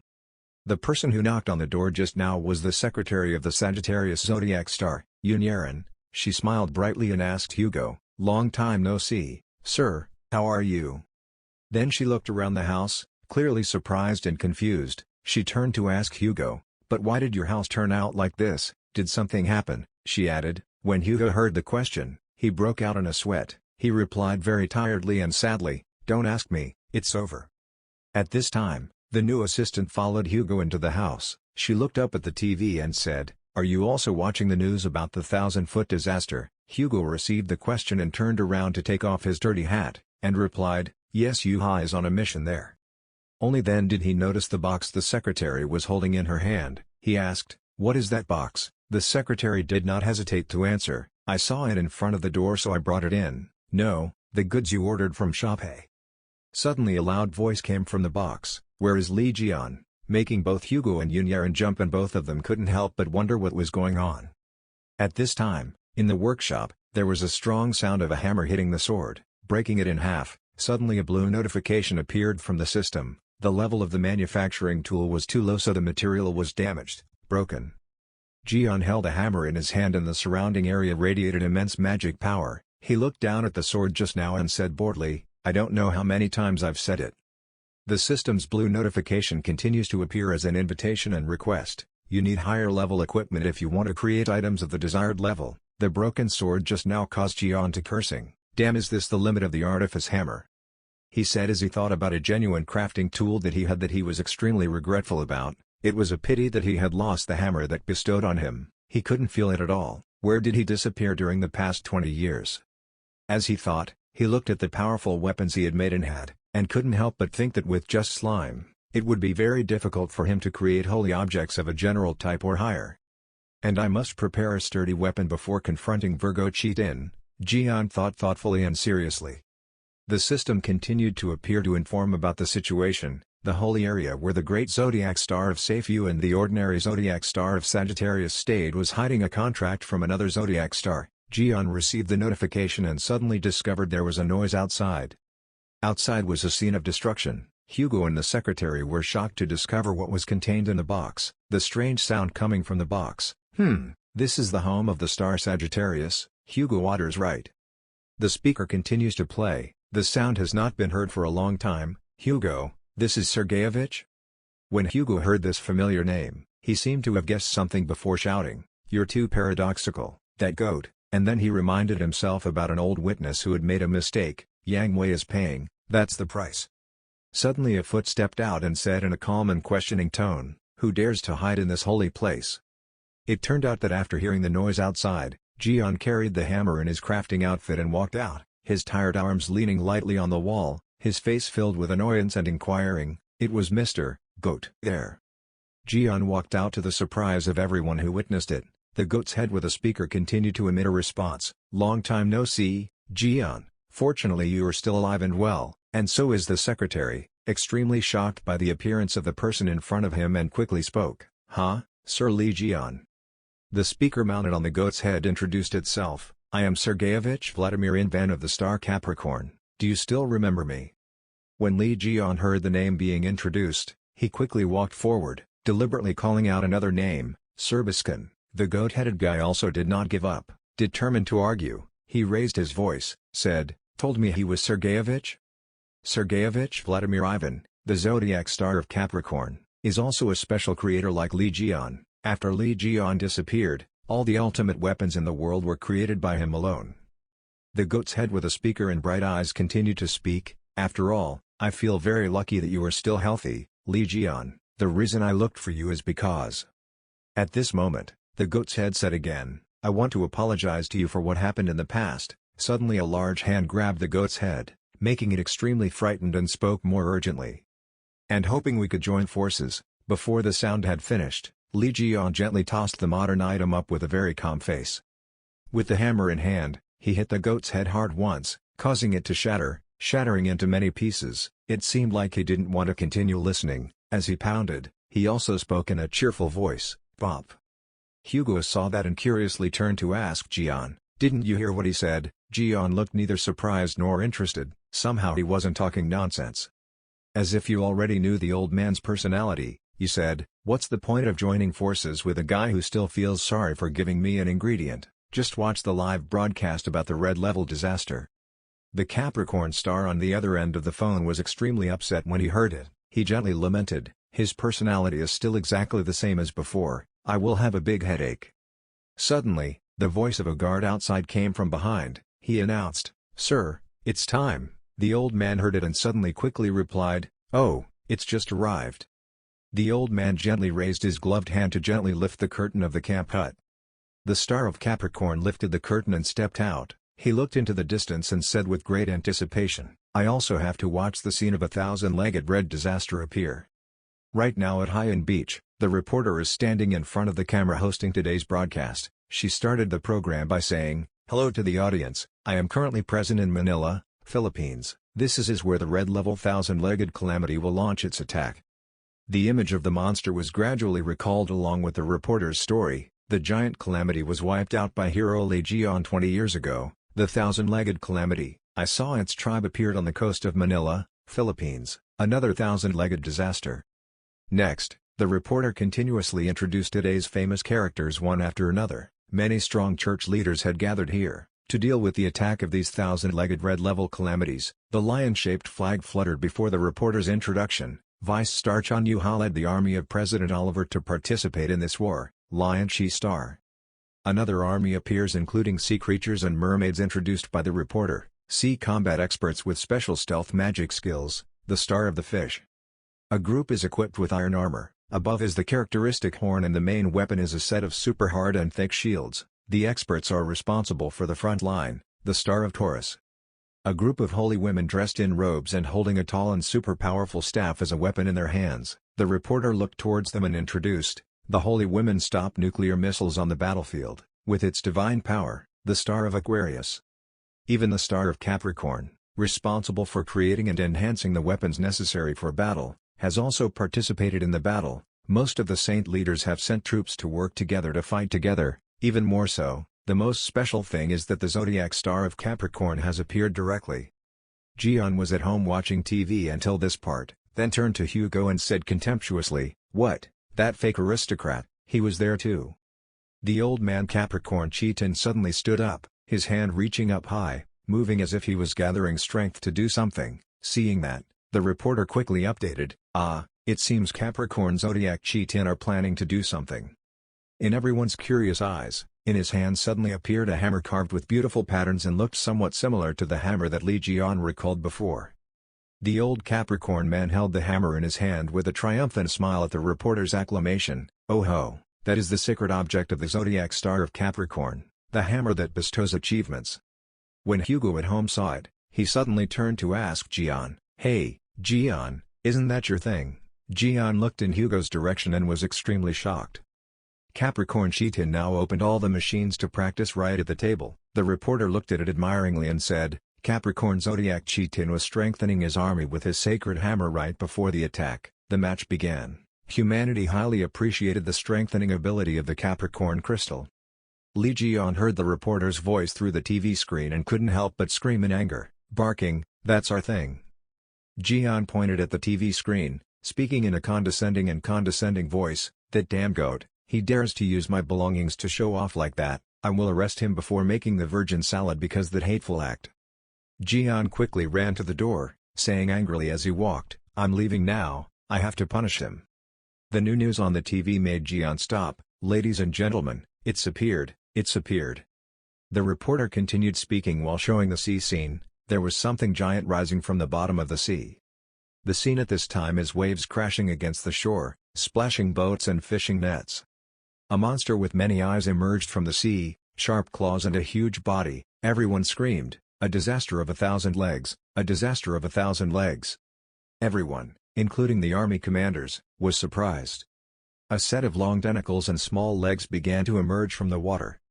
The monster has the shape of a giant purple octopus. The shape looks extremely horrifying, that is, 1,000-legged calamity, danger level, red. The soldiers at this time received orders to prepare for battle. A person wearing iron armor shouted, preparing to fight. Suddenly a red-haired guy stopped him. "Oh wait. It seemed like that 1,000-legged disaster was holding something, huh?" The monster's tentacles stretched out, and in its hand was curled a human shadow. The tightly wrapped figure then cried out in pain, "Ah!" A soldier boldly made a prediction, perhaps it was Stephen Marker. At this moment the image of the wrapped person clearly appeared. It was Stephen Marker. In his hand he was still holding tightly the giant bone he had bought. His voice was angry. Stephen Marker spoke, "Let go of my giant bone, go out." This monster is not your average size. Its body is huge with large tentacles. It looks like a giant octopus. Although Stephen has a muscular body, when fighting this monster, he feels you are extremely small and his expensive giant bone. He is holding the giant bone to fight against disaster. If he lost $1 billion just because of this monster, it would be crazy. Saint Oliver was panicking like a lost soul. He was still crazy about that bone. "Star Master, please let it go, calm down first." The old-looking man called out to Oliver with a calm voice, "What are you doing, President Oliver?" "Mr. Oliver suddenly turned his head. The man immediately changed his provocative expression. He was confused when he saw the star of the zodiac lion and the 1,000-legged calamity appearing at the same time, even though it was the star of the zodiac star. But because the lion star is the main force, the command has to rely on you. If you're tired, let me do it for you." The Holy Guild leader probably saw through that old man's ambition and looked irritated and contemptuous. "What an ambitious person, are you craving for my command? Are you planning on stealing my credit? If you don't say so, I will give instructions right away." The Saint Guild Master stood on high, eloquently pointing his finger and commanding, "All the saints of the Lion Star, take the physical strength-enhancing medicine provided by the Capricorn Star." All the saints simultaneously held the yellow liquid, "Drink to increase strength." Besides, the stars are also increasing their strength. The Pisces star will use spells on the sea's sacrifice, the breath of the water, and the sea's sympathy. The star of Libra will increase strength in this battle for survival, enhancing physical strength, enhancing movement ability, and enhancing defense ability. On the Taurus side, they are also moving quickly. the Taurus star will set up defenses in the rear in case of emergency, and deal with the calamities that land on shore. Oliver jumped down from above. He landed with his 2 feet, shaking a part of the rock. His face after landing on land became enthusiastic. The entire army of the Star Lion also gained strength. "Are you ready? Kill them, you bastards!" Sir Oliver, he is full of strength, shouting, "The entire army of the Star Lions, attack!" The entire army rushed forward to confront that huge disaster. Oliver ordered the beast transformation skill, and the whole army and Mr. Oliver immediately transformed into the skill. It seemed that their fighting fire was increasingly flaring like lightning flashing in the sky. Look, the Holy Guild leader seemed to have turned into an animal. His face became more ferocious, his whole body seemed to be on fire. Oliver could no longer calm down, his pupils turned yellow and activated the beast transformation skill. Oh my god, he has truly transformed into a ferocious beast with sharp claws and sharp eyes full of hatred. This beautiful girl is Yo-Ha-Chun. Although Chun looks soft and beautiful on the outside, she has a very strong personality. The Star Lion fighting army has performed the beast transformation move. All the saints of Libra simultaneously open their magic power. Look at them, they clasp their right hand over their heart and then look down as if feeling strength. Yo-Ha-Chun raised the sword loudly and commanded, "The skill of linking the church." The blue and white Libra spirit beast appeared with great majesty. That move of the Libra saint was the white beast Night Star. It sounded so proud. The white beast then rushed like a lightning bolt towards that evil disaster. The spirit beast roared with its mouth as deep as a bottomless pool. The white night beast growled and its sharp eyes pounded at the disaster. At the same time, hold back the monsters so that the lion saint has a chance to attack. Oliver had now turned into a wild animal, his teeth had turned into fangs as sharp as knife tips. The white night beast had stopped it, at this very moment. The whole army of lions, at this time, had turned into wild animals and jumped on the unfortunate person.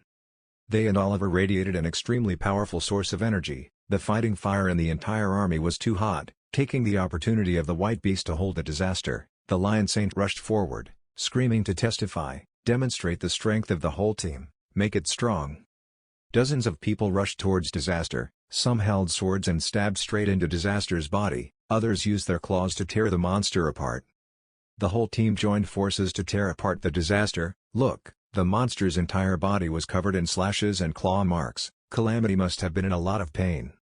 Stephen Marker, is he still trying to get his giant bone from the tentacle of disaster? When he saw the soldiers rushing to fight, he got angry and shouted loudly, "You idiots, you have to stay there until it stops, let go of my giant bone." Oh my god, at this hour he's still thinking about that billion-dollar giant bone.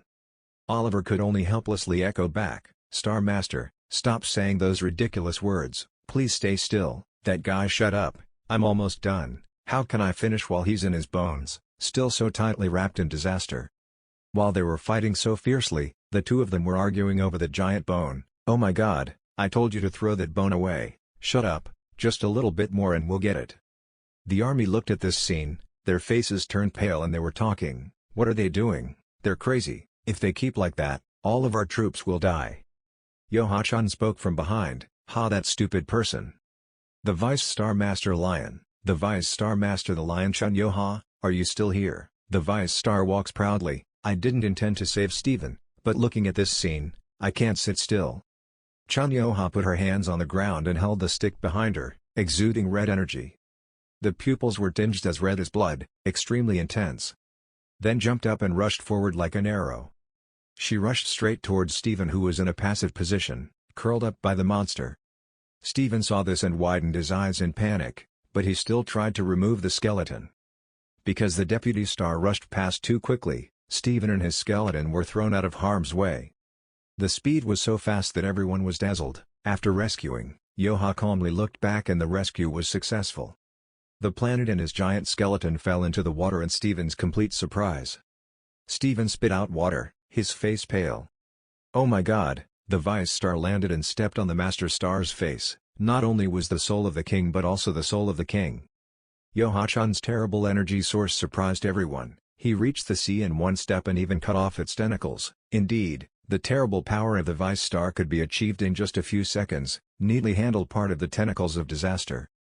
But wait, she's still standing on the star's face, but Yo-Ha seems very calm and Stephen seems like he's screaming, "Hey, you're not coming down yet, The saints of the Taurus are happy, don't stand there idly anymore, the star of the zodiac lion has been saved, we must also attack and deal with those calamities, everyone heroically unite, rush forward. The saints of the zodiac join forces to fight disasters, but the white beast still does not forget to compete for credit.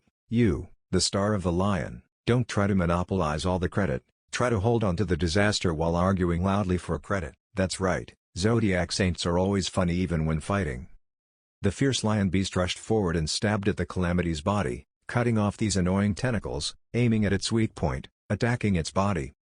The saint's side is also concentrating with all her strength to attack the monster. Dozens of people were climbing on top of the monster, trying to attack at full speed. Some people were now shouting in victory, it was slowing down, forcing it.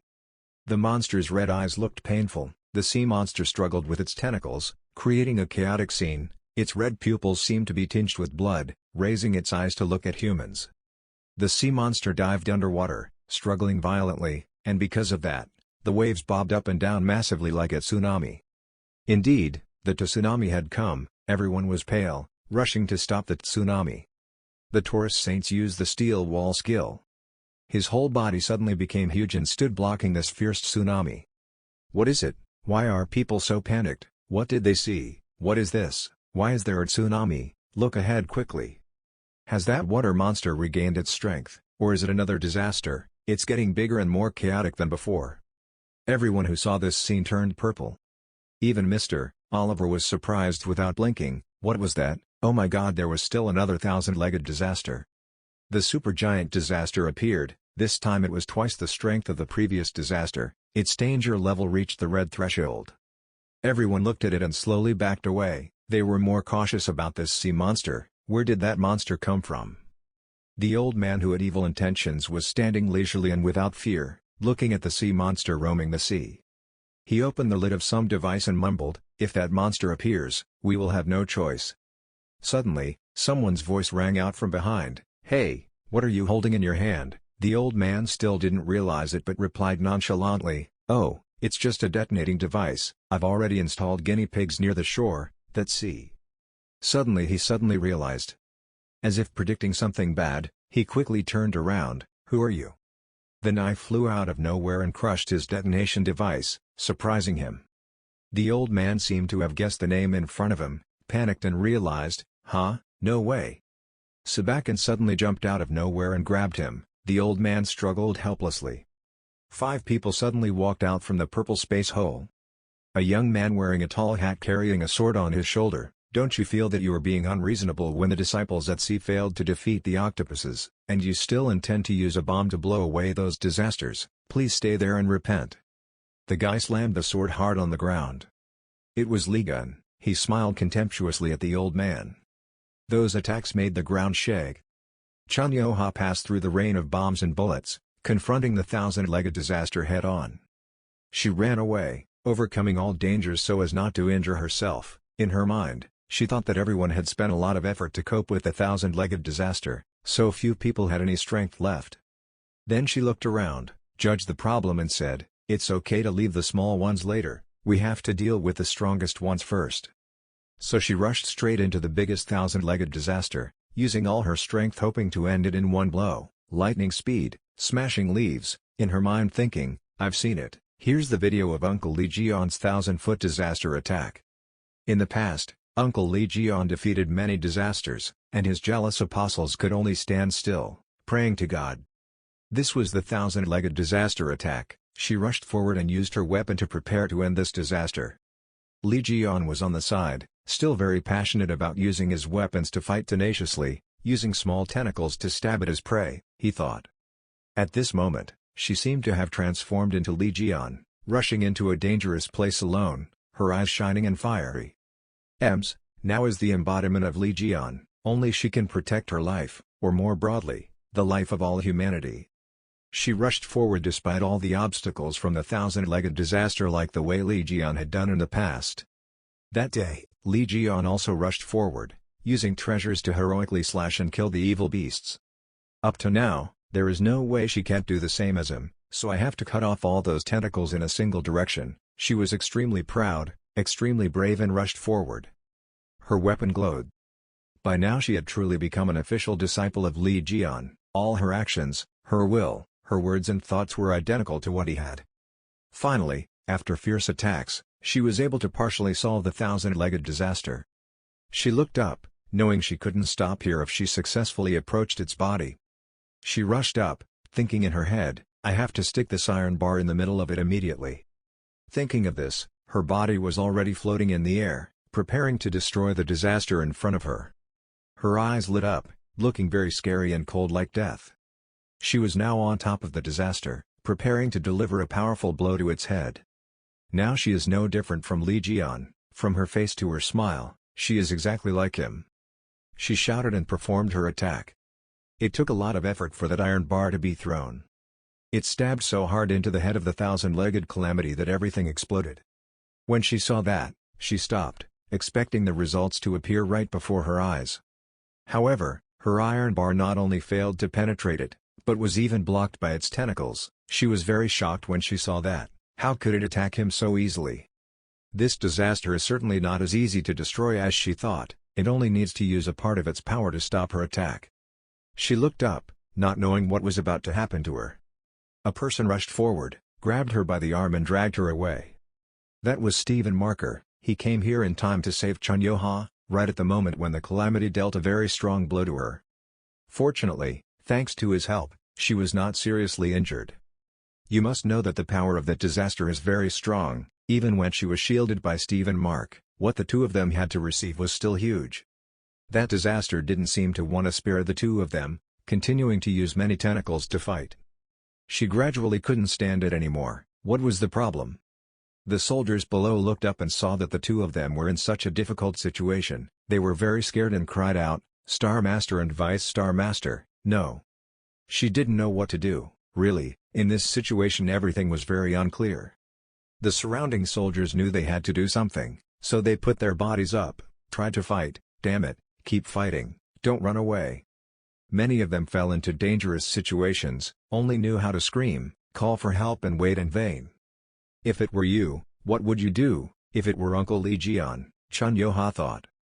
Uncle Will must have held a great sword and flew up, she thought, imagining the image of Li Jian in her mind. But it seemed it wasn't her imagination. She realized something was changing. It was the real Li Jian. That octopus came flying. Even if it was Li Jian, it wouldn't yield. That octopus displayed extremely special power. But the most special person here is Li Jian. He will not let anyone harm the people around him, especially when they want to harm him. Still, with that spirit, he used weapons that made the octopus life worse than death. His attacks were extremely powerful. With just one swipe, he split the octopus in two, very fast, so fast that its tentacles could not respond to his speed. Then he landed on the ground, continuing to turn around to perform new attacks.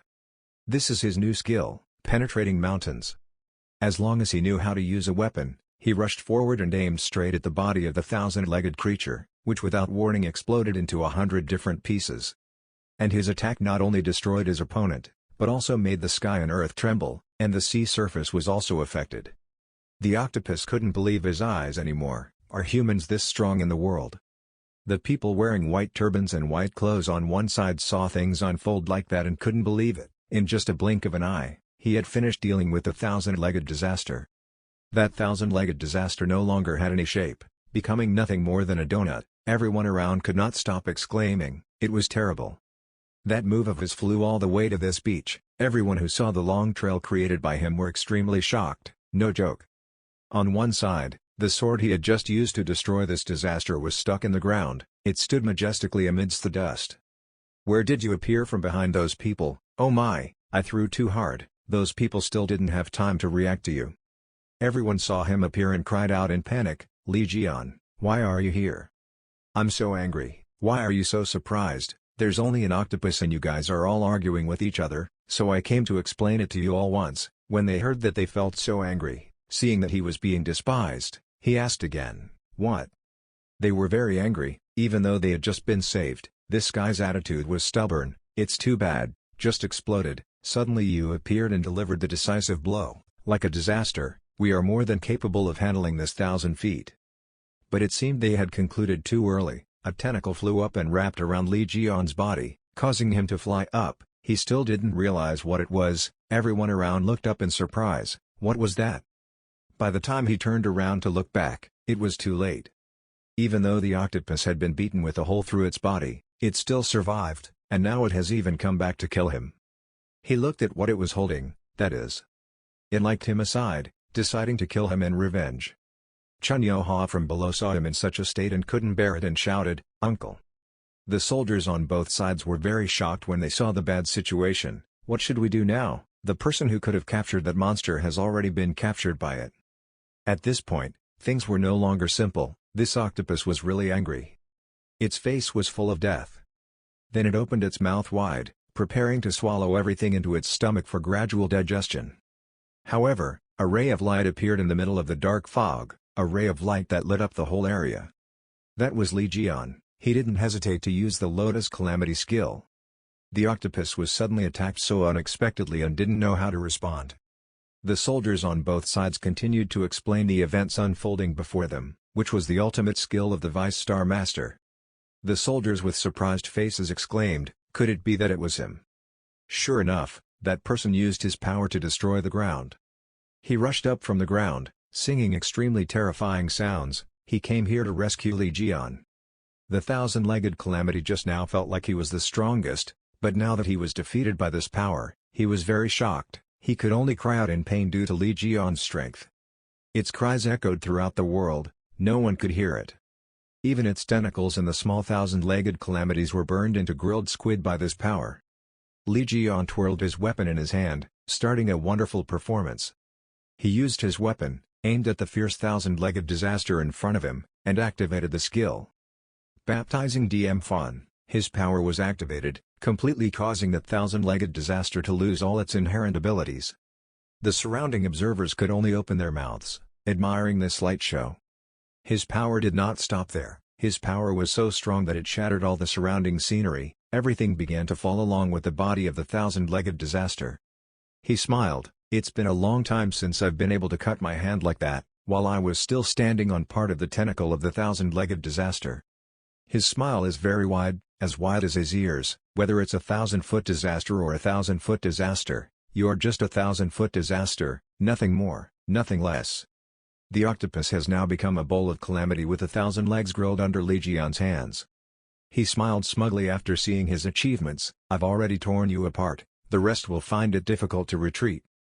By now that thousand-legged disaster could no longer do anything to everyone, because it had been completely destroyed.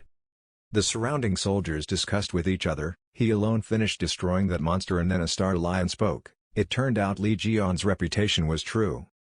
The stars of Leo and Taurus are feeling surprised. Immediately the message appears. It describes the emotions of the people around. He looked to the side, able to enjoy the words of the announcement. "They began to respect you infinitely. Now that things have become more peaceful, people are starting to clean up the remnants of the war." At this time, the announcer on one side is holding the microphone and talking to the TV audience. "Audience, you also see it," she said tremblingly. "This is the person who has been discussed for a very long time." Even she herself could not believe what was happening before her eyes. Everyone in the city watching the battle was extremely happy at his victory. The announcer continued, "Hero Li Jian had just returned, immediately defeating the thousand-legged disaster. Everyone was happy for his victory. Everyone rushed to the streets to celebrate, both for themselves and for the whole year. Everyone, the whole city, is immersed in the joy of victory." On one side, the notice was telling him what he needed to know, stories that had been passed down for a long time, impressive journeys, achievements that made people respect him, the scriptures about the snake that was born.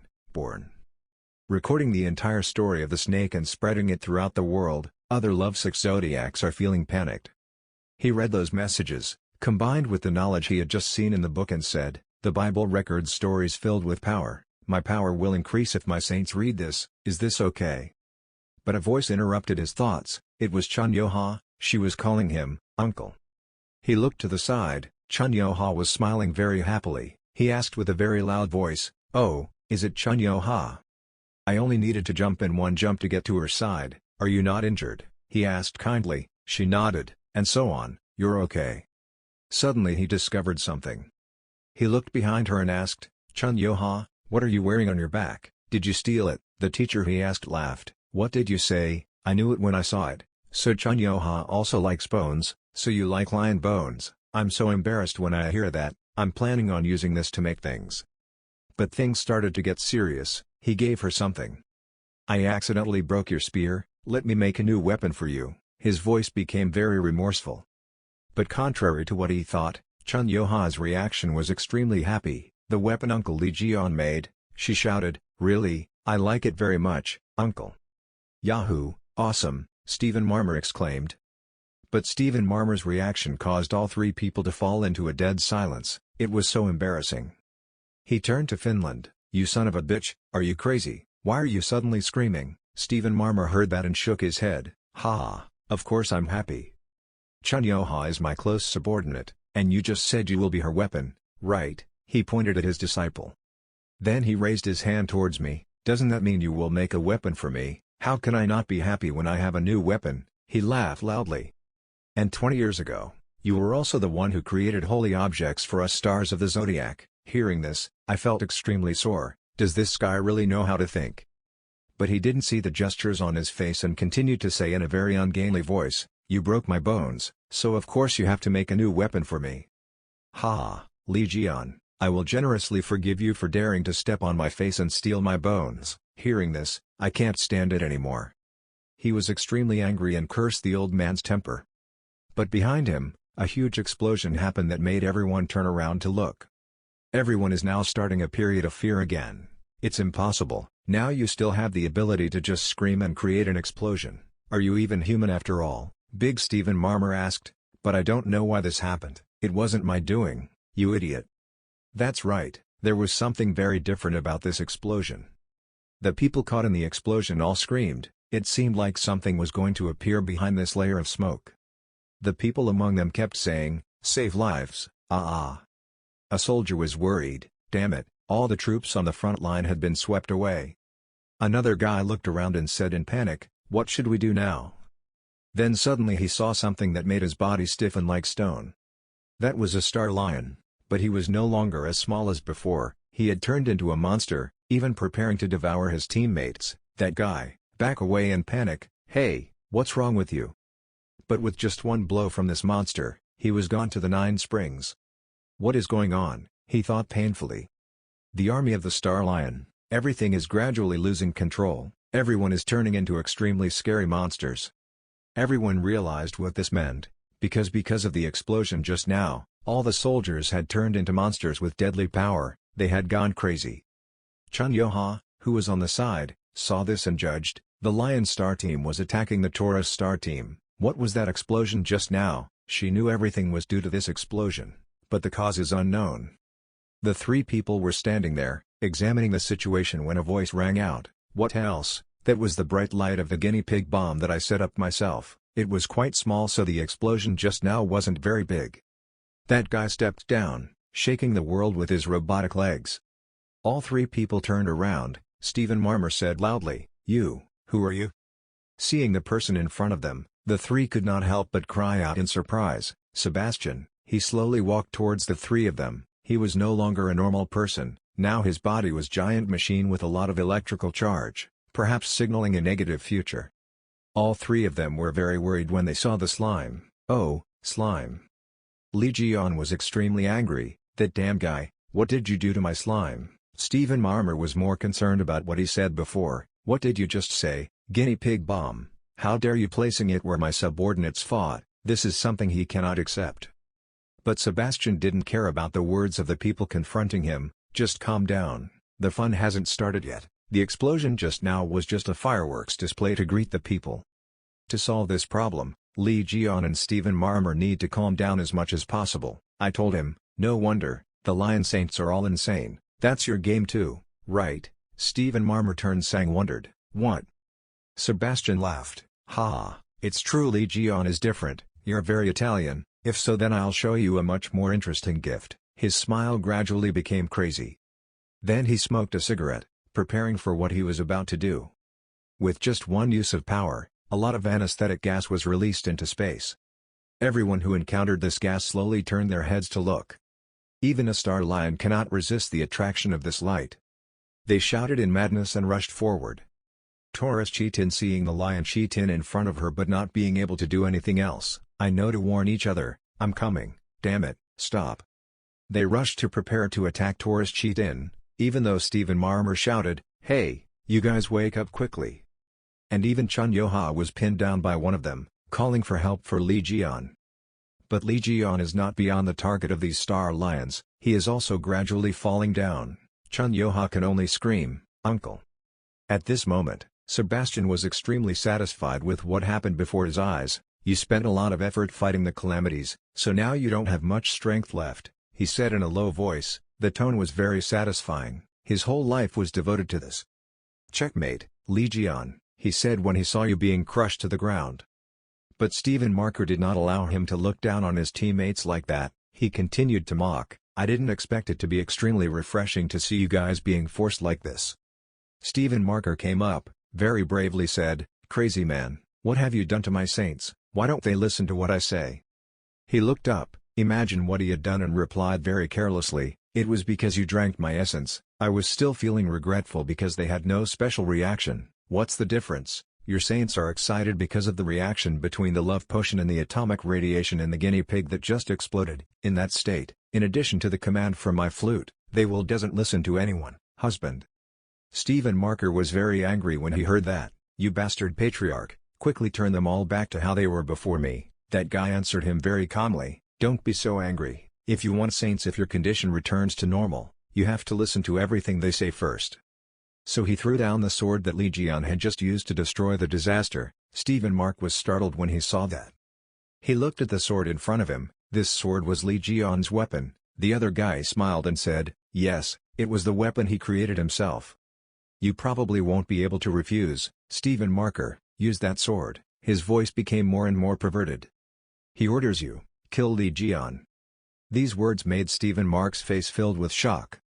Stephen Marker crossed his arms, killing Li Jian for no reason, why should I do as you say?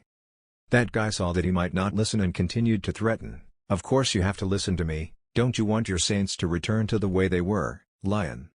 He raised his face, tilted his chin towards Stephen Marker, it's okay, because you and I both understand each other very well. His smile became distorted. Isn't there something in common between the two of us? That Li Jian's existence has made us become self-conscious. This sentence seemed to strike straight into Stephen Mark's heart, making him stunned. Stephen Mark still insisted that he was not that kind of person, don't talk nonsense, but he continued to mock. Then why do you care so much about Li Jian's weapons? Well, isn't that the clearest evidence that you did it to overcome your low self-esteem? The more he spoke, the more humiliated Stephen Mark became. Stephen Marker recalls his life. For you, Li Jian's strength is like a tall wall, and his manufacturing ability is the biggest obstacle for me. He laughed loudly. Everything that happened in Stephen Marker's past is portrayed in this name's words. He shouted, the more we tried to overcome it, the more we felt was just a solid and tall wall, a wall we could not overcome. His words echoed like clarify Stephen Marker's thoughts. Then his voice disappeared. This is our God-given opportunity, Stephen Marker. And I'm not as bad as Li Jian, I won't make empty promises. Stephen Marker now seemed to have lost his reason. He picked up Li Jian's weapon and prepared to do what the person in front of him said. He has successfully controlled Stephen Marker's mind. I will only create for you, test the ultimate weapon, unique in this world. If you join forces with me, then we can surpass Li Jian, and it's only a matter of time before you become the ultimate star of the zodiac. His voice made Stephen Mark disappear, go rational. Now he decided to listen to Sebastian's words. Sebastian continued to control, come on, take that sword and deal with Li Jian right away. So Stephen Marker lifted the sword. Chun Yo-ha from behind saw the scene before her eyes and screamed in vain, Star Master, those are just lies, no way, I also know that Sebastian is not trustworthy. Master, did you hear what I said? The more I spoke, the more hopeless I felt, but now Stephen Mark's face no longer had any emotion. Chun Yo-ha still believes that her words will have an effect. If you dare to touch Uncle Li Jian, I won't be able to sit still. But now he was standing right in front of Li Jian, and he didn't react at all. He raised the sword, preparing to stab it and Li Jian, the ultimate weapon, he muttered under his breath. Sebastian screamed, dying, while enjoying the drama before him. But he immediately stabbed Sebastian with the sword, regardless of what Sebastian had said up until now. Chun Yo-ha was stunned when she saw that. Sebastian groaned in pain. "You idiot, why did you miss this perfect opportunity?" He screamed, "Shut up. Now that he is completely on your side, do you think I will listen to the story of what turned my subordinate into this?" His eyes were filled with anger. "And I focused on training to overcome Li Jian. I still feel sorry for the time I spent sitting in self-pity in vain." He stretched out his arms to show that he would protect him. "And I also have no intention of killing Li Jian, to take that position from him. You're the strongest," he shouted, raising his middle finger to the loser before his eyes. Li Jian was very satisfied when he heard that, but on the surface he had to pretend not to care. Then he continued, "Because we have already overcome Li Jian, all we need now is weapons." He also smiled. He took a few steps forward, placed his hand on his chest to show confidence. "Don't compare me to a lowly thing like your goat. He is proving himself extremely strong right now. His internal strength is getting higher and higher." "And what? You said you would make me a weapon, but from the beginning you couldn't overcome Li Jian. You thought I would like your weapon more than yours. The gas was done by Li Jian, you psycho." Sebastian was so frustrated when he heard this, he muttered, "You judge. So he used his weapon to prepare to kill you. I will make you regret it." What Sebastian has in his hand is a very big gun. This gun has a much higher firing power than a normal person. But immediately, when he made his move, Stephen Mark blocked all of his attacks. His gun broke into many pieces, making him wonder why he had failed under those who stood up for Li Jian. Stephen Marker was now extremely strong, rushing towards him. He didn't care about the difference between the two. He shouted to save some honor for himself, "Don't show off." But the one who seems to be here is him, because after just a few attacks, Stephen Mark forced him to return to the west. He knew that if he stood here any longer, he would lose his advantage, so he put one foot down. He used the force to fly himself into the sky, launch the rocket, and fire continuously. His attacks carry the smell of gunpowder, creating continuous explosions. He thought that after this time, no one would be able to underestimate him anymore. Such a powerful attack, if he could resist it, he would no longer be human, so he smiled confidently. "Ha, the star of the zodiac lion, the reputation of the world will die before my attack." But what he did not expect was that he transformed into a real lion, bit off all his weapons and flew up to fight him. He rushed up, thinking in his head, "It is true that 20 years ago, I used to have low self-esteem like you said, but even though I fell countless times, I still stood up to test my limits. I did." Trying to surpass Li Jian, he got rich. With all his strength now he will become the strongest star of the zodiac. He used all his skills to turn himself into a mighty lion. And of course with this kind of power, Sebastian is just a small shrimp. He immediately collapsed under Stephen Mark's lightning claw. Sebastian was beaten so much that he fell down. He didn't expect that he would be defeated, but Stephen Mark didn't let down his guard because he saw that he was on top. He still rushed forward and gave him some other attacks. Finally, after Sebastian fell to the ground, Stephen Marker stood up over his body. He shouted, "Old goat, you have thick armor, Sebastian can't move anymore." So he stepped on him. These impacts gave him strong feelings. And so the bare-knuckle fighting began again. He shouted, facing Sebastian on the ground, "Even Aquarius fought without using protective gear. Stop hiding in that armor, damn goat, come out quickly." He couldn't do anything anymore. He could only scream Stephen Marker's name. At this time, when did Li Jian escape? He came and said to the two of you, "How long are you planning to fight?" Everything was in chaos. Thanks to his presence, it became strangely senseless. They didn't believe Li Jian had escaped. How could he be safe and sound right here under the control of such extremely powerful lions? Stephen Mark shouted, "What, Li Jian?" Sebastian also didn't expect. "How did you escape like that?" He recounted, "At first I planned to let them arrest me to see what tricks you were planning to play, but you guys were wasting time making me so angry that I stood up. The button was so weak." Chun Yo-ha also asked. He was lucky to escape. The two people who heard that shouted, "It was unreasonable." Then he kicked Stephen Marker aside. "You can move aside. You look at the scumbag in front of you. I have a lot of things to ask you, so please talk to me for a bit." Sebastian, his face is now filled with doubt and fear. "Myself, I have done so many bad things, now I have to face the consequences." Li Jian is being captured by two beastmen, but he has no intention of resisting. Stephen and Sebastian's arguments never stop. "Don't compare me to a low-class goat like you, and weapons. You think the weapon comes from the old goat, dare you? The two sides kept arguing back and forth, no one willing to give in, and unable to determine victory or defeat, so Jian was extremely depressed. From the side where the two men were fighting suddenly came a loud scream. At this point, Jian was really impatient. He said angrily, "It was not interesting at all." Right after that, Jian sat up without losing any strength. It seemed like the group of beast people weren't strong enough to stop him, he just hadn't made a move yet. They were bewildered and did not understand anything. "I'm such an idiot." Jian stood up and angrily walked towards the other two guys. He complained as he walked, patiently waiting to see if this stupid battle was any good. "I had to hit him so quickly." When the beast people saw him running away, they roared and rushed forward to capture him. But with just one kick, Jian finished off those big, useless beastmen. They kept getting kicked out of the chicken coop. Li Jian walked up to the other two guys with a disgusted face and asked, "How long are you planning to fight?"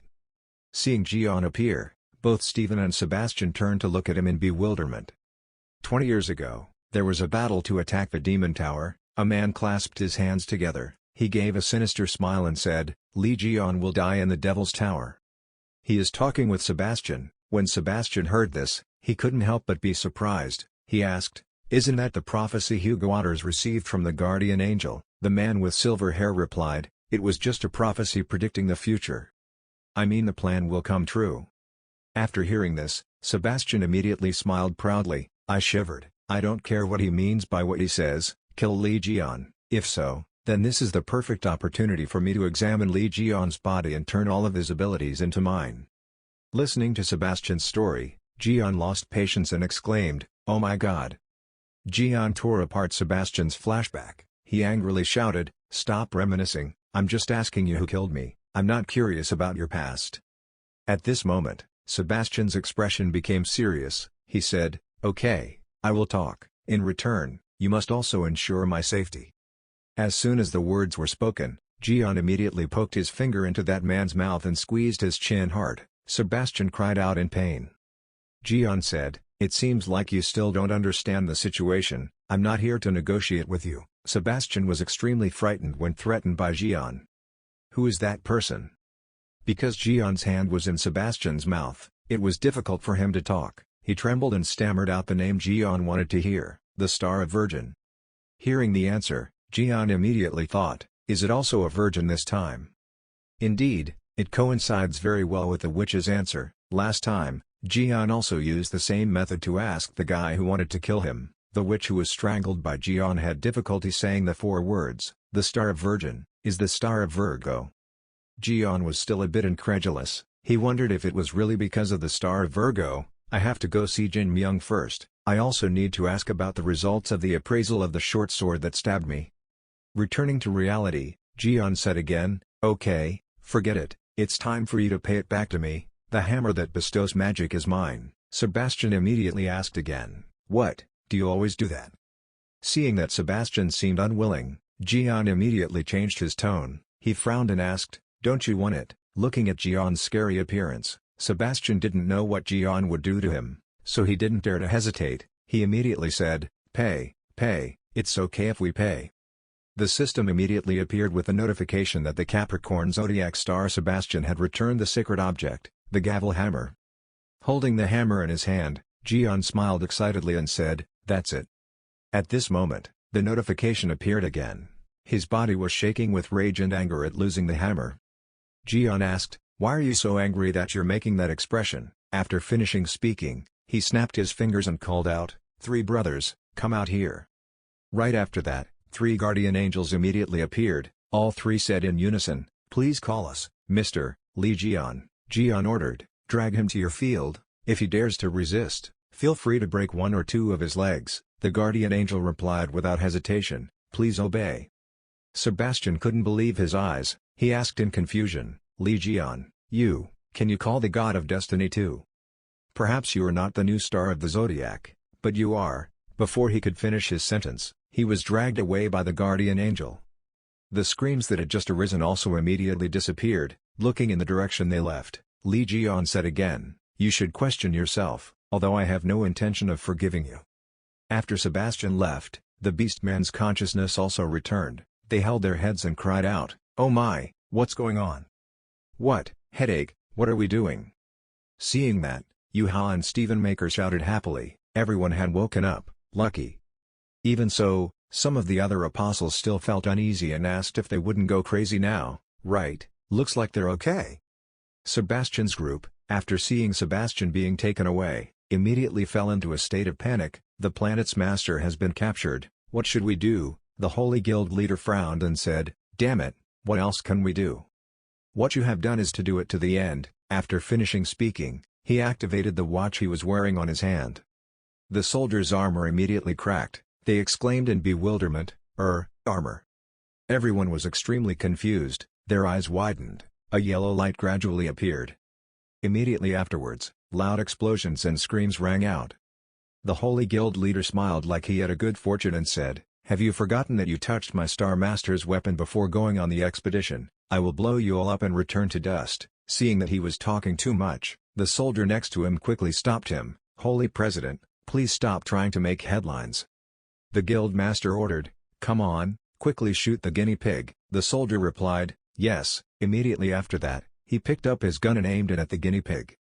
Having identified the target, the soldier immediately pulled the trigger. A super huge bullet flew at lightning speed towards Jian. Jian seemed to have no intention of avoiding it. He said, these are not toys. Why do you have to put the word guinea pig on everything you do? Then I will also use my toys to confront you. Jian immediately used the sacred object, the hammer that bestowed the relic. Target's hit can be enhanced and transformed. Please choose a target. Jian gave a sinister smile and said, the goal is Guinea. After finishing speaking, he used the hammer to hit the guinea pig bullet hard. A sky-shattering explosion rang out, blinding light radiated everywhere. The system announces that the target has successfully transformed. Guinea pig bullets have transformed into guinea pig fireworks. Fireworks immediately shot into the sky and exploded, making the whole sky light up. Sebastian's people were so angry, the guinea pigs turned into fireworks. He's crazy, really crazy. Listening to them whispering, Yuha and the beast people could no longer stand still. An animal man stomped his foot on the ground and shouted loudly, you guys are the crazy ones. You guys deliberately plotted to secretly stab us. Everyone lined up in ranks from highest to lowest, facing Sebastian's side. The soldiers quickly asked, what, have you all lost your mind? Stephen Maker replied, we beast men are stronger and tougher than you think. I'm not sure about guinea pig missiles, but that type of bullet can hurt me. Before he finished speaking, Sebastian's group of people curled up and ran away. Run away quickly. Stephen immediately shouted loudly, listen until the end and then run. Stephen was so angry that he turned to Jian and said, we can't let them go like that. Li Jian, do you have anything worth playing with? Big, sturdy, fits in hand, easy to swing? Jian smiled faintly and replied, why do you keep coming to me asking for weapons? With the criteria given by Stephen, Jian immediately thought of something that couldn't be more reasonable, something that gathered all the elements he wanted. He said with a sinister smile, there is one thing. Stephen asked bewilderedly, but what's wrong with your eyes? If so, please bring it to me quickly. Before he could finish his sentence, Jian picked him up. Stephen was startled and screamed. Li Jian held his legs and lifted them up to gain momentum. Then he immediately threw Stephen towards the group of people without any mercy. The peak throwing force of the tip combined with the factors Stephen gave is really something that can easily handle them. Stephen's ball immediately blew away all the soldiers on Sebastian's side. No one could escape. A silent scream rang out. Just tried it once and Jian is already addicted to this game. Maybe next time I'll go bowling. After throwing people away without mercy, Jian calmly asked, what do you think? Look at Stephen's rough and dirty feet. Jian's face darkened. He remained silent and said nothing more. He lifted Stephen's leg. Then immediately drop it down. It doesn't feel right, it's better not to use it again. Scene transition to the Western Defense Area, suburbs, Red Zone, is the place where European nations unite for humanity. Here, countless disasters are rampant. The plagues are everywhere, they crawl on the ground, climb buildings, destroy everything. At this time, a person came forward. He accidentally stepped on a large pool of blood. As soon as he arrived here, he immediately covered his nose with his hand. The stench in this place is too strong. It would not be surprising if a disaster suddenly appeared. I must not relax my awareness. This person is the captain of the Virgo constellation search team, Zane. Following Zane, there are 9 other people on the team. They are patrolling this place. The group of people walked and talked. Hey, Have you heard the news? Lee Ji-yeon defeated the disastrous octopus in the Philippines. Oh, I watched the video, he is so extraordinary. Those who officially joined the conquest did not do much in the end. It is said that Leo and Capricorn fought and both sides looked like losers, so it's more beneficial for us, the less competitors the better, right? Seeing the crowd gossiping, Zayn, who was walking in front, suddenly turned around. He shouted in a serious voice and remained silent, "Are you guys planning on chatting all the time while on duty?" The two guys walking behind quickly admitted their mistake and apologized.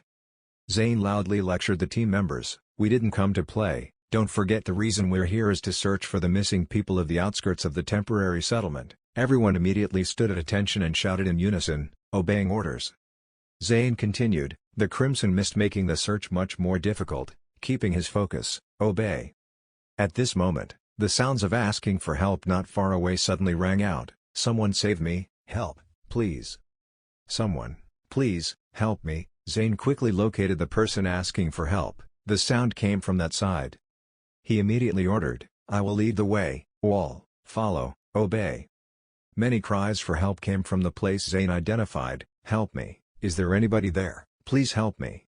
Someone, save, help me, please, is anyone there?" The more he heard the cries, the faster Zayn's steps became. He rushed towards the people who were asking for help. Zayn frowned and wondered, all the screams were coming from the downtown area. Had I heard him wrong? It feels like a machine repeating itself over and over again, like a recording. The sounds of calling for help still rang out incessantly. "Help me, is anyone there?" Zayn seemed to have discovered something. He stopped and quickly ordered the members, all of them, to stop quickly. Something's not right. The closer the screams for help came, the more disasters appeared. They blocked the entire path. Zayn called loudly, "Hey, where's everybody? Oh, someone please answer." At this time, the disaster group began to approach Zayn. Scary screams kept echoing everywhere.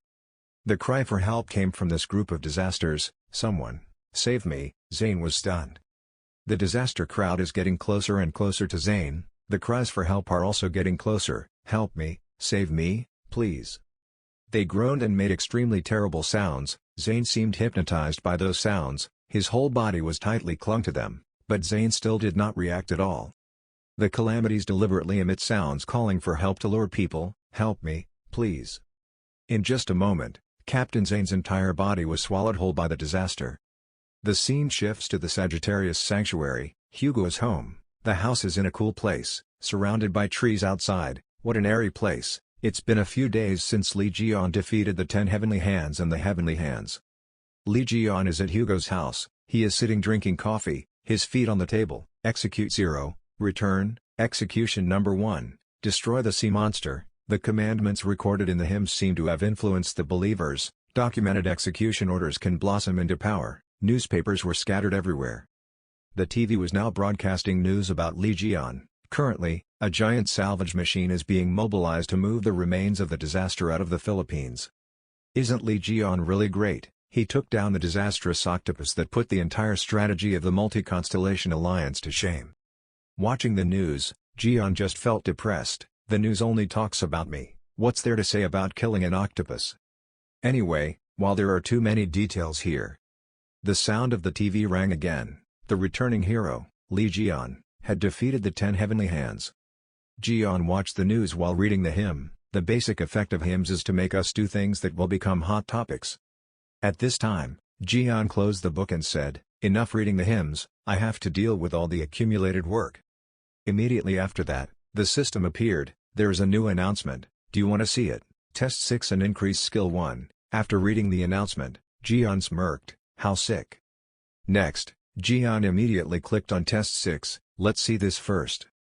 The system immediately appeared. The Awakening of Ophiuchus SSS. This test will begin when you reach constellation level 10. You need to pass 3 tests. The reward is Ophiuchus's unique guardian spirit, greatly increasing his physical abilities, his unique awakening skill, and Ophiuchus's holy relic. Note, the time limit for completing the test is 240 hours. You will not receive experience points during trials. There will be penalties if you cannot pass all trials. After reading, Ji-yeon felt a bit stiff and experimental. Is the quest that appeared after I fought the god of Gemini. The system continues to disseminate information. Test your strength. Destroy the god-eating devil. Request 1, you cannot use your war god instinct. Jian put on a regretful expression and thought, it was a pity not being able to use his ultimate skill, the war god instinct. As long as I don't face a real god or disaster head-on, I'll be fine. After all, I'm an expert at solving disasters. The system continues to provide information, intellectual experiment, recruiting a secretary whose task is to record Ophiuchus's execution orders, testing his reputation, accepting a human servant as his disciple. After reading it, Jian immediately commented that these two things are the problem, a secretary and a disciple. Where should I go to find them now? Think later, this will be difficult. Next is, Jian clicked to increase skill 1. His eyes immediately lit up, notification system, divine gaze, has leveled up, efficiency is increased. Receiving this super skill, Jian shouted happily. The waitress saw him shouting and was a bit confused. In her hand she was carrying an animal. Release me, I'm clean. Jian immediately stopped the girl and said, hey, stop, can someone look at me for a moment?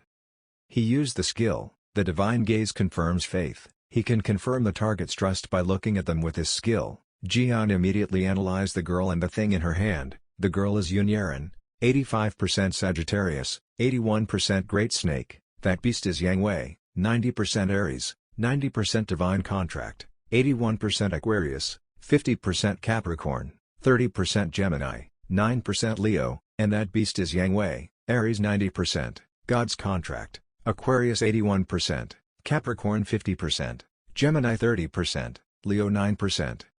The system again gives note, when you accept a servant, if the disciple's faith is not 100% the constellation's authority will decrease. After reading, Jian thought to himself, noting the mention of the servant's faith, which means I need to be careful when choosing who to accept as a disciple. When it comes to 100% faith, a few names immediately come to mind, Sungchae, Yuha and Hugo. Jian thought very confidently, no problem, whether Hugo, Sungchae or Yuha can become my disciple. It's already here, let's do it. Thinking about it, Jian excitedly asked where Yunyaran, Hugo, Sungjae and Yuha were. Yaran replied, they left early in the morning.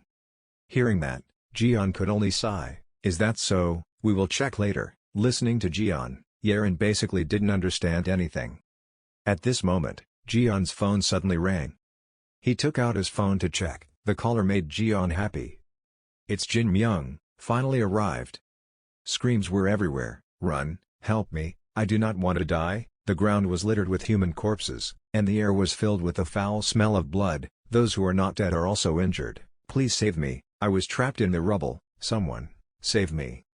Sungchae's family was also present during this chaos. Sungchae's mother took him to the car and gave him instructions. Sungjae, listen to mom. You have to hide in the car until your dad comes, get it? Think of it like playing hide and seek, you have to hide carefully so the monsters can't find you. When the three come, he will deal with those monsters in one blow. Until then, my beloved Sungjae, promise me that you will be brave and wait for your father to come. After saying that, Sungchae's mother was immediately dragged away by the monster. The boy was scared and screamed for his mother, Mom. At this time, Sungchae also woke up, his face was covered in sweat. Sungchae gasped after waking up. His hands trembled, perhaps Sungchae is still haunted by that painful memory. Seeing her younger brother like that, Yuha immediately held Sungchae's hand to reassure him. Yuha gave him a gentle smile.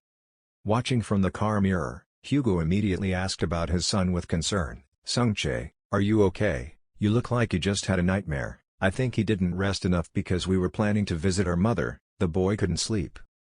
Yuha was also extremely worried and said that it could also be a sequela of the heavenly punishment. Don't try too hard, Sungchae. Sungchae rubbed his eyes and said, I'm okay, I'm just a little tired. Sungchae sat blankly without saying anything more. Looking at his younger brother, Yuha suddenly remembered something. She quickly rummaged through her bag. Oh right, almost forgot, I have something I want to give you. Tada, birthday gift. I bought what you asked for. Receiving the gift, Sungchae was extremely surprised. This is it. You said you needed a holy relic that contained Gemini's magic power, right? I bought it with my dad, but that stuff is really good. Sungchae received the gift and replied, yes, you can get points without doing anything with this. Yuha said with bright eyes, I'm glad you like it, even though I always feel down every birthday, but anyway, happy birthday, Sungchae. Sung Chae also smiled brightly and said, "Thank you, for putting your heart into this gift." Yuha said again, "Mom will be sad when you are always gloomy on your birthday, please visit her with a smile." Listening to the two children talking, Hugo said nothing, his hand tightly grasped the steering wheel. After walking for a while, the three of them finally arrived at the Tail Hospital. Hospital room 808 of patient Chun Ji-woo. Yuha's voice came from inside the hospital room. At that time, Uncle Jeon flicked Godfrey's forehead. Uncle Jeon is even cooler than before. "Mom, it would be great if you could see Uncle Jeon with us, we'll talk about everything when Mom wakes up." Mom, after being dragged away by the monster, Sung Chae and Yuha's mother luckily escaped death, but lost consciousness and could only use a ventilator to maintain their lives. Yuha held her mother's hand tightly, the air became quiet. Hugo Otters did not enter but just hung out outside the door. His face was not at all happy, perhaps the guilt still remained in him for not arriving in time to save his wife. At this moment, Hugo's phone rang. Hugo was surprised to receive this call. This number is... He quickly went out and answered the phone. Hugo said, "Today is an important day, so I don't want to talk about work." I never thought he would call me directly like this. I can't believe the Alliance of European Nations is looking for me. But such a simple disaster extermination commission, isn't Virgo in the vicinity of the Eastern Temporary Settlement? A voice came from the other end of the line, "Saint Sagittarius, I wouldn't call you directly if it was just some ordinary disaster." Virgo had long ago declared her refusal to destroy that disaster. Hugo was a little surprised and asked what he just said. "Kevin Ajar said so." The voice on the phone continued to ring. "Besides, I've seen that disaster before. It was the disaster that occurred in Korea 10 years ago and destroyed the entire airport." Hearing this, Hugo's face immediately changed. "Is blood duty? That bastard has appeared again." Memories of the blood mist immediately flashed through Hugo's head. Today it's pouring rain. European Union, Virgo's jurisdiction, Belgium.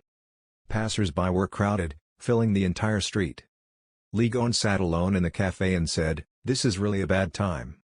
He looked intently at the phone screen and thought to himself, after so many beautiful days, why did it rain on the day we were supposed to meet? Lee Gon previously asked Sung Jae if he wanted to be my disciple. But Sung Jae replied to On, "I'm sorry uncle, I really appreciate your suggestion, but I don't think I can." This answer from Sung Jae made him very disappointed. I thought the boy would definitely agree. It's raining heavily today, which perfectly suits Lee Gon's chaotic mood, but there are still many things about Sung Jae that I don't know. Remembering his strange attitude when he asked, "Today is his birthday, Sung Jae's birthday." Through Sung Jae's friend's words, he found out that today is Sung Jae's birthday, which made him extremely angry. "You should have told me soon," the other friend shyly replied. Yes, Sung Jae really doesn't care about his birthday very much. The more I think about it, the more strange it becomes. At that time, I didn't know why he did that. That kid, Sung Jae, didn't even tell me that today was his birthday. The more he thought about it, the more strange it became. Lee Gon looked outside thoughtfully. Yaren also seemed to be hiding something. Did something happen on the boy's birthday? Immersed in his own world, Lee Gon suddenly heard a voice. "You looked really thoughtful. Are you worried about something?" Lee Gon didn't even lift his face and replied indifferently, "Oh, you're here." Jin Myung calmly sat down opposite Lee Gon and said hello. "It's been a long time since I've seen Lee Gon." He politely said, "I should have come to find you in person, sorry for making you come all the way here." Lee Gon replied very naturally, "It's okay, I also have some things to do with the Virgin, besides coming here is not difficult at all."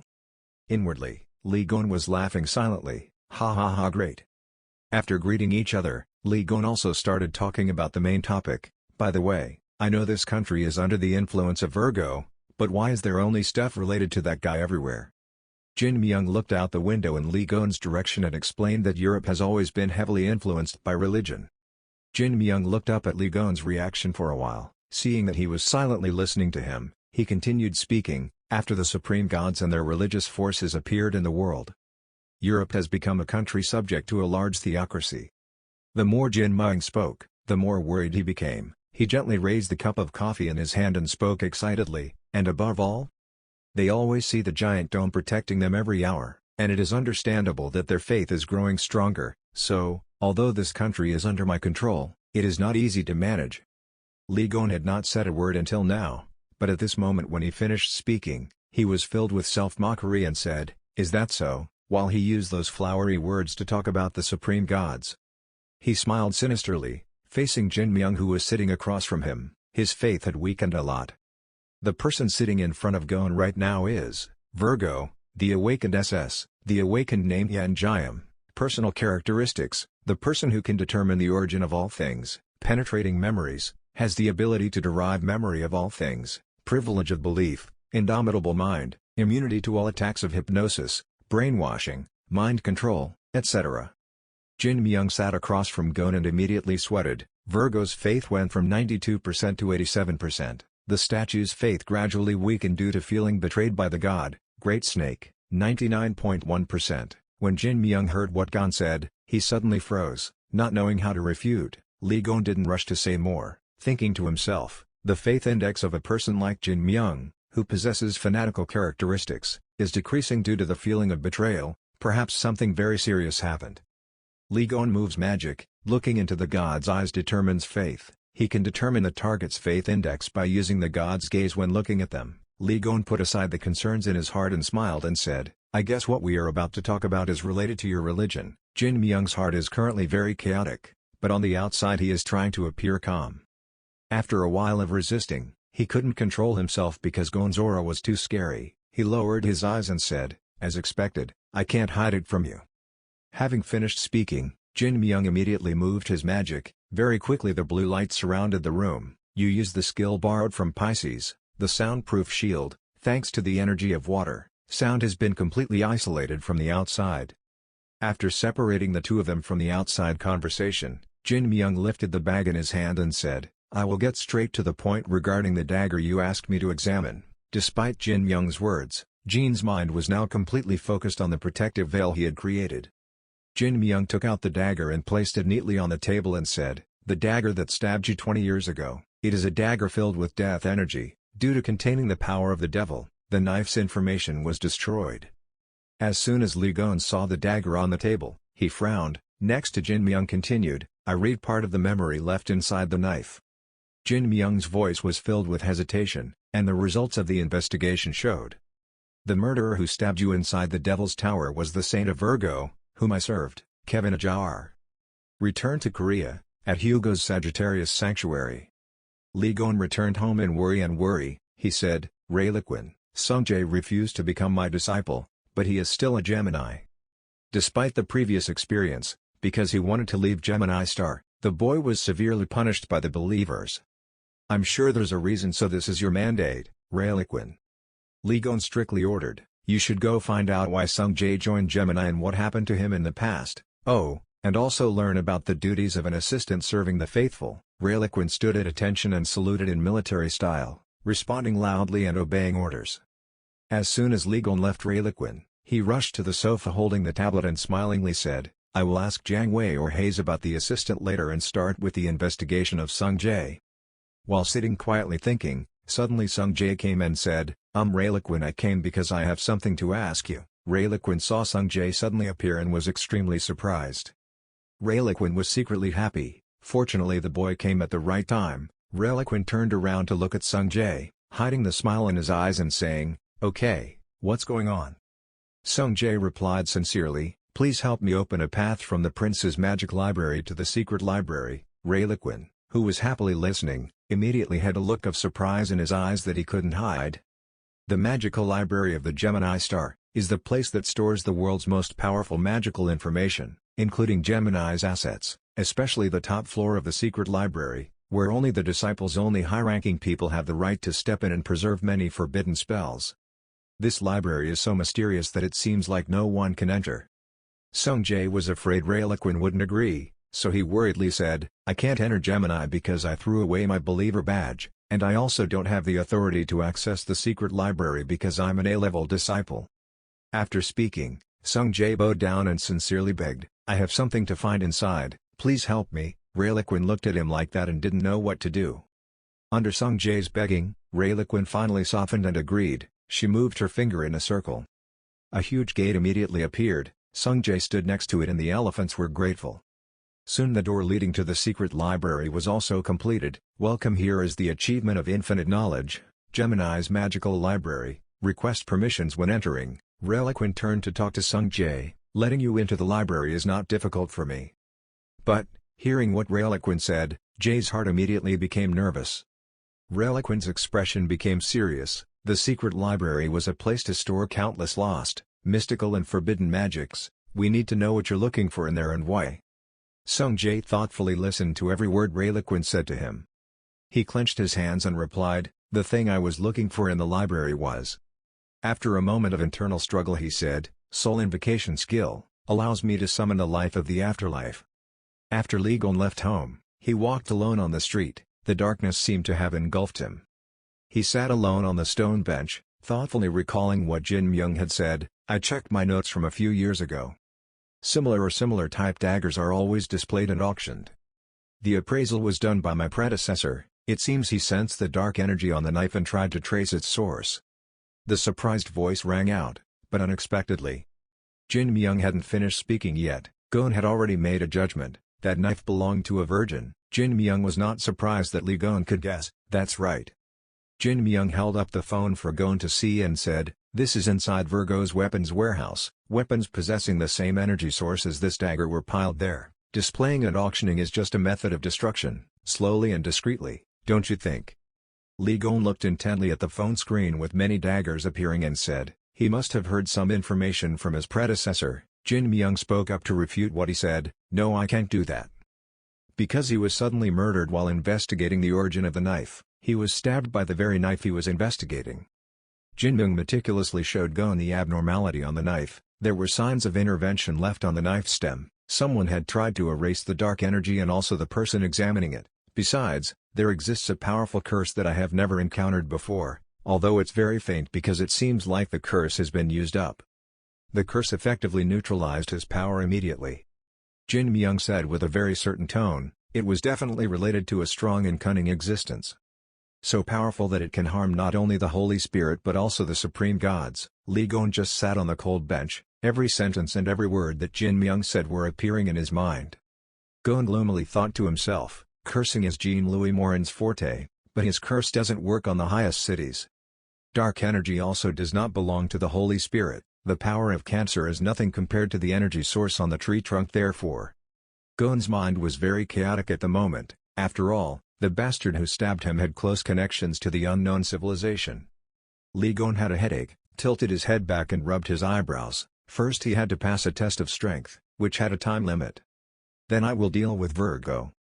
Just like that, Lee Gon sat there until morning when a voice rang out. The train was entering the station and people wanted to get on the train. Then he opened his eyes and said, "I'm here." The ship slowly approached him. A thick skin under the sun appeared. As soon as that man arrived, he immediately noticed Lee Gon. From within the crowd, his eyes were fixed on Gon without leaving. Besides, there was also a mysterious man wearing a full black shirt. Following him were two extremely handsome men. They relied on the crowded crowd to avoid them. After a while, the blond man finally stood facing Lee Gon. Lee Gon smiled sinisterly at him and replied, "Finally here." Before Lee Gon's greeting, he still remained silent. The person with the beautiful yellow hair was the elite force of the Holy Star Hugo Otters. Hugo Otters led his people forward. In just a short period of time, the sky where Lee Gon was living had violent fluctuations. Birds were flying in panic in the air, the ground, and high-rise buildings were all showing signs of cracking. An unprecedentedly huge bird appeared and burned down an entire huge city. The elite force of the Holy Star Hugo Otters was present in the city. Hugo did not panic when he witnessed the terrible scene just now. On the road, the ground was cracked and invaded by tree roots. One person in the group spoke up, "We have to deal with all the natural disasters in this area today, let's move quickly." They were about to move forward when their steps suddenly stopped. It turned out that tree roots were clinging tightly to their feet. Hugo struggled to escape and exclaimed, "What's wrong with these tree roots? They make it so difficult for us to walk." Lee Gon glanced at the man and said, "What a coincidence, I didn't expect you guys to be involved in the Virgin's case too." Lee Gon couldn't hide his curiosity and asked, "Why did you guys come here?" Hugo also turned to look at Lee Gon and replied coldly, "It was because of the recently received commission from the Centaur Party." He looked at his bewildered expression and then explained further, "The Centaur had accepted the mission with a few strong men to eliminate natural disasters. We were basically mercenaries." Our saint is going to meet with the EU European Commission to find out the details of this case." After hearing that, Li Gon looked at the mercenaries in surprise. "What the heck, you guys don't know what the mission is yet you accept it anyway?" The man's helpless voice rang out. "Who was our saint?" Hearing that, Li Gon did not understand what plot or purpose this saint of the embroidered soldiers had, or that their saint was too stupid. Hugo saw that Gon had no bad intentions, so he relaxed his vigilance, because this disaster was related to a special event. Then he turned to ask Gon. He had heard about the monster that always craved Li Gon's divine power.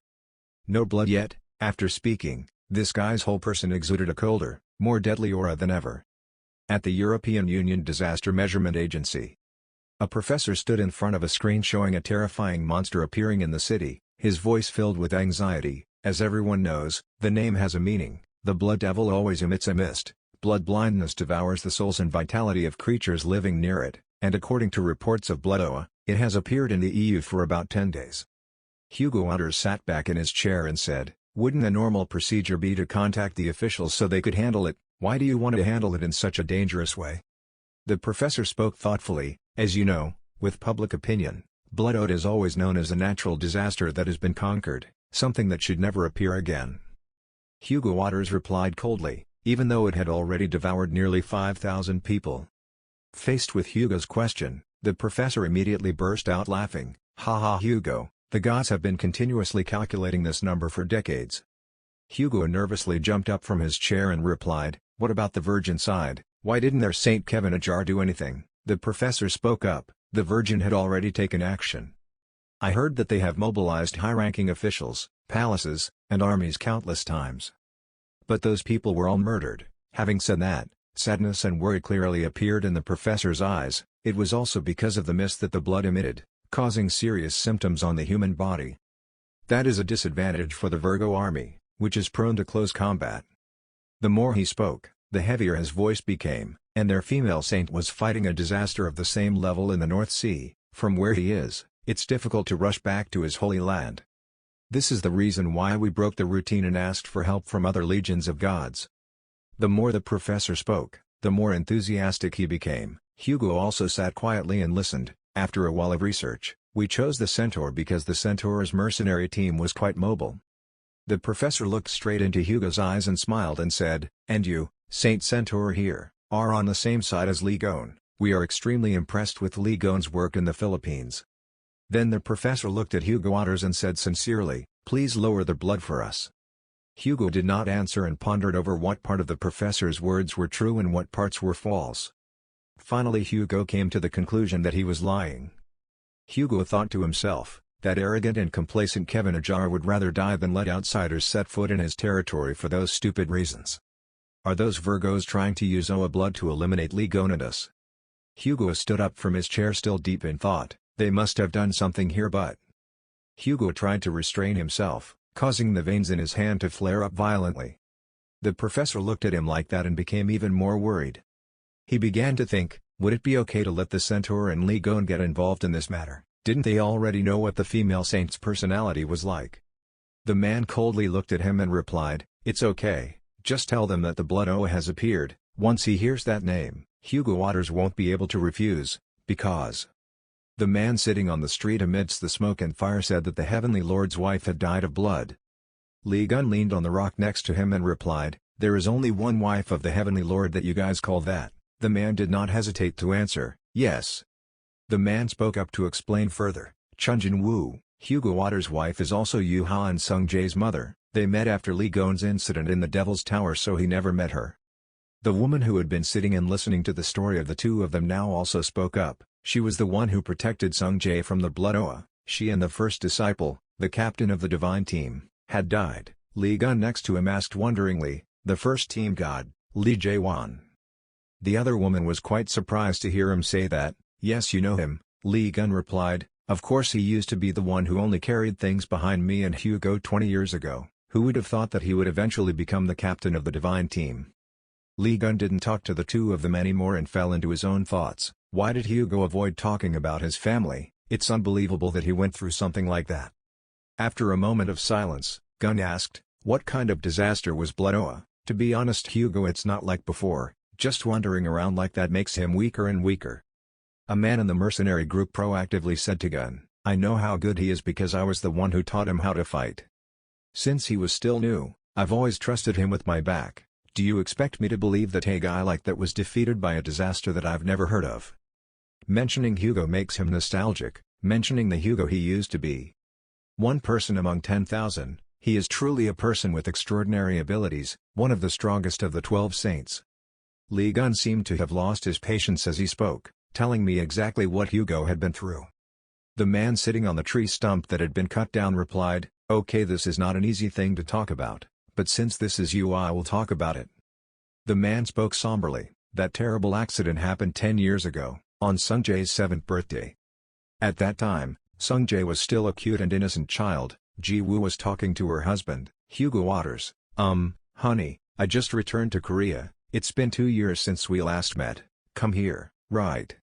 I think I can create a disaster-proof prototype soon, thanks to Lee Gun's notes and all the weapons you gave me, thank you very much. Sungjae was sitting on the chair obediently waiting for his parents to talk. The boy seemed sleepy so he yawned. Ji-woo walked over and patted the kid's head and said, Sungjae even encouraged him in the middle of the night but I almost cried because I was so touched. I asked how did Sungjae endure going to the airport. When Sungjae heard his mother say that, he smiled brightly. Bro, the kid was able to go to the airport thanks to Jaewon. He handled it right in the night. Lee Jaewon sheepishly rubbed his head and said, Haha, I'm fine, young master Sungjae, I want to see you as soon as possible. After a while of waiting, Sungjae couldn't bear it anymore and cried loudly to the two of them, saying mother and son were hungry. Ji-woo heard his child complaining that he was hungry and paused the conversation. So, let's go eat a hamburger, Lee Jae-won suggested. You stay here, young master, so I can go buy it for you. Ji-woo happily replied, oh my god, thank you. While the two of them weren't paying attention, Sungjae caught an argument. Damn you idiot, do you know what you just did? The other guy panicked and said, I'm sorry, big brother. The big brother angrily shouted, I told you to keep him, who let you go? The other guy chirped apologetically, I didn't know it was like this. The big brother angrily said, shut up and run or you'll all die now. Sungjae sat on the chair looking at everything attentively until he heard his mother's voice, Sungjae wait here, Jaewon said he would go buy it for us. As soon as Ji-woo finished speaking, the airport lobby was plunged into darkness. Ji-woo looked around worriedly. Just now it was still sunny outside, but in an instant it was plunged into darkness, something that made people scared. Everyone was worried, their voices became more and more intense. Why is it suddenly so dark? Damn, why doesn't the airport have lights in the middle of the night? Sungjae was scared, he hid in his mother's arms and asked, Mom, why did the lights go out? Ji-woo looked at her scared son and hugged him. She was also scared and didn't know what was going on. Jaewon was buying hamburgers and said worriedly, what's going on? Why did the power suddenly go out? He seemed to have seen something that made him scared. Ji-woo's voice came, Jun, this is really bad isn't it? Sungjae was being helped by his mother and was trembling in fear. Jun looked in horror at the giant monster standing behind Ji-woo and his mother. The bag of cakes in his hand also fell to the ground. A huge monster appeared, it wanted to devour Ji-woo and her mother. Jun quickly rushed over to help Ji-woo escape from the monster. After jumping up and pushing Ji-woo and his mother out of the beast's mouth, Ji-woo panicked and hugged Sungjae tightly. Jaewon's body gradually fell into the beast's mouth, which opened its mouth wide to welcome Jaewon. Ji-woo painfully hugs his son, Sungjae desperately screams, Uncle. Jaewon smiled and held out his hand as if he wanted to say something. The beast's mouth was still wide open, waiting for Ye Wang's small body. Even though he was about to be swallowed by the beast, Jaewon was not afraid. He looked at Sungjae and smiled with satisfaction. Sungjae widened his eyes as he watched his uncle slowly being swallowed. Tears kept falling. Ji-woo heartbrokenly covered his son's eyes with his hand and screamed, Sungjae, don't look. She seemed to not want her son to witness this heartbreaking scene at all. Jaewon's body fell into the beast's mouth and he immediately closed his mouth, feeling very enjoying it. Everyone at the airport saw the giant beast and everyone trembled in fear. That was a disaster, right? It just swallowed a person. Its huge tails kept wagging at the airport. Seeing that the situation was unsafe, the security team immediately issued orders and immediately contacted the church. Upon receiving the order, the staff immediately did it. The beast didn't seem to be satisfied as his body continued to roar. Ji-woo, worried that his son was in danger, warned, Sungjae, no matter what, don't let go of me. The monster started to go crazy and continuously used his legs to grab the passengers present there, causing them to scream for help in vain. Ji-woo was afraid, hugged his son and ran away. The explosion echoed across heaven and earth along with clouds of smoke. The cries for help continued, passengers shouted to each other to run away, calling for help loudly. Everyone seems to be injured from the big explosion just now. Please help me. I will be crushed by the debris. I don't want to die. They look extremely miserable. There was no sign of stopping yet. It seemed like something was falling again, causing one of the other passengers to scream, "Someone help." Ji-woo panicked, his face pale, and told his son, "Sung-jae, listen to mom. You have to hide in the car until dad comes, understand?" The sounds of crashing and screaming became more and more intense. Ji-woo put you in the car and tried to talk more to calm you down. Think of this as a hide-and-seek game. You have to hide carefully so that monsters don't find you. Once your father comes, he will deal with you, this monster, in just one hit. Until then, my mother's baby Sung-jae, her face changed. Promise me you'll be brave enough to wait until I get there. Ji-woo smiled to comfort his son. Then she closed the door and left despite Sung-jae screaming for his mother in the car. The more Sung-jae cried, the more desperate he became, crying and blaming himself. I just wanted to see my mother as soon as possible. I just wanted to talk about a lot of happy things. Because it's been a long time since our whole family gathered together. It's all because of you. It's all because of you. I cried while thinking about the happy scene at my birthday party. Sung-jae cried, his tears kept flowing, muttering, "Mom, Uncle Jae-won, I'm sorry." The beast's legs were gradually approaching the car where Sung-jae was sitting. A bright light appeared in the sky, shining straight down. When the monster's legs gradually reached the car, the light from earlier also promptly rushed straight down. A man's face gradually appeared. "Sung-jae, are you okay?" After confirming that it was his father, Sung-jae shouted for his father, and the father, after asking about his son, immediately used his power sparks to cut off the beast's legs. After stopping the immediate danger, Taek-soo turned to ask his son, were he injured anywhere? Sung-jae, feeling sorry for himself, called his father with tears streaming down his face. "Mom," with Uncle Jae-won. Hearing this, Taek-soo seemed to understand the situation. He stood dumbfounded for a moment. Trembling hands stretched out. He reached out and touched the car window, looking at his son in despair. "Is that so? I understand." It seemed that Taek-soo was very angry and put all his effort into it. A bright light enveloped him. The fire inside him grew bigger and bigger, making the beast's legs not dare to touch it. Taek-soo's eyes were hateful, angry. "How dare you!" Taek-soo rushed towards the beast and flew up. Taek-soo looked so small when standing in front of the giant beast, holding a bow and arrow in front of him. Taek-soo thought to himself, the people he killed were locked in the giant tree on his back. Ji-woo, it was surprising that Taek-soo saw his wife, but she was still in that beast's arms. Taek-soo was excited to save his wife, but thoughts kept appearing in his head. "I need to calm down, maybe there is still a way to save her, maybe forcibly pulling her out could save her."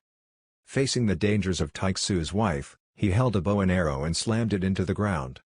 Furiously rushed towards Vuj, still saying, "Wait, I'll save you right here."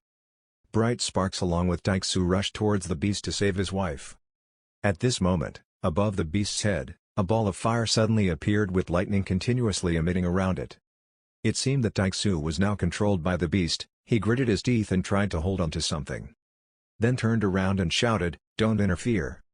The surrounding souls kept crying and begging, "Please save me, please save me. Someone please help." Taek-soo suddenly rolled his eyes, his sweat-drenched face turned to look at the begging souls. It seemed Taek-soo was fascinated by them. While letting his guard down, Taek-soo was suddenly attacked by the monster. It used its legs to whip his body, causing him to cry out in pain. The souls hiding behind the beast kept saying, "It looks delicious, you who have received the power of God, that power looks delicious." The monster looked at Taek-soo's body hanging high above him and kept swallowing foam. "I will eat you." Taek-soo's body was tightened to the point of pain, screaming out a scream that echoed throughout the world. Seeing that his father was in danger, Sung-jae could do nothing but sit in the car, clinging to the window and looking out, continuously screaming for his father in despair. A fireball appeared again in the dark sky. It looked down at the beast, causing the beast to roar loudly, extremely terrifying. Taek-soo was also thrown away after the beast got hurt. Small bubbles enveloped the bodies of those swallowed by the beast and floated in the air. A body slowly flew down from above. A voice came out, "Centaur, What a pitiful state is that. A woman surrounded by purple lights, she was controlling her shining ball, constantly muttering, "I will use magic to rescue the people trapped in that tree. Let's attack the disaster." After giving the command, slowly fly down to fight the disaster. Taixu is still in pain lying on the ground trembling. "Why are you guys here?" A foot landed next to Taixu and lowered his voice to ask, "Are you okay, Hugo Waters?" Taixu looked up startled. "Haley, and you too." "She is the Scorpio Saint, Haley." Haley stepped forward and kindly helped Taixu stand up. "I heard that a very powerful disaster had appeared, so I went to gather everyone I could. They decided to help because no one wanted to see such a disaster appear in their territory. But the Saint's majesty and extraordinary strength were all gathered and ready for battle, so there was no need to waste time, just wake up in one shot." One of the Saints present spoke up. The purple fireball began to fly up, all energy was concentrated there. Purple rays of light surrounded the female Saint, her hair stood up with fiery energy, followed by a fat man, surrounded by rays of light, bright red, with a delighted smile. The last Saint is surrounded by golden fire rays, his eyes are cold and ready to fight, he smiles while activating his powers. "Sounds good." Letting it all out, these Saints all rushed towards the beast, beams of light piercing straight at it, causing it to look up in surprise. The three rays of light combined, spiraling deep into the ferocious beast. Taixu and Haley stood outside in shock, eyes wide open. Facing the beast, the three bodies of the little Saint stood before its eyes. "What the hell, did it just swallow our attack?" The Saint was surprised and couldn't believe his eyes. "Damn, he's slowly recovering from his injuries, his feet hit the ground and the wounds are starting to show signs of healing." The monster seemed extremely angry, his eyes were red, looking at the three Saints as if he wanted to devour them. "Hayes, cast a barrier," he shouted. Hayes quickly replied, "I'm also planning to do that." Hayes controlled his power and focused it directly on the monster, using magic barrier skills. The large, ferocious beast let out a loud roar, its terrifying roar causing rocks to fly out and crack. Its small legs are out of control, continuously destroying neighboring high-rise buildings. Hayes, her face is getting more and more scary. At this rate the barrier won't last much longer. Skill, an outstretched hand with a cross bracelet also appeared. That was the strap of the golden rule. It emitted bright rays of light, making the beast feel like it was on fire as it looked extremely painful. "What are you guys doing?" The three Saints all fell to the ground. That voice came from another Saint standing on high. "If you're a Saint, don't be so easily confused by this disaster," said the Saint with the strap of the golden rule in the shape of a cross pointing his finger. "That is the Libra Saint, Giselle Lawrence." "Libra, Haley, do you call Libra too?" Taixu asked. In response Taixu Haley replied, "I just called the other three people to help me." Libra's bright eyes squinted at them. The beast seemed to have slowly recovered, growling and standing up. Seeing that the monster was about to get angry, Libra raised his voice and used teleportation to make the evil creature disappear, but history is still bewildered. "What?" Libra frowned and looked over. "You all saw how it swallowed the attack. We can't win against it now, it could take away our strength like it did with Sagittarius." Standing in front of the ferocious monster preparing to destroy them, Libra quickly continued, "So that doesn't happen, please teleport it far away. It doesn't matter whether it's deep underground or molten lava." Gemini still can't believe what Libra just said, but even if they do, it will come out eventually. Libra glanced, "So what, at least now it won't be here anymore." Hearing the conversation between Libra and Gemini, Taixu panicked and shouted, "No, that thing has swallowed human souls, those people are only left with empty corpses, we need to defeat it and bring its soul back, again. Maybe there are still many other people's bodies trapped inside, I'll help too, so let's take it down together, but the purple bubbles that are covering their bodies are still floating and haven't been released yet." Taixu tried to suppress the pain and said resolutely, "I can still fight." Libra saw Taixu so determined and didn't know what else to say. The beast opened its eyes wide, its scary red eyes looking towards them. "No more hesitation," Libra shouted, "I'm at my limit." Gemini also worriedly looked towards the beast, that restrictive tangle of strings. Libra ordered, "Hayes, there's no time, quickly use your teleportation jutsu." The monster opened its mouth wide and screamed loudly. The system board rang with a notification. The Saint, Hayes, was using the teleportation skill. Hayes controlled the ball in her hand, all the light focused on her. Taixu screamed in pain, despair, "No, stop. After putting all my strength into the monster, The system panel issued a notification that the teleportation was successful. The sky at this time is extremely dark, gray, full of sadness. On that day, everyone criticized my father, only the saints who sent the unfortunate child to some unknown place were praised. The news flash is shown on TV, the presenter is reporting on the bloody incident, 10 people died, next, we will report on the bloody incident.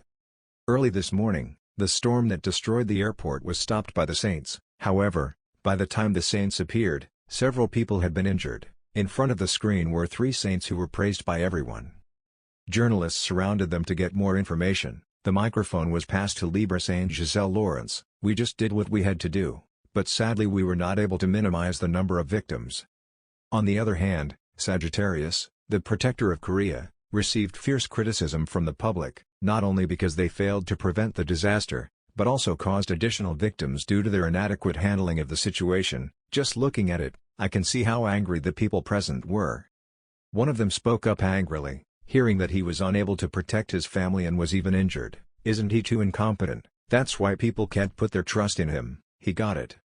On TV continued to present the news. After the centaur Saint Hugo apologized to the country today, he visited the monument to the victims. On the screen was a picture of Hugo bowing sorry head. But throughout the memorial service, public opinion continued to have harsh criticism of him. Hugo stood in front of the monument of the unfortunate victims with an extremely sad face, but outside everyone kept screaming and cursing at him. Everyone still constantly criticizes him. We trusted him to protect him, but what the hell did he do before the other saints arrived? It's because of him that my family member had to die. People couldn't seem to calm down anymore. They kept screaming despite many security guards stopping them. How dare you appear here? Take them back, give me my family back, they kept screaming non-stop.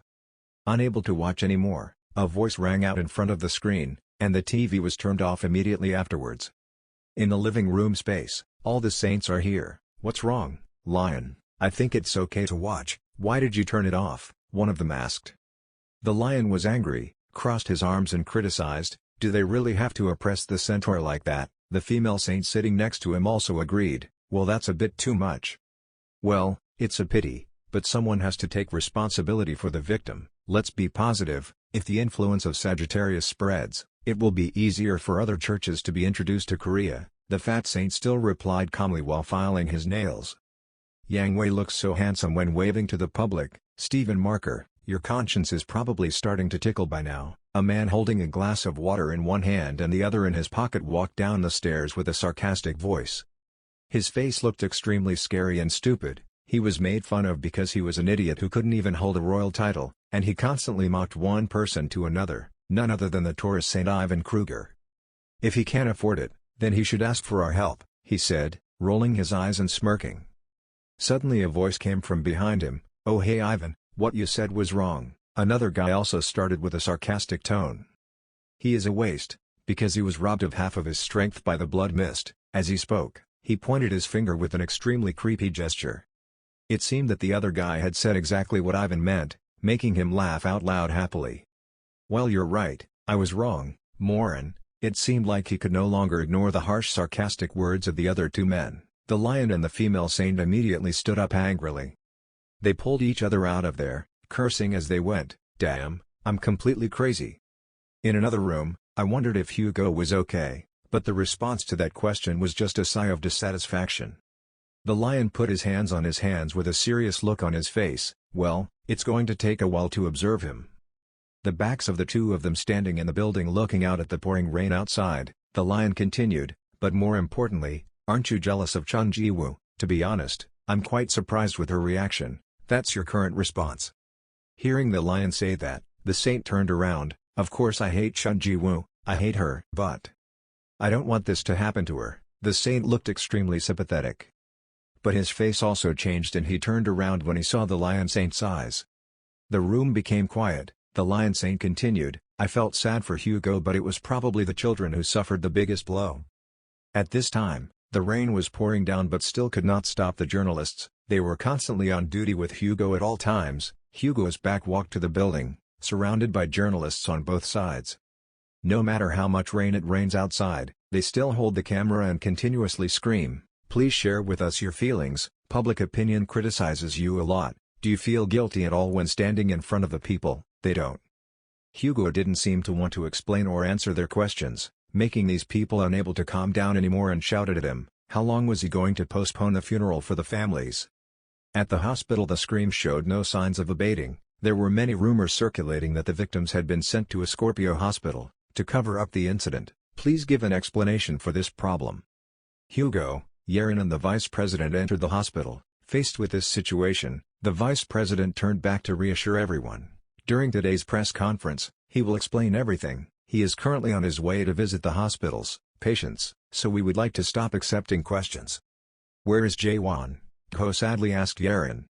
Even though the body was not found until later, we still transported him to the hospital. Before the plague encountered him, it vomited up victims it could not swallow. In front of the eyes are victims covered in mucus from its mouth that it vomited.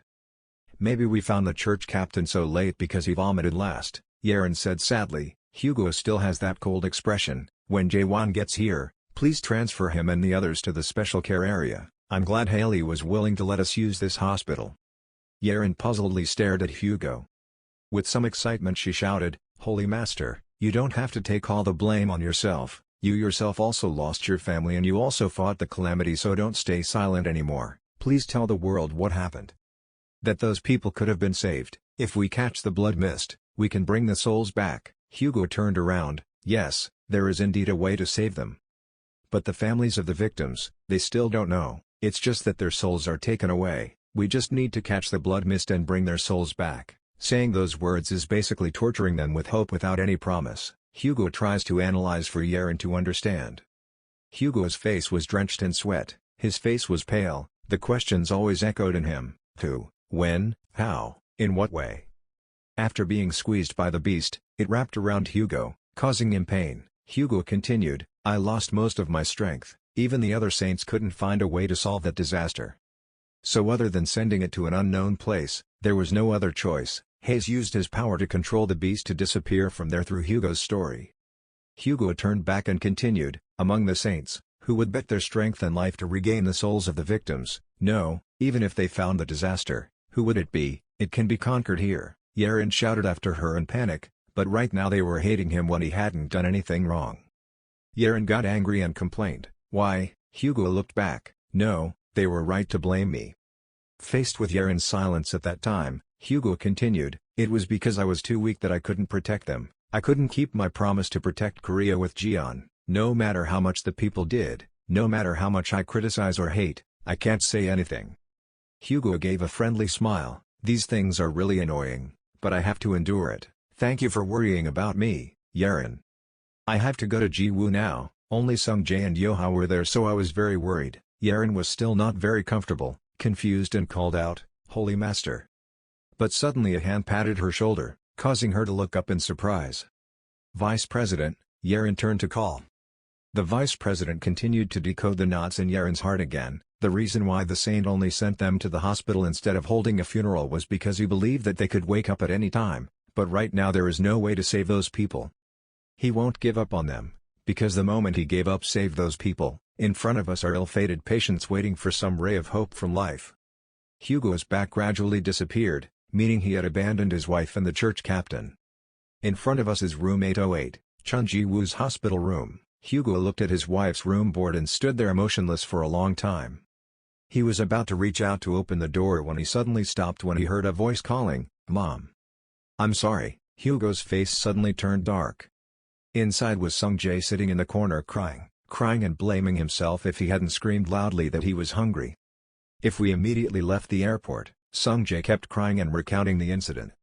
Jaewon's mother and uncle were unharmed. Ji-woo was lying on the hospital bed with Yoha watching over her, looking extremely weak, but Sung-jae's cries of self-blame still rang out. Jaewon didn't look too good, his head was covered in bandages, he must have been seriously injured. Sung-jae kept apologizing, crying and blaming himself. Dad was able to defeat the disaster and everything was safe. Faced with tears streaming down, I'm sorry, it's all my fault. Hugo's arm was about to reach out to open the door after hearing his son's self-reproach. His arm trembled. The cries for his mother still rang out. At this moment all of Hugo's pent-up emotions broke out, those pitiful tears fell down his face. At that time, I should have told Sung-jae, who was blaming himself, that it wasn't his fault, but I couldn't show him my depression. Hugo sat next to the blazing fire as he spoke. It seems like Sung Jae still thinks this is his fault. Jian sat opposite and listened to his friend's story, his face still without any change in color even though the people sitting around were sobbing with emotion. Jian then spoke up, "Well, I was waiting for something wrong," Hugo said seriously. "No, I'll have to tell you eventually anyway." Jian still couldn't help but tease his friend, "Dude, don't cry while people are talking, it's so annoying." Hugo took the towel and wiped it shyly as he said, his tears kept running, "Who knows what now?" But then I regained my serious expression and continued, even though I felt a bit annoyed that as soon as I got home from work, you asked me to tell you about my past. Anyway, the blood mist has reappeared, so we have to pay off the old debt. Jian crossed his arms with a calculating look on his face when he heard Hugo say this. Next to the fire that is burning like Hugo's current aura, this time I will destroy it once and for all. His face is extremely determined, that's for sure. The remaining power of the sun god are looking for us. On this side the beast's huge feet seem to be moving. The power of the snake god is also coming here. Those scary red eyes once again appear. His eyes became redder and scarier, his mouth opened as if he was ready for something. I will swallow it all. The whole city in them, it gritted its teeth, its eyes filled with hatred and hatred. The scene became chaotic, a fire broke out and burned the black-feathered beast birds. Hugo Waters and a number of others held bows and arrows, walking slowly among countless animal corpses spread out on the ground. Hugo Waters put on his cloak, one hand on his hip, the other pointed forward and spoke loudly, gathering all the birds of disaster and burning them. If left alone they could cause big trouble. At the same time, an attendant stepped forward and kindly called out, "Holy Crystal." He politely gave Hugo Waters a can of soft drink. Oh Taixu turned around in surprise, smiled and said, "Huh, thank you." While Hugo Waters was holding a can of soft drink to drink, two other soldiers came to his side and exclaimed, "Holy crap." He turned around in surprise. The soldier gave Hugo Waters a box of 12 round chocolates with all the colors brown, purple, pink and many decorative motifs. Hugo Waters was a bit surprised. He took the box of chocolates, opened the box and brought a small piece to his mouth. Suddenly 3 other soldiers stepped forward and said in a low voice, "Holy Crystal." The soldiers loudly said, "Take it, Holy Crystal." Hugo Waters shyly replied, "Thank you." Other people also hurriedly brought Hugo Waters food, drinks, and gifts. One said, "Don't forget this, sir." Another said, "This side too, sir." Hugo Waters helplessly took it and stammered, "Thank you." Hugo Waters said shyly, "What's wrong with you guys?" "Because of the story I told you before." The juniors lined up in a row, gingerly turned away and said, "No, well, we just want to give away things, just for you." A sudden voice rang out, "We will expand the scope of reconnaissance and continue to investigate." Hugo Waters held a pile of donated items and stood next to Lee Gun, thinking in his heart, "Those people." Lee Gun innocently held a bag of chocolates in his hand, pretended to throw a few pieces into his mouth and said, "It's their kindness that they should come eat quickly, go." Suddenly a voice called out, "Mr. Lee Gun." He chewed a few chocolates and thought to himself, this voice, Lely Quinn.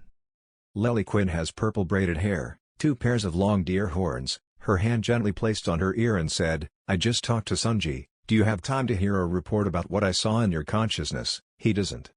Hearing that, Lee Gun replied, "Oh, what have you found out, and what is the boy's intention?" A young boy with red hair, wearing a fully buttoned shirt, walked into a building, tall, wide and majestic, covered with purple rays of light creating a mystical and sinister look. He stood in front of a large door, thinking to himself, "Finally here, you have entered the secret area of the Gemini Magic Library." He clenched his fist, showing determination and said, "What I want to find in the Magic Library." His eyes were steady, he continued, "A necromancy skill that could call upon the life of another world." He held out one hand, under his hand was a small object emitting a mysterious light. He added, "I said I would leave, but I can still use that skill because I am still part of the song, Death." Streams of purple and blue light appeared, flying in the air. He said necromancy was a skill that could call the life of another world to this world. He darkened his face, placed a hand on his chest and spoke, "So it could definitely call on human souls." On the bed was a woman with long hair, pale face, weakly wearing a breathing tube. He firmly said, "No matter what, I want to do everything within my ability." The image appeared of a middle-aged man, his head bandaged, he said, "My mother and Uncle Jaewon both lost consciousness because they had no souls while protecting me." His eyes were burning with anger and he shouted loudly, "And to those who died that day, I wanted to cure all of them." Lely Quinn crossed her arms over her chest and calmly listened to him.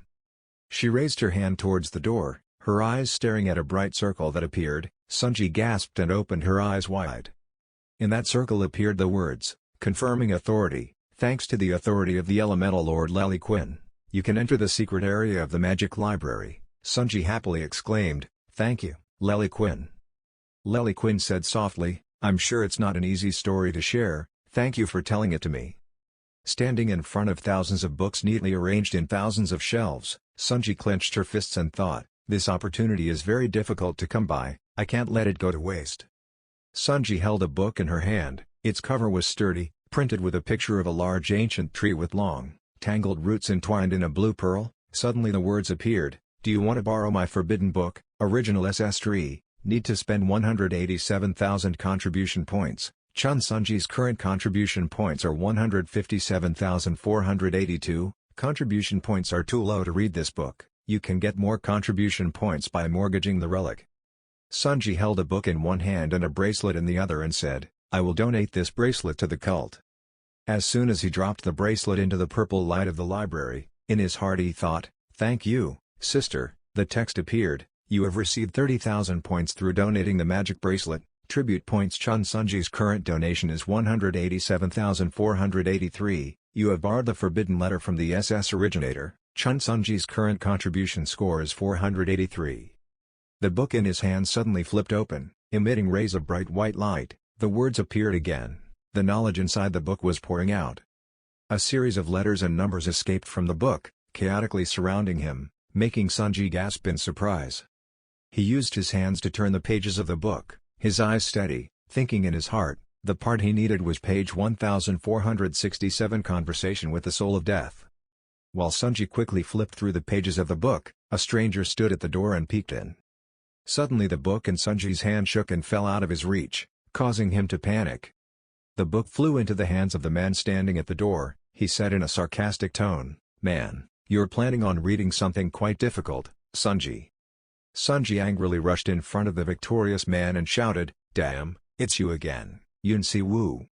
The man had yellow hair. He said, "What are you doing here after hiding when the sect was in trouble?" Sunji shouted angrily, "I don't have time to argue with you, give it here quickly." Si Woon pressed the book close to his face, sarcastically said, "Why are you so angry?" "Okay, I will return it." Si Woon raised his hand and appeared 5 books identical to the one Sunji needed. He said to Sunji, "Huh? But which one is yours?" Sunji gritted his teeth and exclaimed angrily, his eyes and body emitted a blue light. Si Woon smirked and put his hand inside the front of his shirt and said, "Oh look, that's scary. The reason you dare to act condescending in front of me is because of that bastard named Lee Gun or something, right?" Si Woon searched the chest of his shirt carefully. With an evil look on his face, he pulled out a necklace with a cross pattern and a scale on both sides, telling Sunji, "But look, your dad and uncle are about to be torn to pieces." Hugo Utter stood next to the extinguished fire, holding a bow and arrow in his hand, raising it high towards the sky, the arrow tip sharp, emitting a bright yellow light. He let go, and the arrow rushed across the sky, leaving behind a long arc of light, emitting a bright light in the dark night sky. The soldier looked up at the sky and said, "This is the signal to withdraw troops, maybe this is it for today." Another soldier added with his hands on his hips, "That's good, I also don't want to encounter disaster in the middle of the night, not like this." He gave the order, "All reconnaissance teams will collect troops, execute immediately, I will start taking score, one by one, quickly respond. First, Group A." Member of Group A spoke up, "Group A, no report." He continued to ask, "What about Group B?" The captain of Group B quickly replied, "Group B, there is no report." He asked, Group C." At the same time, a bloody scene appeared, images of wounded warriors lying on the ground. He continued to call, "Hey Group C." It seemed like a cry for help, "Please, help me." The image of half a human face appeared, frowning a bit angry and scary. A loud explosion sounded, boom, the ground shook, the scene became chaotic, everyone was surprised and panicked. As Lee Gun, he put his hands in his pockets, his face showing tension and seriousness. Li Gun suddenly discovered Hugo Otters standing next to him with clenched teeth, a bit strange. He exclaimed, "Taixu!" Hugo Otters clasped his hands, tightly grasping the handle of the sword in his hand. Li Gun spoke calmly. He added to Hugo Otters, "You're being too direct." Taixu gritted his teeth more and more, he was angry as if his whole body was on fire. Li Gun spoke quietly, keeping his head calm and not letting anger dominate him. Hugo Otters quickly covered his face with one hand and said, "Ha, I know, but you also know the situation, it's not easy, but I'll try." Li Gun clasped his hands and stretched them forward, silently saying, "Okay." In that chaotic scene, he added, he would repay the hatred he had carried for 10 years, ready to go. The scene changes to a large and majestic monument. It depicts a small sphere. Inside is a young woman with soldiers wearing armor supporting the sphere below. An old man past middle age, wearing a beret, he spoke, "Huh." He walked slowly on the bridge, his hands clasped behind his back. On both sides of the bridge were trees with red leaves that made him exclaim in admiration, "Have the leaves turned red?" Under the bridge is a long tree root that seems to want to tear the bridge in half. Thousands of tree roots shot up from the bridge, causing the concrete layer to crumble into pieces. There was a sound of someone screaming. "What was that sound?" Another person replied. It came from inside the base. The sound of destruction made Hugo Otters and Li Gun look back in surprise. The landscape is dilapidated, tree roots constantly breaking through the ground. A large root branch rushed quickly, hitting the ground hard in front of the two people. The other branches of the tree began to riot, using their strength to destroy everywhere. The tree roots were large, long, reaching high, crashing into the ground, creating a horrifying scene. In the midst of that chaos, Li Gun angrily rushed forward and rushed towards the root. He lifted his leg and shouted, "Is it you?" He stepped on the beast's head and shouted angrily, "You!" Li Gun coldly added, "Animals have made my best friend and nephew live in hatred." The more he spoke, the tighter he held his legs against the beast's head. Immediately, he used all his strength to kick the beast away. His eyes flashed with the fire of hatred, his face was smeared with dirt from tree roots. The beast fell to the ground. Li Gun exclaimed, "Fuck it." However, at this moment, the beast's eyes glowed red, its teeth were bared, clenched together. Its roots wrapped tightly around one of Li Gun's legs. He looked at the beast on the ground and said, "So you are not ordinary." Siwoon smirked and put his hand inside the front of his shirt and said, "Oh look, that's scary. The reason you dare to act condescending in front of me is because of that bastard named Li Gun or something, right?" Siwoon searched the chest of his shirt carefully. With an evil look on his face, he pulled out a necklace with a cross pattern and a scale on both sides, telling Sunji, "But look, your dad and uncle are about to be torn to pieces." The necklace in Siwoon's hand suddenly emitted bright light. Sunji raised her hand in front of her face to block the bright light from entering her eyes.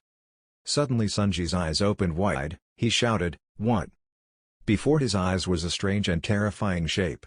That strange thing emitted streams of yellow light. Siwoon said proudly, You've seen this disaster before, right?" Sunji's eyes looked up, he was extremely panicked and thought to himself, "Wow." Siwoon held the necklace tightly in his hand and said condescendingly, "I told you right, Li Jian and Sagittarius will die soon. That blood oa is obsessed with absorbing the energy of the constellations." Meanwhile Li Gun was still continuing to fight the beast, its long root wrapped around Li Gun's leg. He calmly said, "I guess you're not a little disaster, right?" The fierce-faced beast said, "Your power, I will take it." Li Gun sarcastically said to the beast, "Take my power, what a big dream, right?" At the same time, the fire burned up and covered everything. It was Hugo Otters holding a bow and arrow to help. Li Gun quickly exclaimed, "Does he think anything that appears in front of him can be easily eaten?" One of Li Gun's legs that was wrapped tightly by the beast shriveled up, he said so greedily. Li Gun calmly stood up straight, put his hands in his pockets, a mysterious light emitted from his sore leg.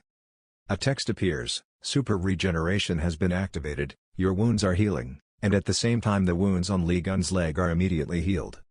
Li Gun said loudly, "Hey Toad, it seems like you intend to eat up all the people in the city." A beam of light appeared in his hand, and a line of text appeared, "The sacred item clause Tanchi Yen, has been summoned." Li Gun continued to explain, "But you know what, we are here to ruin your meal," surrounded by tens of thousands of auxiliary soldiers, each holding their own weapons. Li Gun stood next to Hugo Otters, he pointed at the beast and said loudly, "Looks like you ate a bunch of things you shouldn't have, today I'm going to cut your stomach open." As soon as he finished speaking, Li Gun suddenly jumped up and ran towards the beast. Li Gun held the weapon strongly in his hand. He pushed his hand back hard to create force. His mouth shouted loudly, "Drill into a hammer." At the same time his weapon emitted brilliant blue light.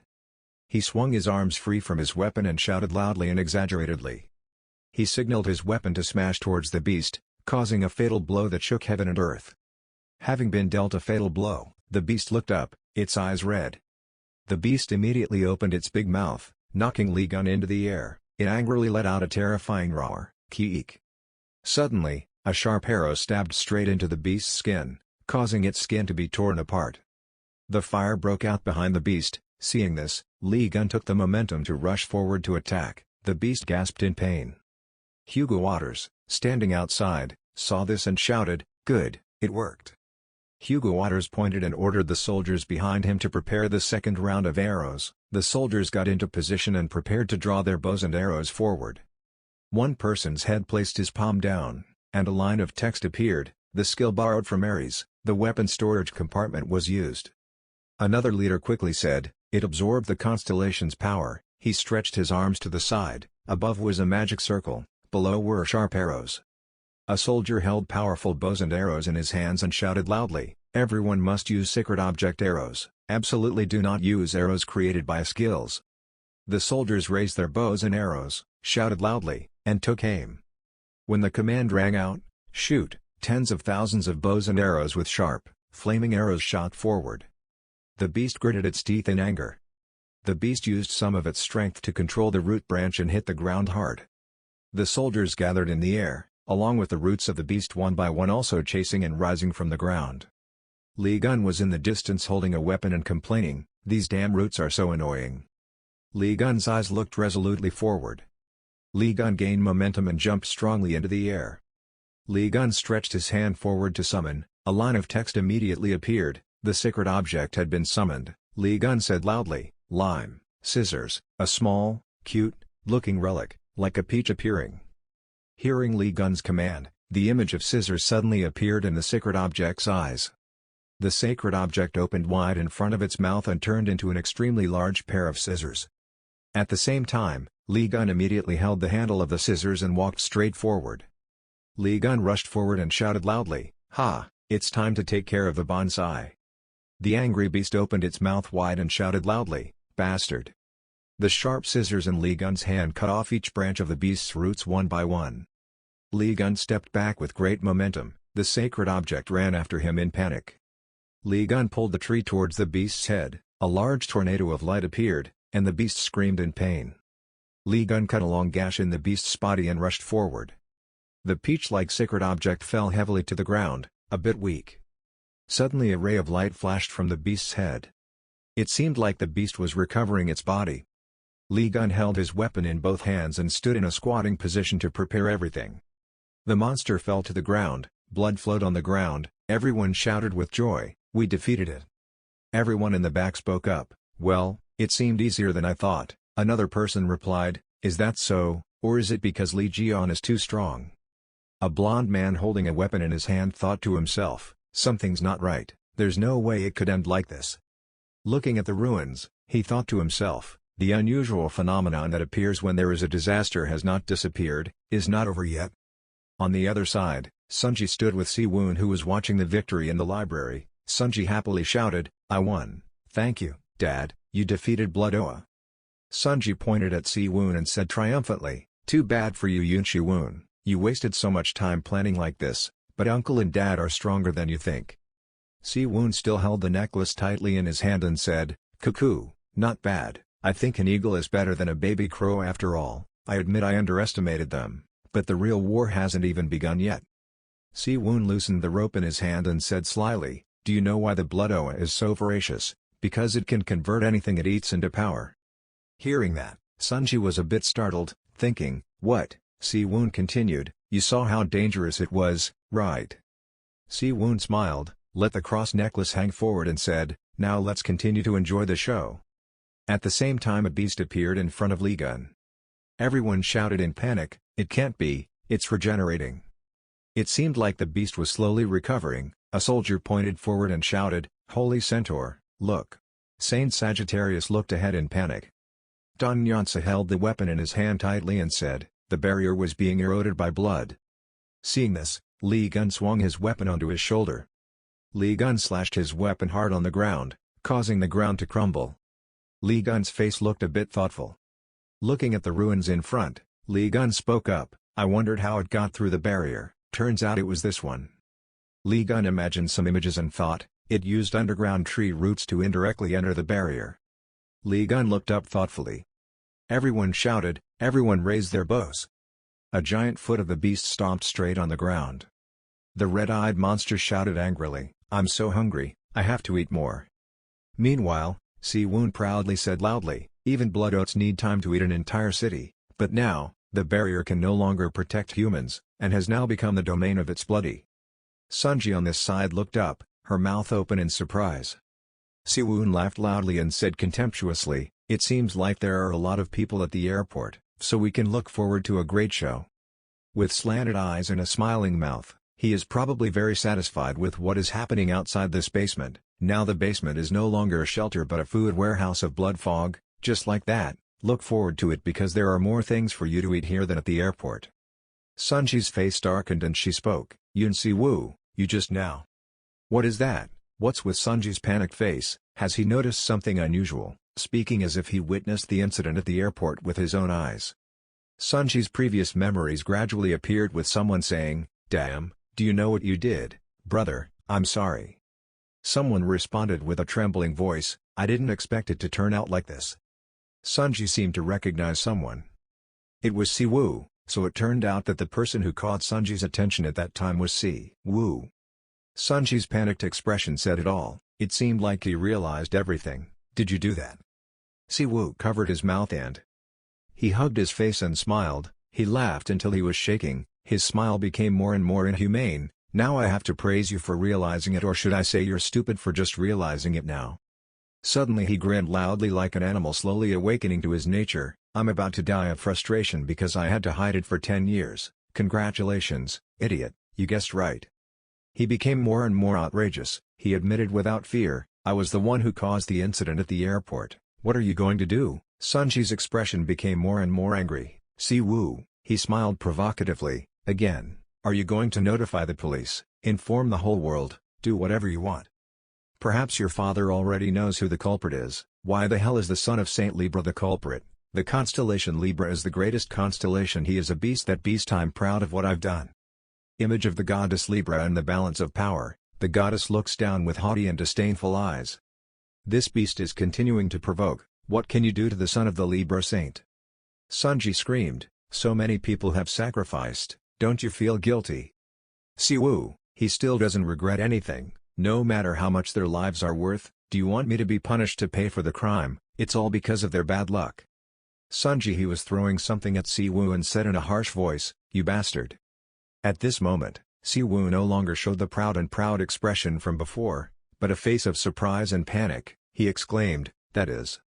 The situation has turned around and this time the proud one is Sunji, why, I'm scared. The beast in Si-Woo's nature is no longer there, but instead there is fear clearly shown on his face, no way, are you going to call it out right now, what should you do with the blood mist? The thing that Sunji was holding was glowing, that blue light emitted such strong energy that it made Si-Woo scream loudly. Ah, that familiar angle again, Sunji suddenly rushed forward. Sunji suddenly rushed forward and slammed her head straight into the cruel guy's face, making him unable to react. Sunji's head collided with the other guy's face, making him extremely uncomfortable. After thinking for a while, he panicked and blurted out, it's not him. Bang! Before he could finish his sentence, the beast's head hit the floor hard. Sunji smiled triumphantly, just normal light magic, you coward. Si-Woo, he was lying unconscious on the floor. Before he wakes up, I have to clean up all the magic books. He said as he bent down to pick up the book when he discovered something like a necklace hanging on the beast's hand. Sunji quickly grabbed that thing from Si-Woo's hand. That was a necklace with the symbol of the Libra constellation. Sunji recognized it, clearly Yoon Si-Woo used this to summon the blood mist, surely I can use it to remove the harm. His face wrinkled as he thought, if so, I would have to go to Europe where there is blood fog, I don't have any holy items or skills right now, can I do it? Thinking for a long time helped Sunji become more steadfast. With glaring blue eyes, he affirmed that worrying is just a waste of time.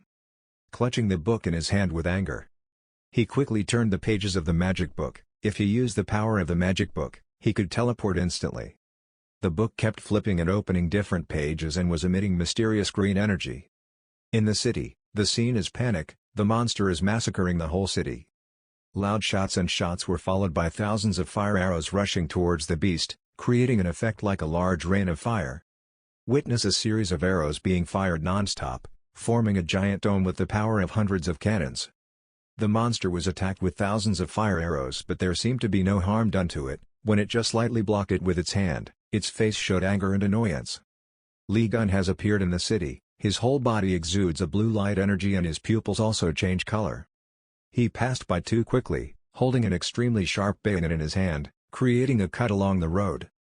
The buildings gradually collapsed, falling out as the monster's hands rooted to those structures were severed.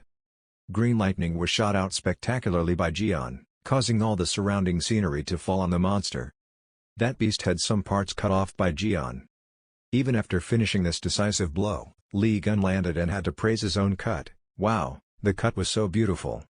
At Li Jian's feet, suddenly there was a moving corpse like that of a monster that had not yet been destroyed. It seemed like something black had passed through Gun's left hand, injuring him and reducing his strength by half. Gun regained his laughing expression from before and exuded a strong murderous aura with those sharp blue eyes looking down at his left arm. He said, "Wow." The system sends out notifications continuously to Li Jian, triggering super regeneration. Calamity blood mist reduces your strength. The super regeneration effect is reduced to half. The monster took advantage of Li Jian's serious injury, so the whole group rose up and prepared to rush towards him. Suddenly a bright light appeared in the sky as if a glowing sword was about to descend. There was a scream. "Gun, step back." As soon as the voice ended, a terrible explosion occurred that burned the whole area. There was no time. Gun rushed into attack. Taixu had to rush forward to give Gun a hand. Gun raised his punch and hit it hard. That punch shook the whole city. Smoke and dust filled the air, the ground concave into a large puddle. The energy that Gun and Taixu faced was too strong, but it did not mean that they had to back down. Looking up at the red light source, Gun recognized it. It was the same as the source of power in the Demon Tower, just like the power of the Blood Dragon Eye army. Back 20 years ago, the Demon Tower appeared with a major invasion of the Blood Dragon Eye team. The gloomy scene of the tower along with the skull on the main door exudes a heavy aura. Many people say that it is a ship-carrying disaster, or the base of a mysterious civilization. The monsters in that tower are just waiting for someone, ready to rush in and devour everything. The evil woman standing above the demon must be their leader. Red and black levels are nothing compared to them, terrifying disasters that are difficult to defeat. Back to reality, the beast is still unharmed, with red eyes and huge teeth. It still wants to devour the city, slaughtering all humans. The system activates the 13th sense accompanied by blue notification lines. Gun has awakened his 13th sense, searching for the enemy's weak points. Those deep blue eyes have noticed something strange. There are 3 cores. The strongest core is the core that holds the souls and lives of the people it devours. In addition, it is continuously luring souls and lives from somewhere to the roots of the tree. Where does it lead from? If so, Jian thought about the city scene and couldn't help but guess. Damn it, it sneaked into the shelter and used that place as a food warehouse. We have to destroy the shelter. That place is now just a place to detain people, Gun said in a tigerish voice. Taixu realized the problem and immediately ordered his army, the Centaur team, to focus fire on the bunker, obeying the order. That beast glared red eyes and spoke, "I won't let you do that." Its tentacles wrapped tightly around Taixu's soldiers, making them unable to move, only screaming in pain. Taixu saw his legs tied by the beast's tentacles and screamed. Everyone, on Gun's side, did not panic but tried its best to remove the tentacles from his arm. The monster opened its mouth and let out a loud roar. At the same time, it stretched its tentacles farther. The souls from the strongest core began to cry out, "Help me, help, I don't want to die. Please save me, don't shoot, Mom, let me go." Everyone shivered when they saw the sight of souls hovering in the sky. Everyone's faces turned pale. Suddenly, a soul rushed forward and strangled a person in Taixu's army, complaining, "Please, please," making the guy's face turn purple. Tiksu and Gun saw it and their pupils seemed to be on fire. The damn monster, it was impersonating the dead. Both looked up at the monster at the same time, struggling to find a solution. Lee Ji-yeon was helpless at this moment and could only cry out, "Damn it!" Gun turned around, looked straight at the beast and exclaimed, "You know how to make us mad." As if the monster had just angered the two of them, he was extremely triumphant, smiling savagely, baring his teeth. "I will tear you apart," Lee Ji-yeon said in a voice filled with determination. Somewhere a blue swirl appeared in the sky. Sunji fell from the vortex. He fell from the tree and struggled. He looked around for a moment and then asked, "Pain, where am I?" "Damn, that Libra rosary changed the direction of my movement." That rosary glowed again. "What are you doing? Is there something there?"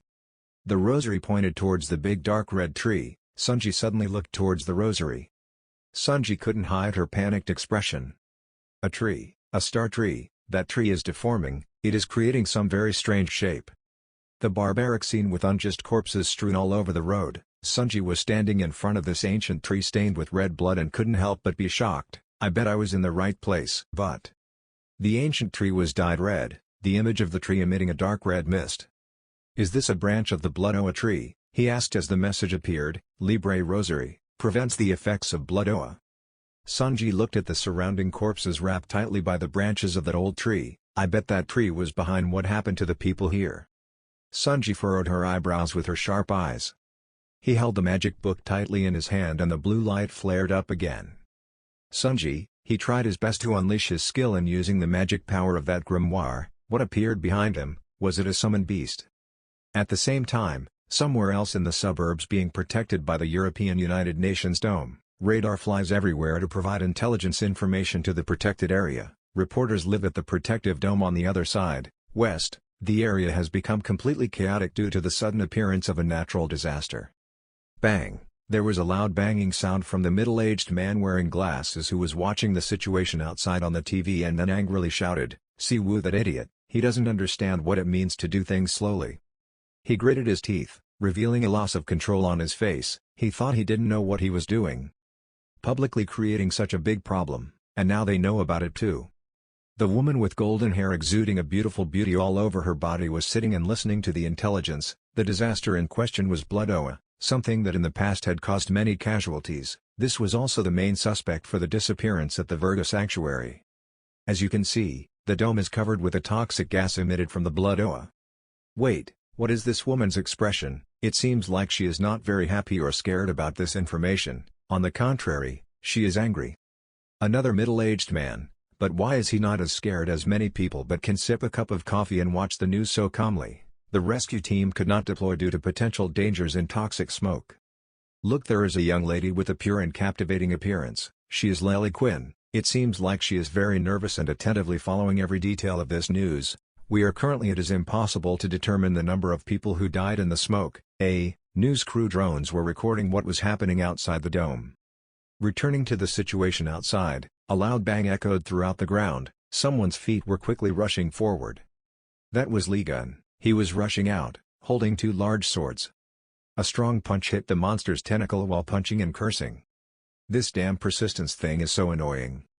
Someone was floating in the air, challenging the beast. On the ground the saintly centaur was raising his head and shouting loudly, "Gun!"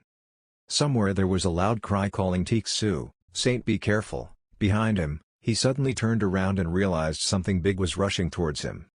Fortunately, the saint was able to block the attack from the beast. The power of this monster is so terrible that even a saint who fights with all his might is not affected at all. Tiksu was now in a passive position. He was pressed by the monster.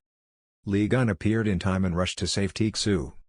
What is this? These tentacle-like branches keep clinging to his body, these damn tree roots. The evil spirits cried and screamed miserably and hugged Gun's arms as if they wanted to be rescued. When he calmed down and looked again, Gun discovered that they were the souls of extremely pitiful people who had passed away. But Gun wasn't so easily trapped. He soon saw that it was just the beast disguised to make Gun fall in love and hesitated to take action. Those fake spirits keep following Gun, making his actions not go smoothly. Damn, I understand the feeling of this disgusting thing. That ghost tree branch wrapped around Gun and slammed him into the building next door. The sound was like the explosion of a newly unbolted bomb. Everyone below was freed from the tight grip of the ghost tree branch, looked up and shouted loudly for a gun, "Mr. Lee gun." The monster glared with red eyes and grinned provocatively, "He, you are indeed as weak as I thought, now I will devour you all."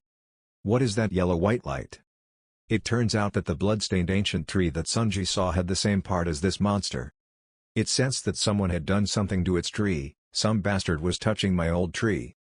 It seemed like there was some electric current running through the devil's body, his whole body seemed to be being electrocuted, now his eyes rolled back and no longer had that satisfied smile.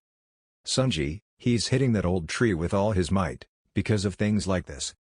All because of things like this, his expression became even more fierce. He clenched his fist and hit the tree trunk with consecutive blows. His memories came rushing back, he missed his mother. "Miss you, Dad.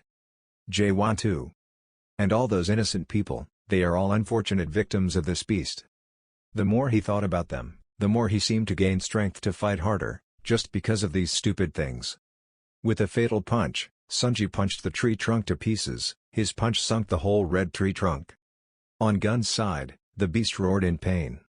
Its eyes became even more ferocious, "Damn maggots." The monster quickly walked away, seemingly looking for the tree. Wherever it goes, it destroys that place. Everyone below was racing in panic, he suddenly headed towards the dome. What was he planning? That beast was so strong that it severely injured the saint. He endured the pain and sat up. "Damn it, I won't let you escape." Tiksu shouted, "God, let me borrow your bow and arrow, we will use what we have prepared." "Yes sir." Suddenly, that demon rushed like lightning towards the large buildings. It crashed people into buildings. Suddenly, the fiery arrow flying from the saint hit the devil's head in the middle, causing it to roar in pain. The animal was foaming at the mouth and drool was flowing from its mouth. It roared loudly, the sight made the onlooker exclaim in disgust. Tiksu stood from afar and shot that fire arrow while observing the monster's behavior. "I couldn't use this thing earlier because I was afraid I would trip the worm and get stabbed with an arrow the size of an arrow. How does the column feel?" Even though he was injured, Tiksu kept looking at the monster and his anger flared up. The fire of anger inside him grew bigger and bigger. "I thought a small arrow wouldn't be enough for you, so I prepared it. This is just for you." Tiksu held the flaming arrow and launched it towards the beast with full of hatred. "Today I will pin your fat body to the ground." The arrow once again stabbed straight into the monster's body. One arrow, 2 arrows, 3 arrows, then many arrows pierced its body. Taking advantage of the monster's painful struggle on the floor, the saint's army took the opportunity to capture and tie it up. "Now is our chance to open fire." The pressure of the giant arrow seemed to have an effect on the monster. More and more arrows rushed out like a rain. Its red pupils glared and looked painful. The opportunistic army rushed forward to destroy it. "We caught it and now we're safe." The whole group of people strained to pull the rope to hold the big animal firmly. "Don't try too hard, just try to stop it from moving." "Damn it, how big and strong is it? Use all your skills, and hands that you have." Their human strength doesn't seem to be able to withstand that monster for long. "Damn, are you sure this is a good idea? If you have the strength to complain, then use that strength to go stronger." That monster has no common sense. It is injured but its recovery is very fast and endless. If killing it is useless, then we have no choice but to imprison it. Look at the monster's fierce pupils, it's trying to recover its strength as quickly as possible. 1 second, its eyes were still burning with ferocity, but the next moment, it could no longer roar. The arrow seemed to have pierced the monster's core. At this moment, it looked extremely painful and cried out, "No." On Sunji's side, he is trying to use all his skills and strength to destroy that ancient tree. Because this ancient tree and the monster were linked together, the tree was injured so the monster no longer recovered as quickly, but on the contrary, it felt more pain. Sunji screamed, "Go away, get out of my sight." The two energies of Libra and Gemini were destroying each other. Sunji, with eyes of deep hatred, could not keep calm and put all his strength into this final attack. The green energy source smashed the evil tree's trunk, creating a shaking of the earth and rocks. By this time, the monster had completely lost its strength. It opened its mouth and was pierced by an arrow while still trying to hold out hope of swallowing the city. It could not. "The strength that I had gathered, my city, the souls that we must sacrifice." The beast was tied up, its big body stabbed by an arrow and no longer had the strength to fight, watching its hundreds of years of hard work slowly disappear into thin air. The strength that the beast tried to protect began to crack, and flashes of light flashed. The beast screamed in pain. "No, all the power I have accumulated, my city. All the souls I had to sacrifice to them." The cracks became bigger and bigger, the beast's city completely collapsed, but it could only stand and watch and could do nothing else. Inside the city, the souls that the beast offered to the monsters were gradually disappearing. A soldier said in panic, "The souls that collided with the tree branch are disappearing. I think it's because the dome is collapsing." "Who did this?" In just a moment, all the monsters inside the city turned back into dry, lifeless trees. But the ruins they leave behind are truly remarkable. Stone statues fell and broke everywhere. Sung Chae lay motionless on the ground. At this moment, he slowly opened his eyes. "I had fainted." Just waking up, Sung Chae was startled and quickly raised his head. "That's right, the tree. Where is the tree?" Looking to the side, seeing only withered trees left, Sung Chae dared to breathe a sigh of relief. Thank God, it was destroyed. At this moment, Sung Chae noticed his left hand holding the holy object. He was a little panicked. "I don't know if it was because of my efforts to defeat the tree. Is that why my hands are in such a bad state?" The virgin relic is also tattered.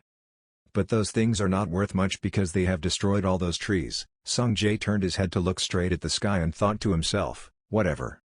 Now that the dome is gone, I can finally look at the sky. The whole sky was lit up by stars. Sung Chae happily laughed. "I did it." Before being happy for a few seconds, Sung Chae suddenly heard a loud explosion. He was stunned. Not far away, something had just exploded, causing smoke to rise. Sung Jae sat up bewildered and looked towards the explosion. The fire is starting to show signs of spreading. The system quickly issued a warning. The power of the sun god was spilling out. The power of the sun god instantly destroyed everything it passed through.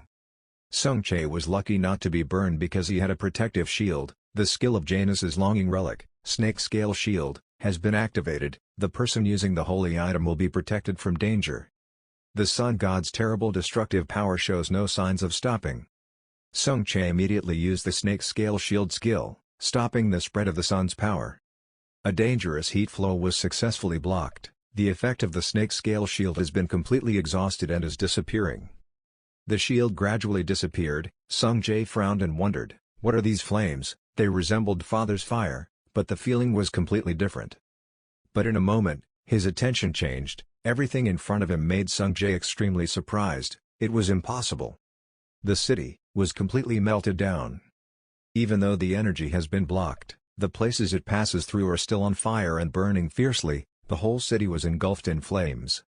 After the sweep of the sun's power, luckily no one was burned. Everyone was confused and asked each other, what just happened? A giant fire just swept over us. At this time, Hugo Waters also returned in a torn costume burned by the fire. Heavenly Master. He angrily cursed, that bloody bastard. It's using the centaur power it stole from me as if it were its own. Blood Oil used Hugo's firepower skills so its body was always on fire. Hugo Waters asked again, are you okay? The Deputy Heavenly Master's face was dirty and sweat was flowing down. He smiled and replied, yes, Heavenly Master, I survived somehow. But I think it will be a bit difficult for us to continue the fight. Please forgive me because I have protected everyone. Seeing the Deputy Heavenly Master kneeling on the ground, the apostles rushed over. Deputy Heavenly Lord, are you okay? It's because of us. At this moment, the Blood Oar's eyes emitted some kind of light. Its eyes were like a burning ball of fire. It was staring at Sung Jae. As soon as he looked at it, he immediately recognized it. That's also the centaur skill that Dad uses, but the energy source is completely different from normal skills. The Blood Oa arrow created a circle of fire around Sung Jae to prevent him from running away. Then he spoke up, saying, the name destroys all my branches. Hugo Waters was currently standing on a building observing the situation. Damn, isn't that Sung Jae? Hugo saw that the person standing there was his son. His face became even more serious. Why is he here? Don't tell me it destroyed the dome. At this moment, the Bloody Oar was extremely angry. He roared, you insect, I will definitely eat you alive. After saying that, he immediately rushed to Sung Jae's place. Every step it took caused the surrounding rocks and soil to fly everywhere. That bloody guy was burning with anger and crawled towards Sung Jae. Seeing it coming, Sung Jae quickly backed away. That bloody man looked at Sung Jae with deadly eyes, his mouth constantly spewing fire. At this moment, Sung Jae suddenly realized. He quickly asked, is it Blood Oa? Being called by Sung Chae's name made the bloody or even more crazy. It rushed towards him even faster. Blood was getting closer and closer to Sung Chae. Sung Jae was forced to stop so he couldn't escape. He desperately shouted. Right at the crucial moment when the bloody was about to eat Sung Chae, Hugo Waters promptly appeared and stopped it. He used his hands to prevent blood from approaching his son. Seeing Hugo coming, Sung Chae was shocked and called, "Father." Being stopped by Hugo, the bloody opened its giant mouth. "A half-witted archer, you're in my way again. In that case, I will eliminate you first." Hugo struggled to use all his strength to stop the bloody man's iron teeth from eating him. The system issued a warning again. A source of cruel energy from a mysterious source was accumulating. Hugo fought until he shed blood, but he still didn't care about himself. He looked towards Sung Chae and immediately used the fire shield skill. Sung Chae's entire body was immediately protected from the fire by a shield and floated in the air. After creating a protective shield for his son, Hugo also exhausted his strength. The bloody man roared, "Go away!" Immediately after that, it closed its giant mouth. Saw his father being eaten, but Sung Chae could do nothing. He shouted in despair, "No!" Inside the bloody man's mouth, Hugo was still not dead. Even though his strength was exhausted, he still tried to resist and not let his body be crushed. The blood's eyes now became extremely scary, as if he was planning something. Right after that bloody man used his body to make the surrounding rocks and soil crumble. It constantly uses its strength to crush large rocks. That guy did something that stunned Sung Chae. He cried out in pain, "No!" Unexpectedly, that bloody guy actually put all the ice in his mouth and swallowed it. Sung Chae was blocked by the shield so he couldn't do anything. He desperately screamed, "Father!" After swallowing the stone, Ha-Idoa laughed proudly. "Finally, I have swallowed all the power of the sun god." Right at this moment, a sword suddenly appeared from underground. At this moment, a sword appeared, making a noise that the blooder immediately noticed. He fiercely raised his hand to grab the sword. But it cannot touch the sword. In just 1 second, the sword was right in front of its eyes. In the blink of an eye, the sword pierced Blood's skin. It screams, "Impossible!" The sharp sword pierced through every layer of skin on the beast's body. The sword has been used with the Bingsu mixer skill. With the speed of the sword, Blood cannot do anything. Even though it couldn't do anything, the Blood still did not yield. It laughed loudly and said, "Even though you are struggling now, then the rest of the sun god's power already belongs to me. I will soon devour you too." Holy snakehead! As soon as he finished speaking, Lee Jian appeared. Jian rushed forward, holding 2 swords in both hands. He directly destroyed all the rocks blocking his way. Jian shouted angrily, "It wasn't over yet, get ready you idiot." The Blood's body had been slashed countless times by Jian, its bones had been severed, a light appeared inside the Blood's body, all its power seemed to be gathering there. Jian immediately called loudly, "Hugo." Hugo is now gradually losing consciousness. He thought, "I am in the stomach of a disaster, I can't feel anything." Hugo's body was clung to by the tree branches in Blood's body. Hugo is still tormenting himself. "I can't even take revenge on Blood. All I did was expose how pathetic I am and Sung Chae and Yuha. Will it all end like that? I couldn't do it in the end. I can't save Ji-woo and Jae-won." Just when Hugo's consciousness had only a little left, light suddenly flashed. Hugo immediately turned his eyes towards that light. The tree branches were reaching out and gathering there. Hugo immediately realized that a fragment of his power had been taken away. The power I so wanted to regain was now before my eyes. I can't believe I can't do anything. But if I can get it back, I'll be able to fight the Blood again. Hugo reached out towards that light. But at this moment, Hugo was about to sink. Would it end like that? I've been trying to fight until now. I think this is it. Fight for something. Eternal sleep. No, his consciousness, his memories, are fading. The image of Hugo's small, happy family of 4 appeared. Everyone is playing together happily.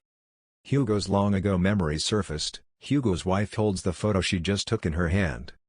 The woman happily exclaimed, "It's been a while since we last took a family photo. What do you think?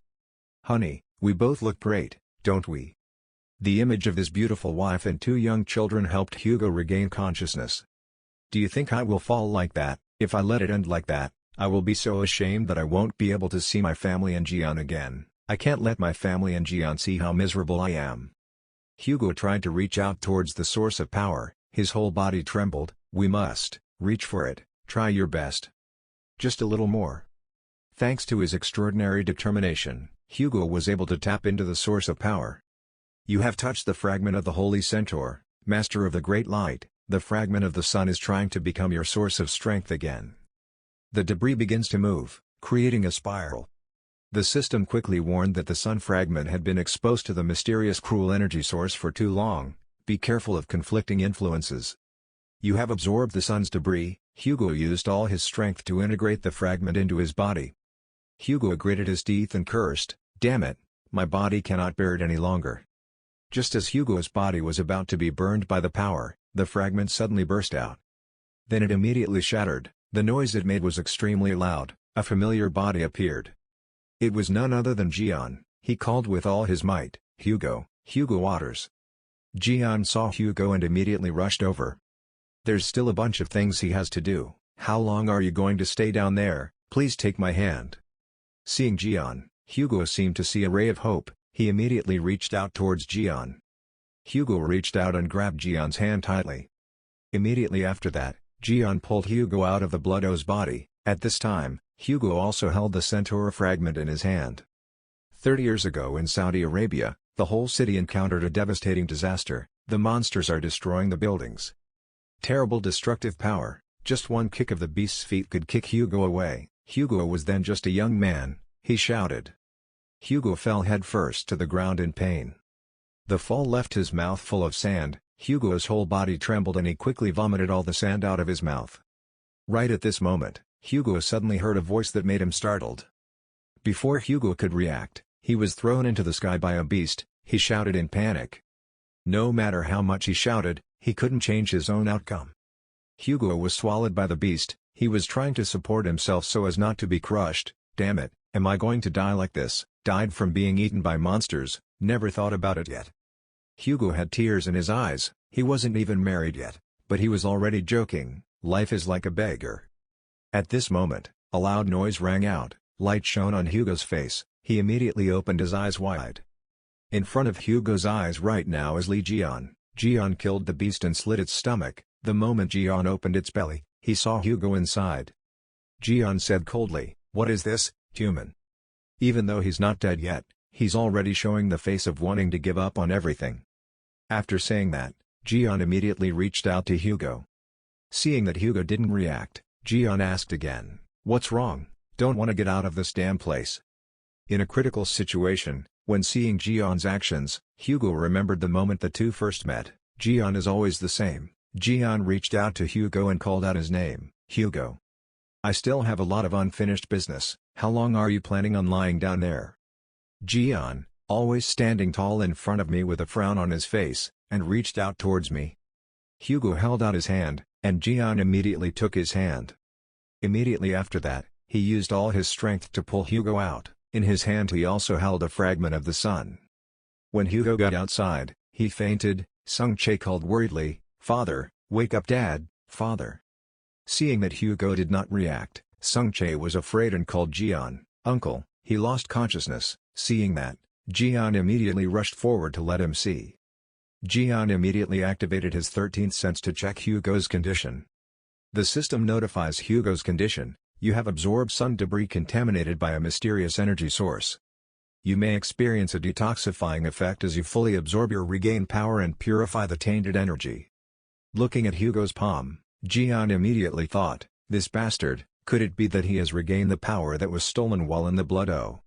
After checking, Gian immediately told Sung Che, "No need to worry about your father. If he sleeps for a while, he'll be fine again. He picks up fallen things and eats them." Sung Che didn't understand what Gian meant. What did the falling things mean?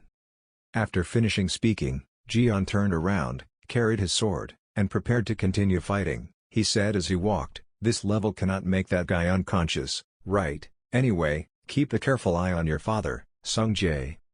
Sung Che quickly asked, "What about you?" Gian replied, "I have to deal with that bastard first." Having said that, Gian immediately switched to fighting mode. He jumped into the sky at incredible speed. In just a moment, Gian was holding his sword and standing above Bloodo's head. Gian used all his strength to stab the sword straight into Bloodo's head. Gian's first attack made him scream in pain. Gian said loudly, "Oh, Blood, wow, because of you bastard, the whole world is laughing at my friend. My nephew has never even had a proper birthday." He smiled evilly and asked, "So did he deserve to be punished?" Haido gritted his teeth and rolled his eyes, cursing, "You bastard." Jian continued, "You're out of tricks, right? Looks like there are a lot of things to play now." As he finished speaking, a hammer appeared, holy object, summoning hammer to bestow achievements. The hammer is giant in size, twice as large as Jian, he shouted loudly, holding the hammer in his hand. "Now all that's left is your actual core, so just one shot." Having said that, Jian immediately brought the hammer down on the core of the blood ore. A loud noise rang out. Shueoa screamed in pain, "How could this be possible? I was defeated and didn't gain anything." "Good, Saint Soap Opera, we lost. However, our roots are still everywhere. As long as they are there. The blood oa controls its roots to destroy everything. Even if I die, I will take all of you with me. That guy's roots have terrible destructive power, everything quickly collapses. Saint Ophiuchus, humans can survive but not the other archers, the collapsing city would bury half of them." After hearing this, Sung Chae was also extremely angry. Its roots whipped into the buildings, making everything even more chaotic. Sung Chae and Hugo will most likely also be buried along with the collapsed buildings. Even so, Jian was still not worried at all. "Looks like you misunderstood something. Although Otexu is a bit gentle, but do you think he will be so easygoing? Don't forget my only friend down there." Rocks and soil fell. Sung Chae immediately used his body to protect Hugo. His son's screams finally woke Hugo. Hugo had just opened his eyes and witnessed a large building falling down. The Sagittarius Saint's eyesight is not normal. As soon as Hugo opened his eyes, he released a huge source of power, shattering the large rocks that were falling. The reporters who were there were scared and shouted, What happened?" A tornado was created, destroying all the debris of the buildings. Everyone was confused and asked each other, "Another fire?" People at home watching live television also had to sweat when they saw this scene, wondering what was going on in those ruins. Powerful pillars of fire were continuously rising from the ruins. The scene gave everyone chills. Light, extremely terrible light. The Libra Saint was also startled by Hugo's power. Those reporters who were not afraid of death held cameras and pointed them at the sky and said loudly, "Even though it was midnight here, the sky was still as bright as day. Finally. Like the sun has risen, that firestorm is the defense skill, the cycle of reincarnation of the sun god." Right now, Yuha also saw the news. The sound of footsteps echoed loudly.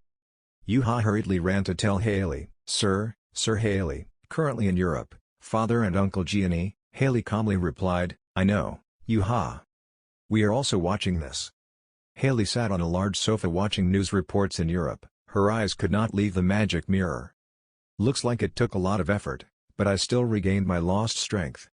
In Europe, at this time, all the power of the sun god was back in the hands of Hugo Otters. His entire body was covered with solar fire. Seeing Hugo regain consciousness and use the power of the sun god, Blood Otter angrily shouted, "Hugo Otters!" Sung Chae below also saw his father's cool return. He exclaimed, "Father!" Sung Jae silently exclaimed, "Thank goodness, Dad has woken up." Blood O was extremely angry but he couldn't do anything. "That was my power, my strength. Give it back to me." After saying that, it opened its mouth and let out a roar that shook the earth and sky. The roots of the Blood Oa continued to rampage. They continued to destroy buildings. Great works quickly collapsed and became ruins. Countless roots of Blood Oa gathered together. They tried to destroy and bury everything. Hugo did not let the bloody ore continue to harass him. He raised his hand. Immediately, a huge force gathered together. Those roots were really troublesome. Hugo used his skill to burn the roots of the bloody ore. Nothing can resist the power of solar fire. In just a moment, those roots turned into dust. They gradually disappear. Hugo continued to use his glorious sky skill. The roots of Blood Oa are now just like a stick in Hugo's hand. In a second, he evaporated them. On this side, Jian continues to deal with the blood ore. The glorious sky is Hugo's skill of burning everything unclean. Kung is fine. Blood you said you would swallow everything but, you can't steal anything from us. So I had to send you away. One loss. After saying that, Jian immediately activated and fought for me. Swap your location with the person you were in closest contact with. His and Hugo's positions were immediately exchanged. Jian let Hugo personally end the hatred he had caused his family. Jian shouted, Oh Taixu. Finish it off. Hugo heard Jian's voice and immediately looked up. Encouraged by his brothers, Hugo immediately lifted the sword. Then he immediately stabbed the bloody man's core. Blood gushed out like a waterfall. Bloodoa screamed in pain. Hugo raised his sword and was about to stab Bloodoa one more time when his painful memories came back. Sung Jae's voice rang out, "Mom. I'm wrong. If only I didn't whine that I'm hungry. Mom wouldn't have had to leave the airport in such a hurry. Mom and Jae-won will be okay, right?" The mothers of sisters Sung Jae and Jae-won are unfortunate victims whose souls were stolen by evil blood. They can still maintain life but cannot regain consciousness. Only then can I suppress the disaster. Everyone will be safe, right? I'm sorry, it's all my fault, I'm wrong. Recalling the memory of that time, Hugo sadly said, "No, it's not your fault, Sung Jae." The words seemed to give Hugo more motivation to take revenge. He put all his strength into the sword. Right after that, Hugo immediately stabbed a fatal blow into the Bloodoa's core. With the highest destructive power of all time, Blood was no longer able to resist, and its body was gradually burned by the sun's fire. The battle has finally ended, the feud has been avenged, the city is now only ruins. The battle left a large hole in the heart of the city. Both Hugo and Jian were left intact after the battle, both of their clothes were torn. Hugo was resting when Jian came over and said, "That bloody bastard, he's causing too much trouble. I didn't expect it to become such a mess." Hugo was still a little worried, so he asked, "Jian. Now, it's really over, isn't it?" Jian replied, "All the cores have been destroyed, and his body has also turned into ash. There is nothing I can do anymore." Jian exhaled and continued, "If he was resurrected after all this, then what was he thinking about coming to a place like this to collect souls? After all, he is just an unfortunate bastard like other unfortunate people." Hugo agreed, it was true. After all, Hugo was finally able to smile happily. After all, this time he took care of him quite a bit. "Thank you, Jian." Hearing that, Jian turned to look at Hugo in surprise. Jian immediately changed the atmosphere. He put his hand forward and smiled and said, "How long have you known me and you only know how to thank me with your mouth? Let's at least compliment each other." Hugo high-fived Jian and said, "It's been hard, brother, you too." At this moment, Jian remembered something, "But wait, there's something I found when fighting Bloodoa." After saying that, he immediately searched in his pocket. Hugo was bewildered. "What is that?" Right after that, Jian pulled out a giant ball. "Look, I found it when I disassembled his true core." Seeing that thing, Hugo became even more confused and thought, how did he get that big thing out of his pocket? Jian continued, "That bloody brat seems to have collected quite a bit." Hugo stood up curiously, "What did you say? What is that?" "Wait, I'll show you."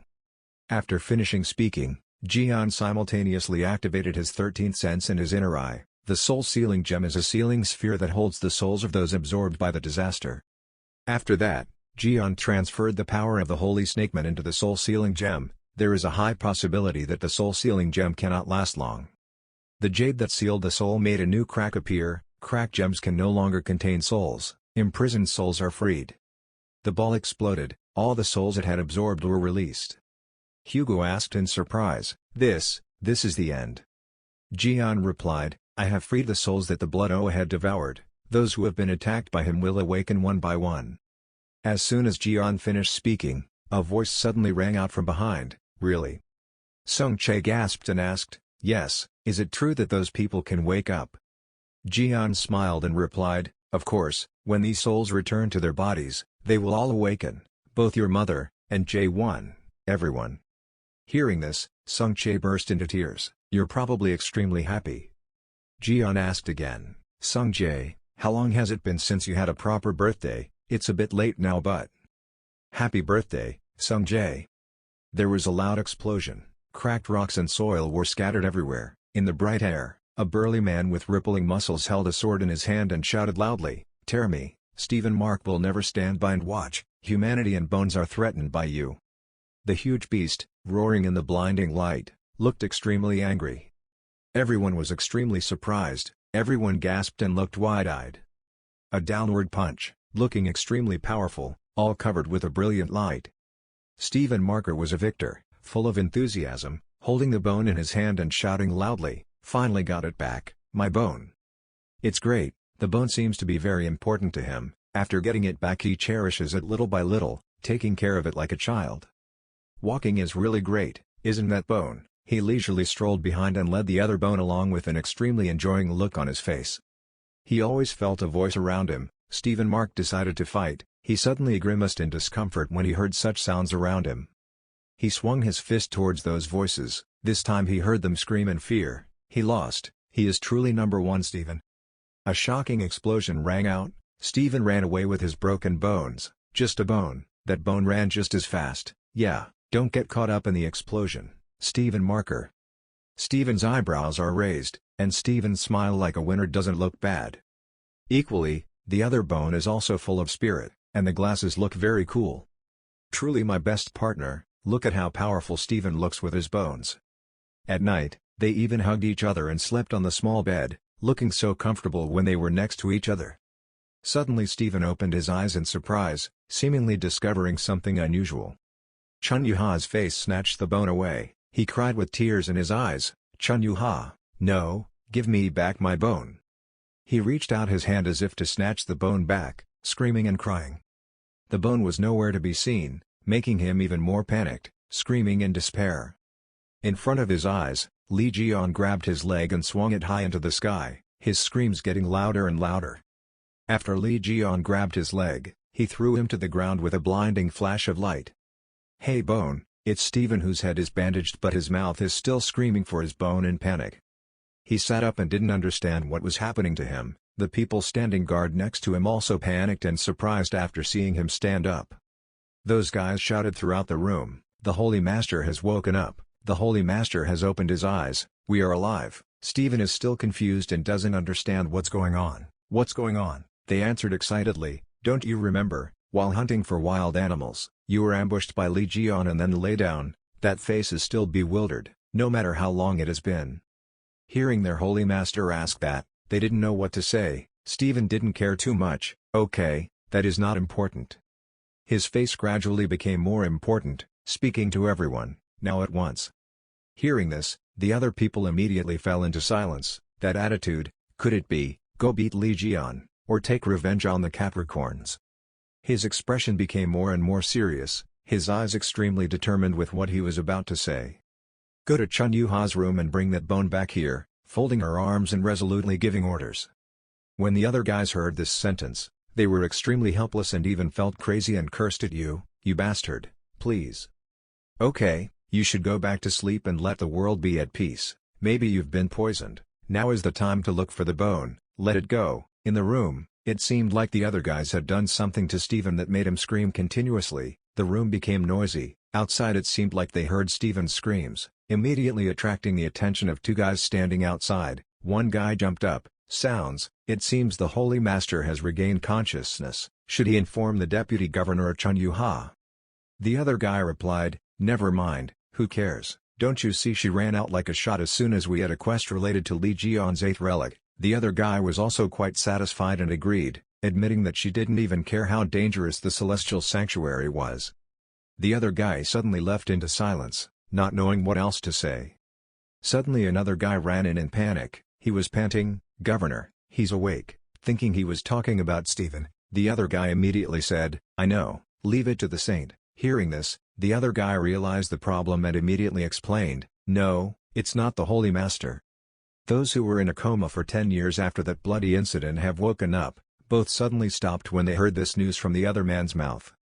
It seemed like they had really woken up. Those patients were able to sit up and gradually regain their spirits. All those people in the world.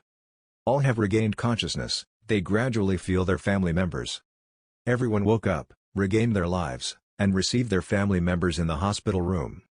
At this time, the media also received the information and reported it loudly. TV is probably reporting about this. "Do you remember the bloodbath incident 10 years ago and the victims of that event? We just received news that 1,000 people were in a coma due to bloodworm everywhere. The world has just woken up." Female reporter is live streaming at the scene. "Behind the rubble from the battle, I am on the outskirts of the defense line of Western Europe. After a long war, the hero Li Jian and the Saint Centaur fought hemorrhagic palsy." People still kept talking about this incident. One reporter even asked, "This has never happened before, right?" In response to that question, another person replied, People after that disaster are recovering miraculously. That's right, I have no words to describe what a miracle this is. Hopefully those who have not regained consciousness will recover soon. The news on the TV screen continued to report non-stop. A blonde-haired man is also watching this news in the living room. He raised his voice. He couldn't believe it. I sent you to capture Lee Jian and Hugo, but you not only lost blood, but you also lost the Libra necklace your mother gave you, and even let Blood Oa rampage and create a new chaos, he said while glancing at the guy standing behind him. His thug-like face appeared, he rolled his eyes and gritted his teeth incessantly criticizing, and on top of that, you even touched the Gemini grimoire, the most important thing of all, and did lose it. He is the S-rank disciple, Yun Tae-woo. I'd rather be robbed by a guy like Choi Sung-hyuk, but you let Chun Sung-jae, a guy you used to bully, take it away. Facing Yun Tae-woo's blame, he could only bow his head and say nothing. The reproaches kept coming out. How could you be so stupid and harmful? Don't tell me, it was really Sung-jae's doing. He could only sadly answer, yes, that's right. A hand reached out and grabbed the bottle of wine very decisively. Yun Tae-woo picked up the bottle of wine and threw it straight at his face, making him scream in pain. Yun Tae-woo threw and cursed, so proud, this cow-brained bastard. You haven't changed at all, you have never done anything useful in life, you always disappoint your mother. Yun Tae-woo kept cursing, and the other guy, because he was thrown so painfully, was still lying on the ground in pain.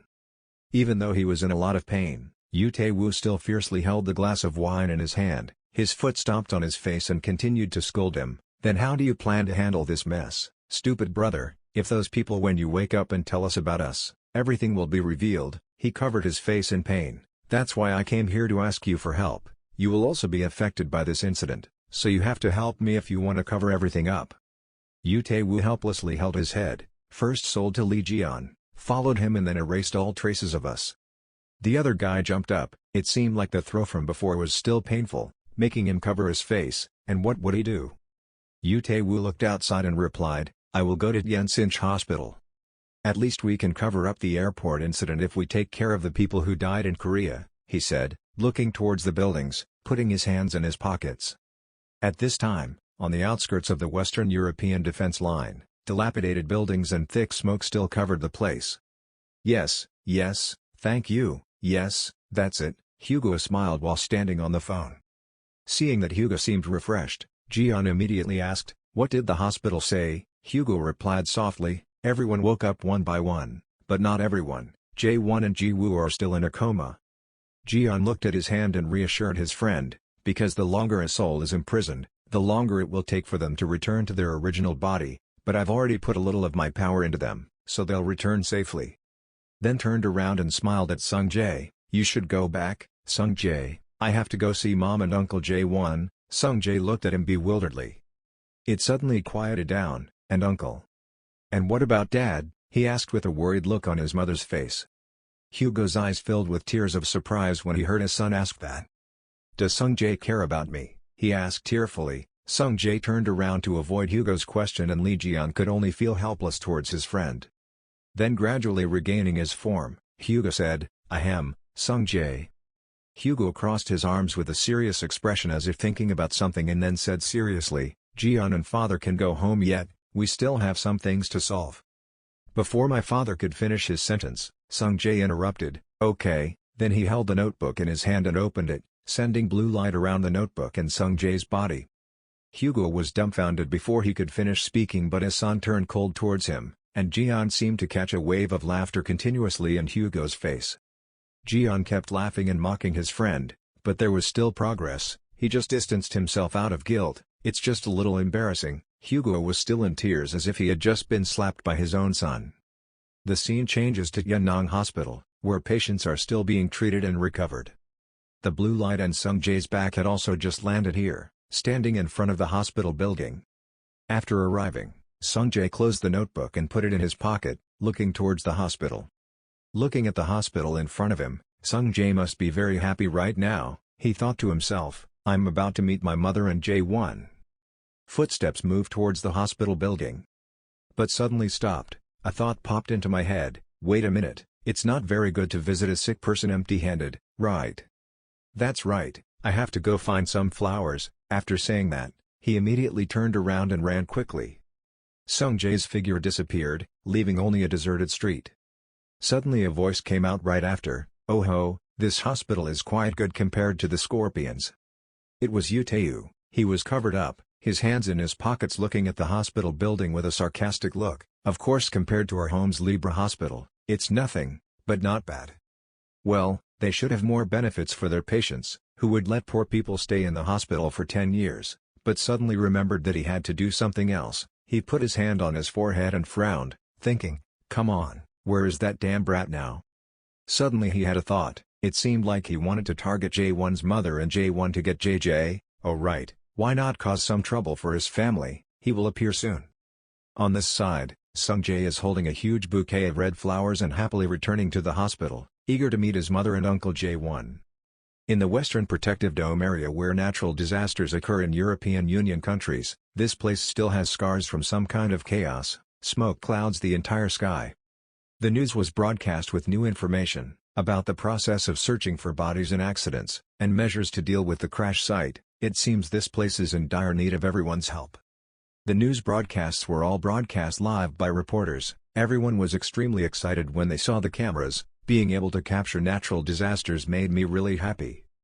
The calls and screams continued to ring out, "Help this side, bring the wounded here." The wounded were all helped by the soldiers who led them to a place where their wounds were treated very attentively. Inside, many injured people were lined up to receive first aid. Outside, people's voices were still loud. I thought it was over. Why was it so chaotic? In here, Lee Ji-yeon is still sitting there dumbfounded as if thinking about something. Lee Ji-yeon was concentrating on controlling the system board, seemingly researching something. The system board continuously shows the following messages. After Lee Ji-yeon controls it, you have passed the test of strength. The reward increases your strength, transforms the human body into the body of a god, maximum loss a day to strengthen and adapt. Pay attention to side effects. New achievements have been added to the second Karma Bible. Sagittarius sees and admires the master of the snake constellation. Karma 3 destroys the demons that devour the gods and liberates the souls of humanity.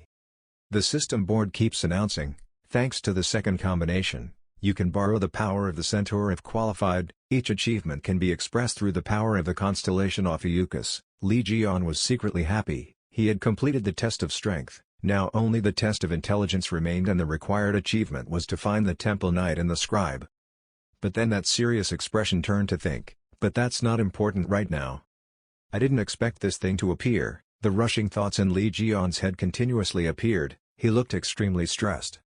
Debris similar to a dagger from an alien civilization was discovered along with a seal in the corpse's heart, I thought while looking at the sparkling purple stone garden before my eyes. After being bound, the beast still continued to curse, and the souls would be offered to them. Lee kept thinking, the thing that appeared in the body of the person who stabbed him in the evil waterfall and the person who summoned the corpse had the same voice. Lee Ji-yeon's hands were fascinated with the coin, but his mind still couldn't help but think. Until now all the evidence pointed to the Virgo constellation as the culprit. It was too much of a match. He tossed the coin in his hand high, he looked at the coin inside, then walked away. When the coin fell, he caught it with a victorious smile, thinking in his heart that he only needed to interrogate to get the answer immediately. The purple piece of stone was still lying there. Two voices suddenly came out from there, asking if the scene had been processed yet. The other side immediately replied, yes, I've come here to help as much as I can. Lee Ji-yeon sat with Hugo, holding a glass of water, and happily asked, now I just need to go catch the Virgo constellation. Hugo's face is dirty and he can only smile wryly. Rest, not everyone is as strong as you. Lee Ji-yeon was furious, his nose was flaring, his eyes were angry. It was because they were getting weaker and weaker. Back when I didn't even have time to breathe, disasters kept coming down on me. Hugo could only look at him helplessly. Why don't you go with Sung Jae? Lee Ji-yeon asked, and Hugo suddenly stopped and his face stiffened. Hugo smiled shyly, both Ji-woo and Jae-won, I don't have the confidence and qualifications to meet those two. I need to prepare myself and... Saying this, his face suddenly became more serious. Hugo frowned and lowered his voice to continue. There were still many things to be resolved. Also the story of the Virgo constellation. Looked at the stone in front of him and said. He raised his bandaged hand and looked at it with a heavy expression. And Libra constellation. After saying this, he sighed and looked at the broken cross-shaped rope in his hand. Think about the time when Yenbin sat on the majestic chair with a cold face, lowered his voice and commanded, choose. Please choose one of the two. That cold smile appears. Thinking about that, Hugo was extremely worried. He held the bracelet tightly in his hand. Catching the blood mist is not the end. We must find out the cause of this. But Sung Chae said there is still someone behind me that will bring the person who destroyed my family to light. Hearing that, Jian continued asking, and Hugo answered very decisively and firmly, piercing his fear. Jian was delighted at his friend's confidence, suddenly burst out laughing. Wonderful, it's been a long time since I've seen him explode with enthusiasm like that. After Lee Jian finished chatting with Hugo, he stuck his neck out and told everyone, "Hey, you guys can go back to Korea." Hearing that, everyone was very surprised and their mouths opened wide. Everyone didn't want to go back immediately, but we still had work to do. Lee Jian tried to explain, "I fight with you because you are related to the blood mist. You guys are just getting in our way in the process of capturing the virgins." Hearing Lee Jian say that, everyone was not happy. Everyone left except that guy with gelled hair who stayed behind. Lee Jian pointed at the guy with gelled hair and said, in front of everyone's admiration, they continuously complimented him. No wonder he got it, his class was really different. Being praised and admired by everyone like that, he was happy. He was constantly happy and thought, could it be that his strength has been recognized? But contrary to that guy's confidence, Lee Jian wanted him to stay for another purpose. That sinister, calculating look appeared in his mind, thinking, we need an errand boy. It's no wonder Lee Jian's personality is so obvious that at a glance you already know his calculations, don't you think? Lee Jian, sitting in a very dignified chair, his clothes disheveled, spoke up, didn't Sung Chae go to Korea alone? But the person who brought Sung Chae back alone must be very ticklish. The idea of Sung Chae going back to Korea alone, isn't it too dangerous? Hugo immediately jumped up in panic, because the situation was so complicated that I didn't pay attention. Lee Jian still calmly smiled and reassured my friend, it's okay now, I've arranged a security guard. After saying that, Lee Jian put the coin in front of Hugo. He still didn't understand what Lee Jian said, so he asked, that is? Hugo wondered. The coin, in Lee Jian's hand, was a silver coin with some symbol. Before Sung Jae returned to Korea, Sung Jae took it. Jian gave it to Sung Jae. Sung Jae wondered and asked, what is it? Another gift from me. Jian suddenly smiled and his eyes flashed after giving it to Sung Jae. At this time the system panel rang, activating the Eye of the God. The system board issued a notification again. Chun Sung Jae used to be a level A virgin. His devotion to Ophiuchus was 300%. Chun Sung Jae's piety to Ophiuchus had increased dramatically and was capable of preaching. Sung Jae looked intently at the coin in his hand and was extremely surprised. The announcement rang out again. Evangelism and dependence. You can turn a person into an Ophiuchus star. You can create an evangelism coin and give it to someone else. Special evangelist. The person who receives the coin must complete the challenge. If the mission is successful, then he or she will receive a great reward.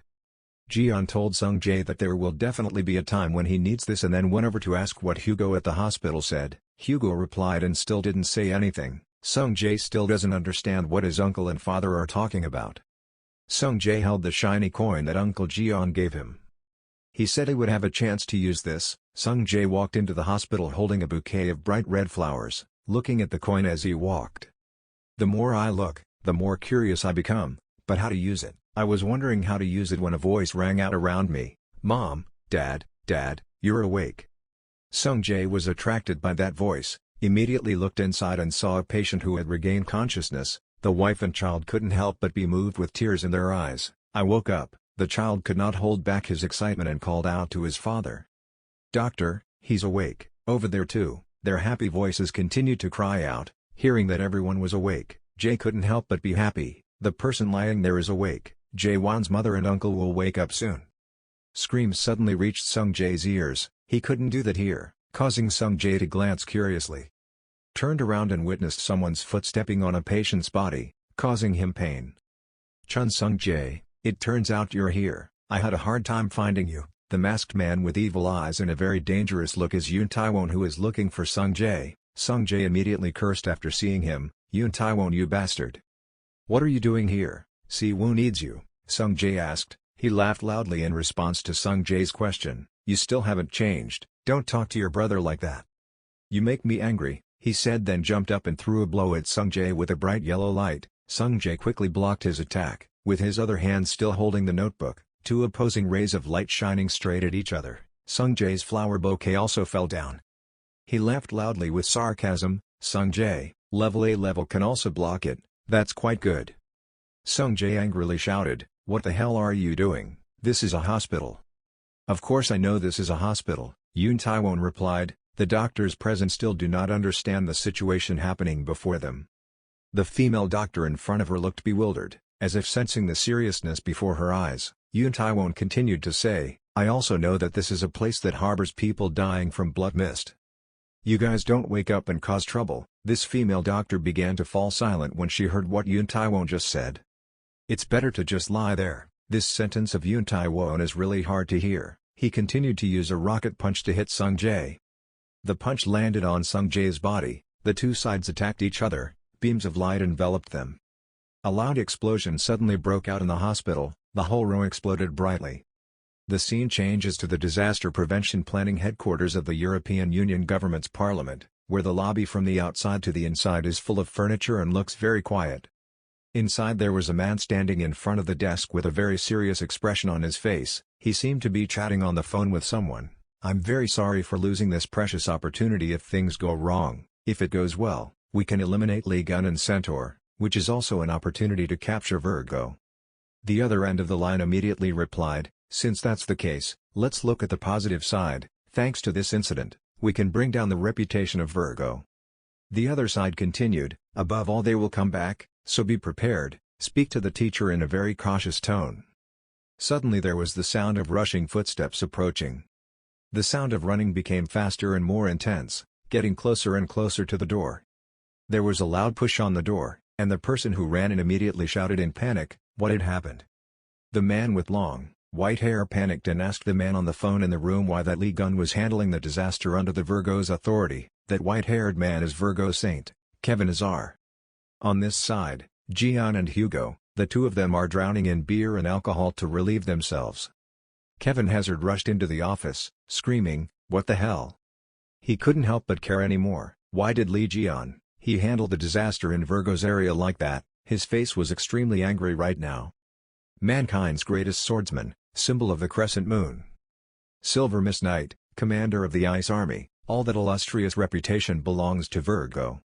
That is Kevin Hazard. Under his command, the Virgo Guild has achieved many resounding victories, and the Guild's strength and reputation are not inferior to the Libra Guild. Kevin Hazard is a talented person. He seems to have everything, talent, power, appearance, but after all, there are still things that make him uncontrollably angry. And one of them is Lee Jian. Right now you're on fire, Lee Jian. How dare that bastard roam around in our area? At this time, Kevin Hazard has caused chaos in the whole area. How dare he do that? Everyone around him only knows how to calm his spirit. Guildmaster, this. Up to now I don't want to hear what others have to say anymore. I can't see it. At least you guys have to give me a reason. Why that bastard? Why does it have to be him? I'm so angry. There. Then it seemed like all the rage broke out at once. I wished I was like him, who died in the Devil's Tower and was still praised as a hero. His eyes became strangely hateful. That bastard, why did he come back and take all my glory? Everyone around heard him scream and shook their heads. The Guildmaster seemed quite angry. It couldn't be helped. Lee Jian took up all of his aura. Lee Jian, Kevin Hazard's voice still rings out. It's true that the Guildmaster already had a serious conflict with Lee Jian. At first things didn't get to this point, but over time things seemed to be uncontrollable. One of the saints of Virgo said, the rest could only nod. Yes, that person continued, it was all because of the resounding achievements of that Lee Jian. Glory from conquering disaster. Be the main character in every interview? Is the score achieved when singing karaoke? The Guildmaster's aura had been absorbed by that guy onto his sword. I couldn't forgive that guy. Everyone was talking very fiercely, and it seemed like the Star Master couldn't take it anymore. Then the member of the heresy had to go out, trying to make Kevin Hazard not angry anymore. Comde, the Inquisition Committee has already sent someone to search for the Lee Jian. We should wait for their contact. Take action. When I heard that I shook my head in disapproval. This time it's too much. I'll go find that bastard. You know, 20 years ago I couldn't do anything, but this time, he held my hand and showed determination. Then it seemed that anger had caused his strength to explode. He swore to himself, I will personally defeat you. Wait there, you bastard. A member of the heresy standing there, seeing you react like that, can only think, things are out of control. He watched Kevin Hazard go out the door with many saints in indignation and thought, I have to buy time. So he calmly said, "Sir, we have a list of that guy's destinations here." He held a contact lens case in his hand. His phone was still connected to someone. The person who connected the phone to him on the other end of the line had heard all the conversations up until now. There was still a sound in the phone. If he acted quickly, he might be able to meet Lee Ji-yeon, the official owner Kevin Hazard, that person thought. So Kevin Hazard is gone. After hearing the news, he turned around and told other members of the committee. He had a pretty big conflict with Lee Ji-yeon. No wonder he acted so fast, I couldn't predict it. Other members of the committee nodded, wondering what day and time we will act. That person doesn't say much, nor dares to express himself much, just gently says, "Get ready, everything is ready."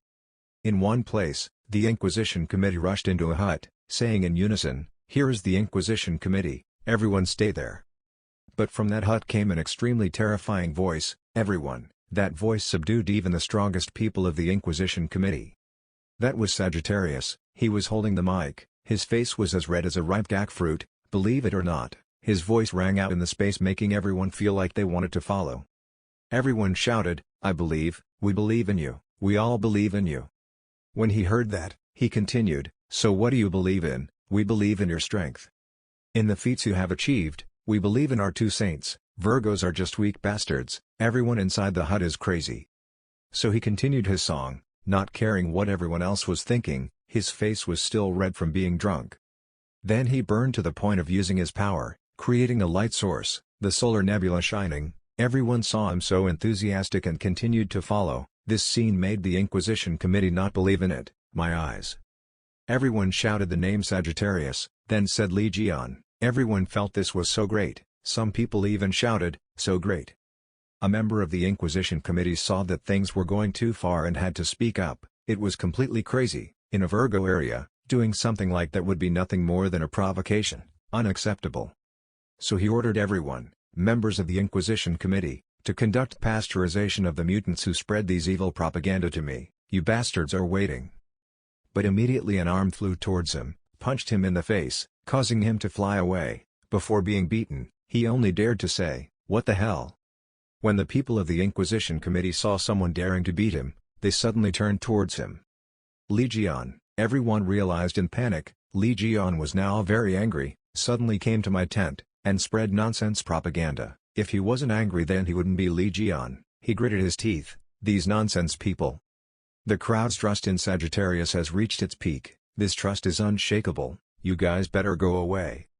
He picked up the bottle of wine he had just drunk and looked down at the member of the Inquisition Committee. "Are these guys planning on disrupting our party? Don't make me have to do that." Over there seeing how scary you are is speechless. "Say what?"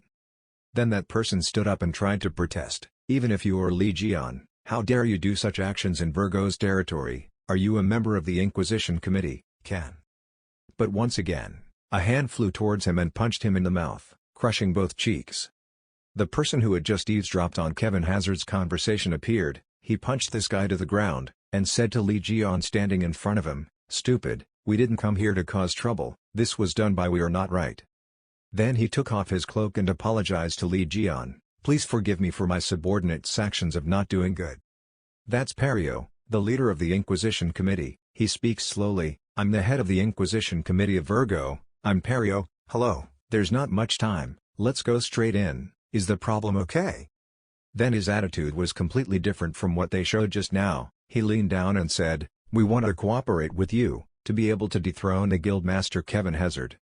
During this time Kevin Hazard quickly ran to Lee Ji-yeon's residence. "We must escape his control." Kevin Hazard ran over, opened the door, and said angrily, "You bastard Lee Ji-yeon, are you here?" However, welcoming him was not Lee Ji-yeon but many people politely enjoying their meals. Too shy, he opened another door. "Here." But all of that was not true. That made him very angry, even embarrassed, so he ran out, stomped his feet angrily. "Strange, where is he? Why can't he be found?" People around couldn't help but feel speechless with this action. Then he put his hand on his head and hit me on the head a few times. I already knew where to go but why couldn't I see it? Then suddenly he realized something. Why is this so difficult to understand? The reason is, "Guildmaster, we can't find that guy anywhere." "We might be," one of the people accompanying him spoke up. Kevin Hazard turned around and said, "It's you." Take off your glasses. It seems like the heresy member's secret is about to be revealed. When the heresy member hears this, he can't help but ask, why? A reflection has been removed from the hare's pupil. That is the power of Kevin Hazard. He tries to make members of the heresy temporarily blind. Her hair no longer made painful sounds, her paranoid eye skill was disabled. The two saints of Virgo observed everything and discussed with each other, that is, the skill that made the guildmaster go everywhere. He wore glasses to hide his actions. Kevin Hazard realized, it was because of you, you did this with the intention of buying time, right? The member of the heresy was now extremely painful, unable to say anything anymore. He continued, you want the committee heresy found Legion before me. Where are they now? Tell me now if you don't want to die. Kevin Hazard held out his sword to threaten them. He was extremely scary right now, with more momentum than anyone else. Just one lie and your head would fly away. He placed the blade on his neck. At this time, at Virgo's palace, a great battle broke out. The palace soldiers are in chaos. They have to deal with someone who just broke in, that guy. That was Legion. He quickly broke into the palace to destroy all threats. They had no choice but to resist in vain. How could he break into here? Everyone doesn't understand the reason. Legion smiled evilly. That's okay, this must have a lot of what I'm looking for. You are invading and fighting in Virgo's territory. Your experience and reputation have increased. You have received high-quality fabric. He heard that and nodded. Rest assured I will use it well. On the side, Perio and his companions just stood still and watched. He was planning to destroy the palace. It's okay anyway, he is at the same level as Guildmaster Kevin Hazard. Legion, he will take care of it. Virgo's guild is quite chaotic. There are many divisions and disagreements inside, mainly due to the dictatorship of Guildmaster Kevin Hazard, which has upset a lot of people. Perhaps this is the reason why Perio wished more Legion did this. He looked aside, very angry, and said, the Inquisition Committee cannot let this situation of division continue, so we need the power of the day to help us. It got to the point where the guild members had to ask for help from outsiders, so the situation in the Virgo guild seemed quite serious. The cooperation of both sides also caused them to bring heavenly punishment. Speaking of heavenly punishment, it is Legion's weapon and also the last weapon of humanity, and 20 years ago Legion died in the battle in the lower devils. The information that all Gemini adults were present at the Virgo palace is correct. At that time, someone shouted, because of Virgo, I received heaven's help.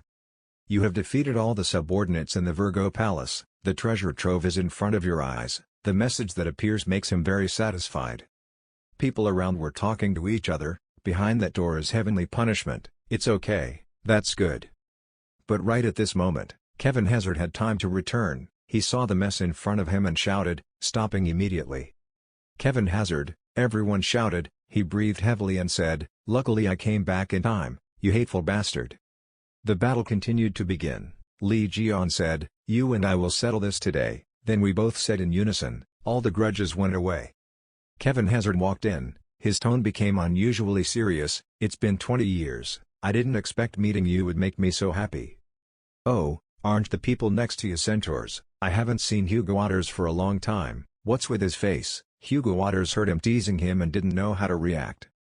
There is also the person who betrayed me. Are you planning to rely on Legion to eliminate me? Perio sounds very frustrating. Kevin Hazard turned aside. That's fine, I don't have to go looking for them one by one. I will destroy you all at once. Seeing that all his soldiers had been defeated, Kevin Hazard was a bit confused. The two situations became extremely tense. Then suddenly, he shouted, who was it? Whoever caused my temple to be like this, with everyone standing around and no one saying anything, he must know.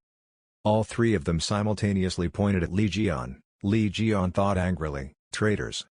So immediately the battle opened. Kevin Hazard made the first move, using his strength to attack him. You give me another reason to defeat you, Legion. Taking it, he hit Legion. His power is to use ice to knock down opponents. A long piece of ice was created, almost hitting Legion. Those ice blocks were extremely powerful, destroying many walls, but just now he was angry because someone destroyed his residence.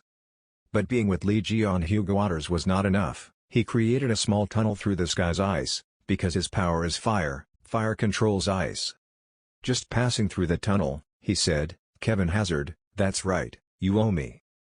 But the person who said it was not Legion but Hugo Waters. Before fighting Legion, fight me. Legion saw this scene and shouted, "Oh Taesuk, he is still not sober."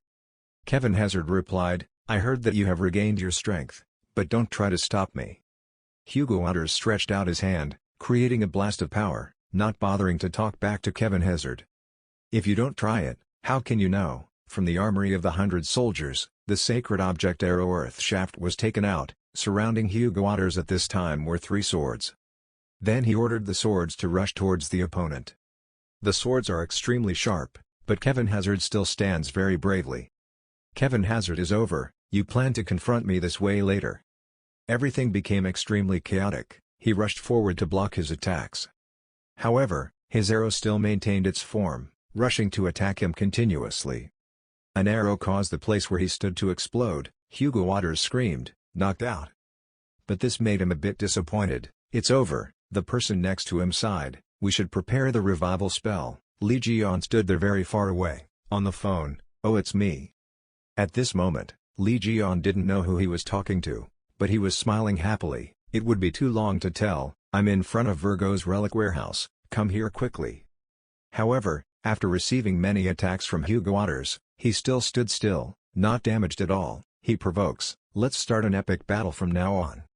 At this point Lee Ji-yeon will take action. He will come over and respond, "Everyone get out of the way, since you are so anxious then I will accept it." Kevin Hazard laughed, "Very good, the face is okay Lee Ji-yeon, the saints around are all in agreement, Holy Master, we will support." He laughed, "This is a holy war, children retreat. I have been waiting for this day to defeat you for the past 20 years, he said as if he would win. "When you hear that, you pretend to be a fool, dreaming big." He moved his leg to the side. He also started his battle. Both of them rushed at each other, shouting in unison, "Come." What Lee Ji-yeon did not expect was that this guy's strength was quite good, being able to block his extremely deadly attacks. The notification appears, "The power increase is in progress, the completion is 76%. The power increase process is not yet complete. During the power increase process, due to side effects, it cannot be used." Power.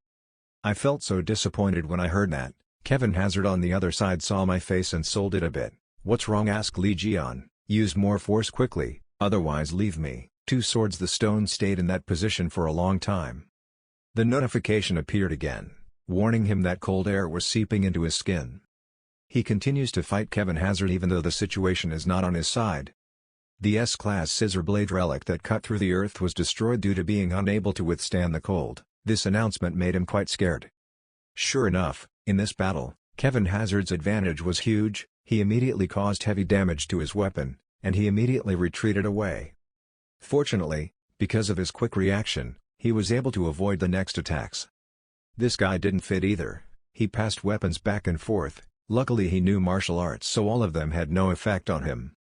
Kevin Hazard saw that and was very angry, "Bastard." Then he raised his foot and kicked his arm holding the sword.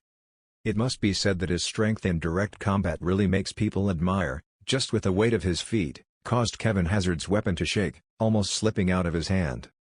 Everyone around was surprised. He used his heel to block the sword. Then he jumped back.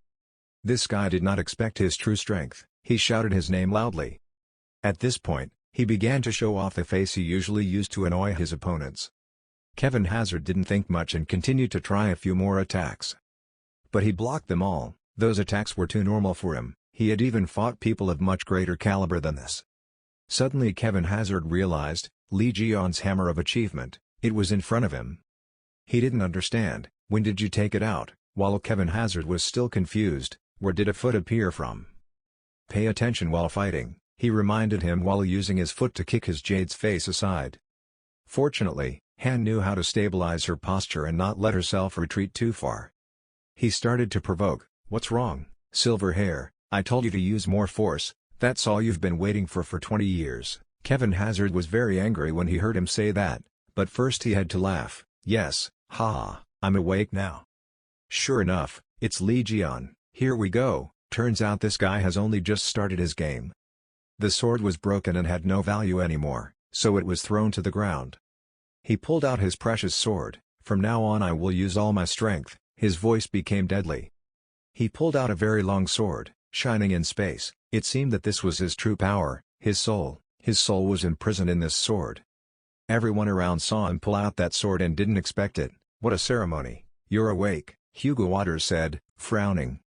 At this time, Li Jian was still sitting on the rock, looking out at his opponent and said, "It's been a long time since I've seen a tower like that. I thought, why did you use a sword? Turns out you were hiding it." He smiled. "Of course, this is not something you just want to take out. That is the royal relic." He holds it in his hand, gently provoking the opponent. Round 2. But at this point he couldn't move his body anymore. That guy saw that he was trapped and laughed loudly. "Can you move, Li Jian?" The cold sword not only froze the surroundings but also froze it. "That's your holy item. Li Jian, you are too arrogant. 20 years of imprisonment has made you so mischievous." He picked up the precious sword, very contemptuously teasing Li Jian. Now, taking the opportunity of Li Jian sitting there motionless, he raised the sword, preparing to take his face and accept it.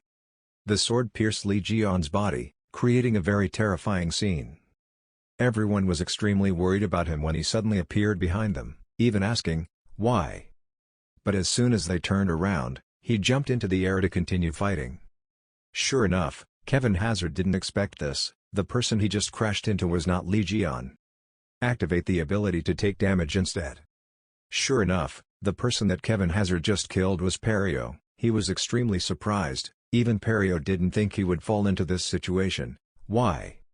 At this moment, Li Jian ran from behind, holding his giant hammer and preparing to attack the other two people, while the two were still very confused about what was happening before their eyes, screaming, "I keep thinking." A person who once said to arrange the order of a holy altar was a fraud. He was extremely angry. The message still appeared: 3% devotion to Virgo, 90% devotion to Libra, 7%. Perio now seems to have been exposed to all eyes, unable to say anything more. Li Jian screams, "Home run." As soon as he finished dealing with those two guys, he saw something appear right before his eyes. His eyes lit up. There it was. That is heaven's punishment. It is an axe surrounded by ice and snow, and that ice is also tied tightly with extremely sturdy chains. Perio can't live now, he can't die. Kevin Hazard saw it turned out like that and was so angry. "You bastard, how dare you," he said to Li Jian. But Hugo Waters stood up and told him again. "It's so funny, Kevin Hazard, someone who betrayed the rock at the devil, is now betrayed by his own subordinates, really?" Kevin Hazard heard that and was confused. "Huh? What are you talking about? I betrayed Li Jian." "Stop pretending," Hugo Waters pointed straight at him. "You set a trap for Li Jian and used a knife to stab him in the devil's escape." Kevin Hazard is naturally very angry when he is wrongly accused and speaks ambiguously. "Don't trap me, God." Hugo Waters is very frustrated with his reaction, still stubborn to the end. "You have deceived the whole world for 20 years, so you gradually accept it as the truth, right?" Kevin Hazard was furious. He clearly believed he didn't do it. So he raised his hand, preparing to use his power to destroy the brat in front of his eyes. "My soul, I will not forgive anyone who dares to insult me." But he did not expect that someone blocked his attack from behind. "Damn it," he muttered. Sure enough, Perio stood up. He took his tied hand. "This is why we should end everything from that bloody incident." He was cold. "Speak." He turned around, observed everything and thought, "This is Libra's skill, the root of the golden law." Perio was now boiling in flames. "Now things have become like this, we have to settle everything here, right?" He picked up a scale. "Use Libra's masterstroke, exchange correspondence, choose what you want to exchange with Australia, the god of balance and justice." So now Kevin Hazard was locked in Perio's balance. He couldn't find a way out. This balance for everything inside. He shouted, "I dedicate it to Saint Virgo's Day." Kevin Hazard, as soon as his name was shouted, all the power inside that room was blocked. The rays of power just flowed out, leaving the strength of Virgo inside. Virgo tries to use her weapon to break the scale, hoping to escape the icy winter, but everything may not work. He tried to use his sword to cut through those seemingly invincible chains. Blood splattered all around. The scene before his eyes made Perio unable to help but vomit. He cut his own hand. Kevin Hazard cut off one of his own hands. That arm fell to the ground under the witness of everyone there. It was an extremely horrifying scene. No one imagined the scene at this moment. Kevin Hazard actually cut off his hand. The Apostle of Virgo was extremely worried when he saw him playing cards like that. "Holy Master." Perio felt like he was the winner. "Ha, it's unbelievable, not in that situation but you dare to cut off your hand." People around have started to rush. "No, Holy Master, beast, they really didn't think about this situation at all. Perio raised his hand to his forehead and smiled bitterly as if there was no tomorrow. Your face when you cut your hand was truly a masterpiece, thanks to which it seems that you have completely avoided becoming a sacrifice to the gods, sacred. At this time, Kevin Hazard was trying to use his strength to stop the blood from flowing out of his severed right arm. His apostles also came to try to treat him. Kevin Hazard could only do this now, muttered silently, damn it, because now he was almost completely destroyed. Activate the matching swap. The right arm of Kevin Hazard, Saint Virgo, is considered a sacrifice. Perio now shows his true face. He uses all his strength to lift that right arm up. The fantasy space is activated as a reward for your work. All the power lines that have been emanating from Perio's body up to now have turned into a magic circle. It creates a black hole. Regardless, anyone who wants to reincarnate can go through that circle. He laughed savagely. It was a bit unfortunate, but one arm of a saint was more than enough to do the job. His eyes were now filled with color. Who would have thought that he was the one standing there? After this incident, the gentler the appearance, the more cruel the heart. At this time, Hugo Waters and Stephen Marker were also prepared on one side. As long as he made a move, both of them would rush to fight. And of course Legion couldn't let this go. He jumped up and raised his hammer. With just one use of his power, he created a wave that split everything it encountered into two. Following his hammer blow, Hugo Waters created many arrows with fire that rushed towards Perio. Perio is now faced with two enormous sources of power, but there is also a bit of resistance. But he looked down and coldly said, "It's too late." "Welcome to the fantasy space," he muttered under his breath, so immediately there were many bloody hands reaching up. The scene was now as dramatic as in a horror movie. All the hands were raised above. Those hands all have sharp nails that could kill Legion at any time. Immediately, an unprecedentedly large explosion erupted in the sanctuary. This explosion was several times higher than the height of a normal person, and even radiated terrifying power. People who were witnessing this event couldn't believe their eyes. How could this be possible? Where are we? Legion is the most deserving person. I've experienced this unpleasant and shady atmosphere before. Don't tell me this is it. Perio stood on the high step, looked down at the bewildered people below and arrogantly said loudly, "What a wonderful view of hell. This space will soon become a burial place for all of you." Virgo's apostles couldn't stand it anymore. Now is not the time for them to be patient and shut up. You had the audacity to cut off the saint's right arm as a token. Isn't this enough? I will make you pay. So the two of them used the magic formula of the transformed Virgo to attack Perio, the ultimate technique of Virgo. They cried out. So they jumped up, preparing to use their power to destroy Perio. But Perio of course wouldn't let that happen. All this time, haven't these two people realized that their level is too different from Perio's current strength? Getting close to Perio is useless. Everything falls into the magical night. A quiet atmosphere occurs. Both apostles were startled, not knowing what they were doing or what this was all about. Kevin Hazard from behind came up in pain. Pain put his hand on his face. "I can't use it." The two apostles heard him say that and didn't understand what was going on. He looked at his hand that was shaking because he lost his power. "I couldn't use the power to connect with the gods, which had been severed." Stephen Marker also realized that the same thing was happening to himself. "Holy Master, it seems like we are too." Hugo Waters nodded. "That's right, I can't use my own power either. A normal character, how can one use power at this level?" The evil hands behind the two people seemed to have heard the content of the conversation. Now was the time for the two of them to receive the beating from them. So many arms rushed forward, preparing to smash where Hugo Waters and Stephen Marker were, but luckily because of the spider's extremely quick reaction, both of them escaped the hands of death. Perio above is very complacent. "Ha! This is an isolated space created by the power of Libra, so you cannot use that proud divine power here. Saint, you are just a bunch of ordinary people here, useless and small," he said as he ordered the hands below to control the apostles of Virgo and Legion. But Legion of course doesn't accept his fate. He jumped up. With just one jump he was able to reach where Perio was standing. Perio below looked up and saw his opponent and was very surprised. But he immediately had a way to face Legion. "Don't be pink," he said. Many hands were summoned to surround Legion. He was wrapped around his body by those hands, unable to move around. Inside the rotten hands, he paid attention and realized, these damn hands, they are not ordinary disasters. It seems like these hands make him use quite a lot, strength. On one side, Perio still thought he was in control of everything, so he was very satisfied. "Ha! Legion, Why don't you say hello to your old enemy? He asked again. What? Perio is no longer hiding anything. Don't tell me you've forgotten. You've been friends with them for 20 years. They're the ones that pushed you to the brink of death in the demon world. He glanced to the side. Sure enough. They are not the type of natural calamity invaders because adding guests strengthens themselves like a bloody oar. The hands now continue to reach out through the holes. It seems like they will not spare anyone. But they are actually natural disaster invaders, the same kind that appeared in the demon world. He looked around. Many natural disaster invaders had begun to approach this place, becoming the main threat to the survival of the people living there. Stand here. One of them has quite special eyes, the rest are full of eyes everywhere. It seems their power doesn't stop here. At the Tianha Accident Specialty Hospital affiliated with Korean Scorpio, another battle is taking place. Chun Song-jae is now the victim. He no longer has the strength to resist. He blocks all his attacks.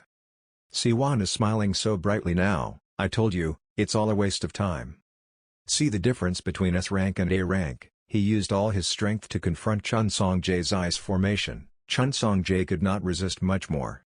Siwon raised his fist. You can play with Yoon Shiwoo again, but you can't do it with me. So he was able to fly away Chun Song-jae. Chun Song-jae can now only accept flying backwards, becoming the loser in this war. But this guy's strength was too great. Not only was Chun Song-jae defeated, but he also slammed his body straight into the wall of the room. He was in a lot of pain right now. The road was broken by the enormous destructive force of that guy's strength. He fell down with a body that couldn't have been more painful. He groaned loudly. Now his whole body was injured. He looked up and realized, there's something in front of him. In front of him now is his mother's hospital room. His mother is still lying there with her health not getting better. He doesn't believe this is true. He was about to go to his mother when the other guy walked in. Clearly he had bad intentions. Sure enough, he said happily, this is your mother's hospital room. Chun Song-jae turned around to look back at him entering the room. Damn, my grimoire, as expected, my grimoire has having my grapefruit stolen by this inhuman Siwon. Chun Song-jae was extremely angry. Why do I always fall straight down here? This is the right time. Siwon had no reason to forgive Chun Song-jae, so he immediately gave him a kick in the stomach. He couldn't resist. But this guy's kick was too strong. It caused blood to flow out of his body, and he coughed up blood. Do you know what a grimoire is? It's just a piece of paper that talks about how to use violence. He looked at the book he was holding in his hand and never stopped making mistakes because of that book. Don't you? Can't answer anything, he continued, with that stupid head. No wonder you're always only A grade. He came across the book again and transformed into even greater strength. You tried your best, now give up, go down to the golden stream and have fun. Remember to hold your mother's hand tightly. So both mother and child were beaten by him until Bae went to another room. You guys and your mother are both in a very dangerous situation. If now the mother you love so much falls down with this Chun Song-jae, from this height, I don't know if she will be able to keep it. My own life is gone, and neither is yours. So he tried to hold on to something. Just in this moment, he really needed a hand to help him, to help his mother too. Death was very close to both of them. Chun Song-jae was extremely scared. No way, if he keeps falling like this. Uncle, I remember Lee Ji-yeon's face. Sister, I started to recall the memories between me and my sister. Dad, the image of him appeared in his mind. No one could help him. Everything gradually became blurry in front of him. There are thousands of questions in his mind that need to be answered. What should I do? I no longer have the strength to hold the short sword that Uncle gave me. There is no one to ask for help. Is there no way? Calm down, I'm about to fall to the ground. There's no way, but my strength is exhausted. There's no other way. Why is that? Why am I so useless? Why is that? Calm down, calm down. Chun Song-jae, you idiot. In your brain you can no longer think of any other situation other than the case where you will become a dry corpse. But a miracle happened. At the magic tower, he said. He looked at his mother who was slowly dying and suddenly realized something. As if to express gratitude for this moment, he hugged his mother. Even if he fell into a fog of blood, his father would not give up. So I can't give up, I will definitely do it. He hugged his mother, trying to find the smartest, fastest way to make both mother and child safe, without any future consequences. This passage, although the probability of his mother surviving is very low, I will protect my mother, he thought. This was his only thought when he fell into adversity. The constellation Ophiuchus welcomed him, a person with an indomitable spirit. The announcement appeared before Chun Sung-jae's eyes, making him stunned. He suddenly realized something. The announcement continued, "You are qualified to take the test of the Ophiuchus constellation. After receiving the power, will you fight the enemy?" The answer it could only be yes or no. He couldn't stand still and watch himself fall to death. So he started thinking, what is this? The soap opera husband, the test, why everything came to him so suddenly, what should he do? So he shouted, "Damn it, whatever, I'll do anything, just this once." In his arms he's still his precious mother. "Just let me protect her once," he said with all his sincerity. Now he only has his life and his mother's life in front of him, nothing else. Wishes, desires, his biggest was now inside the person he was trying to protect. Up here, C1 looked down and was quite confused. It was obvious that this guy could be killed. Why was everything so complicated? He couldn't believe it. What, he still had magic power? Sure enough, thanks to his will, Chun Sung-jae helped mother and child not be injured when they hit the ground, and even stood up very healthy. Speaking of Lee Ji-yeon's side, now Peryo still has the upper hand. Lee Ji-yeon tries to resist the power of the hands that are preparing to oppress him. He screams in joy, "Ha!" Even though whether he's a saint or anything, there's nothing special, the people around him who see things going wrong are quite restrained. Damn it.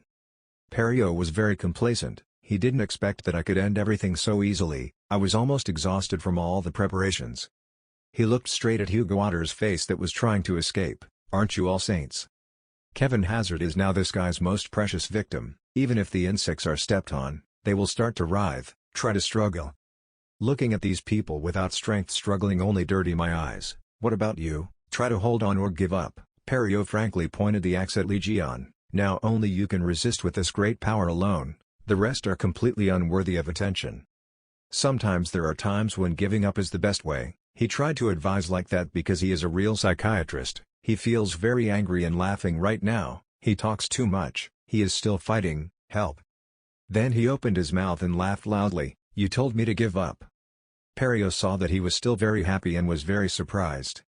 "Even when my body had no divine support, even when I fought Red Snow alone, even when I wandered alone in the Devil's Tower for 20 years, I never thought of giving up." Are you telling me to give up, in this situation? I used some of my strength to break those fingers. You brought these useless things here thinking you could win against me. You are so naive. Peryo looks at the strategy from below. Mine is not working. Now he has successfully angered Lee Ji-yeon. Lee Ji-yeon is very frustrated with this tactic of his. It is really despicable. Stop being delusional, you idiot. This is all that can threaten me. Peryo doesn't accept it. You're waving your lips at me. He raised the scale and ordered the hands behind his back to come forward. If you want to die, then I will satisfy you. According to your wishes, those hands moved forward one after another to continue looking for Lee Ji-yeon's death. Back to the place where C1 and Chun Sung-jae were fighting, C1 couldn't think of anything else now. Everything happening before his eyes was really crazy. Chun Sung-jae successfully overcame his weakness and rushed up from the ground, now in front of him, preparing to give him 1,000 blows. Very quickly, Chun Sung-jae made C1 fly back like what C1 once did to him. C1 was punched so much that his face was distorted and he coughed up blood. Chun Sung-jae has returned to the battlefield. Now he is an apostle of the snakehead. His strength has increased 1,000 times. He puts his foot in the place where he just fell from. You told me to give up. I absolutely won't give up. I'm already fed up with this scene of not having much strength. He was extremely angry and firmly said to the person standing in front of him. My mother, I left her in a place where no one could see her, for her safety. I even let her sit on it. As for Chun Sung-jae, I said, now mother. Everyone, I will protect them with my own hands. He shouted at the beast who dragged his family out to threaten him. He knows he needs his family now to give him strength. If someone dares to stop him from being with his family, he will definitely not forgive that person. The announcement continues, you have passed the identity test. The first follower of the Ophiuchus constellation has appeared. His eyes lit up like car headlights. The first believer opened a new chapter in the Bible, the Lee Ji-yeon Gospel. You can use the power to record the Bible. As soon as he received that message, Lee Ji-yeon was able to break free from the hand that was pinning him down. He flew into the air, ready to fight Peryo. Peryo still doesn't understand what's going on. Hugo Waters was very surprised, shouted his name loudly. Kevin Hazard was also surprised. This is the power of Lee Ji-yeon pensioner. One hand was destroyed by his power and fell down. The remaining hands also suffered the same fate. As expected, whatever fell into his hands could not return intact. His strength even caused the barrier of this place to be broken. The strength was so great that the glass gradually became broken. He walked up the stairs and said, "It turned out to be like this." Every step he took caused the stairs to break.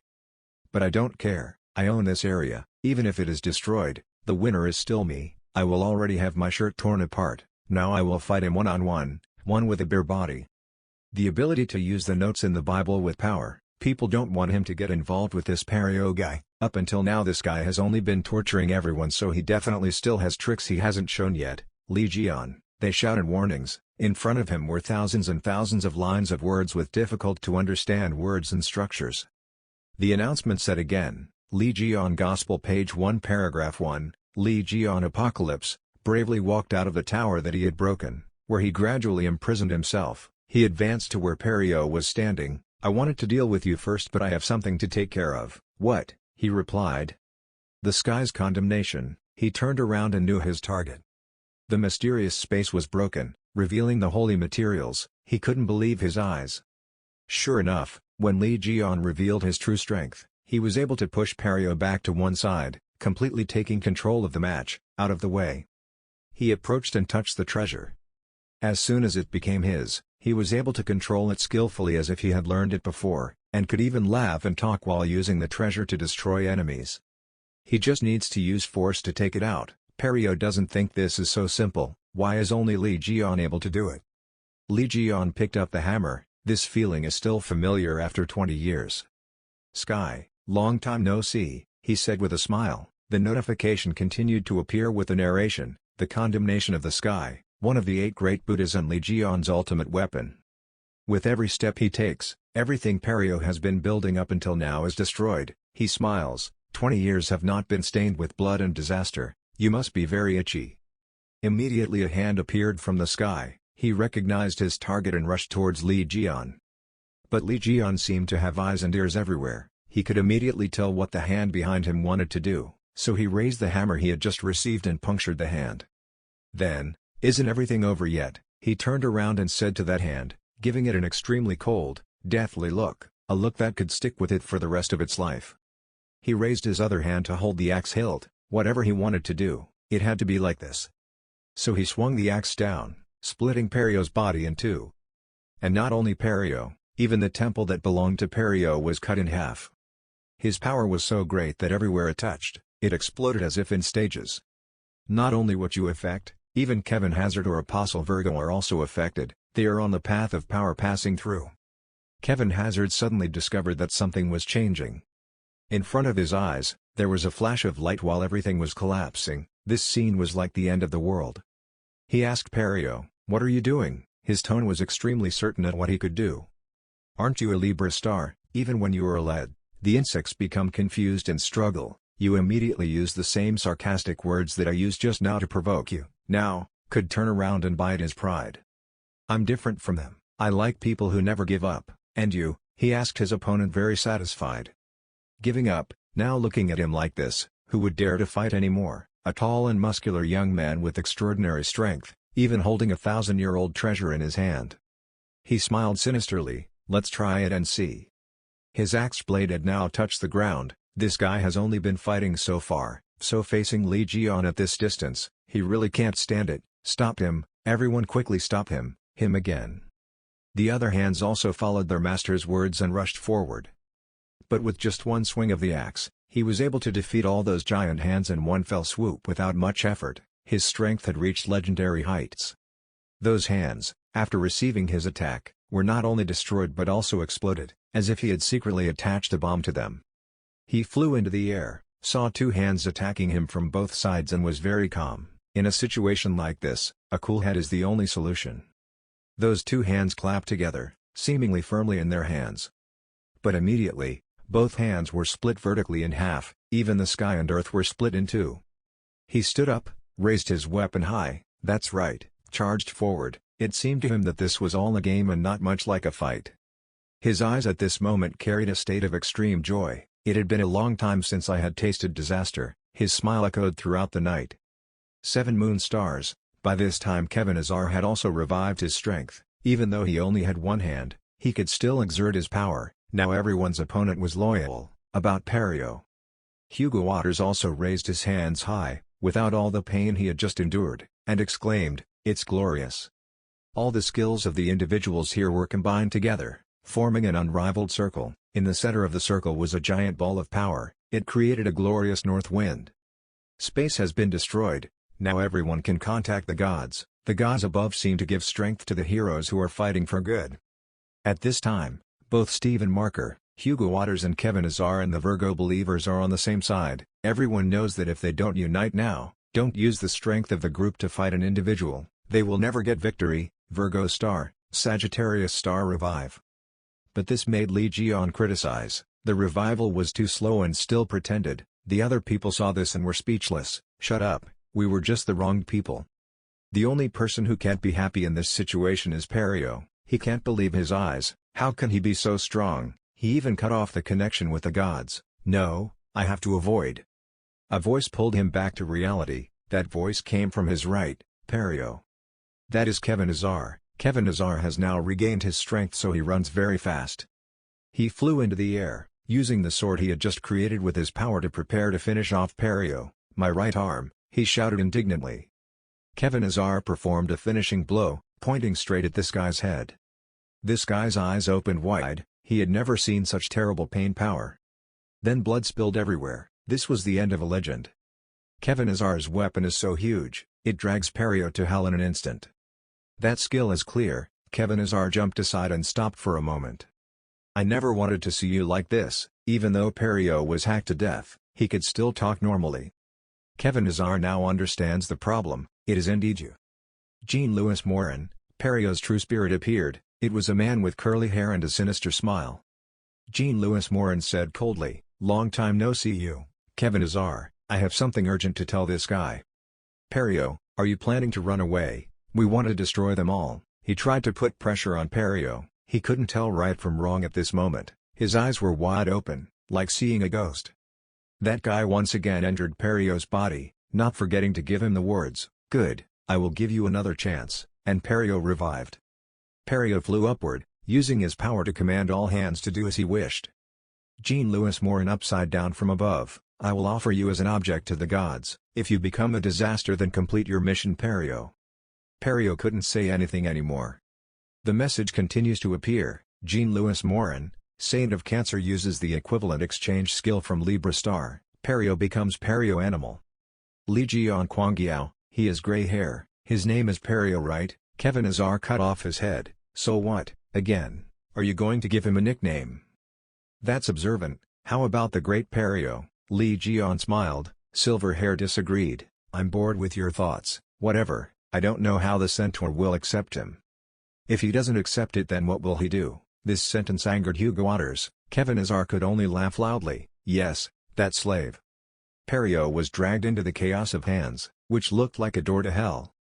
Lee Ji-yeon laughed gloatingly. He was a bit busy. He was so busy. In his heart he was thinking, how does he have so much strength? Strengthening his body. That's right. You are enhancing your body. The enhancement progress has exceeded 80%. The side effects of the enhancement process will disappear. You can use the enhanced power. It was clear that he was swinging very lightly at this moment but still had such power. He remembered his attack. "Let's try to swing a strong blow this time," so he raised his hand. Now it will be his strongest attack ever with his 1,000 emptiness. Once he used his power, heaven and earth shook. He was very serious about this expansion of his power, but something was bothering him. Back where it all started, someone came here and looked up. As a result of the fight, suddenly Mr. Lee Gun called me again. What's going on? Could it be something he said at the altar? This person took off his hat and looked up. He probably won't fight with the Holy Master today. Suddenly the couple exploded, making Jin Myung extremely shocked. Jin Myung turned around and stepped back to keep himself safe. Virgo sign did not expect to be able to fly like this. A person nearby, after seeing Jin Myung's presence, came over. The thing that was blown up just now was the shrine of Virgo, right? Jin Myung was just about to lay his head down when he felt something familiar. Here, he clearly saw the woman's face.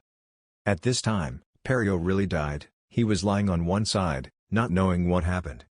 At this time, Lee Ji-yeon was still by his side, knowing that he was no longer able to resist. He complacently placed his feet on the rubble. How did he strengthen his body? He couldn't even control his strength.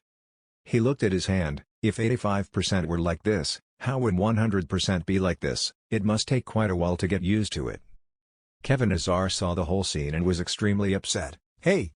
He was so upset. That crazy guy. At this time the Virgo constellation no longer had a temple, all that was left was a pile of rubble and some people lying dead.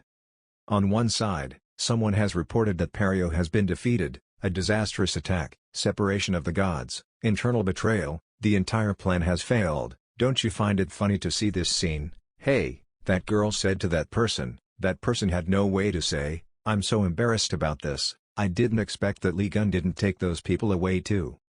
The girl was extremely angry. You even showed yourself in front of them. Quickly say, what are you thinking? He simply replied, didn't you order me to capture Lee Gun? I just trying to do my best. But she raised her hand, preparing to attack that person. You're kidding me. In just a moment, that person was imprisoned under the chains of power. That person was very painful and said, no, I don't dare do that in front of you. That is the queen. The queen hates this servant so much. I hope that sarcastic tone comes from the confidence that you will Perio in the future. What are they going to do? She held out her hand. That person now extremely hates the queen, but because of the responsibility of a servant, he still said, blocking his hair will confirm his innocence, so the place they will go will be the Scorpion constellation. The one who harmed Lee Gun is the Scorpion constellation. Right now the whole Legion group is discussing with each other. The question above is from Hugo Otters. Kevin Azar nodded. Yes, that is the Scorpion constellation.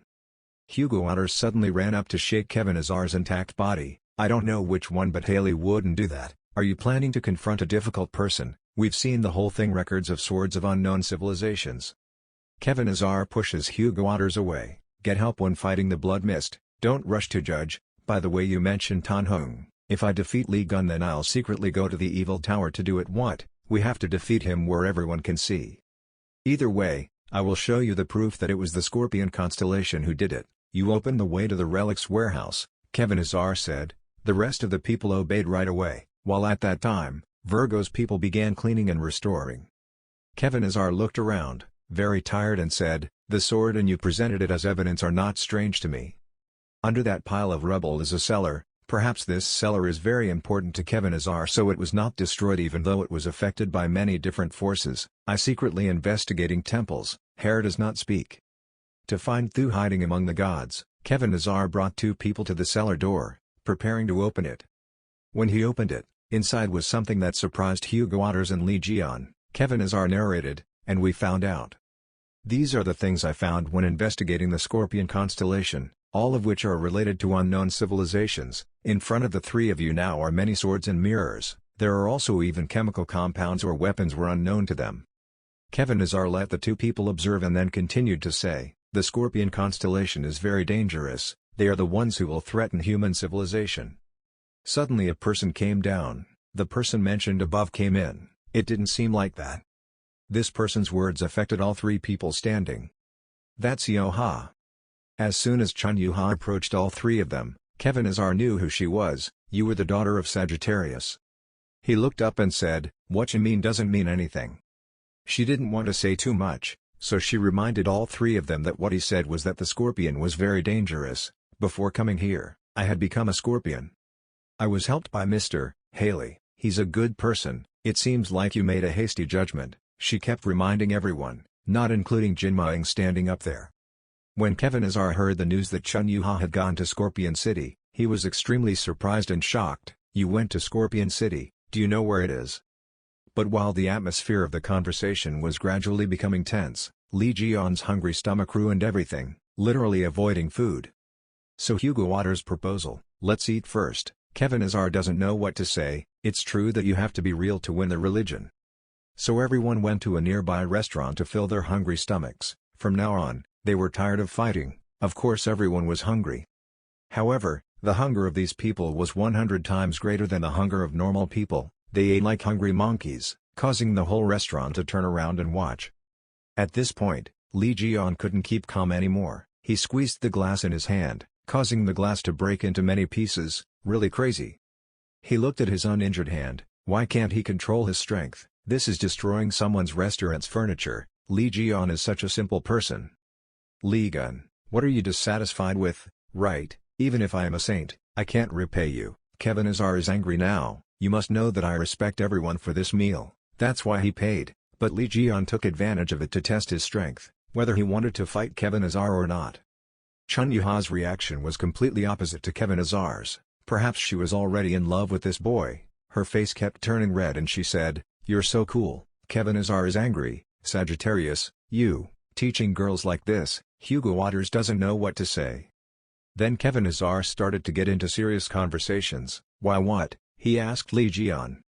Suddenly Lee Ji-yeon put his hand on Kevin Azar's head, not knowing what he was thinking. As expected, Lee Ji-yeon's power is more than enough to control Kevin Azar's mind. Kevin Azar tried to lift his hand but couldn't. Jin Myung had to remind him, Guild Master. Having completed the body enhancement, a notification appeared reminding the two of them to get rid of the weak human body and replace it with the divine body for the first time. Much better, still unforgettable. When he saw a notice like that, he also thought, his body is also strong when he fights. Hugo Waters saw Kevin Azar being bullied and was very excited. Just sit there, why come out? But this time Lee Ji-yeon's power will be tested on Hugo Waters' head. Hugo Waters now knows that this is his fate. 2 hands, 1 in each hand, this is the true effect of this power. I feel an extremely great source of power, but the 2 victims are extremely difficult to handle. Kevin Azar sees Hugo Waters was also punished. He laughed and felt pain. Why didn't he just sit still and stand there? He was also grabbed by the head. This scene was captured by Chun Yu-ha on camera. It took so long, she muttered. He could hold the heads of 2 saints and spin them like crickets. The 2 of them saw that not only did she not help them, but she also, if you're excited, you'll be mad, so mad, that Sagittarius is really your spoiled child. Chun Yu-ha is extremely lucky with Lee Ji-yeon's actions. Ah, that's right, Sir Haley asked me to convey a message to you. Lee Ji-yeon threw the other 2 away and replied, what's going on? Here, the girl brought up a gift. It is a pen made from wood, placed in an extremely luxurious box. This is a wooden fountain pen that writes the truth. The remaining traces of the writer copy. Jin Myung rushed over. Lee Gun, this is one of the 8 great holy objects. I didn't expect to see it here. I was startled. You weren't joking, right? He looked at the gift in front of him, thinking a lot in his mind. The Scribe, the ultimate goal of the intellectual challenge, the final test, the intellectual challenge to find a scribe to record the movements of the snake constellation. Wife. The Scorpion is someone who runs away when he sees me. Why does he have this? Doesn't it mean he hates me very much? Have you checked everything in the underground warehouse? Lee Ji-yeon asked Jin Myung. Jin Myung nodded. Yes, there are many things related to unknown civilizations, maybe related to the Scorpion constellation. See, I'm right. Kevin Azar, who was being tortured, sat up to speak, and Hugo Waters passed out without realizing it. Kevin Azar was extremely frustrated and told him, Scorpions are definitely related to unknown civilizations. I have definitely mentioned unknown civilizations before. I also saw him playing tricks on you 20 years ago. Finally Kevin Azar revealed this. He always poisoned your food. Kevin Azar remembered those memories. At that time Scorpion was an extremely sophisticated person. In order to poison Lee Ji-yeon, he always took advantage of the times when he didn't let him, put poison in your food. At that time, Kevin Azar indeed saw it. Kevin Azar even revealed another piece of information. The person who killed Lee Gun was definitely the Scorpion constellation. But now the person who is putting poison in Lee Ji-yeon's food is Kevin Azar. This is really gone. There is no more excuses. Lee Ji-yeon asked, so what is this? Kevin Azar still said with a thick face, it's a tonic, Lee Gun, because you weren't born a god, you always have to change your body and fight disasters. When you fight with me, you can't show your full strength, so I always put supplements in your food. You don't need to thank me. Hugo Waters in the back knows my master plan. This guy should say, what you put in is a tonic, but the Scorpions is poison. Jin Myung smiled brightly, so let me check to see if it is a tonic or a poison. Kevin Azar is all over. Don't touch this. This belongs to Lee Gun. You suspect your city master, are you plan? Jin Myung still doesn't understand why Kevin Azar treats him like that. It's too much. The trust of believers is decreasing. Meanwhile those 2 idiots are still arguing. Hey, try drinking. I'm not suitable for this medicine. Jin Myung said, Sir Lee Gun, I'm very embarrassed. The leader of the Inquisition Committee is related to another constellation. Lee Ji-yeon also slowly turned to respond to the story. He also expressed his opinion. From the beginning he was very strange. The rebellion in the Holy Party was a matter of risking his life. being both the vice president and one of the 10 stars and not reconciling, or control. Not only taking control of the constellation but also all of my army, you think I can trust him? Jin Meng will feel more reassured when he hears that, from the beginning of the riot that was his trick. Let us fight.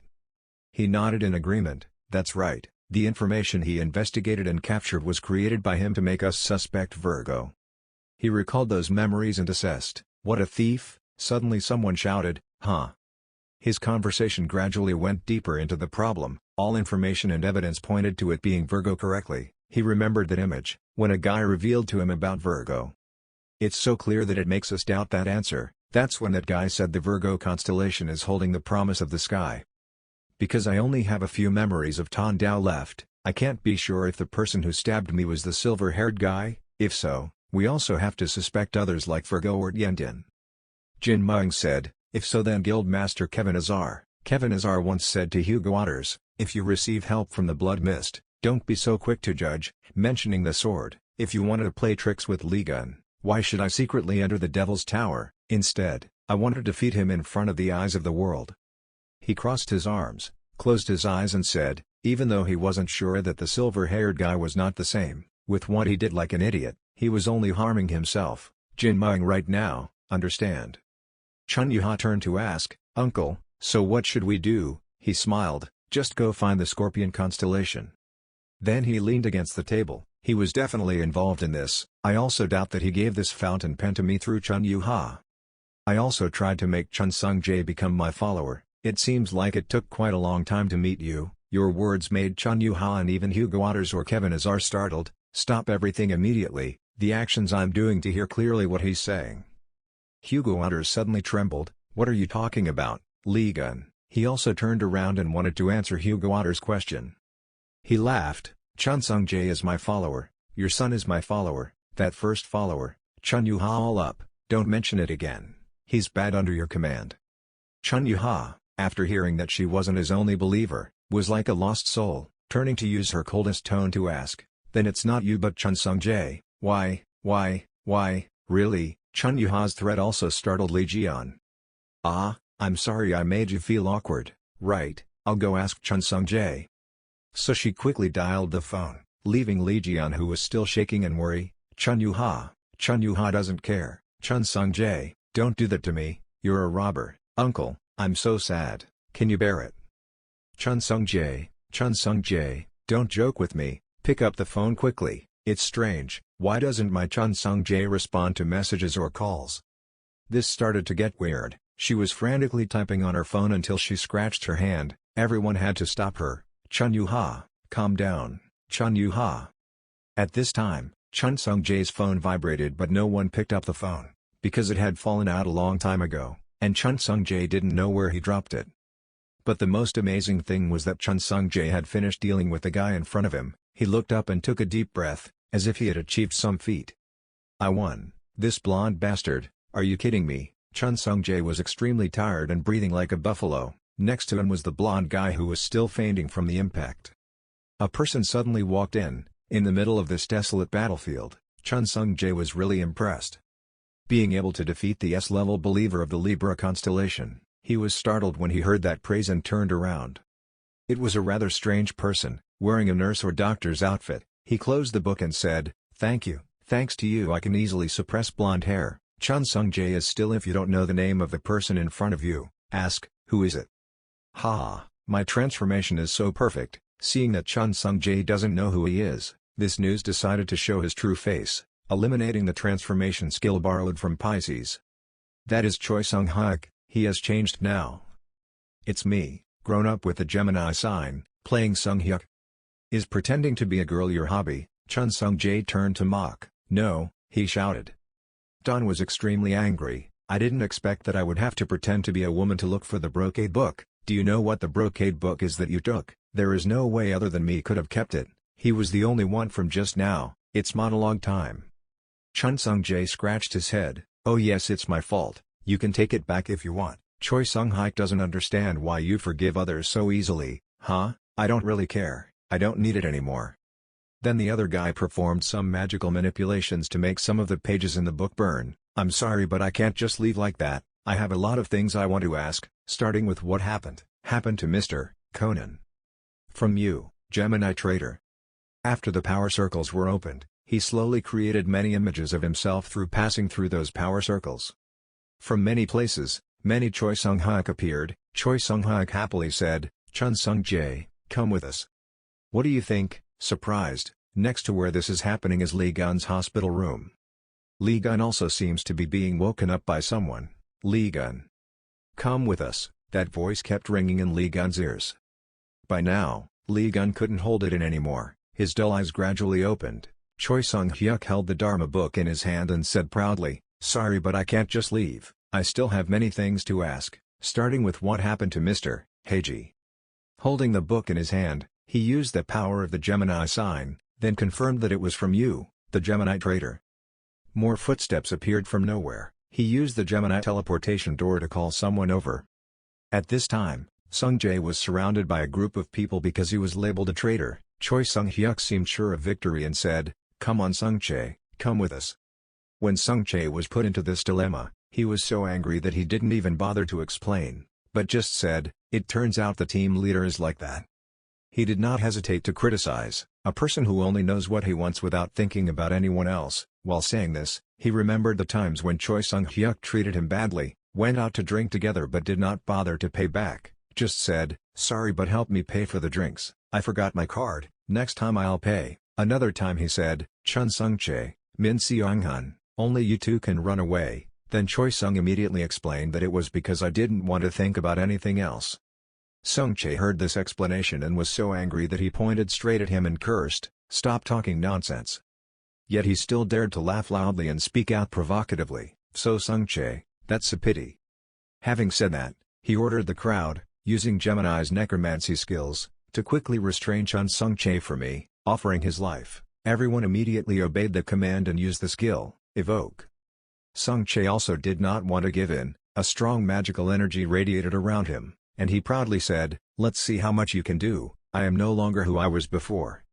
But strangely, his magic seemed to be being pulled away, he was a little panicked and speechless.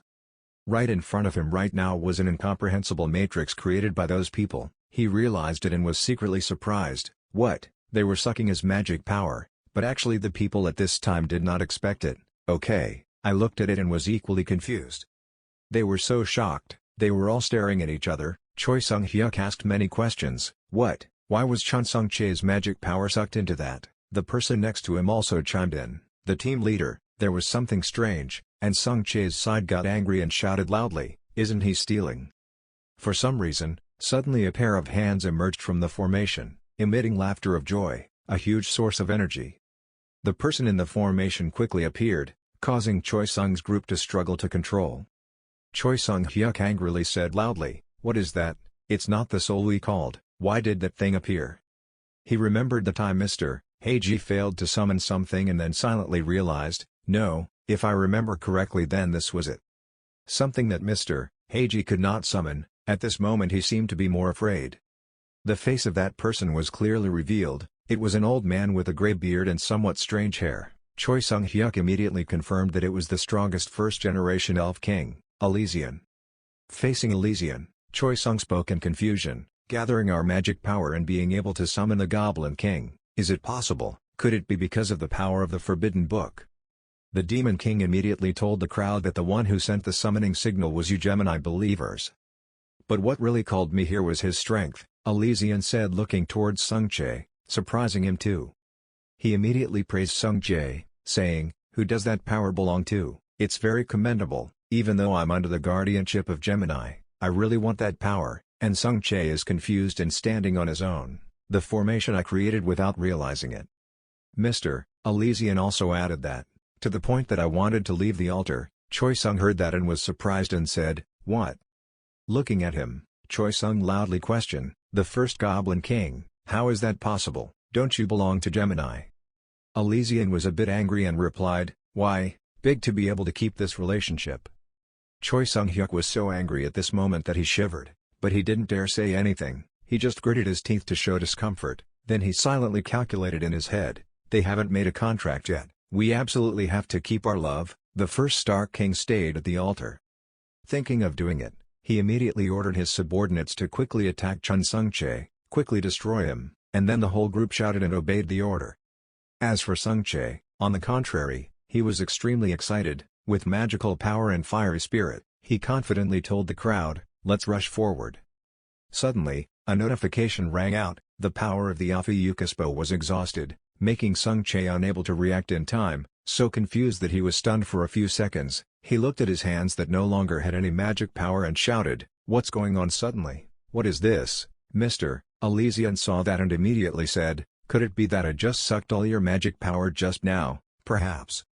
Looking at the people who wanted to attack him, Sung-chae immediately cried and yelled, "Is it because of the goblin? Then go out and stop them." But he chuckled, blushed and told Sung-chae that we haven't made a contract yet, our relationship hasn't reached that level yet. These words made Sung-chae so disappointed that he said, "It's crazy, yes." As if he had caught Sung-chae, Choi Sung-hyuk loudly complained, just now he was still so proud, "But what's wrong, Chun Sung-chae? It's not too late. Quickly abandon the contract with the first Goblin King and follow us. If that's the case then your life." Speaking of this, he suddenly stopped when he heard a crack on the wall. A man from the other side of the wall suddenly rushed forward at the speed of light, with murderous intent. Choi Sung-hyuk stared blankly at that person without blinking even once. He was quickly defeated by that person's blow in an instant. Then that person loudly asked who it was, and Chun Sung-chae, standing next to him, was also surprised to see that. After that person defeated Choi Sung, he said aggressively, "Who dared to threaten him?" His face was clearly visible. He immediately announced to everyone to stay away from him, while Sung-chae stood to the side and shouted Uncle Jae-won's name. The power was extremely terrifying, creating an extremely large mark on the ground. The group of people couldn't believe it and spoke in unison, "Impossible, you're the leader of the Archangel and Mandarin squad who was defeated by the blood mist. A person who has been lying in bed for 10 years can move." Sung-chae immediately exclaimed, "It was the power of the gun," and at this time, Jae-won's notifications appeared. The soul had been blessed by the Alpha-Yukas Palace, was undergoing regression, the body's condition was temporarily improving. At its highest level, temporary super regeneration powers are established. A Gemini man angrily cursed, "Damn, we have no disadvantages." We all rushed forward. The person next to us also followed suit. "That's right, after all there are only 2 people. Our number winter is more beneficial." As soon as they finished speaking, suddenly someone rushed in from nowhere. One of them spoke up, "You said there were only 2 people." The rescue team rushed in as fast as lightning, surprising Sung-chae. Seeing everyone coming to save him, Chun Sung-chae looked at him and spoke up emotionally, "Everyone." Turns out, they were the people of the Centaur Bow, Jae-won's teammates. They all held red fiery bows in their hands. They aggressively provoked, "Gemini, if you don't like having a hole in your head then surrender." At this time Choi Sung's people also realized, panicked and said, "It's Sagittarius, damn it, we're done life." Suddenly, all attention focused on a light that appeared. A man appeared and angrily announced to the Gemini people that the operation to summon the forbidden letter had failed and they all retreated. The Gemini people were immediately teleported. Choi Sung-hyuk unconscious on the floor was no exception. Seeing that they were scared and had no choice but to run away, the Sagittarius Association immediately said angrily, "Why did they run away?" After Chun Sung-chae escaped one life, he sighed and wondered, "Is it all over?" He was surprised when someone came to say hello, "Mr. Sung-chae, long time no see." It was Jae-won. He remembered when you were young, then smiled happily and said, "You have grown a lot. Before you were only as tall as my waist." Looking at the seemingly grown-up teenager in front of him, he continued, "Now he is as tall as my eyes." Not only Sagittarius people, even Sung-chae looked at the person in front of him and was so moved that he shed tears of joy. He told Jae-won, "I don't know where to start, but you woke up, I'm happy, very." Hearing these sincere words from Sung-chae, Jae-won as if nothing had happened, happily released the like button with his nephew. And the Elf King stood to the side like a scarecrow, not caring whether they were happily reunited or not, but only interested in the book. He thought to himself, "They left that book behind." Elysian looked at the magic book left on the floor and exclaimed. Suddenly, a loud voice calling Chun Sung-chae came from behind. Sung-chae was startled, thinking to himself, "This voice belongs to that person." A girl came from nowhere and stood behind him. When he saw that it was Yo-ha, he was extremely frightened and called out, "Sister." The girl with an unhappy expression immediately questioned her younger brother, "Why are you so surprised, "What are you hiding from me?" Sung Chae quickly explained, "It's nothing, I'm so happy that's all." In the blink of an eye, the older sister immediately became angry, loudly scolding, "You lied, I know you have become a follower of Uncle Gun." Sung Chae was startled and silently exclaimed, "Stop killing yourself." He stammered and said, "That's it," but didn't give Sung Chae time to explain. Uncle Jun saw that and immediately laughed out loud, "Miss, I'm awake." When the young lady saw Uncle Jun laughing and talking healthy in front of her, she surprisingly called out, "Uncle Jaewon." She happily cheered, it was so sweet. He woke up, Jaewon smiled a bit confused, the lady also grew taller, Sung Chae behind him seemed to be alive again. He sighed and exclaimed, "Thank you." Only Uncle Jaewon was able to save his life, and Mr. Elysian witnessed this cold sisterly relationship and immediately replied, "Sung Chae, you are even more nervous when surrounded by Gemini." At this moment, Sung Chae turned around and intended to run away, but was immediately reminded by Mr. Elysian, "Do you want to run away? Then make a contract with me, I will move to your palace, and you can escape. Isn't it a win-win?" Sung Chae also helplessly agreed, "It seems there is no other way." The message is displayed. Chun Sung Chae has made a contract with Elysium, the first Goblin King. Elysium has moved to the constellation of the Snake. Through Sung Chae, the contract was successfully made. He immediately asked him, "So what should I do now?" He quickly replied, "So what did you ask me to do? Run away." As soon as he finished speaking, thanks to the help of Elysium, Chun Sung Chae immediately ran past the two people in front, surprising Uncle Jun and his sister who were talking. His sister loudly scolded him, "Sung Chae, what do you think you're doing?" But in her heart, she couldn't believe it and exclaimed, "Just a little carelessness," and she'd lost track of it.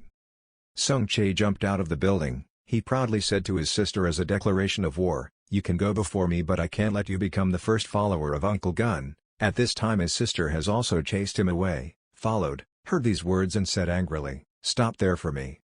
His feet landed on the ground, he thought he had overcome his fate and was even more proud. "I thought he must be stupid, why did he have to stop?" But after Sung Chae finished speaking, he was stunned, causing his sister to ask in a bit of confusion. She didn't expect him to listen to her like that. Did he get injured when he fell? Sung Chae looked at what was in front of him and then hesitantly called out, "Mom." Seeing that, even Yoha was stunned. The woman in front of her immediately spoke up, "I'm so happy that you two are still happy, Yoha, Sung Chae." The mother, with a kind face, asked the two sisters if they were still healthy. At the Virgo constellation teleportation station, it was still as intact as the first day and there were many people walking around. Inside, Lee Gun was chatting with Kevin. He wondered if there was still a teleportation station. The person next to him immediately replied that it was one of the remaining stations.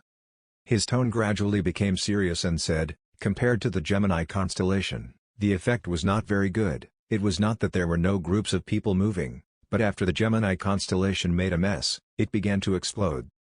While he was talking, he saw that Lee Gun wasn't paying much attention, so he turned to ask, "Hey, did you hear me?" It turned out that Lee Gun was turning to wait for Otiksu to answer the phone. He asked the other end of the line, that, "Mom is awake, and Jaewon too." On the other end of the line was Yoha. After meeting her mother, she immediately called her brother to inform him. She happily replied, "I don't know if my mother has fully recovered yet, but she's asleep again. The doctor said she's fine, there was no problem at all." Hearing that, he was so happy that he shed tears and said, "How lucky."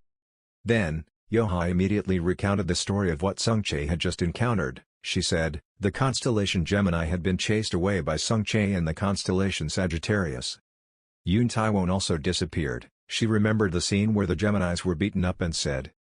Oh Taeksu heard that and was so angry that he gritted his teeth and said, both Gemini and Yoon Tae-woo ran away, and on the other side Lee Ji-yeon overheard, so he curiously asked, what about Yoon Tae-woo? Goth immediately replied, it's me, son of Saint Aquarius. He immediately explained to Ji-yeon that Mr. Hugo had found the culprit who caused the blood mist incident 10 years ago. They were Yoon Tae-woo and Yoon Shi-woo, two children of Libra. He came, meet Saint Libra to pursue responsibility. Hugo Otters went to Saint Libra to question him. He was so angry that he slammed the table and said loudly, Libra.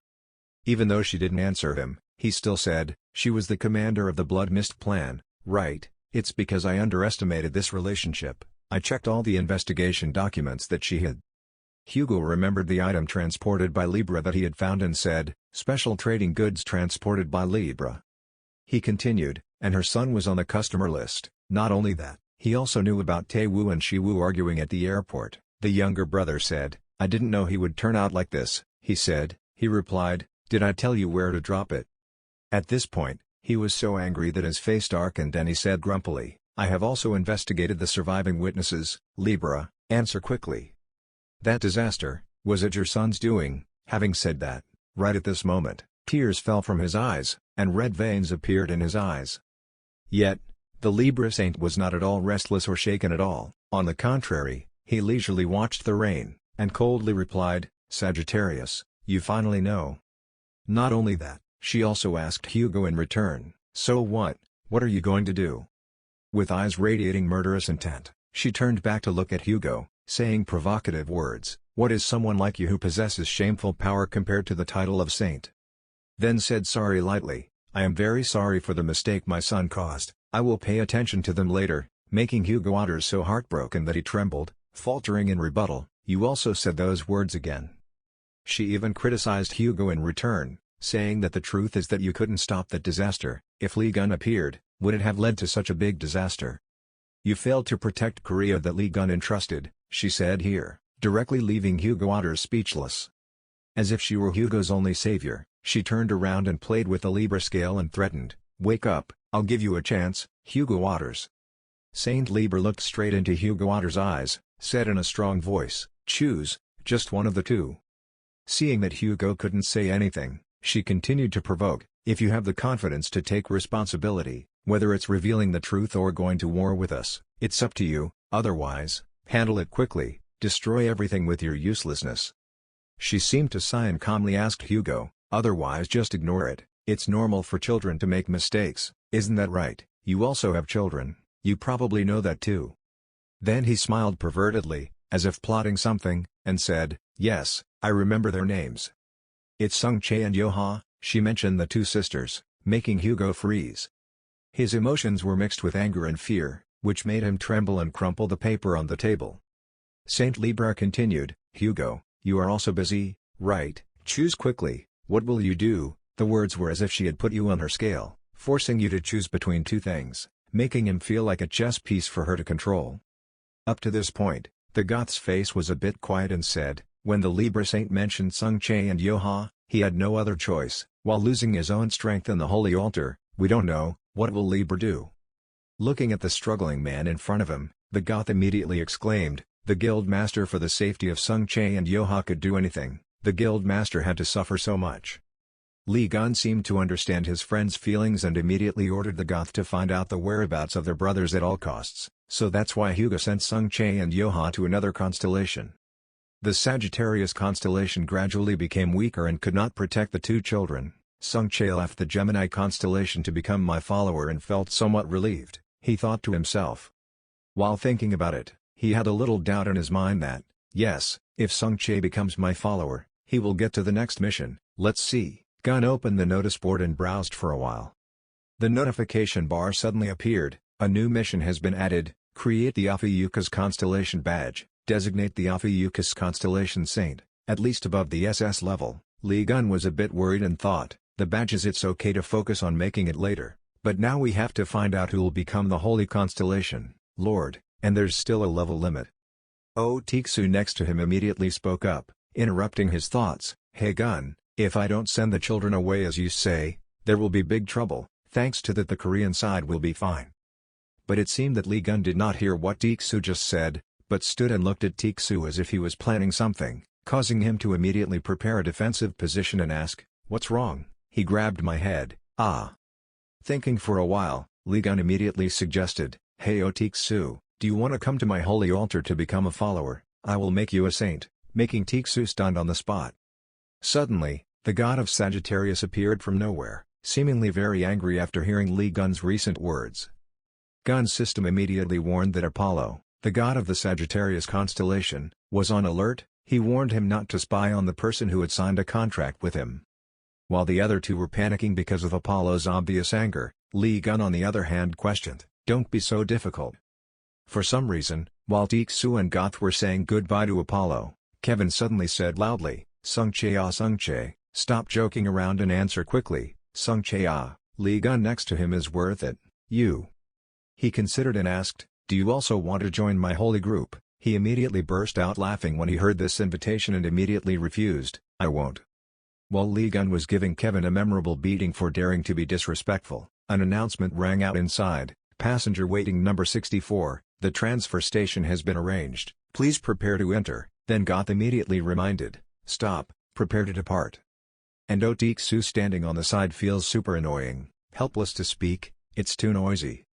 Goth heard that and was not satisfied, and said, hey, what kind of attitude is that? Tiksu with a bored expression replied, you don't know why I am like this.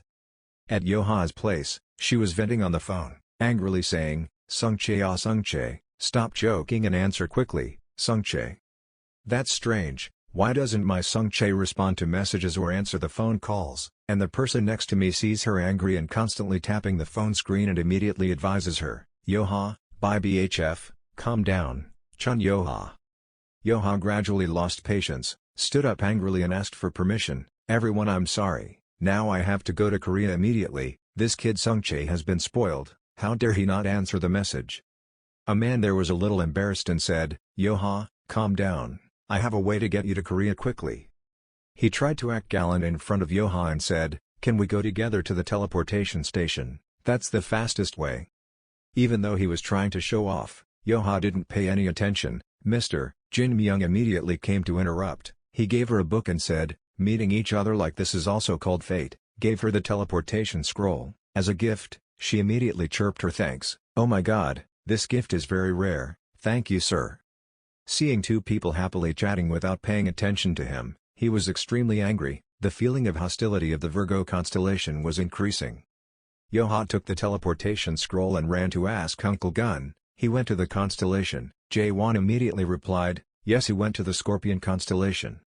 Yoha seemed to have the opportunity to show off her knowledge and immediately went to class to teach. She said that the Scorpion is a separate place so it is impossible to go right away. Moreover, both sea and air routes are blocked by culture. I don't know how to stop it, so we usually use the highway in America where the Lion constellation is to move. Uncle Gun sighed and exclaimed, it will take a bit of time. After explaining the knowledge for a while, I immediately used the scroll to teleport and said goodbye to Uncle Gun. After handling the work in Korea, you will go to the Leo constellation immediately, let's meet there. Before teleporting, she turned around and called out, Uncle, Dad. Yoha smiled and exclaimed, I watched the scene of the two of you fighting in the blood fog again, it was hard for you too. Having said that, she immediately disappeared to make room for the two dads to talk. The gun next to her immediately praised Yoha's dad, you have raised an obedient child. He also acknowledged himself and replied, of course, that's it. Yoha's father immediately turned around and smiled and told Gun that, no matter how tired he was, when he saw the children, he suddenly stopped talking when he saw Gun's bored face. Uncle Gun didn't understand that after Yoha left, he became extremely sad, making Yoha's father curious.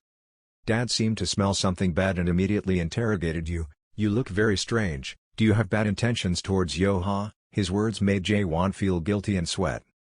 Dad immediately got angry, directly grabbed Jae-won's neck and cursed, why don't you answer me? The scene changes to the moving location of the Virgo constellation. The battle between the two teams Tiksu and Lee Gun is still going on, despite the staff making urgent announcements, passengers with waiting number 64, please hurry up.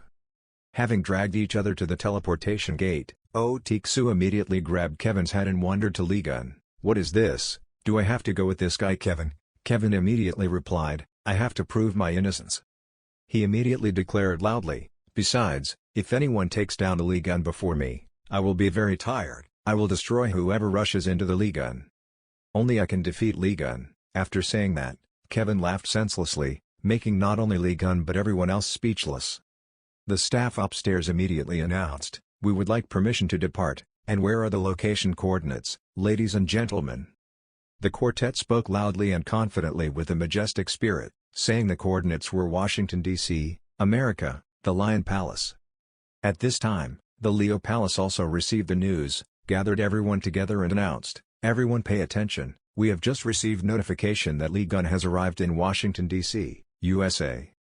When the Lions heard that, they joined together. The blonde one spoke up, if that's the case then we have to prepare a grand welcome ceremony. Prepare for the most wonderful performance. The black-haired man also agreed, He said, "Of course, who better to welcome the strong than our lion constellation, that Lee Gun. I will make it impossible for him to stay awake." Changing scene, to the stadium of the lion constellation, the organizers immediately announced, "Welcome to the battle arena," making everyone excited and cheering. The party started. At the Leo constellation arena in America. The MC's loud voice attracted all the attention of the audience present in the arena today. "Dear ladies and gentlemen, welcome to the Leo constellation arena. Today the match of the century between Stephen Marker and Lee Gun." Compared to Stephen Marker's fiery spirit and huge body, Lee Gun showed a bewildered face. "Who am I and where am I?" After a round of cheers from the audience, Lee Gun realized he was standing in the arena and the person standing in front of him was Stephen Mark. Lee Gun's face still looked like he was snoring. He yawned lazily, thinking, how did things turn out like this? Lee Gun helplessly called for help. "Save me." Speaking of the current situation, we must mention a few hours ago in D.C. Lee Gun wondered, looking at the majestic lion statue located in D.C., "What is that? That bastard built a statue for himself." Lee Gun silently complained, his expression extremely disgusted, saying, "It's okay to be complacent, but that's a bit too much." Hugo Waters next to him also exclaimed, "It seems he is living very well." Kevin Ajar standing behind was extremely surprised. Kevin Ajar was so excited that his eyes lit up. "So cool, I have to make one for myself." Hugo Waters looked at his admiring face and said angrily, "Damn, why did you bring that childish guy along, going out to study useless things?" An excited voice came from far away. Over there was Lee Gun. Hearing them mention my name, all the Lee Gun people didn't understand what was going on.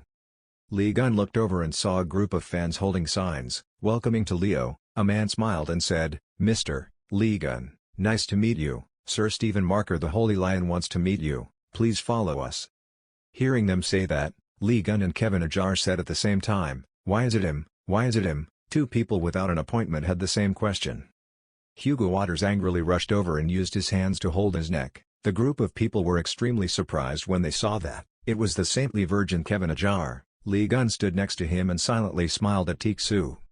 Hearing the man say that, everyone else was very surprised, including the female saint. On the left was Kevin Ajar and on the right was Hugo Waters. They silently exclaimed, it was indeed Lee Gun, a person who was not ordinary. He couldn't fight on his own, so he invited them along. As soon as he finished speaking, he immediately ate Lee Gun's sandal, scaring the two men next to him to death. Lee Gun strongly stepped on his chest and said coldly, "I'm sure you want my weapon, don't talk nonsense and go away." Hearing this, his accomplices worriedly explained, "No, please listen to us." Looking at Lee Gun's somewhat calm face, he quickly walked over to help his brother up. "We came to see you to invite you to the Lion Constellation Arena." He was afraid that Lee Gun wouldn't believe him if he said anything, so he showed him the invitation. Mentioning the Leo Constellation Arena reminds him of the irregular battles taking place across America. A battle just to choose the strongest, thereby showing us that this match is both fierce and dangerous. He knelt down on one knee and respectfully told him, especially the Holy War is always the arena that guarantees the box office. The last Holy War took place 30 years ago only once. Their movements were so loud that they attracted all the attention of passers-by. The man's voice became solemn. That was the battle between Saint Lee Gun and Stephen Marker. That holy battle happened again. At the Lion Palace headquarters in America, a surprised voice rang out, "What is fighting with Lee Gun?" Stephen Marker asked coldly, "Who did it on their own?" Stephen Marker's subordinate said excitedly, "I will prepare, Holy Master, don't worry, you just need to be present." After listening, Stephen Marker glared at him, "Why did you decide that on your own?" Stephen Marker's subordinates were not afraid but also looked forward to it. Everyone knew that he had humiliated Lee Gun thanks to his surprise attack at the Heaven's Gate match. He smiled and said, "Surely Lee Gun will not forget that defeat and will avenge the match 30 years ago." Stephen Marker hugged his face tiredly and said, "No." The subordinate looked at Stephen Mark eagerly and asked, "Don't you think there will be a one-on-one battle with him? I heard that Lee Gun has already agreed to this match." It is very difficult to invite distinguished guests in the world's leading media, politics and economics. He has come to America and you will definitely win the title belt. As soon as Stephen Mark heard that Lee Gun had agreed, he was surprised and broke into a cold sweat. Then I couldn't hold back my fear and shouted loudly, "AA! Return to the Lion Arena." Stephen Marker sat in the waiting room, thinking anxiously, "It's over. Stephen Marker's subordinates watched the TV screen happily and said, the East stands were breathless. Spectators from all over the world came to America to watch the match between Lee Gunn and Stephen Marker. It was truly a top-notch match. Not only did it participate in the number of viewers on television, it also created a new record. His voice couldn't help but reveal excitement. Thinking about the sight of the Holy Master taking down the Lee Gunn in front of the whole world also made his subordinates' muscles boil. Stephen Marker's heart was full of resentment. This bastard wasn't trying to take revenge on him, right? Watching Stephen Marker leave, the subordinate quickly asked, "Where are you going?"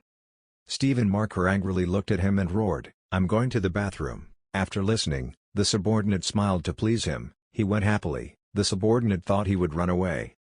The subordinate saw Stephen Marker leave. A sinister smile appeared on his lips. His face suddenly no longer had the same cheerful excitement as just now. In the toilet room, Stephen Marker was filled with worry, so he ran to the bathroom to wash his hands. Stephen Marker just looked up and saw Lee Gunn standing in front of the mirror, making him stunned. Stephen Marker looked at him in horror and thought to himself, why the hell did I meet Lee Gunn here? In contrast to Stephen Marker's fear, Lee Gunn Elephant was calm. He walked to the sink and suddenly called, "Hey cat." This call made Stephen Marker startled. Lee Gunn asked in a low voice, "What are you planning? Can you handle this battle?" Stephen Marker sweated at Lee Gunn's question. Stephen Marker looked at Lee Gunn silently. After a moment of self-deprecating laughter, he said, "Burden. Your death 20 years ago was truly difficult to bear." Lee Gunn heard him say that and was suddenly confused. "What?" Stephen Marker continued to say, "At that time you were the symbol and spiritual pillar that helped humanity believe that they would definitely win. The fact that you died in the evil tower gave humanity a great shock. Your death affects all humanity." Stephen Marker cried and showed a miserable face. "I don't believe it either. But I'm also very sad about your death." Lee Gunn of course didn't believe what he said. Why was he so sad about his brother's death? Did you just pretend that someone like you was crying to reclaim the lost land? Stephen Marker smiled and said, "I have to act like that. Saints like us cannot show others our fallen appearance. We don't need to appear noble and honest." Lee Gunn asked incredulously, "Saints?" Hearing that, Stephen Marker smiled and said, "No, I am an inevitable disaster." Stephen Marker curled his hands tightly and spoke, "I will do it my way so that humanity does not collapse. I fear humanity will fall into despair rather than being scolded for being useless." Having said that, Stephen Marker coldly snorted and warned, "One day you will have to face the wrath of those who know the truth." Stephen Marker smiled complacently, "When the disaster completely disappears, we can bear as much as we can." Lee Gunn looked at him laughing like crazy and then silently looked at him with disgust. Lee Gunn added coldly, "Why do you talk so much? In short, what do you want to say?" Stephen Marker spread his arms wide and thought, "I thought you understood?" Stephen Marker looked straight into Lee Gunn's eyes and said, "Listen, you see this match as entertainment, right?" Lee Gunn angrily glared at him. Stephen Marker was still busy talking. "In fact, this match was to choose a brave man to fight against disasters. We cannot turn such an arena of thoughts into entertainment." Lee Gunn was standing behind him without speaking, but his whole body was emitting a strong murderous aura. Stephen Marker is still not afraid of death, so Lee Gunn couldn't help but remind him, "I'm angry." Then he looked out as if he wanted to chop Stephen Marker into 100 pieces. Stephen Marker didn't have the chance to slip away at this time. But that deadly aura made him unable to bear it and burst into tears, then stated his purpose, "Couldn't there be a draw?" Returned to reality, Lee Gunn and Stephen Marker were standing facing each other amidst the bustling cheers of everyone. The host's voice rang out, "Finally Lee Gunn and Stephen Marker faced each other. Who will win this match?" Stephen Marker tried to reassure himself, "It's okay, just calm down." Stephen Marker turned to the stage to suppress fear. Lee Gunn promised to cooperate. To make the atmosphere hotter, the MC's voice was also more enthusiastic. "Ladies and gentlemen, the situation has changed. Lee Gunn's side has proposed to fight the gladiators at the school at the same time. This is it." Is Lee Gunn's most extravagant or his nature? After hearing this, Stephen Marker breathed a sigh of relief. Lee Gunn has agreed to my terms. In the bathroom, Lee Gunn smiled and said, "Okay, but I have conditions." Stephen Marker asked in surprise, "Condition?" Lee Gunn smirked and replied, "You said it right. Choose those who will fight the disaster. Bring to the arena those who are worthy of it." In the end, Stephen Marker chose to compromise. Lee Gunn was a cunning guy. He gathered all the fighters together to disguise their numbers. Lee Gunn, turn the one-on-one match into an all-star match. so that this match focuses on progress rather than winning or losing. This way it's win-win for both. Stephen Marker shouted, "Lee Gun, let's create an exciting match." Following Stephen Marker's scream is the MC's voice, "Before the match we have to warm up the atmosphere first. Let's watch the legendary match between Lee Gun and Stephen Marker 30 years ago." This statement from MC made Stephen Mark temporarily petrified. Lee Gun looked towards the stands, still as calm as ever. Very soon the match between Lee Gun and Stephen Marker was replayed on the big screen, but right now on TV is showing Stephen Marker punching Lee Gun straight in the face. Stephen Marker at this time attacked Lee Gun extremely fiercely. Stephen Marker also gave a provocation. "Lee Gun, do you think you can defeat me with this power?" When Stephen Marker saw him say that, he was scared and turned to look at Lee Gun, who was now staring intently at the TV screen. He panicked and said, "Why did you open that video? Wait a minute, I didn't ask them to do what I don't know." Lee Gun glanced at his expression and hated him even more. Lee Gun silently warned him, "I'm angry." Stephen Marker's heart was filled with worry. "I'm done, I'm really done, what should I do?" On the big screen was still showing the scene of Lee Gun and Stephen Marker getting into a fight. The MC's voice rang out, making the atmosphere even more exciting. 30 years ago, Lee Gun was defeated by Stephen Marker. It was a miracle, real, if there's something you don't want the world to know. Lee Gun was so angry that his head exploded. He pointed at Stephen Mark and shouted, "Are you still playing tricks after receiving money?" Stephen Marker was equally mad. If he gave 50 billion, he could think again. Stephen Marker's voice was quite loud for everyone in the audience to hear. As soon as he finished speaking, there was a buzz. What did he say? Stephen Mark was filled with fear and insecurity, and was already resentful. Then he couldn't help but say, "What are you guys doing?" Looking at Marker's scared look, everyone was even more certain that this was a problem. 50 billion was playing tricks. The players started to get excited and said, "Where does the match start?" and quickly rushed forward. Hearing this sentence, other people also rushed up with enthusiasm. Some people hold swords, some people hold swords, some people hold hammers. Everyone has the idea of wanting to defeat Lee Gun without hesitating to rush forward. Even though Lee Gun was alone, he was still not afraid. As soon as they rushed in, Lee Gun quickly jumped into the air to avoid the group of people who were like hungry tigers wanting to take his life. In the stands, the man sitting to the left of Hugo pointed in surprise at Lee Gun and said, $50. What did he say? Hugo sighed and replied, "I heard that he probably donated it all." Kevin Azar sat and watched, his whole body constantly shaking with anger. Kevin Azar ignored the people present and roared terrifyingly, unable to hold back. Hugo looked at him so mad right now, he just wished he couldn't kill him right now. Kevin Azar clenched his hands and exclaimed, "Why do you like to fight with them, when you can't with me, Lee Gun? I will give you money so it is the sword fight between you two. You don't know that which is a fight." In the arena, the battle is still going on extremely fiercely. There is a guy still holding his sword chasing after Lee Gun. "I'm coming, ah ah ah," Kevin Azar exclaimed in surprise. "Hey, that guy." Kevin Azar and the man immediately jumped down into the stands. Azar said worriedly, "Damn, chasing after him." The other man replied, "Next time can we separate that guy?" At this moment, the whole stadium was in constant commotion. Lee Gun, he was about to lose, so he called everyone to rush forward. Stop him, he knew right away. Everyone is constantly dissatisfied and criticizes Lee Gun. "Hey, we have lost a lot of money. You guys dare to ruin the battle. Stop them and stop everyone who wants to rush into the battle." The scene was now extremely chaotic. The host's startled voice rang out. A rare situation had occurred. All the audience were rushing into battle. Everyone rushed forward like a beehive. Wow! Just as they were still enthusiastically moving forward, a pair of sandals kicked straight at the person leading them.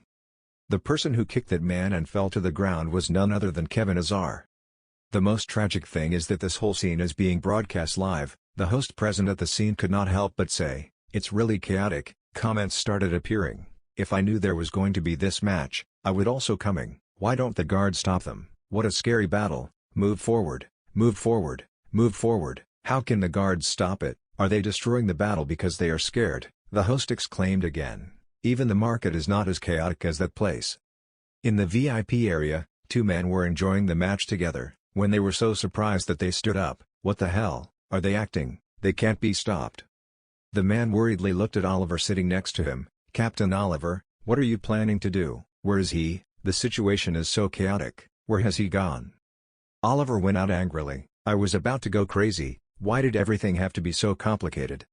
Oliver pondered silently without realizing that there was another person still here, so he had to take the next step. Chun stood leaning against the wall next to him and said nonchalantly, "What is the next step?" Hearing the woman's voice rang out made Chun startled. The most dangerous thing was that she had heard his thoughts. Chun stood in the middle of the road, preventing Oliver from having a chance to escape. Oliver said in surprise, "Vice City Lord Chun, where have you been? This event is very important, you know." Chun replied coldly, "Where are we going and what are we doing? Aren't you the one who knows?" Chun crossed his arms in front of his chest and asked, "Don't you remember what you asked me to do?" Oliver stepped back in fear and stammered, "I don't remember what it was." Chun step by step approached him with an overwhelming aura that made Oliver scared. "Captain Oliver, since when did you talk to me so politely?" Oliver had never seen her look like this before and was suddenly silent and afraid. Chun suddenly changed his attitude and glared at Oliver and said, "Who are you?" Speaking of that chaotic match, the scene at this moment was nothing short of a disaster. Everyone rushed into each other, causing the screams to get louder and louder. Stephen Marker looked bewildered at everything that wasn't going as planned, silently cursing in his heart, "Oliver, that bastard." Stephen Marker thought to himself, "We can't let this battle go on forever, we have to think of a way to stop everything right away. Oliver, what is he doing? The battle has turned into a pot of bran heath. What the hell is he doing?" Stephen Marker was still deep in thought when the scene became more and more chaotic. Just now he heard a loud noise and white dust flew across the entire area. Lee Gun did not hesitate and gave a guy a punch, causing his face to move completely to one side. Defeating him, Gun collected the general's fear data. Another guy who didn't know how to control his own strength rushed straight towards Gun, making him unable to fight until he was human. The ending was even worse than the previous guy. Gun also collected the beast's will data. Stephen Mark stood in the middle of the hall and witnessed each of the guys being gunned down. The corpses of those guys kept flying in front of Mark, making him increasingly afraid. Lee Gun said excitedly, as expected, calling them all out to fight is the best. A ton of data needs to be collected. Looking at the corpses lying on the ground while Lee Gun was still holding a man's neck in his hand, he happily cheered, "Thank you for helping me collect data." Receiving Gun's thanks, Stephen Marker did not feel honored. Instead, fear filled his entire body. Lee Gun smiled devilishly at the Marker and said, "Now it's up to you. If you hadn't played that video it wouldn't have come to this. Now pray." Stephen Marker still hasn't digested what Lee Gun said. "Data, don't tell me why you fought them." Lee Gun conveniently threw the guy he hit that couldn't form his human form behind him and replied with a comfortable smile, "Now you know how slow you are to understand fish." Stephen Marker, knowing that he had been tricked, couldn't help but roar, curling his body tightly, making his muscles appear extremely scary. Damn, it seemed like that. Stephen Marker lost control and rushed straight towards Lee Gun. "Then I will use all my strength to fight you." Gun was not afraid but stood still and watched him go crazy. Just when Stephen Mark had not even touched a strand of Gun's hair, he was punched by his terrifying speed. Gun's punch was extremely powerful, sending his whole body flying away. Stephen was surprised and did not have time to counterattack. Stephen Marker rolled a few times on the ground and then stopped. His whole body now looked extremely miserable, his face soaked in fresh blood. Before Stephen Marker had time to recover, the Gun continued to rush forward. His eyes seemed to want to pierce straight through Stephen Marker's body.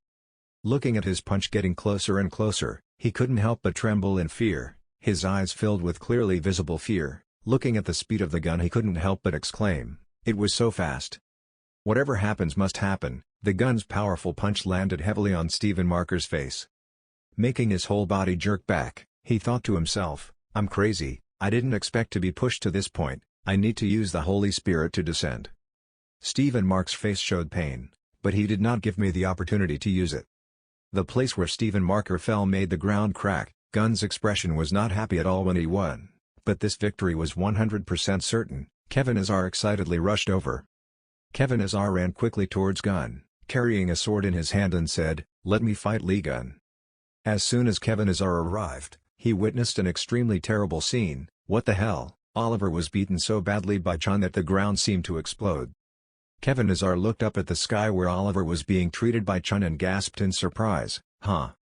The loud noise also attracted Gun's attention. He also instinctively looked up into the air. "Huh?" Stephen Marker was stunned at this time, ignoring the chaos in the world. Chun Yoha is using her foot to kick Oliver's body straight.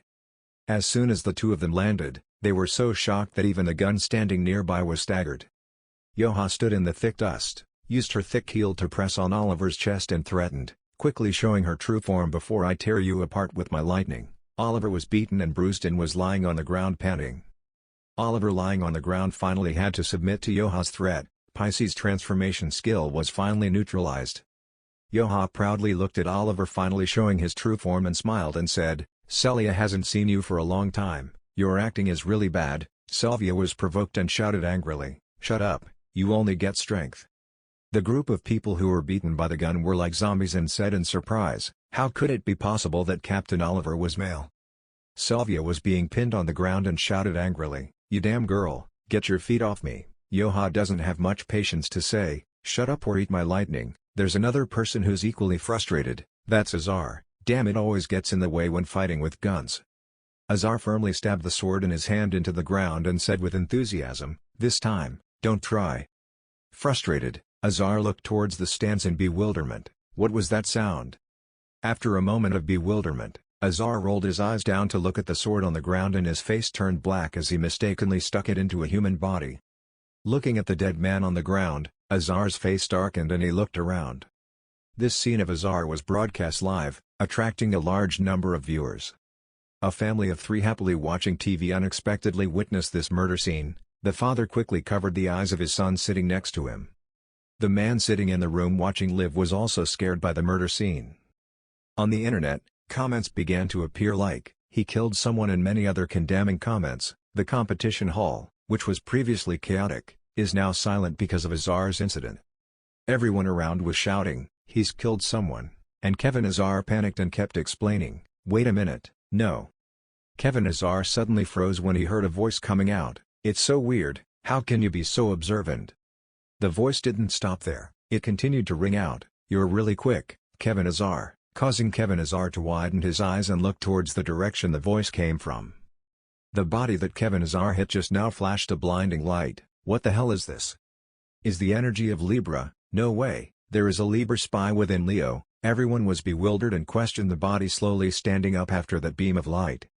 Suddenly Lee Jian frowned as if he had discovered something, thinking to himself, "This arrogant voice," then suddenly asked, "It was you again?" Libra arc was opened. That body also gradually approached after the arc was opened. He laughed loudly, "Lee Gun, long time no see." On his forehead also appeared the sign of Libra, along with his cold eyes and strange smile. He continuously smiled and said, "In the chaos that you can guess is lurking in this body, it is indeed the master of the sacred altar is my rival Kevin." Hearing Kevin's name, he suddenly felt like many eyes were on him. He glanced over and saw everyone looking at him with curious eyes. But immediately regained his composure and replied with a cold face, "It's just because you're too obvious." After saying this sentence, I still couldn't help but secretly rejoice, I was alive. Standing in front of the mess with his arc of light shining brightly, he kept asking, "Lee Gun, how are you still alive? I didn't expect you to be able to crawl out of the evil tower." Right after that, he immediately received a curse from Lee Jian, "Shut up, even if you are a Virgo, your methods are always poor." He flashed a creepy smile again, "I was hoping to never see your face again. If you're still alive, it seems like I have to admit your bad luck." Then he turned to look at Kevin and shouted, "What should I do, Kevin? I thought you were going to stab him in the heart." Kevin was also angry when he heard that, rolling his eyes at him.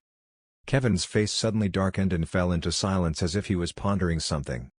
Kevin was angry at this moment, shouted loudly at him, "Shut up, after all, you colluded with someone who dared to trap me. I can no longer ignore this insult." "Don't deny it, didn't you brag about eliminating Lee Gun?" He stood in the middle of the arc constantly torturing Kevin mentally. He bared his teeth and smiled strangely, "Not only me but everyone else knew." "Shut your mouth." After that loud scream, a fire was ignited, the burning fire wrapped around the other man's body, glowing red across the sky. Suddenly a scream rang out, "Centaur." That fire is the word the centaur used to burn him.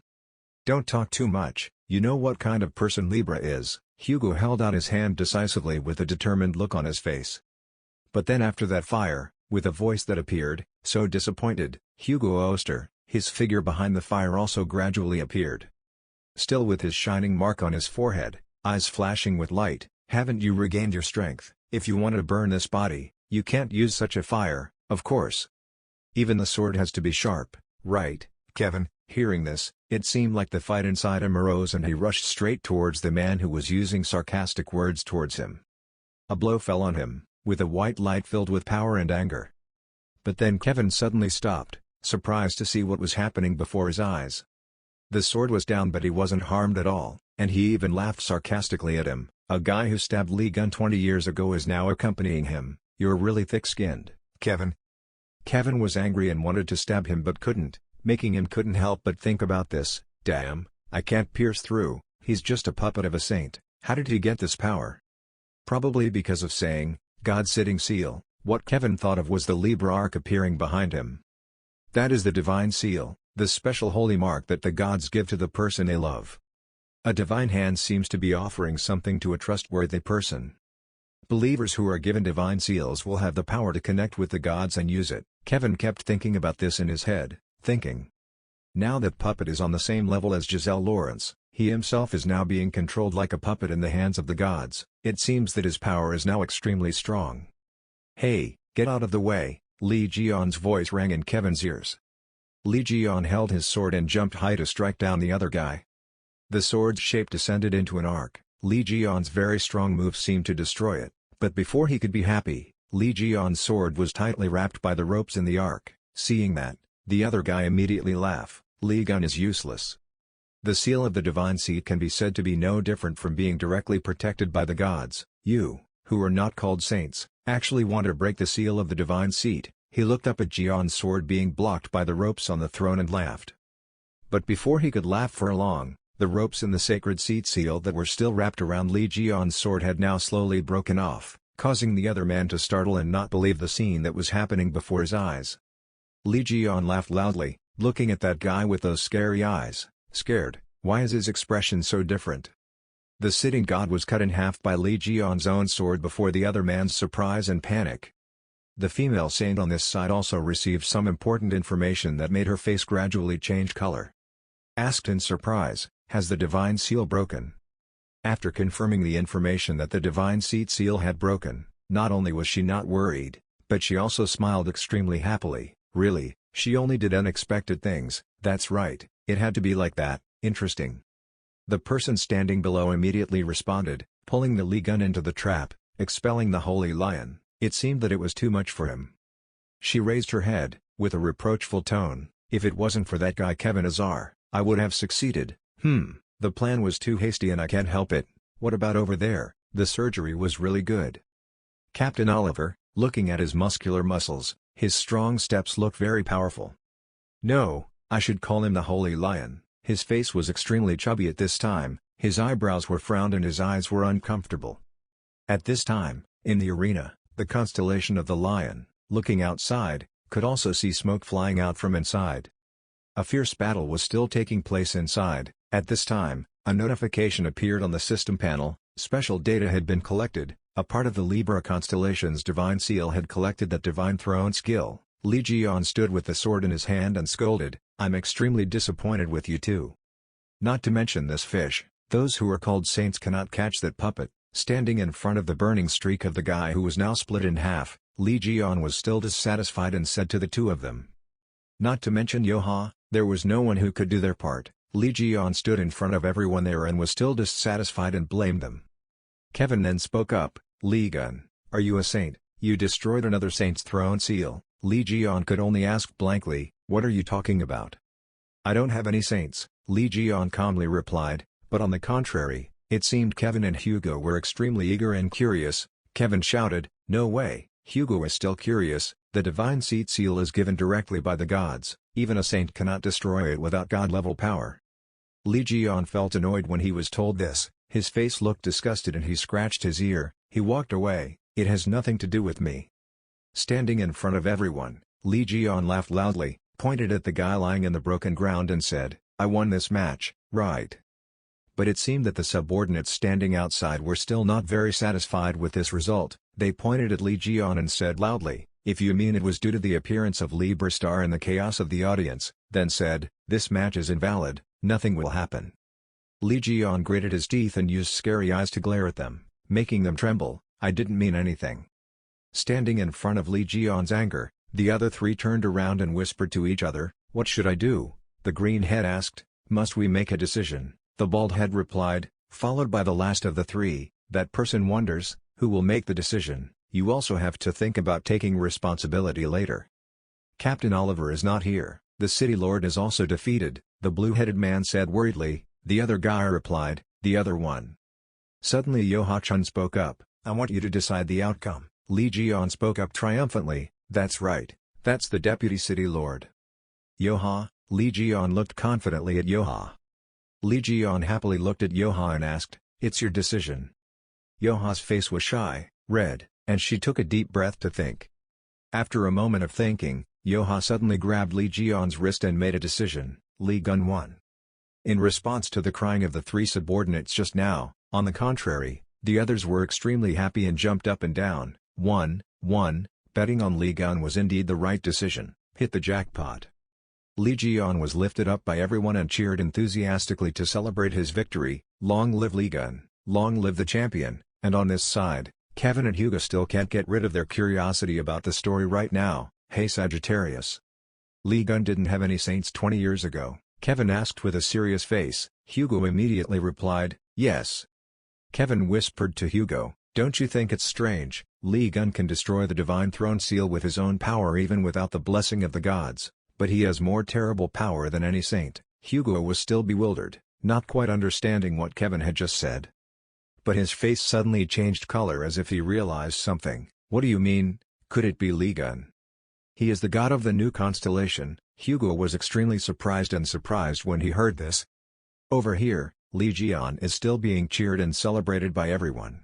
The atmosphere of the Lion constellation arena now seemed more peaceful than before, but the screams inside kept coming. Hey, those lions over there, hurry up."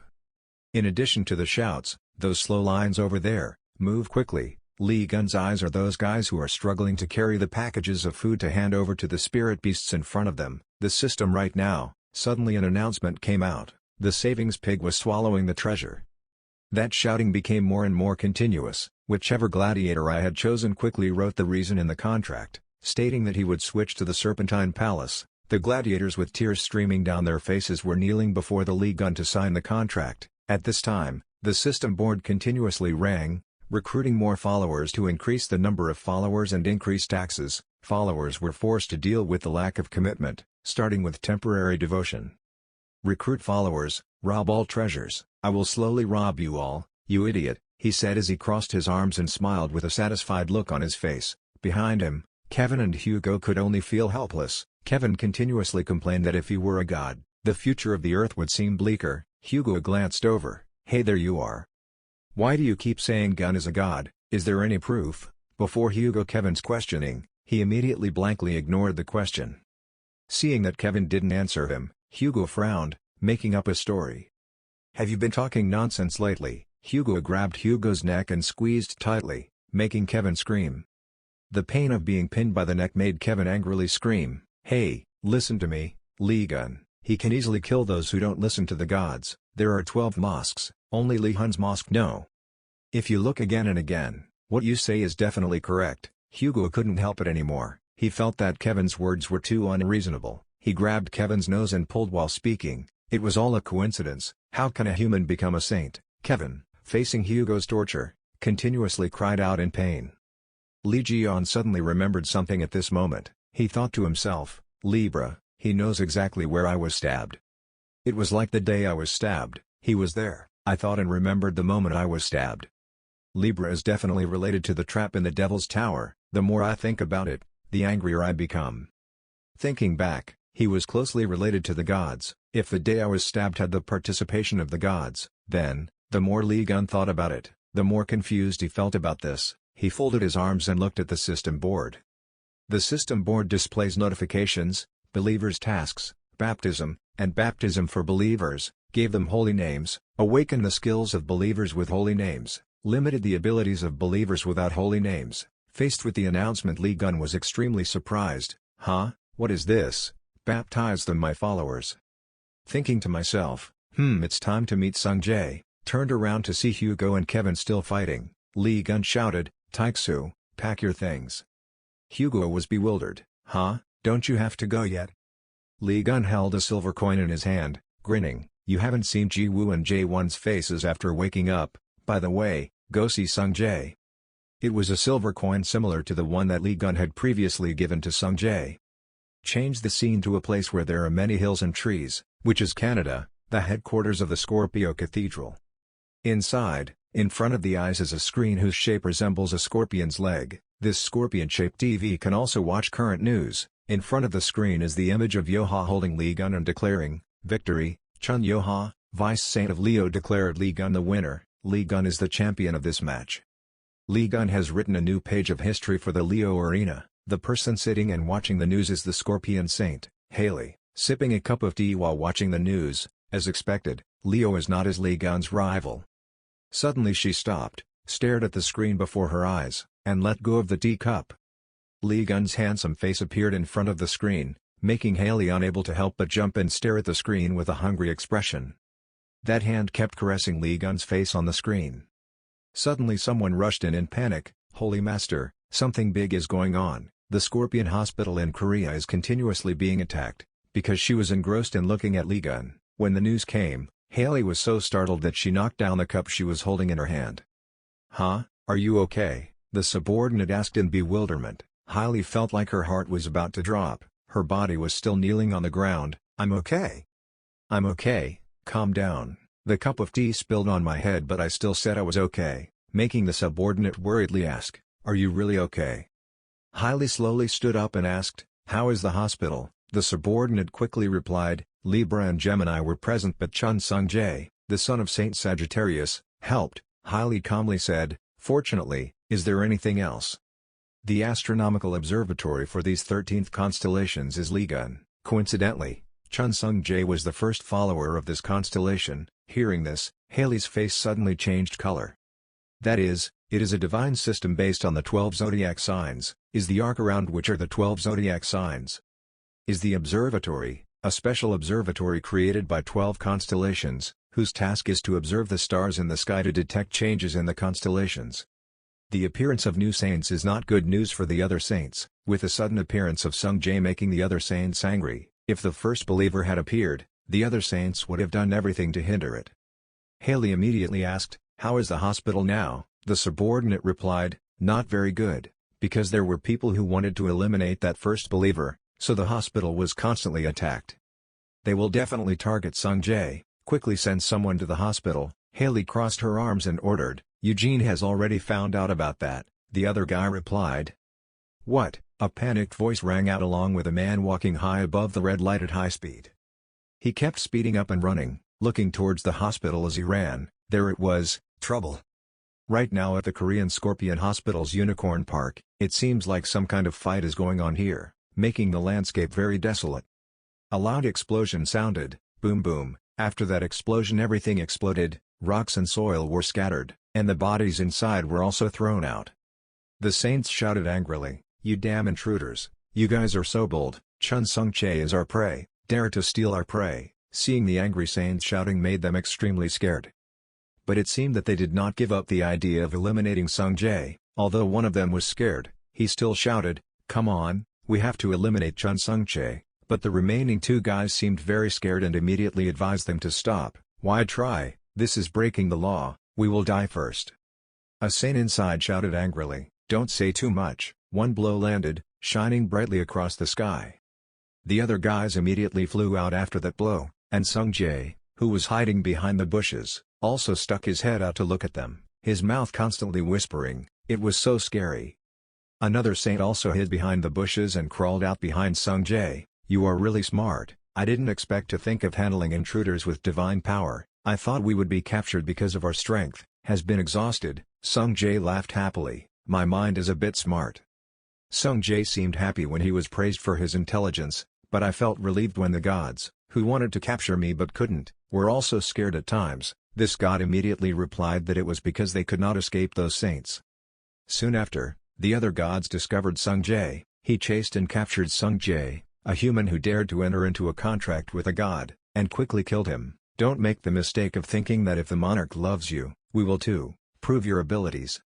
Sung-jae was chased by the gods and immediately ran away, calling for help. After a tiring chase, Sung-jae sat back panting and said to the god next to him, Sagittarius's people are taking care of his mother, I can rest assured if I leave here. Suddenly a voice rang out from behind, "You are Chun Sung-jae." That voice startled Sung-jae. I turned around and shouted, "What is that? When did you appear after me?" Because he jumped out of the bushes in surprise, the coin that Lee Gun gave to Sung-jae also fell out. The coin suddenly flashed a ray of light, the voice inside came out, "It seemed to be here, let's go." "Hey, where are you taking me?" The voice inside caught Sung-jae's attention. A scream came from there, soon Hugo's body also flew out from there. Sung-jae was startled, "Dad?" After looking back, I saw only Sung-jae's father and asked, "Uncle Gun, didn't come with me." As soon as he fell down, Hugo still felt sore all over his body. He rubbed his body and said, "Gun, he's gone somewhere else." Hearing that, Sung-jae was extremely disappointed, his face looked bored. Seeing his son like that, Hugo immediately sulked, "Sometimes I see that you treat your father too much." But then Hugo was immediately attracted by the surrounding scenery and quickly asked his son why it turned out like this. Sung-jae replied, "It's a long story." The boy who was scaring Sung-jae also walked over and said, "Saint Centaur," he said as he walked forward, startling Hugo and his father. Seeing that boy getting closer and closer, Sung-jae quickly scowled and told Dad like a child, "Dad, he is the killer, because I was Uncle Gun's first follower, they wanted to capture me." Hugo angrily shouted, "What, you bastard?" Seeing that he was being unfairly blamed, the boy shouted back, "What nonsense are you talking about? I didn't do anything." Sung-jae hid behind his father, "Lie, you were about to rush in from behind me." Hugo stood in front of his son with an angry face, "That's what my son said." The father and son looked so adorable, but the other boy didn't see it that way. He shouted loudly, "You two are too noisy." At that moment, suddenly a beam of light fell towards them from the sky, causing all three to look up curiously. At this time, the system rang. "Apollo, the god of the Sagittarius constellation, came. I will directly burn to death anyone who is dangerous." The centaur god appeared huge and bright in the sky. "The centaur god," the boy looked up and spoke. Hugo and his father were also extremely confused with the appearance of the centaur god. "No way, why did the centaur god suddenly appear?" Sung-jae asked curiously. The other boy was extremely angry, dissatisfied with the appearance of the centaur god here, frowned and said, "Damn, why did the god intervene? It's because you made things difficult first, don't resent me." The system board rang, starting to read the Sagittarius Bible. The boy's eyes now flashed a red light that looked very scary. A book slowly turns its pages, the sounds of chanting began to resound, the dawn light shone on the world, people were blessed and respectfully worshipped.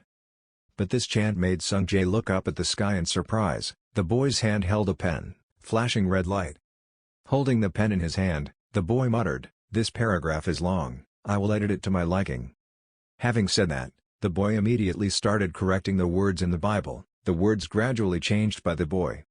Lines of words appeared row after row, mumbling while writing, "It's a pity that it's already dark." Thinking that the lines of prayer that were written were read out, "The light disappears when it's night, people are not blessed." Those bright rays of light also slowly disappeared after the boy read the Bible. "What is that?" Hugo gasped, extremely surprised at the scene happening right before his eyes. God disappeared. Father and son Hugo could only be surprised at the sudden disappearance of God. To the surprise of Hugo and his father, the other boy just laughed and said, "Of course it must be dark."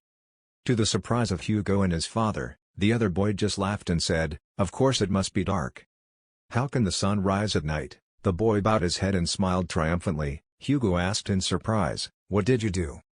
The boy smiled devilishly, "I just eliminated a troublesome god. The centaur of the god palace can no longer interfere." To the surprise of Hugo and his father, the other boy just smirked and said, "Ha ha, of course the night sky must be dark. There is no sun that rises at night." His sarcastic voice made Hugo angry. "What did you do?" Hearing that question, he laughed loudly, his eyes became bloodshot, a red aura appeared around him. He arrogantly replied, "I'm just making trouble for a god. Now, the Sagittarius saint cannot interfere any further. He is the scorpion, Eugene." He raised his hand to prepare to attack. Eugene smirked and looked at Hugo to encourage him. "Ha ha, what do you want me to change to?" At this time a notification from the system appeared, "The Sagittarius Bible has been opened." Eugene delighted, "Ah, this is good." He began to mumble the incantation. The foolish sun tamers flocked to kneel at the feet of the darkness. They were all scorned and laughed at. and after finishing his words he immediately launched an attack. The surrounding sky and land immediately erupted in storms, the atmosphere was extremely gloomy, a series of innocent people suddenly became strange after the scorpion spell, the scene before their eyes made Hugo panic. That spell began to affect the centaur, causing him to be unable to stand and had to fall to his knees. His son saw this and cried out in panic, "Dad!" The terrible pressure from the spell that the scorpion had just recited made it extremely difficult for Hugo to maintain consciousness. He frowned and thought to himself, his chant. Hugo suddenly remembered that he had heard those words from the gods. He was stunned. Could it be a passage in the Sagittarius Bible that the gods sometimes read? Only the gods can open the Bible and do it. Why him?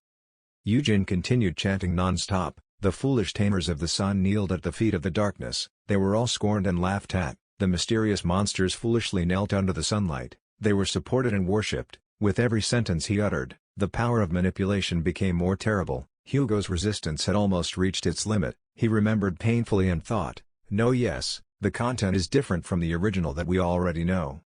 Could it be that he could edit the Bible? Hugo tried his best to remember what he had read and heard from the Bible and compared it with the words the scorpion was reading. The Bible records the achievements and actions of each constellation, each image of great battles in the past gradually running through Hugo's head. Confrontations with ferocious monsters or preventions of natural disasters slowly appeared in his mind. Biblical records became legends and myths, moreover, and became the power of the constellations. Each image of the silhouettes of the gods representing each zodiac sign appeared in Hugo's head. He remembered something he had heard: special existences could view and change the Bible. It was the Scribe. At this moment a Bible slowly fell from the sky and landed straight into Eugen's hand. He grabbed the Bible with an extremely arrogant expression. The smile on the scorpion's lips became more and more evil. This seemed to confirm Hugo's thoughts. This thought made Hugo feel very uncomfortable, but the Scribe no longer existed in this world. In the past, there were many monsters who often caused wars and destroyed citadels and homes, seemingly assisted by some force. In the past, the gods eliminated all those who held the powers of scribes and dependent gods. The proud gods did not forgive the humans who blasphemed the gods, so he came forward directly. The terrible influence of the biblical spell made Hugo look extremely miserable and struggling at this time. Seeing Hugo struggling like that made Eugen extremely happy. He sneered and encouraged him, "Ha ha, like this again. The arrogant attitude in front of me has turned into a red face full of sweat, so then." At this moment, Gian suddenly appeared out of nowhere right above Eugen's head. "I also took care of the flies at the hospital, right?" He was playing a bitchy and provocative voice without even realizing it. Gian kicked him hard from the air straight on his head, then shouted loudly and appeared. A strong kick caused the scorpion to fall and hit the ground. The painful kick made him scream. When Hugo and his father saw Gian appear, they were extremely happy. However, Hugo still remembered the main mission, so he immediately asked Gian, "Have you come to see the situation of those who have woken up at the hospital?" "Nothing has happened yet."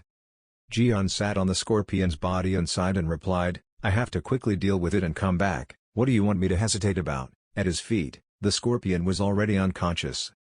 Moving the scene to another space, the surrounding scene was extremely desolate and chaotic because of the war. The monsters continuously breathed fire and burned all the houses in the city. Below, the soldiers were defending and shouting loudly, "Destroy the scribes!" The people fled in disarray, running and calling for help. More and more dead bodies piled up everywhere. The soldiers and witches participating in the defense continuously chanted slogans, "Wipe out all those who undermine the authority of the throne." In a hidden corner among the rocks in the middle of a chaotic battlefield, there was a boy hiding in fear, tears streaming down his face. Although he was terrified by the scene before his eyes, he did not dare to say anything. "What sound?"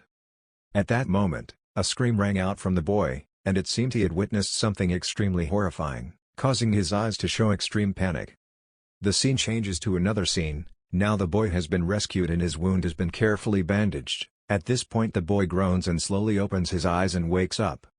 Then suddenly the boy was startled and screamed. Sitting up, a woman's voice suddenly rang out next to him, waking up. The woman who spoke looked very noble. On her face, she wore a blindfold that covered one eye. She looked away from the book and coldly asked the boy, how did he feel, and saw the woman, surprised the boy. The boy shouted in panic, "Who are you? Where is this?" The girl still calmly reassured him, "Don't worry." She gently exhaled, then closed the book, smiled and slowly explained, "This is my city, There's nothing wrong. The scene changes to the construction site near the Scorpio hospital, each groan and growl sounds continuously. Inside an abandoned building, the Scorpion was now tied up and sitting at the corner of a pillar. He was still unconscious but mumbling in his mouth, "Mr. Haley." When he woke up and opened his eyes, he was startled because in front of him appeared three people, 2 years and a girl, staring at him. One of the girls reached out to push his glasses and leaned closer in surprise. He woke up.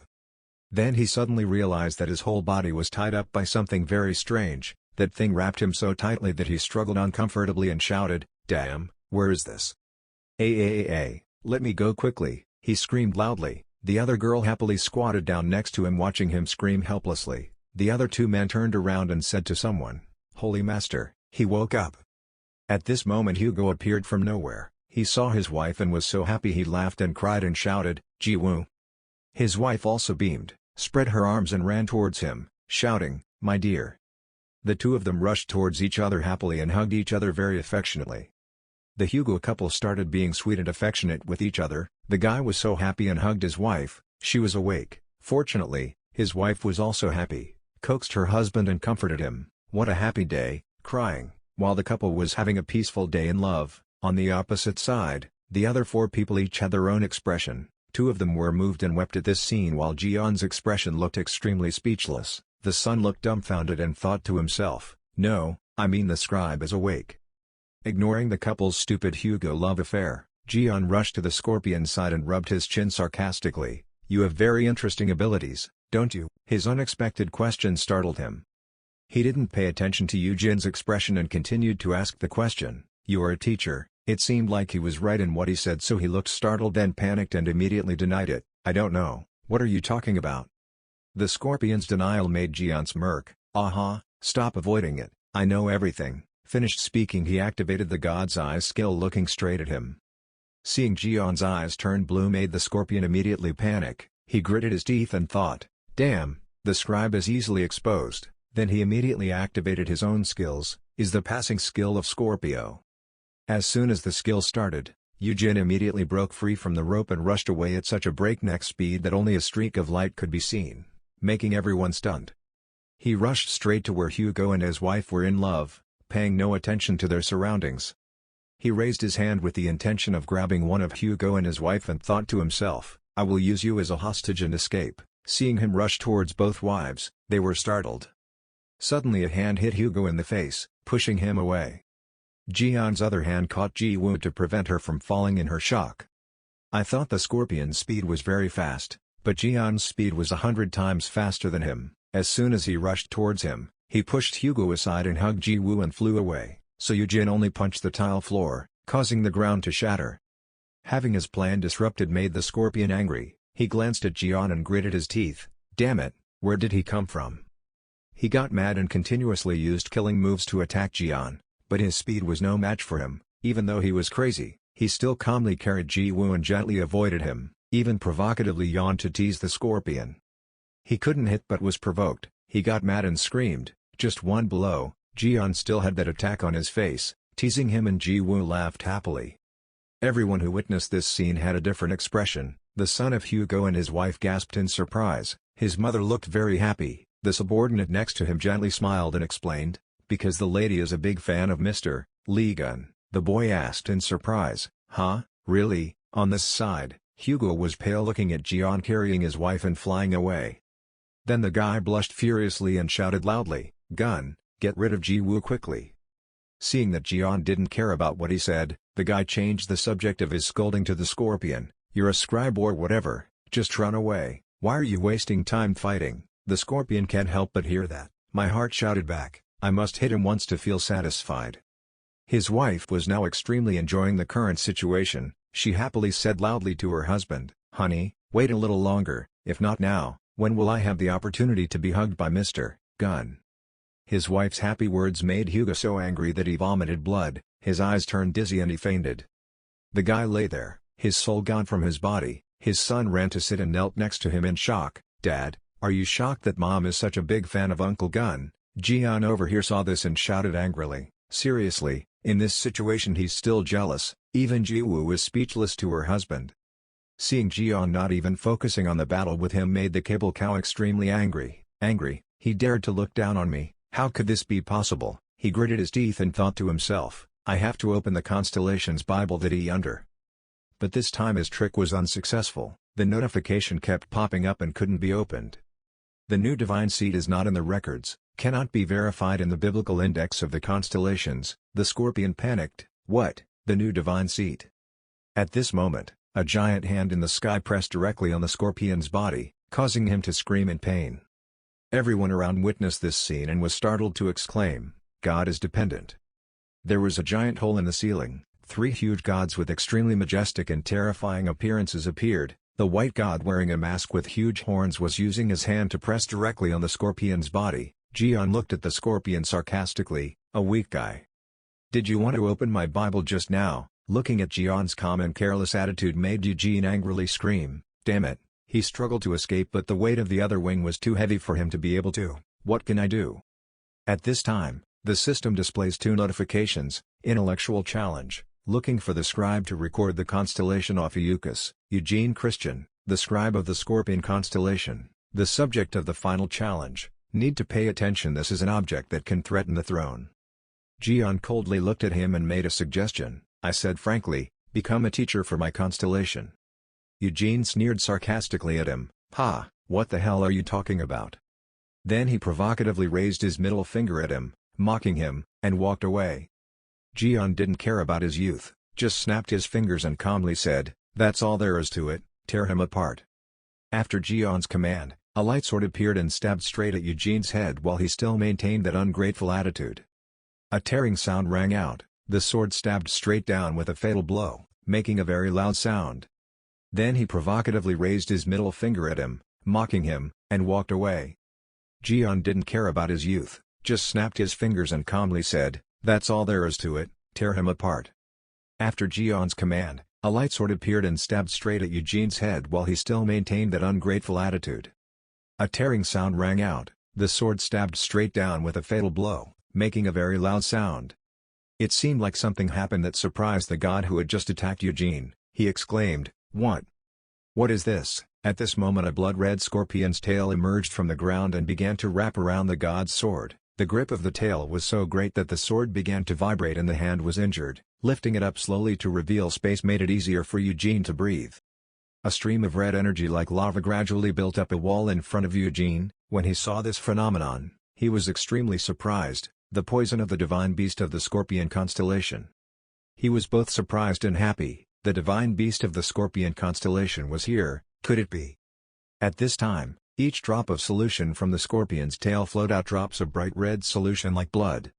Droplets of that solution continuously fell to the ground below, forming a moving puddle. From the underground solution, 2 silhouettes slowly emerged. One silhouette was the appearance of a woman and the other was a dependent god with an appearance somewhat similar to the 3 gods that Jian summoned earlier. This scene that just happened made Eugene blurt out in shock, What, Holy Master? That's right, the person who just appeared is Scorpio Saint, Haley. She is a woman with an extremely beautiful and seductive body, her bloodshot eyes are covered on one side by a blindfold, behind her back she is the dependent god of the Scorpion constellation. She looked at Eugene in front of her eyes and shook her head in frustration. Haley raised her hand to flip her long hair and said in disgust, Eugene, that was almost dangerous. Haley continued to question him with dissatisfaction. Why did you act on your own without my instructions? I told you not to act carelessly. Haley's questioning made Eugene scared. He immediately respectfully admitted his mistake and apologized. At this moment, a voice rang out from behind Haley, making her startled. She hadn't seen her for a long time. She quickly turned towards the source of the voice. The person who had just spoken was Jian. Haley stared at him without speaking. After waiting for a long time, there was no answer. Jian continued to feel a little uncomfortable. If he didn't want to be stabbed, he continued, if you die, please answer me. Haley still didn't speak and just stared at him with an extremely bewildered expression and seemed like she couldn't believe her eyes.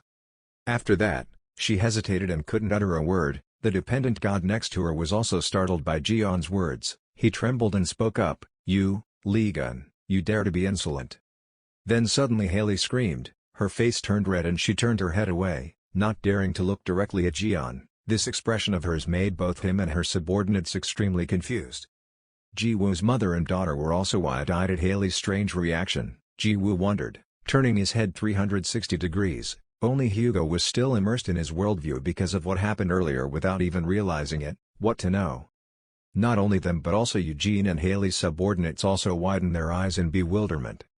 The surrounding space was as quiet as paper at this time because of Haley's strange expression, as if she saw Jian, but she seemed to still not be able to calm down at this moment. At this time, both Eugene and the dependent god were panicking and worried about Haley. They kept asking her, "Holy Master, Palace Master, are you okay?" At this point, she trembled and spoke up, "I'm okay, calm down, I suddenly want to walk on all fours."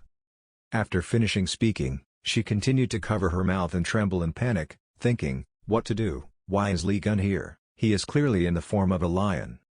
Then she suddenly remembered that she was in front of Jian, so she glanced back in panic and calmed herself, calmed down, took a deep breath, and turned around. At this moment, this frowning Jian spoke up, sick, even though he was speaking with an unsympathetic attitude. In Haley's eyes his whole body radiated aura, his whole body was radiantly handsome. As soon as she turned her head to look at him, all her efforts to stay calm immediately disappeared. She covered her mouth to stop herself from screaming, but in her heart, a deer was already running amok. Hugo's subordinates and his son looked at her expression and burst out laughing. Today there are many people who are not normal, like Mr. Hugo. Seeing Haley keep reacting strangely, Jian also got angry. He said angrily, "I know you're avoiding me because you're shy." He grabbed her shoulders and shook her vigorously, screaming with fiery eyes, "But I have many things to ask her, please calm down a bit." But who would have thought that she would react even more violently, screaming in her heart, "There was a loud noise, the Lee Gun touched me."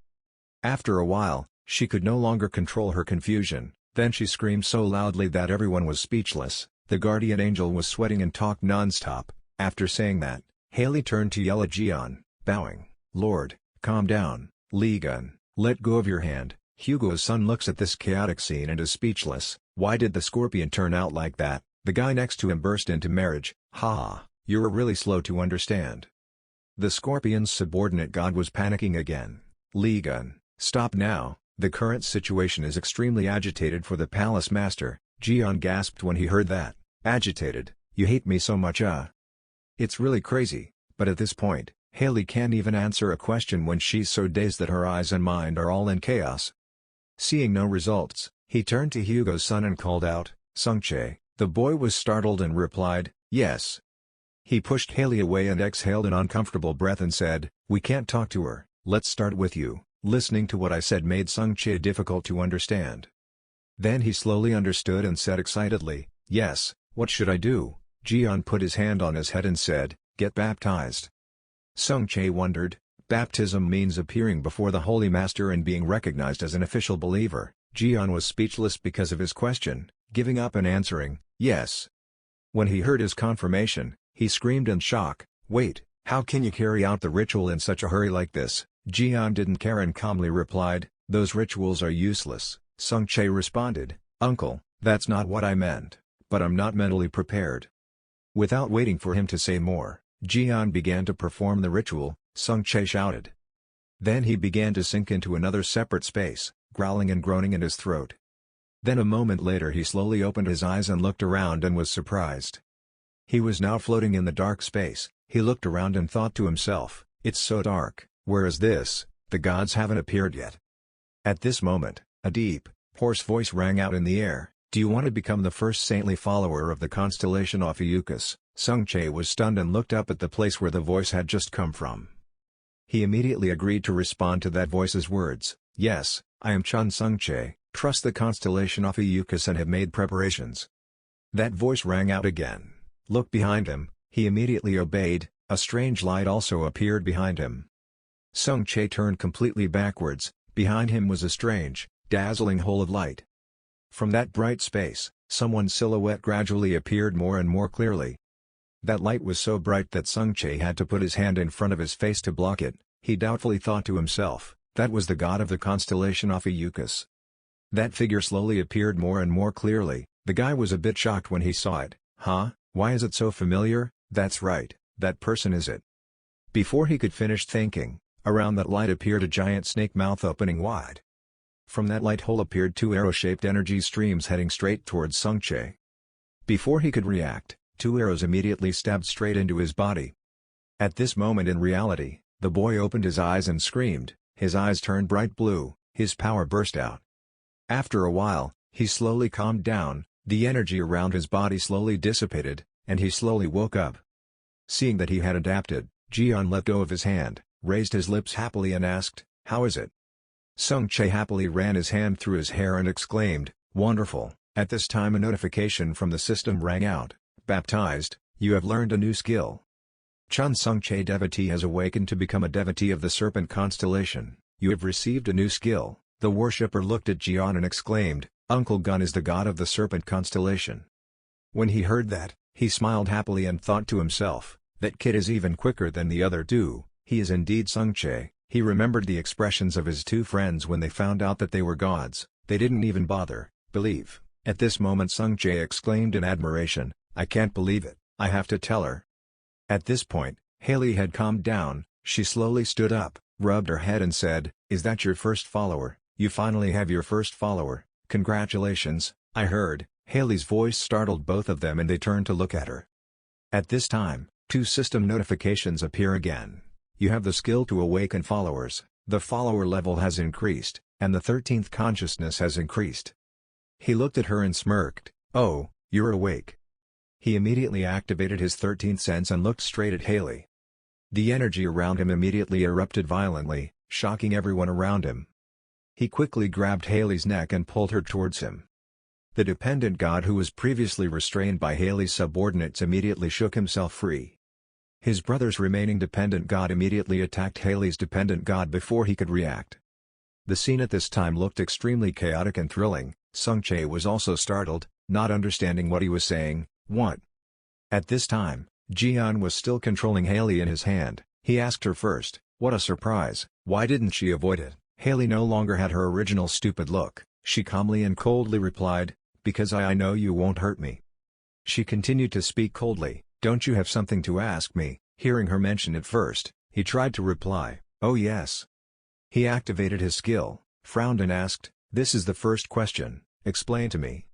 Why do I feel the aura of a mysterious civilization imbued with your power?"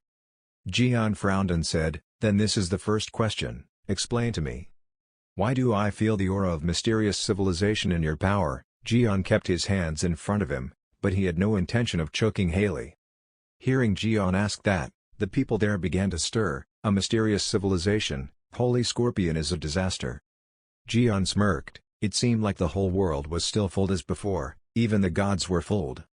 The guardian angel saw Jian attacking Haley and shouted loudly, "Damn disaster, you dare to touch hands and feet with the princess, if it weren't for the princess's orders, you would have died by my hands." Jian still calmly asked, "These subordinates are also disasters pretending to be divine beasts. There is no divine beast in this world that listens to such holy words, princess." Hearing Jian say that, the guardian angel immediately got angry, "You." But before he could refute, Haley spoke up, "Yes, I come from a mysterious civilization." Haley's answer shocked the guardian angel to the point of being stunned. Haley continued to speak, "But I consider myself human. And I'm on your side," Haley said in a calm tone. Hearing her say that, Jian replied, "Is that so? Then prove it." At this moment, Slime also brought a piece of paper, just in time. Slime.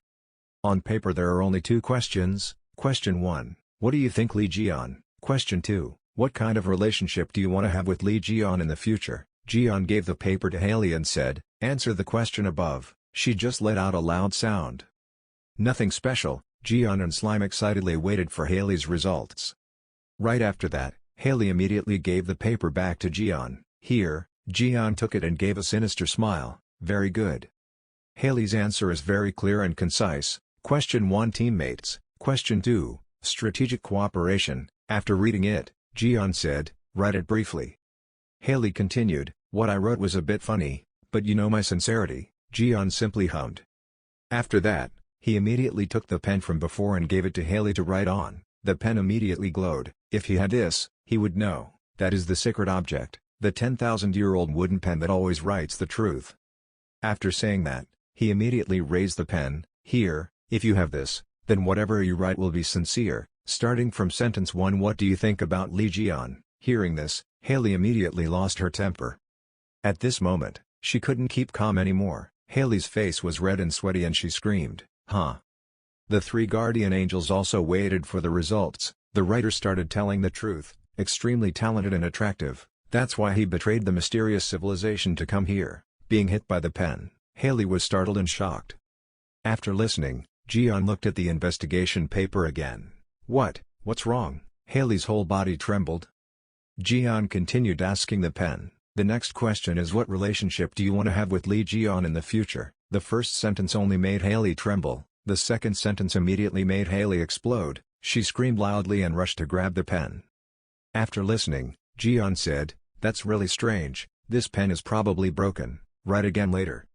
The pen said something that made everyone bewildered. Sung Chae's face turned red. The next second, he shouted loudly and urgently, "Urgent!" Sung Chae ran as fast as he could to inform Yuha, "Sister, your reputation is in danger." At this moment, the guardian angel pointed at Haley, who was holding her face shyly, and said, "Got it." Our princess turned her back on her background and chose who she was. "It's to be with Lee Ji-yeon, you." Before he could finish his sentence, Haley shouted, stopping him from speaking any longer would make her lose face, "Don't you dare say another word."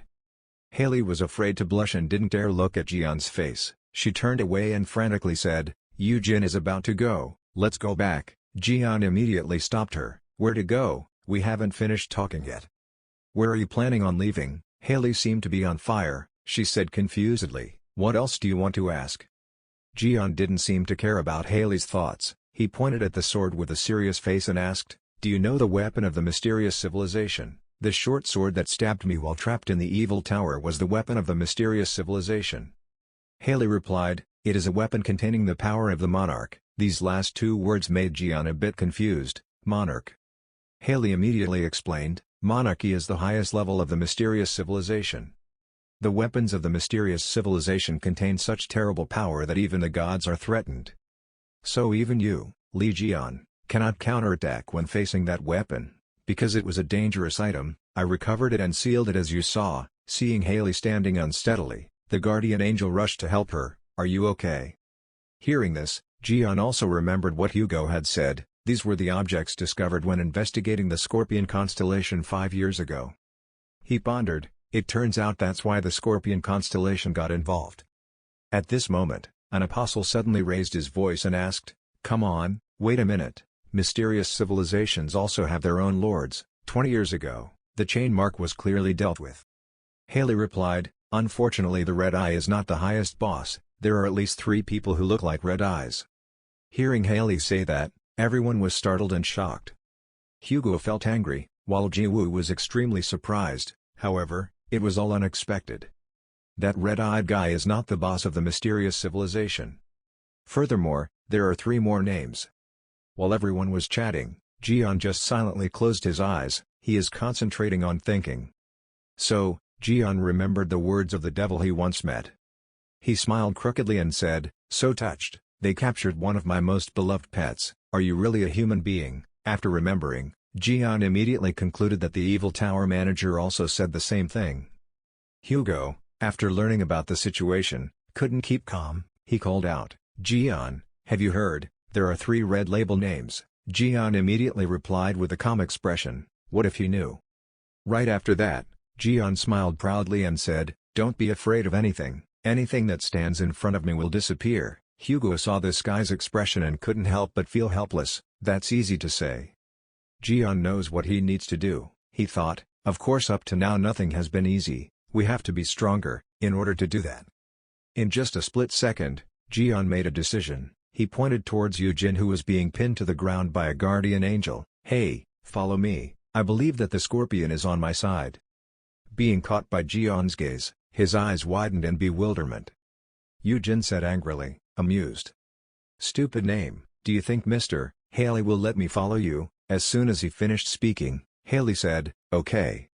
Having recruited another disciple, Ji-yeon was as happy as celebrating. This deal was good. Haley also laughed along with Ji-yeon and asked, "Is that all? Do you need anything else?" The two seemed to understand each other's meaning, so they looked at each other and smiled. Hi hi ha ha. Being kicked away by Haley so easily, that kid could only laugh. Although Eugene still smiled, his heart was broken. He looked like he had just fallen from the ground into hell. The scene changes to the Tail Hospital. The hospital seems to be being caressed by gentle sunlight. The atmosphere is unusually fresh. Jian stood from the hospital room window looking outside, holding a cup of coffee in his hand. He said to the slime, "It's been a while since he said good morning in such a romantic way. Even if life is busy, you still have to set aside some freedom."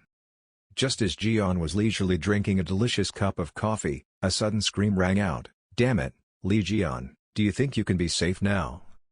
Jian smiled complacently and replied, "It's a pity, but there are people who cannot enjoy freedom." That kid whose ass was kicked by Haley had to follow Jian. Eugene shouted angrily and shut up. Why do we have to face this situation? While Jian is relaxing, Eugene is working hard on writing. He is the Scorpion and renunciation teacher, Eugene. Jian was extremely pleased with this free item, he said, because the Scorpion Saint sold you for 0 coins to me. If you have a new job, do it diligently. Eugene screamed loudly when he was exploited. But he did not dare to object. Eugene held the pen with trembling hands, his eyes filled with tears. "You bastard Li Jian, just wait, do you think I will work for you all my life?" Synchronizing the Bible of Ophiuchus, 99% progress. Eugene thought to himself, "I will make you regret handing over the Bible of the Ophiuchus Palace to me." You have completed the Ophiuchus Bible synchronization, wait and see. In Event 5 of the Bible, the scribe refused to sit and became a slave of the Ophiuchus Palace. After reading it, Eugene immediately thought, recording my story as an event, it seems that this Bible has nothing worth writing about. We will change. Eugene dares to think and act. He actually changed the Bible of the Ophiuchus Palace. Event 5, the sectarian who rejected the Holy Seat became the owner of the Ophiuchus Palace. After Eugene finished writing, he burst out laughing with great satisfaction. "Li Jian, kneel down." Before even celebrating for a few seconds, that kid was hit in the head by Jian. "Are you crazy?" Eugene held his swollen head and said angrily, "Why, I changed the Bible."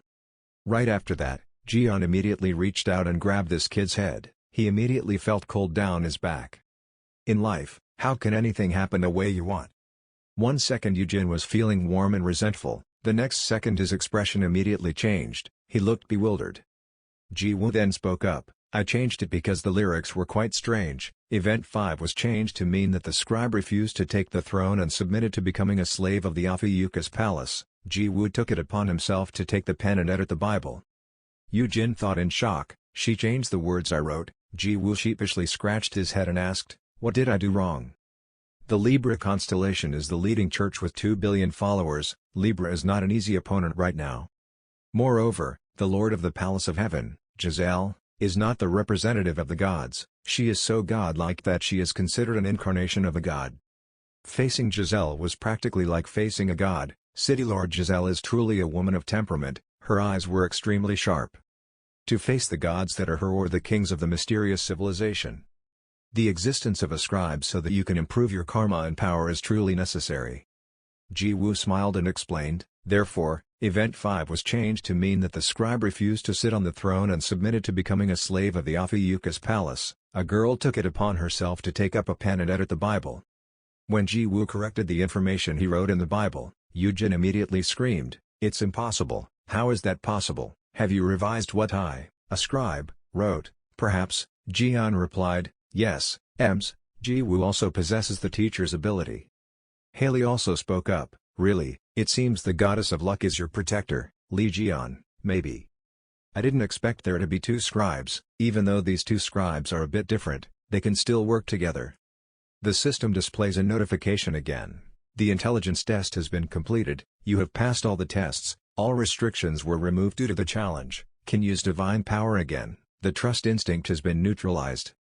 The scene moves to the headquarters of the sacred altar of the Libra Palace. The Libra Palace, the headquarters is located right in the center of the city, it is an extremely magnificent place.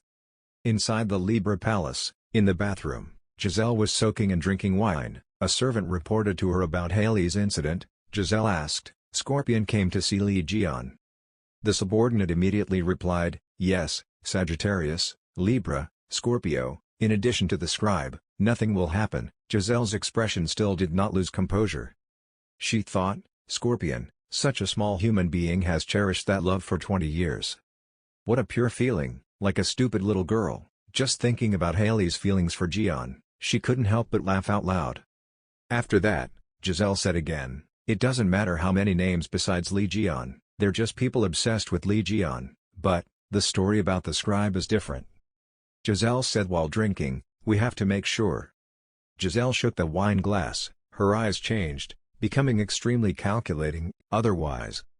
Just a split second later, the wine glass in her hand shattered. Giselle used her bare hands to crush that glass. Giselle also said at the same time, "Eliminate them." The words truly showed the cruelty in Giselle, the evil eyes and sinister smile clearly demonstrated Giselle's intentions.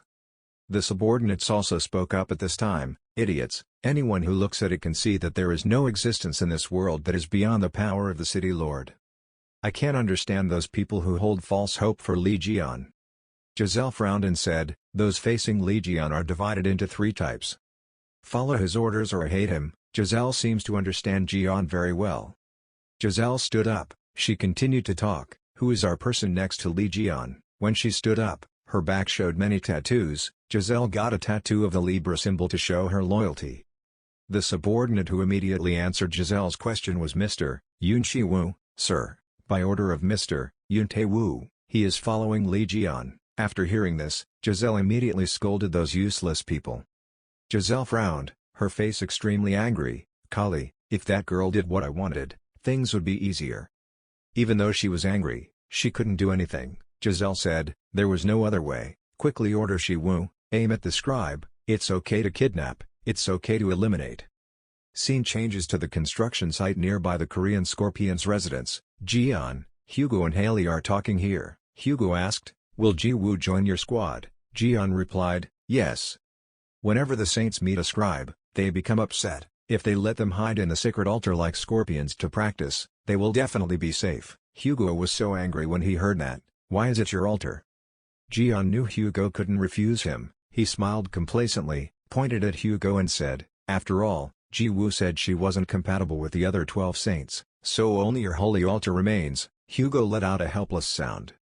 At this time, Haley also spoke up. Eugene and Ji Woo would be better off under Li Jian, the one who encounters Libra as Li Jian. Haley also sided with Jian. Hugo immediately showed a pained expression. "Haley, even you." Being pushed to the edge, Hugo finally had to accept. Jian had pen and paper ready, just waiting for Hugo. He happily said, "Very good, oh Teksu, since it's your wife, I'll treat it very special." She did not join, officially, but was just a regular follower of the Ophiuchus sign. "Besides, I'll send her to the Sagittarius Palace." "How about that? I don't even want to stamp it yet," Hugo said helplessly. "I know, please reduce it." After that, Haley suddenly breathed loudly and said to Hugo, "Last time Yuha came to my palace and confirmed the condition of her arm." Hugo continued, "Thanks to that I heard your story from Yuha." Listening to 2 people talking, Jian had to ask a question mark. He didn't understand what they were saying.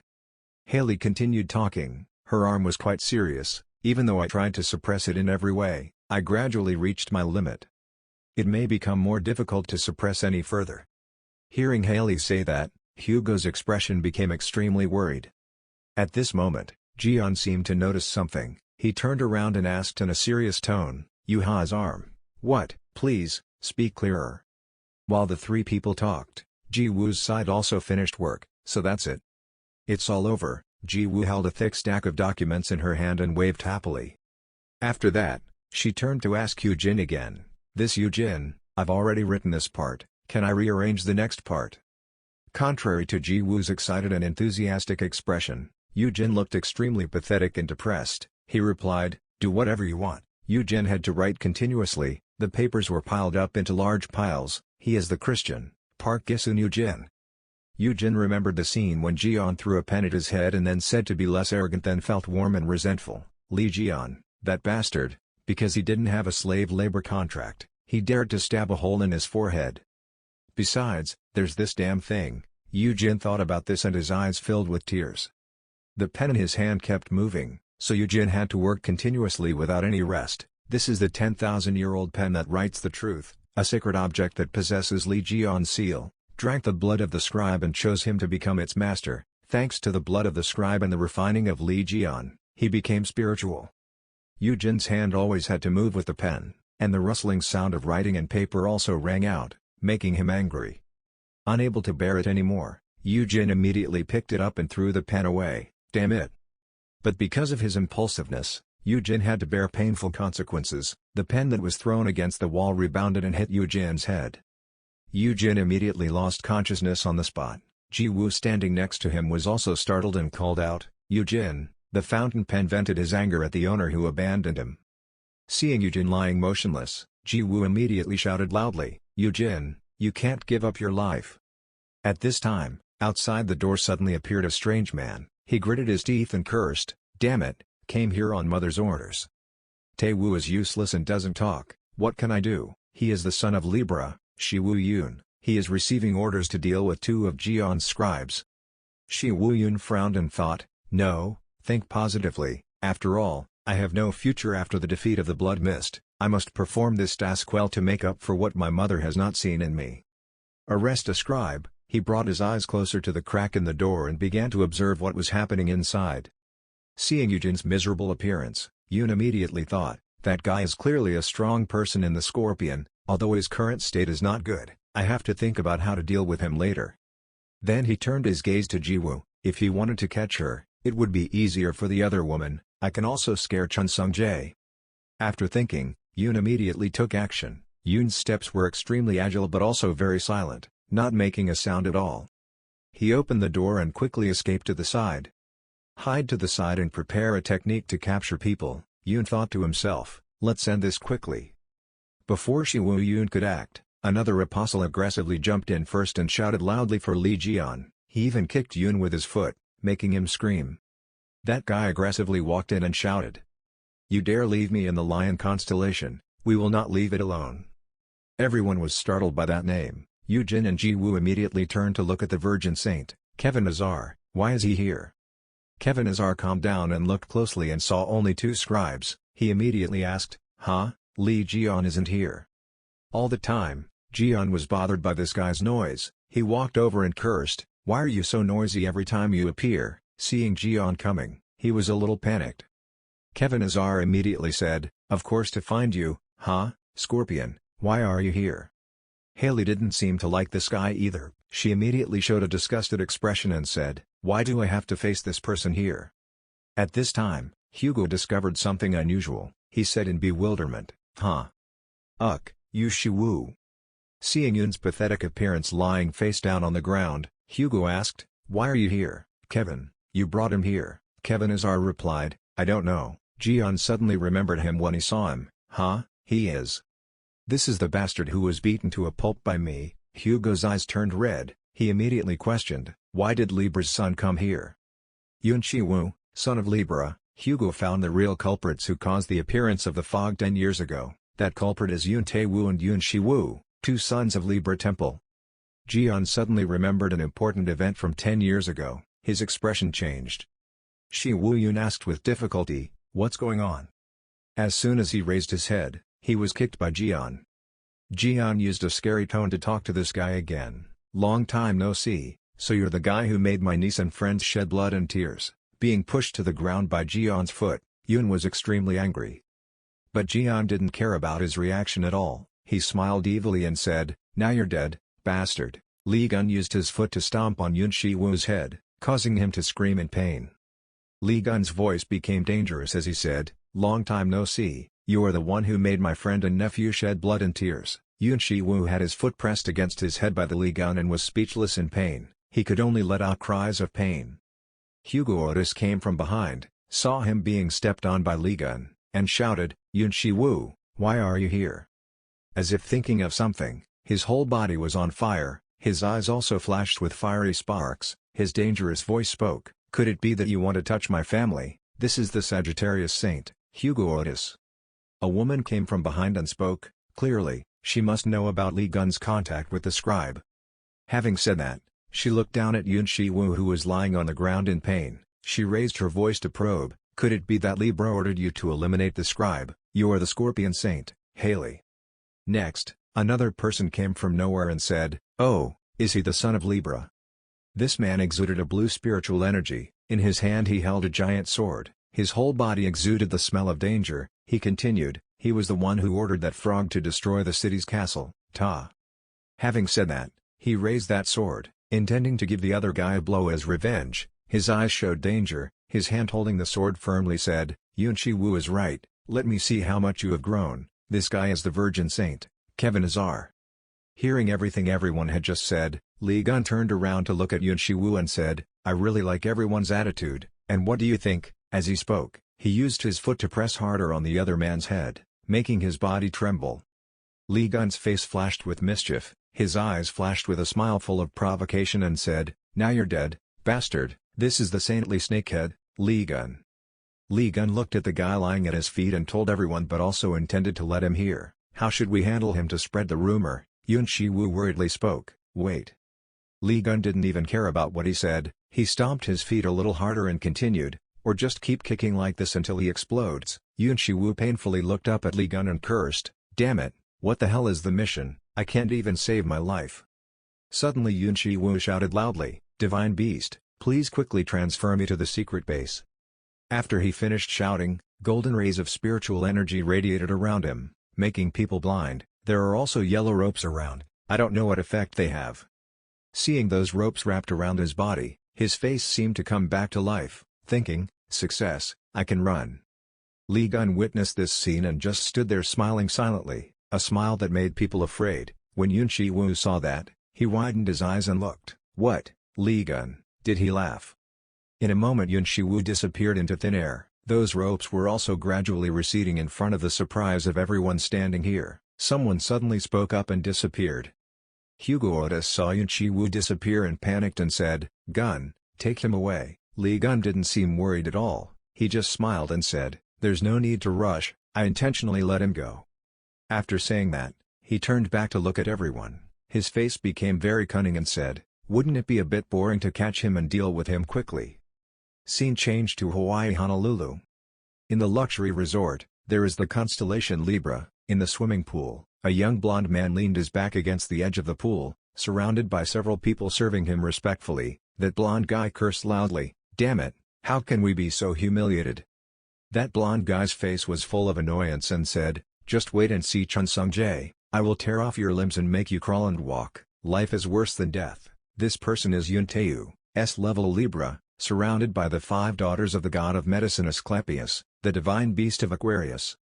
Suddenly, from the sky, there was a flash of yellow light, accompanied by an earth-shattering scream. The 5 divine beasts heard the scream and were startled to look up at the sky. Yun Tae-wu was lost in his thoughts. Hearing the shrill scream, he said, yes, I will make you scream like this. A figure rushed down from the sky, accompanied by a scream, get out of the way. Yun Tae-woon was so happy in his thoughts that he didn't notice the person rushing down from the sky right above his head. Boom, water splashed, accompanied by a loud scream. I don't know whose it was. In another room, Yun Tae-yu, after hearing Yunchi Wu tell the story, was so angry that his face turned black. His eyes were dangerous and he couldn't help but say, you said you were discovered by Li Gun about eliminating the teacher, stupid, a bad guy who can't do anything. Yunchi Wu was sitting on the ground, his hands clasped above his head, trembling as he said, I'm sorry, I was discovered by them so now they will come here. Yunchi Wu was scared and hid behind a wall, holding his head and bowing down in fear at his brother's scolding. Stupid, how should I answer my mother before returning? Why do you always have to clean up what I do? His brother's voice kept echoing in his head, useless boy. Yunchi Wu held his head and clenched his teeth, his whole body sweating like rain. That scolding still didn't stop, it seemed very angry, damn it, just saying it would only hurt my throat. The lamp in the room kept shaking. Then both cousins came to a cabinet. The older brother said, quickly stop the Li Gun first. Yunchi Wu walking behind also suddenly looked at the cabinet full of gems in front of him, not knowing what his brother would do. He spoke up, what are these gems? Hearing his younger brother ask like that, Yun Tae-wu suddenly turned into a dangerous mode. He smiled wickedly with sharp and cruel eyes and said, I will use them as an exchange, these stones are all inviolable nuclei. Having said that, he picked up a purple gem and looked at it with pride. He continued, when Li Gun attacked the evil tower, he used calamity to capture and create them. Yunchi Wu, standing behind him, heard him say that and felt a little worried and asked, if we call them out, can we handle them? Yun Tae-wu needed the treasure in his hand, it was like a scale. He said, we have the Libra chain, so don't worry, let's catch Li Gun first.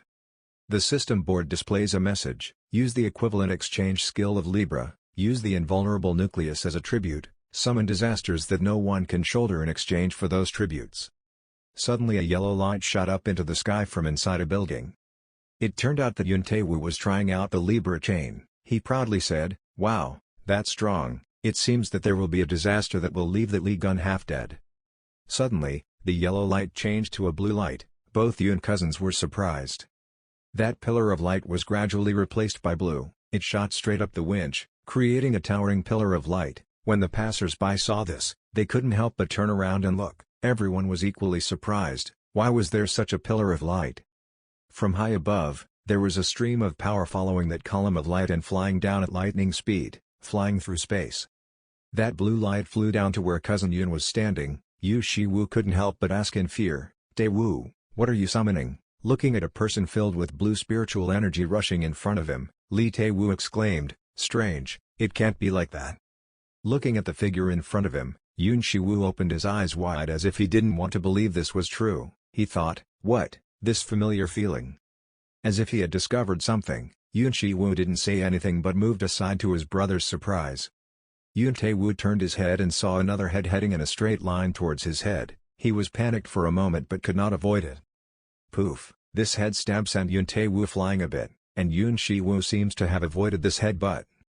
On this side, Yoon Tae-woo was knocked out, his nose bled, and he screamed in pain. As for Yoon Shi-woo, he laughed happily and said, "Ha, are you planning on using that familiar attack? This time, don't try." None other than Li Gun, he was summoned here, holding the talking bird in his hand. It turned out he was hiding here. Yoon Tae-woo stammered in pain, Li Gun."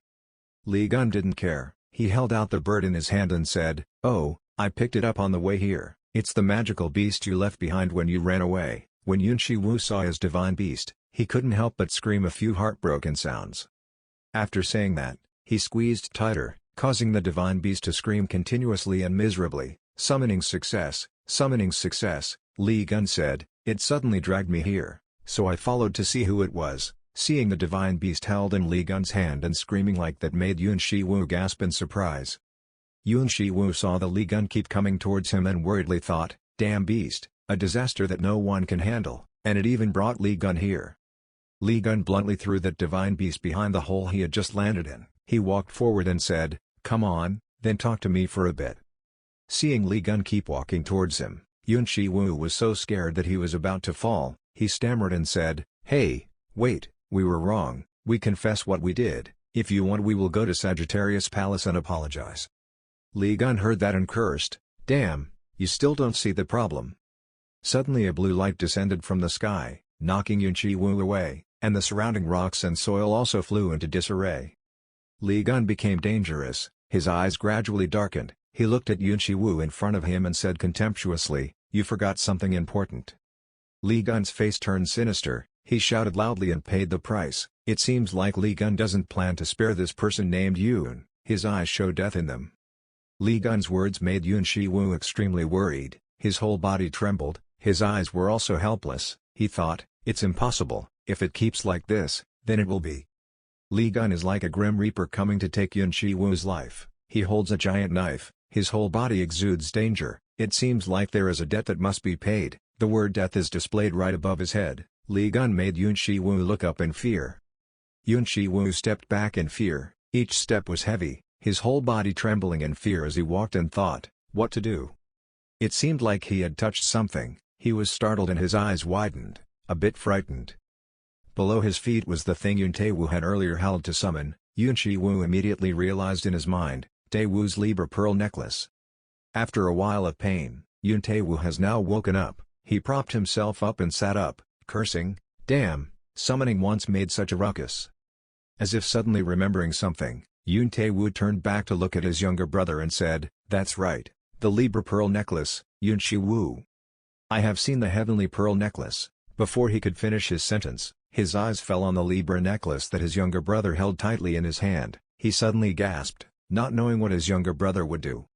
Suddenly, Yoon Shi-woo said, "Tae-woo, I'm sorry, I think you're right, I'm a useless person." Yoon Shi-woo suddenly became sinister, his eyes darkened, and he was holding a Libra chain in his hand, planning something. Yun Tae-woo saw his younger brother like that and suddenly understood. His face stiffened. The system board displays a notification. Using the equivalent exchange skill of Libra, use Yun Tae-woo the son of Libra as a tribute. Yun Shi-woo's face is now gradually losing its humanity. It seems that too much pressure has made him become so dangerous, he said. It's lucky, unlike you, I am very useful. Speaking of this, Yun Shi-woo held out the Libra pearl necklace. Yun Tae-woo screamed in fear, Shi-woo. The notice board appeared, transforming Yun Tae-woo into disaster. Yun Tae-woo gradually turned into a monster, constantly screaming earth-shattering sounds. His arms and legs were tied tightly with ropes, causing him even more pain. Yun Tae-woo has turned into a monster. Now he is lying on the Libra chain. His mouth is constantly roaring. His whole body is tied tightly by yellow ropes. Lee Gun, standing below and witnessing this scene, remained silent and said nothing, as if he was watching a good game. Suddenly he laughed happily. Ah ha ha, that's interesting. A younger brother turns his older brother into a tribute, a god. Didn't expect it to be so dilapidated. There was a bit of sarcasm in his words. Lee Gun became serious again. He looked forward and said, it's true, this altar is completely different from the altars we know.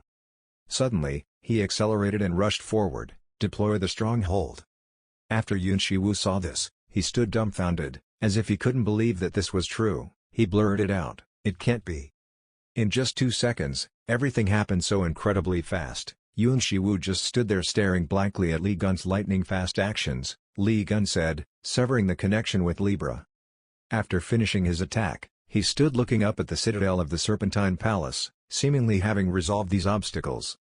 Lee Gun said, by the way, my city is growing. I have deployed the barrier. Here you will not be able to use the power of Libra. Libra's power was cut off midway and destroyed.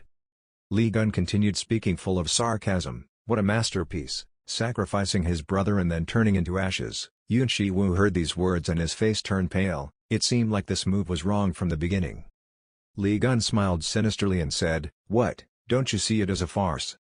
Lee Gun stood looking up at his newly created masterpiece, filled with satisfaction. His face is now full of mischief, speaking in a sinister voice, now it's me. The notice board appears, using the record in the Ophiuchus Bible. Select Event 2. Event 2, the Centaur Saint admires the owner of the snakehead. Through the event, the two can use the power of Sagittarius. Suddenly, a fire covered both of Lee Gun's eyes, but he didn't care at all, showing a devious smile. The notice board appears, activating the Sagittarius's penetrating eye skill. Lee Gun slowly walked forward step by step, talking as he walked. Do you have any last words you want to say? He carried the giant sword on his shoulder, slowly approached, his face full of danger, saying, as before I die, I will pay you for your sins. Sometimes you also want to confess something, right? Yun Shi-woo saw Lee Gun walking towards him and couldn't help but tremble in fear, unable to say a word. Lee Gun's face was full of contempt. It seemed like this time Yun Shi-woo was coming to him. If you have any last words, think carefully and say it, bit of a bastard. Yun Shi-woo was so scared that his teeth kept chattering. Seeing that Lee Gun was actually walking towards him, Yun Shi-woo trembled, his whole body stiffened, his face turned pale, he cried out in fear, damn, damn. Before Lee Gun could make a move, Yun Shi-woo was afraid, clutching his head and screaming, damn. Lee Gun found that a bit confusing. He clearly hadn't done anything yet. Yun Shi-woo was like crazy, screaming continuously, who are you? Who are you anyway? Who are you to constantly bully me? The images kept replaying in Yun Shi-woo's head, because of what I called in the blood mist, because he was young. When you were young you didn't do anything wrong. Those images in his head made him think back and haunt, controlling the blood fog in Europe, Scorpio hospital attack. The things he had done before were like a film constantly playing in his head, helplessly screaming. Those things were forced down from above. He kept shouting like that, as if he was looking for a way to live. No matter what, you will catch the blood mist. The more Yun Shi-woo spoke, the more scared he became. His face was so worried that he turned pale, sweat poured down like rain, screaming, you saved those who thought they were going to die, so it's no big deal, isn't everything already resolved?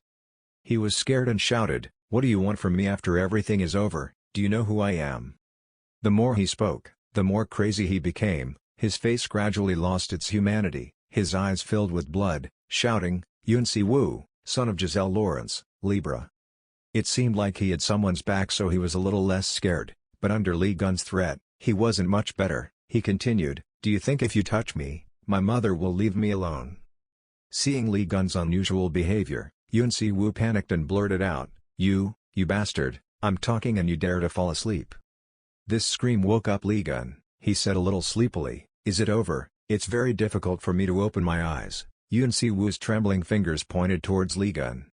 Li Gun just woke up, so he didn't pay attention to what Yun Si Woo just said. He said, "Your life seems to have a lot of regrets. Why talk so much? I don't know what the hell you're talking about." Hearing these words made Yun Si Woo stunned. He trembled and said, "Didn't you hear what I said from the beginning?" Li Gun, a sinister person with equally sinister eyes, said, "Why is that so? I heard it very clearly." In Li Gun's eyes, Yun Si Woo's image appeared very clearly. It was like a two-way mirror. Li Gun smiled contemptuously and said, "Not only me but everyone else heard it." Yun Si Woo said in fear, "What?"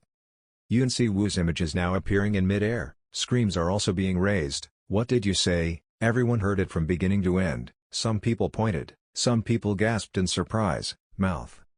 The next sentence was like a blow to Yun Si Woo. "What you said was broadcast all over the world." Everyone who heard the conversation just now was surprised. Yun Si Woo's pictures were everywhere. Everyone could watch it like a live show. No matter where you are, you can watch it. There must be a lot of viewers. Li Gun's words made Yun Si Woo gasp in surprise. He couldn't justify it any further. "It seems like it was broadcast all over the world." Li Gun counted the fog, roughly counting about 8 billion people. Hugo Otis is using his power to see through something. The system panel appeared. Sagittarius's penetrating eyes. His skills were like the eyes of the Sagittarius. Hugo Otis seemed to have seen something, a person lying in the deep hole. Hugo Otis jumped to a name, Duang Tian. The system board announced again. Yun Si Woo's live speech was transmitted around the world using this skill. In Libra, the domain of Libra, Yun Si Woo's image was shown all over Libra. People saw what Yun Si Woo said. This image shocked the entire Libra palace. The leader of the Libra palace angrily said, "Where are Li Gun and Mr. Yun Si Woo now?" The soldiers heard that and replied, "We haven't found it yet, sir." He angrily shouted, "Damn, how much that Li Gun wants to cause trouble. Quickly find every way to find that place right away. You have to save Mr. Yun Si Woo." One of them suddenly pointed forward, "Please look here, people are coming in here." The leader of the Libra palace was startled and exclaimed, "What?" The people pulled up in front of Libra palace, shouting, "Libra palace, come out quickly." Thousands of people just kept coming here. Everyone was dissatisfied when watching the live broadcast just now. Everyone was very upset. One man among the thousands of people who flocked there shouted, "Because of that Yun Si Woo." The blood mist appeared. When the surrounding people heard that, they also followed suit. Everyone shouted in unison, "It was Libra who unleashed the disaster." Everyone is dissatisfied with what Yun Si Woo did. Everyone shouted, "Everything was resolved." Mistake, are you human enough to say that? Everyone kept talking without stopping. Everyone was dissatisfied with those things. Everyone's faces were so tense they screamed. If it wasn't for Li Gun, thousands of people would have died. "You bastard, everyone keeps competing to curse Libra. These Libras deserve the same consequences." Thousands of people shouted in unison, punishing Yun Si Woo. "Li Gun, eliminate him." Everyone was like fans. They tried their best to shout and call for the elimination of that guy Yun Si Woo. Everyone hated what that guy did. Above that tall building, there was a figure sitting and observing what was happening. That girl said without any concern, This situation is not good." The girl seemed to be watching a fun show, her face shining with satisfaction as she said, "There's nowhere to hide." The girl sat across from Yun Si Woo's picture, looked at him, then said, "No way." Yun Si Woo just stood there like crazy. The mirror turned pale, his whole body was sweating like rain, his eyes were streaked with blood, his whole body was shaking. He was scared when he knew what he had done had been revealed. He trembled, gritted his teeth and said, "It's impossible." In front of him appeared a scene of people flocking to Yunbin Palace to demand his elimination. Each image and word appeared one by one. Yun Si Woo came out here, threw him into disaster. Libra explains, "Li Gun eliminate Yun Si Woo." These words were like knives stabbing straight into Yun Si Woo. He held his head in fear and shouted, "Ah ah." Li Gun smiled seeing Yun Si Woo turn out like that. He was full of gloating. He smiled and said, "Congratulations. What does it feel like to be someone the whole world wants to kill?" Li Gun's sword is now raised right above Yun Si Woo's head, as if preparing to execute him. His nose flattened once, he held it right in front of Yun Si Woo's face. He fell backwards, his body trembling. Li Gun still calmly said, "Do you know why I told you to say a last word?" Li Gun's face darkened. This also showed Li Gun's extreme anger. Li Gun said harshly, "Because you should have apologized instead of justifying." The sharp sword was brought to Yun Shiwu's neck, leaving him unable to retreat, unable to utter a word from his mouth. Li Gun looked down at him with disdain, no longer looking him in the eye. "Speak clearly." He threw away the last chance he could ask everyone in this world. Li Gun's words were like blows hitting Yun Shiwu, making him gasp but couldn't say anything. Tears began to flow. Li Gun continued, "Now neither we nor they can give you a chance anymore." Yun Shiwu's subordinates witnessed this scene. Everyone was worried. Everyone held their heads and cried, "No, he will die." The people in the palace saw this and became even more worried and cried out in fear, "Mr. Yun Shiwu." The system notice board shows that people's trust in the Libra constellation is gradually decreasing, believers' trust is decreasing, people are becoming hateful to Libra, the position of the holy altar is declining, people are sympathetic to the soap opera palace. The soldiers in the palace were all equally panicked. One of them pointed forward and said, "Holy Master, there is something big, the position of the holy altar, Holy Master, the faith of the believers is decreasing, can't let that Li Gun be overbearing, we will send our elite forces to attack." Before the speakers of his subordinates, the Holy Master still sat silently, as if he was calculating something.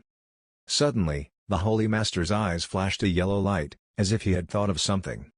On this side, Li Gun was happily raising his sword, preparing to give Yun Shiwu a blow. On said, "Then let's have fun with their enthusiastic support." Yun Shiwu was so scared that he could only scream "Ah ah." Before he could take action, a giant yellow light fell from the sky. Yellow ropes kept winding along it. This caught Li Gun's attention. Suddenly, a bird flew out, followed by a woman. Her surroundings were filled with powerful spiritual energy and said, "Li Gun, stop, we can't just leave it like that anymore." Li Gun turned around and saw that it turned out to be someone he knew, so it wasn't surprising. He looked at the woman and smiled and said, "That's it, you're too slow, you trashy girl." Yun Shiwu seemed to see the savior of his life, happily shouted, "Mom," tears streaming down his face. The divine beast saw this and spoke up, "You are determined, Li Gun. I didn't expect you could cause such a crazy thing." Li Gun smiled contemptuously and said, "Do you think that unleashing disaster and destroying the city is a small matter? Stop talking nonsense. I don't care about right or wrong, I just protect my son. I'll say it frankly, I'll take my son away. I know you want to provoke me, but don't you think this way is too cowardly?" Hearing that, Li Gun smirked and said contemptuously, "It's cowardly. It's a cowardly thing for your sons to harm innocent people." Having said that, Li Gun used his foot to step straight on Yun Shiwu's back, causing him to fall down and cry out in pain. Li Gun said, "Okay." The tip of the sword was stabbed by the Li Gun right next to Yun Shiwu, making him startle and panic. Li Gun listened to the crazy things that woman said. He didn't care. His foot still stomped on Yun Shiwu's body. His mouth said, "If you are not satisfied with my method, then try following it, the way you want." Li Gun's face was now full of cunning. He leaned his hand on the sword, his eyes looked at the divine beast and gave him a condition: choose one of the two, shedding light on all the atrocities committed by Libra and paying the price for those crimes, bet everything to fight me. Obviously, it also refers to the person who cheated on me in the evil waterfall. Hearing these words, the woman's lungs were about to explode. She just held her forehead and snorted lightly as if thinking about something, then said helplessly, "I have nothing more to say to you, Li Gun." Then she suddenly changed her expression. Her face became cruel, her words were full of hatred. "Why should I listen to you?" As he finished speaking, Yun Shiwu suddenly screamed in pain, his face bleeding, tears and nose running and screaming, "Mom!" Li Gun gave a strange smile and said, "It seems like that." Yun Shiwu was kicked and spun around, turning the world upside down. His eyes turned white, tears kept flowing out. It was Li Gun who gave Yun Shiwu his full blow. After knocking Yun Shiwu away, Li Gun still had a smile full of pleasure. Scaring anyone but threatening him would be wrong. Yun Shiwu now rolled his eyes and screamed in pain. Jian smiled cruelly and swung the weapon in his hand in a decisive blow. Blood splattered. His mother, the guardian angel of Libra, angrily shouted, "Li Gun, you dare do that in front of me? You think I will still leave you alone?" Jian rushed in front of him and taunted him, already angry. Then he smirked, "I can do more than that." As he spoke, he began to prepare his attack. Then he smiled cunningly and launched an attack behind his back, aiming straight at Yun Shiwu. The Libra god couldn't react in time to stop him and could only scream, "What?" Jian happily tilted his head and glanced at Yun Shiwu with a satisfied smile. The guardian angel, his mother, still couldn't believe her eyes and screamed, "How could this be possible?" Rebirth, that's right. Yun Shiwu thought he was dead when he took that one shot from Jian, but now he was holding his face, trembling and crying non-stop. Around his body there was a green aura surrounding him. At this time, a notification from the system appears: you have given Yun Shiwu the regeneration skill. The influence of the regeneration skill has increased due to the effectiveness of the territory. After Yun Shiwu regained consciousness, he reached out to touch his neck and exclaimed in panic, "What? I'm clearly dead." Before he could recover, Jian swung the blade in his hand and slashed him straight down. Yun Shiwu rolled his eyes in pain and groaned. After that, Jian didn't let him feel the pain, so he swung his weapon and slashed hard again, causing blood to splatter, and Yun Shiwu once again lost his life. But not letting it go so easily, Jian put his hand on him and cast a regeneration spell on him. The cut he just made was slowly healing. Yun Shiwu could only widen his eyes in pain as he watched his body get injured and then heal again without being able to do anything. He screamed in extreme pain, what the hell was going on? Before he could understand what was going on, Jian swung his blade up and slashed his head once, cutting off his head. The guardian angel couldn't bear it any longer and shouted, "Li Gun, what do you want to do?" Jian smirked and glanced at the other god, then raised his lips defiantly, "Why can't you see if you're blind? If you let it die like that it would be boring." As he said, he performed a resurrection spell on Yun Shiwu. Yun Shiwu is now healed again, and Jian is still arrogantly challenging that god, "If I only kill him once, the people who were hurt will be very disadvantaged. Your child will not do bad things, phew, so." After saying that, he took a stance and prepared to draw his knife, turned to Shiwu and said contemptuously, "I will cut you as much as the pain of the people you have caused, or you can cut yourself. I will count them directly." As soon as he finished speaking, he also screamed loudly. He swung his knife again and cut down on him, causing him to die on the spot. He immediately performed a revival spell on him, causing him to be dragged back before he could reach the demon gate. The system continuously displays a notification: you have given Yun Shiwu the reincarnation skill. Yun Shiwu could do nothing but scream. He desperately screamed, "Save me." This scene was being broadcast live to everyone in Korea at that time. "Saved him," he mumbled and repeatedly killed and revived. Then he smirked, "I'm saving you." As soon as he finished speaking, he slashed again, causing him to vomit blood again and lose his life. He kept killing and reviving Yun Shiwu countless times. He was desperate to die but couldn't die and shouted in pain, "I was wrong." Next to the Hugo group of people gathered to watch Jian torture him. Hugo's group was now extremely satisfied with what Yun Shiwu deserved, and he was continuously screaming, "Please stop." At this moment, Yun Shiwu had just suffered another fatal blow. This terrible torture was not only witnessed by the group of centaurs but also by those present at the Aquarius Tower. Witnessing this scene, the soldiers in the tower did not dare to look straight. Some even held oil and shouted, "No, Sir Shiwu." At this time, Yun Shiwu no longer knew anything because he was so desperate that he could only scream in pain. Jian is still busy swinging his sword and slashing and then resurrecting. A series of notifications from the Yun Shiwu revival system appeared countless times. At this time in Aquarius Tower, his mother, the female owner of the tower, couldn't help but scream, "Li Gun, are you testing my endurance?" At this time, 2 lines of system notifications appeared on the ceiling of the low building, activating the instant movement skill through the Error Queen, activating the absolute coordinates skill of the Sagittarius Archer, and immediately after that a ghost appeared, a ray. From inside the matrix something large slowly appeared.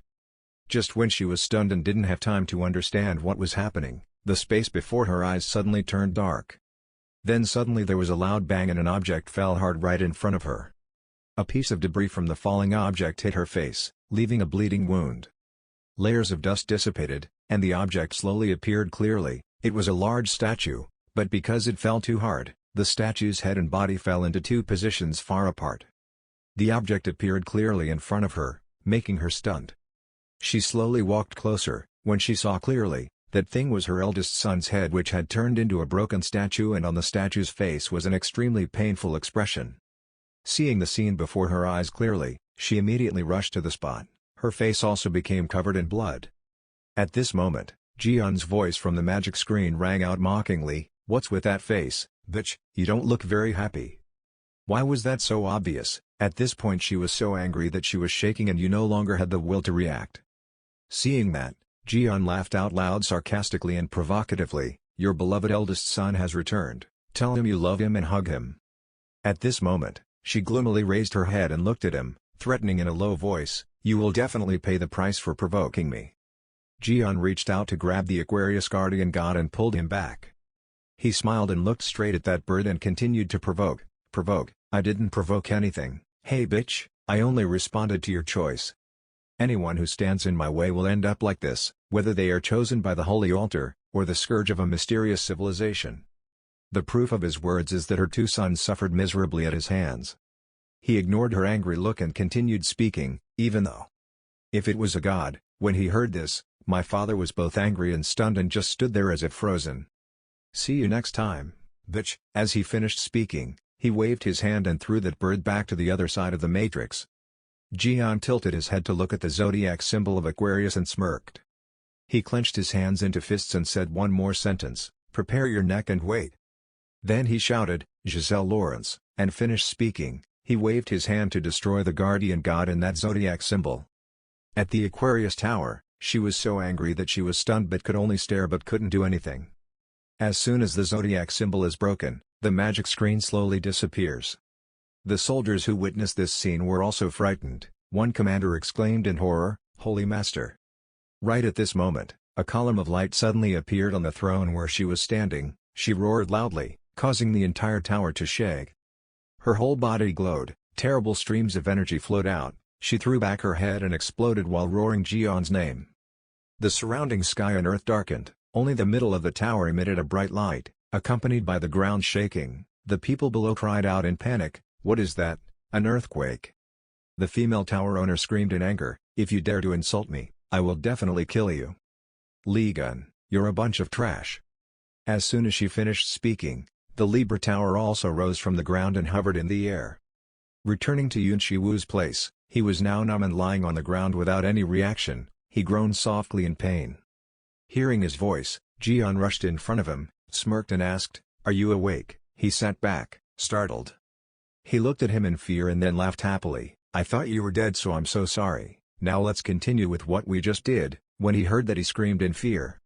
Suddenly he bewilderedly asked a question that made Yun Shiwu tremble, how many times have we counted? Then he stopped worrying and smiled crookedly, counting from the beginning. Hearing this, Yun Shiwu screamed in fear, stop, you bastard. He didn't pay any attention to him, but just calmly raised his hand to calculate. The number of injured people was 5,000 people, and the number of people in the Scorpio hospital together, and if he didn't let him finish his sentence, he would get scared, knelt down and screamed, please listen to me. He didn't care and continued to mumble, if we calculate the time Oteksu's family suffered by paying in installments. Then he pulled his knife out of the ground and said, okay, the count is over.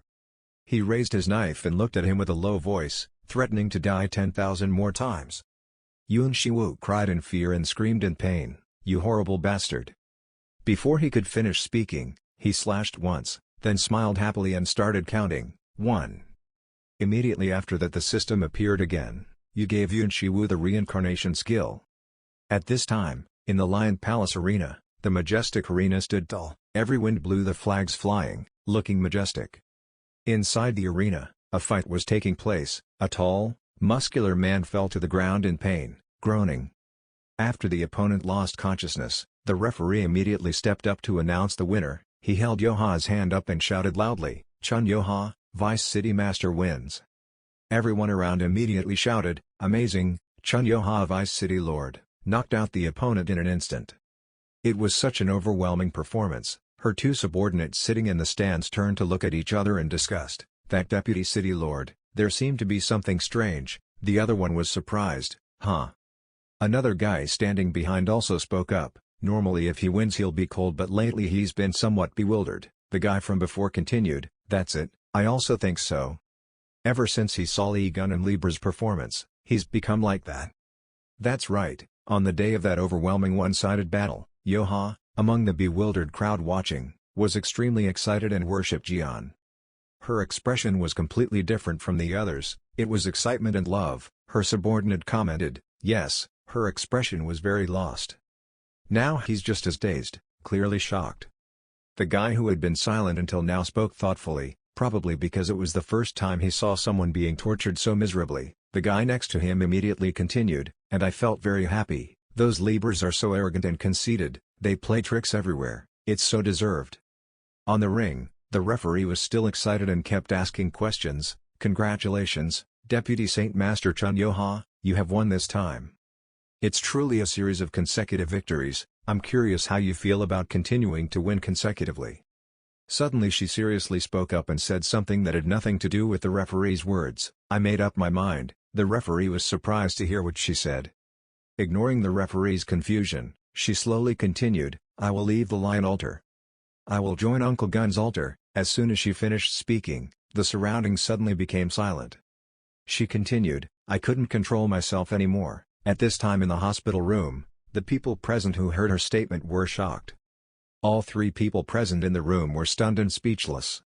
After a moment of bewilderment, one of them grabbed the TV remote and said, quickly change the channel. The other one raised his hand to stop, no longer needed. He fainted. As soon as he finished speaking, the man lying on the bed was so shocked that he lost consciousness, his soul left his body, and the remaining subordinate lost his soul. He shouted, Holy Master, please wake up, holy command. At this moment the man standing at the door turned his head and glanced towards the hospital bed, clicking his tongue in annoyance. He gritted his teeth and thought to himself, both the Holy Master and Deputy Holy Master, those who disgrace the holy altar. The two men next to the hospital bed were frantic at this moment. The man in black was screaming, Holy Master, please wake up, you can't leave like this. The man in white next to him immediately panicked, stop him, he just fainted, don't make a big deal out of it.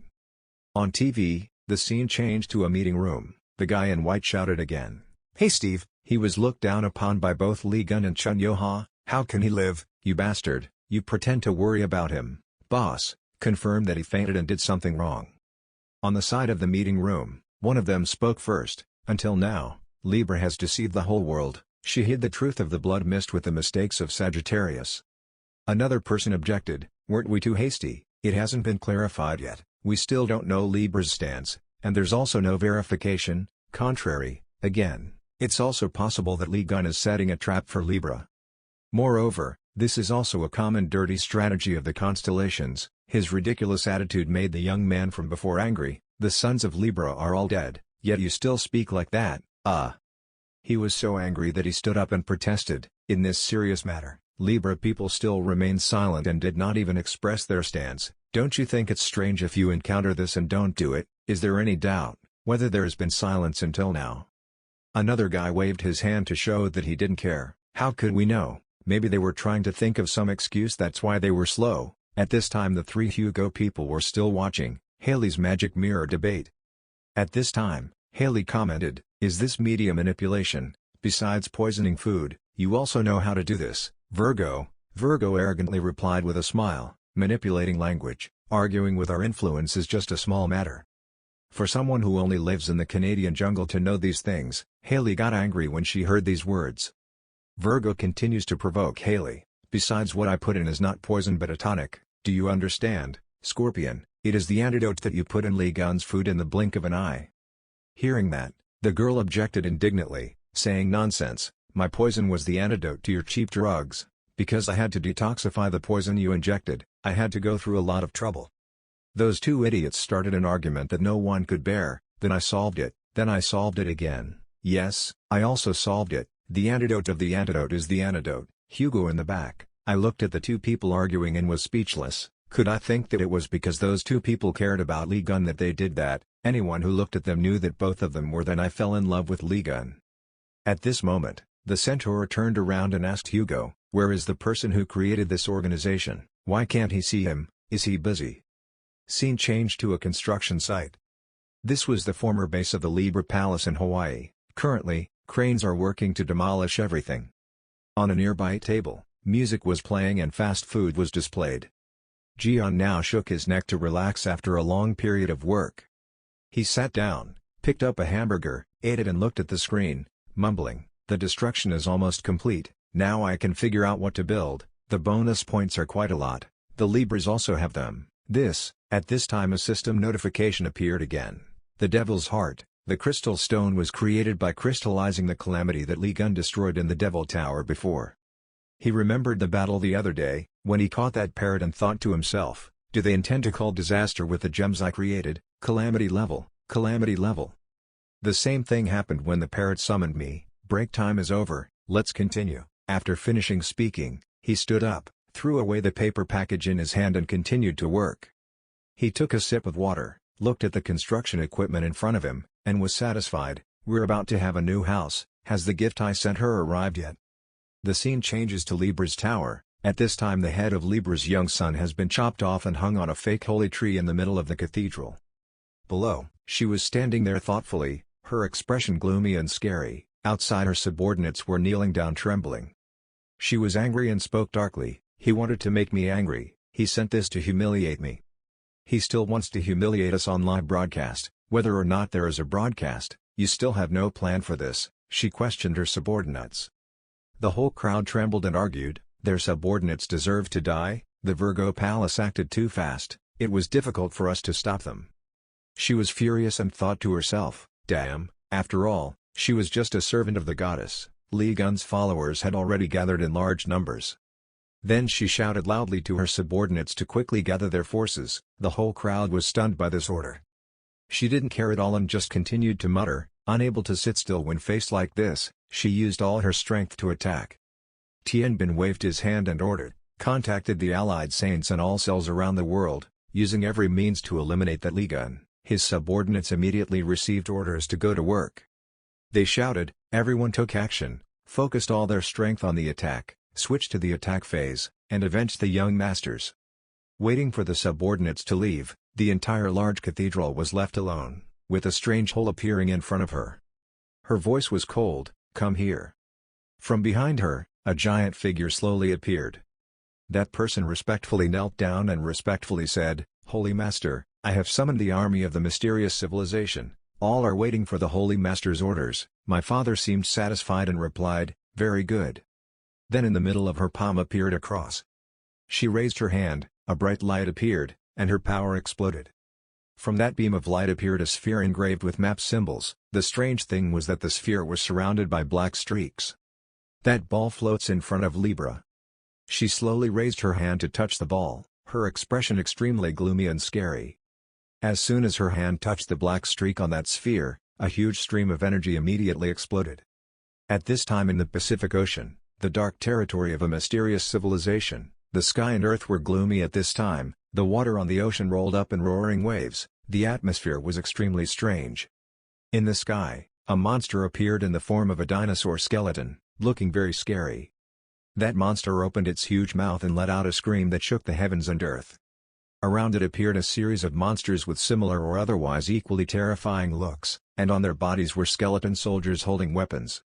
This is truly a base for monsters around the world. Leading this army of monsters is a skeleton with an extremely majestic appearance. He spoke in a deep voice, here. When that guy finished speaking, an army of thousands of monsters simultaneously flew into the sky. Wherever the army went, thunder and lightning filled the sky.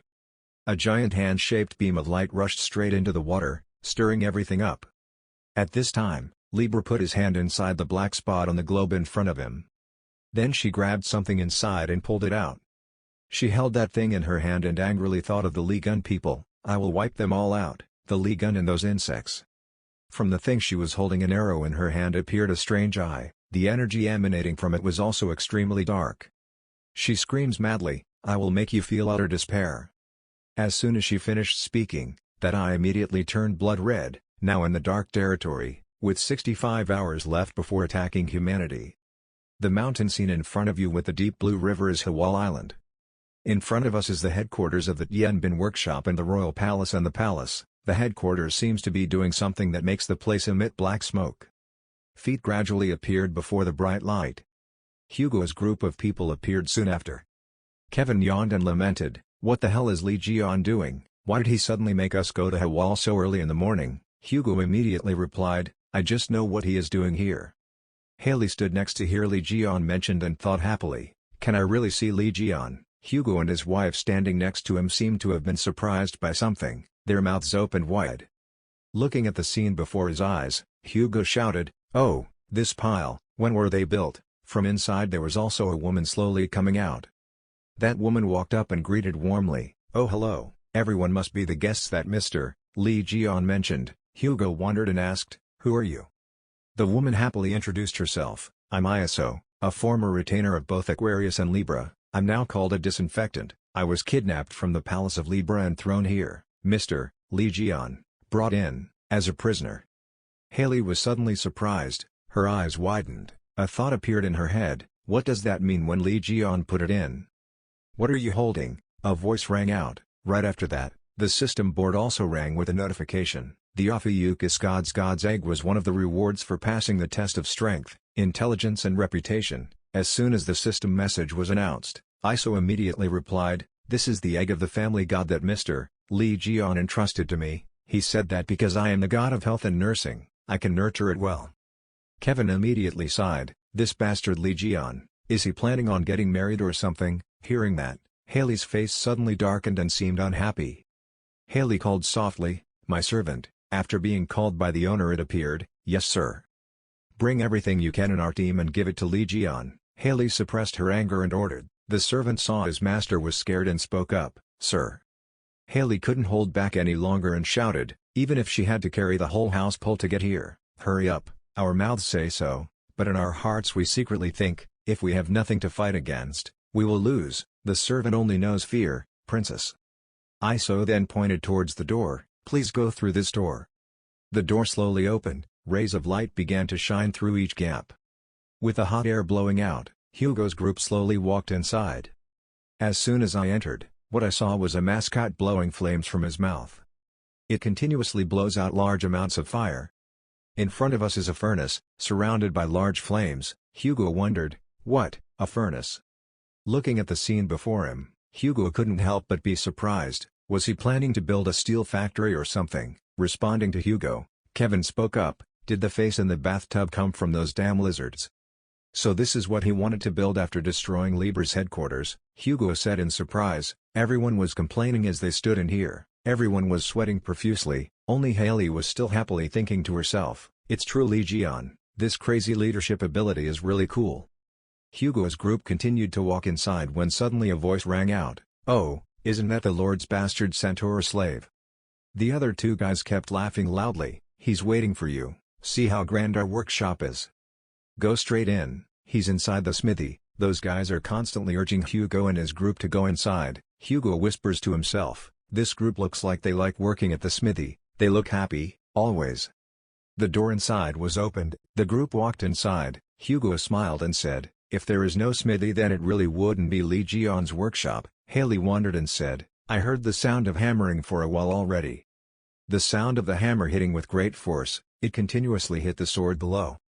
Hugo suddenly waved happily, "Lee Han, we're here." That back gradually appeared, a muscular back, drenched in sweat. "Oh, it's here." Lee Jian turned around, a muscular body, holding a hammer in his hand, turned to look at everyone. Faced with this standard body, Haley was surprised and her nose flew out. Everyone is excited about Lee Jian's body, but not except Hugo and Kevin. Haley froze and fell down, startling everyone. Sung Jae's mother and Iso immediately went to Haley's side to check on the situation for her, and Kevin had already left there because it was too hot. With a click, the can of water was opened. Lee Jian picked up the can of water and brought it to his mouth to drink in large gulps. Hugo stood next to him and asked, "Didn't you just destroy someone's house yesterday? How did you build this place so quickly?" Lee Jian smiled handsomely, turned to look at Hugo and said, "I have a new skill that is quite useful."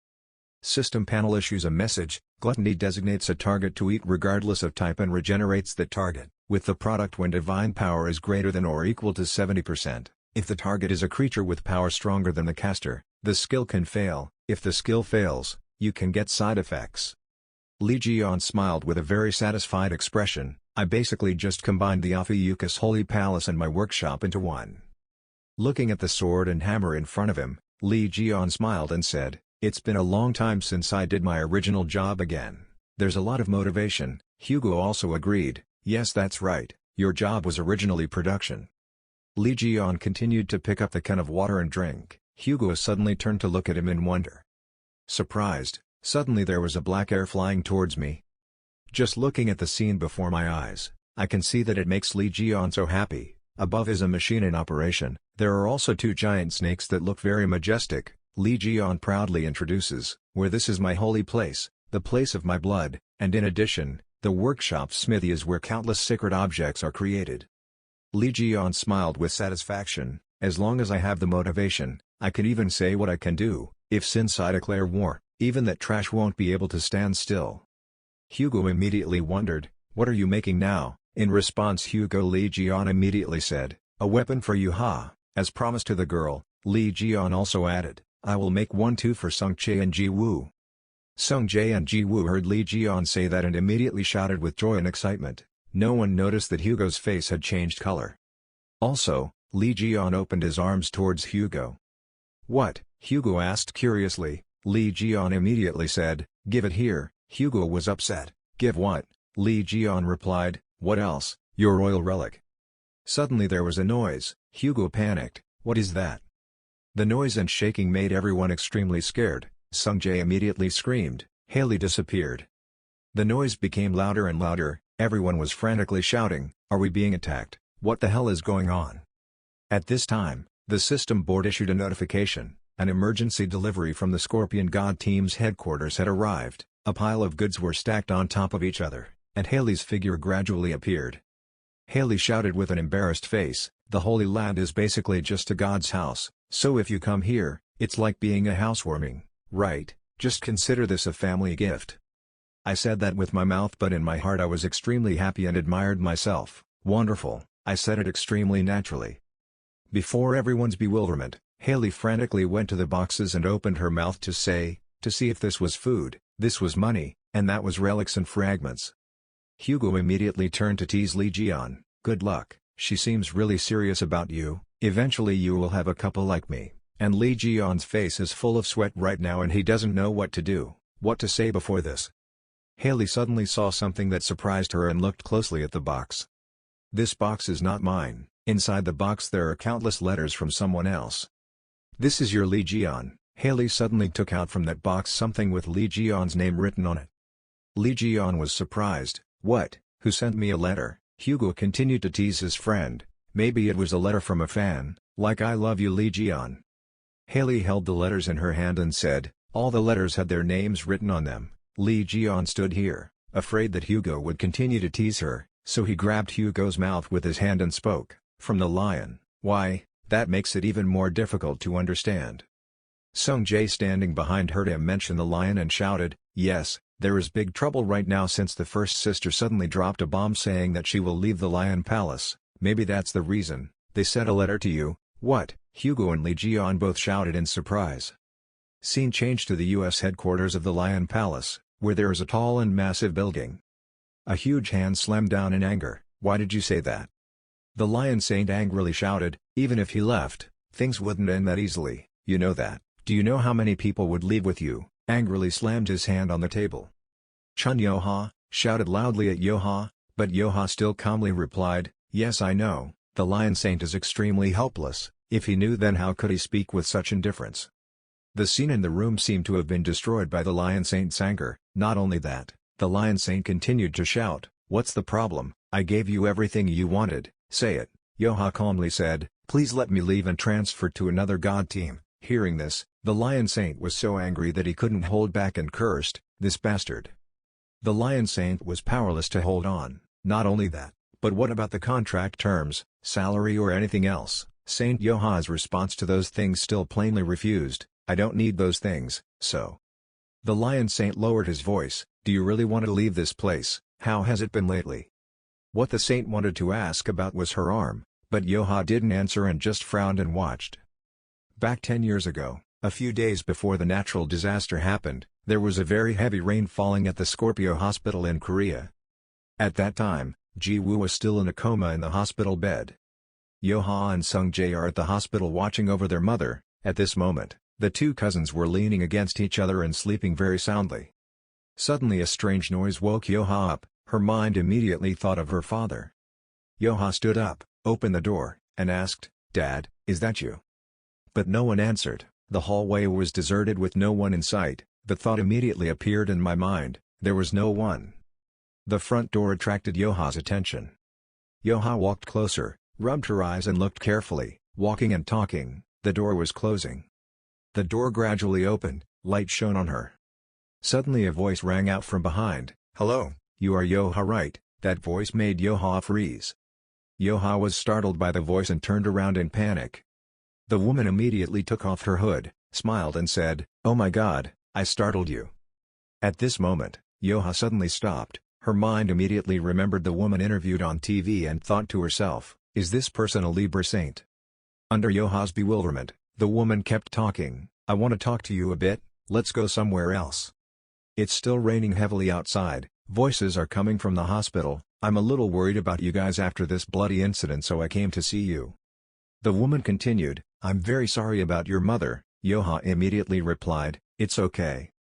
Yoha gave a friendly smile to comfort herself and not let anyone worry. "The saints must have tried their best, I believe this is the best outcome." Saint Libra said softly, "Thank you for saying that. After meeting you like this, I understand why Hugo keeps boasting about his children." Even though he encountered such a thing, he was still so strong and mature. Yoha was surprised to hear this. Saint Libra continued, "I'm very worried because my children always make me sad. If only they could be half as good as you." Hearing Saint Libra constantly praising me, Yoha could only laugh. "They caused trouble again, so I sent them to the punishment room to correct their behavior." The Libra saint angrily said, "What?" And Yoha was extremely surprised when he heard the punishment, this. While pushing the can towards Yoha, he said, "Raising children is really difficult, wanting them to become both smart, talented and obedient people is not easy at all, just like you, Yoha." Saint Libra's devilish smile gradually appeared, "Yoha, if only you were my daughter, it would be great." This statement from Saint Libra scared Yoha. "What are you saying?" Suddenly their conversation fell into silence. After thinking about something, the Libra saint sighed. Then suddenly laughed out loud, "You were joking." "I was just joking, look at your confused face. After all, I'm still just a child." Yoha was really confused and didn't understand what the Saint Libra just said. Saint Libra covered his mouth and smiled shyly, "Sorry, Yoha, just now I was a bit mean." Saint Libra opened his hand and inside was a pair of earrings encased in a bright red crystal. He brought the earrings to Yoha Libra and said, "Here, take this." Holding a pair of bright earrings in her hand, Libra smiled and said, "It's a gift to commemorate the day we met." "No, we've only met once, I can't accept this." Yoha's panicked face must shine on her bright earrings. Libra keeps tugging at Yoha, "Just take it, come on, I brought it here for you." At this moment, suddenly there was the sound of footsteps of a man approaching. "Do you just take it, or do you want me to keep raising my hand like this forever?" The man walking over heard this voice and immediately thought, This voice is calm, who is she talking to?" "Well then, thank you sir, I will accept." Yoha here happily took the earrings from Libra. At that moment Hugo also walked over. After Hugo walked over, he gasped when he saw that the Libra person speaking was his daughter, immediately called, "Yoha." Hearing Hugo Yoha's voice, he turned around and smiled happily, "Father," and his hands were still waiting to take the earrings from Libra. Libra suddenly showed an extremely scary smile, after the earrings were placed in Yoha's hands. Libra quickly retracted his hand, the pair of bright earrings were completely placed in Yoha's little hand. Hugo's eyes widened in surprise at the scene before him. The earrings suddenly changed color, from red to black hair, making Yoha very surprised. Hugo saw this and screamed in despair, "No!" An explosion shook the entire hospital, causing the area to explode. After that explosion, the area started to burn in the middle of a shower. Everyone outside was extremely wondering, had the hospital exploded, had a gas leak or something? Everyone is extremely frightened by this incident at the hospital. Someone please report this quickly. A strange man who was also there witnessed the hospital explosion, his face contorted in extreme discomfort.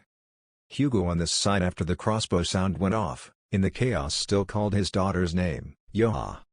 His eyes were suddenly surprised when he saw the scene before his eyes. Yoha sat down and continuously cried out in pain. Holding my arms while crying in pain, I called, "Father."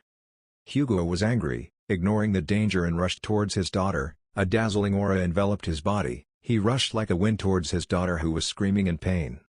"Yoha," he rushed forward and called his daughter's name. wanting to touch her, but the most unexpected thing was about to happen right now. Libra smiled evilly, his cunning eyes had just achieved his goal. The thing he couldn't expect the most was that when he reached out to touch his daughter, suddenly a black aura surrounded Yoha. That black aura was extremely strong, causing his body to be thrown far away. He used some of his strength to get up after being overwhelmed by that aura. Hugo slowly sat up, his clothes were torn and his skin was wounded. As he sat up, he thought that he had exceeded his current strength. Libra then laughed loudly and mocked him, not to mention that he still considered himself a saint. Facing Libra, who was triumphantly flying high above, laughing at him and his daughter who were in danger, Hugo shouted loudly, "Libra, what have you done to Yoha?" Libra gave a cold smile. "You're too late, Hugo, it's already this late and you leave your child alone. Doesn't that mean you don't deserve to be a father?" Yoha's painful screams became more and more painful, making her unable to bear it and kept screaming. Seeing his daughter suffering like that, Hugo felt extremely uncomfortable and shouted loudly, "Peace, please restore Yua to her original state immediately." Thinking about what I said to Hugo the other day, the hatred in Libra arose again. "Don't take this as a warning, it seems like you took my words too lightly, you laughed so much while saying Libra, hey." Not only did he not restore Yoha to normal, Libra also kept saying sarcastic things to Hugo's psychology, but his daughter was even better than I thought. She was swallowed by the evil god's energy. It's not surprising, but she can still endure it. Yoha was in extreme pain right now, her eyes rolled back, her eyes kept flowing, her mouth kept screaming in pain. It seems that the more Yoha screams in pain, the more Libra enjoys, but either way, she will soon be devoured by that energy. "Oh no, Hugo. It seems that the only way to save your son is to bring him to my sect." Hugo seems extremely painful to see his daughter crying in such pain and not being able to do anything. Hugo was angry, his face gradually became scary, shouting loudly, "Don't talk as if she had no other choice when every time she was the one who made things turn out like this." Libra put his hand to his mouth to show Hugo so he was silent and then said sarcastically, "Hey, Sagittarius, you're in the hospital so you have to keep quiet, if you don't want to give you it to me that much then. Or you can become my subordinate." Hugo was surprised to hear Libra make such conditions for him. Libra tried to persuade Hugo to throw away his remaining attachment to the deadly gun and submit to me. Just looking at it, I can see how majestic and strong Hugo Saint Sagittarius is, making Libra so convincing. Standing before Hugo's majesty and aura made Libra extremely pleased and said, "I know your value, I value you more than all the other saints. If you follow me, I will restore you, his lost power and help him once again return to the position of a god." That doesn't sound bad, forget that dead name. Hearing Libra's words, he was extremely angry at her disrespectful words. From the beginning, she had planned this. Regardless of what Hugo said, Tianbin reached out to persuade him, "Come on Hugo, you have to make a choice, will you give me your daughter or join me?" A small hand suddenly grabbed Libra's foot. Libra was startled and looked down to see Yoha's hand holding her leg. Yoha weakly used her little strength to say something to her. Yoha said strongly, "Don't bully my father." Even though she is in a lot of pain, Yoha still wants to protect her father. She is truly a lovely girl. That small hand squeezed Libra's leg even tighter. Tianbin smiled maniacally, "This kid is so cute, he dared to use the energy of an evil god to fight against me." "Hey Yoha, what did I tell you just now? I like children who are both talented and obedient," he said, then opened his hand and the bracelet on his hand also began to emit light. "It seems that before taking you with me, I have to teach you how to obey me." Then Libra used his strength to prepare to teach Yoha. Seeing that his daughter was about to be harmed by Libra, Hugo used his little strength to rush towards her while shouting loudly, "Stop Libra!" While rushing up, a voice suddenly appeared, "What are you doing?" causing Hugo to stop. Libra was also attracted by that voice and stopped. A loud explosion rang out again. Yellow rays of light overwhelmed the black air surrounding Yoha, causing her to fly away. That ray of light was extremely strong, illuminating the entire hospital.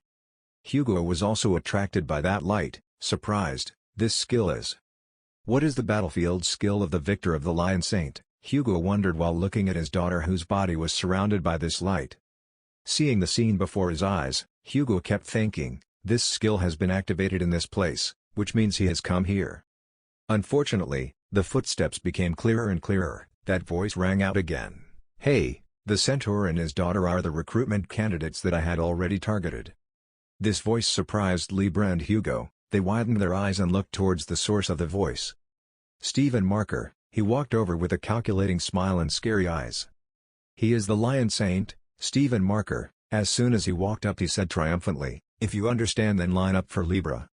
When the skill was launched, Tianbin also looked up in panic. She thought, this skill was activated in this place, I think he has already come here.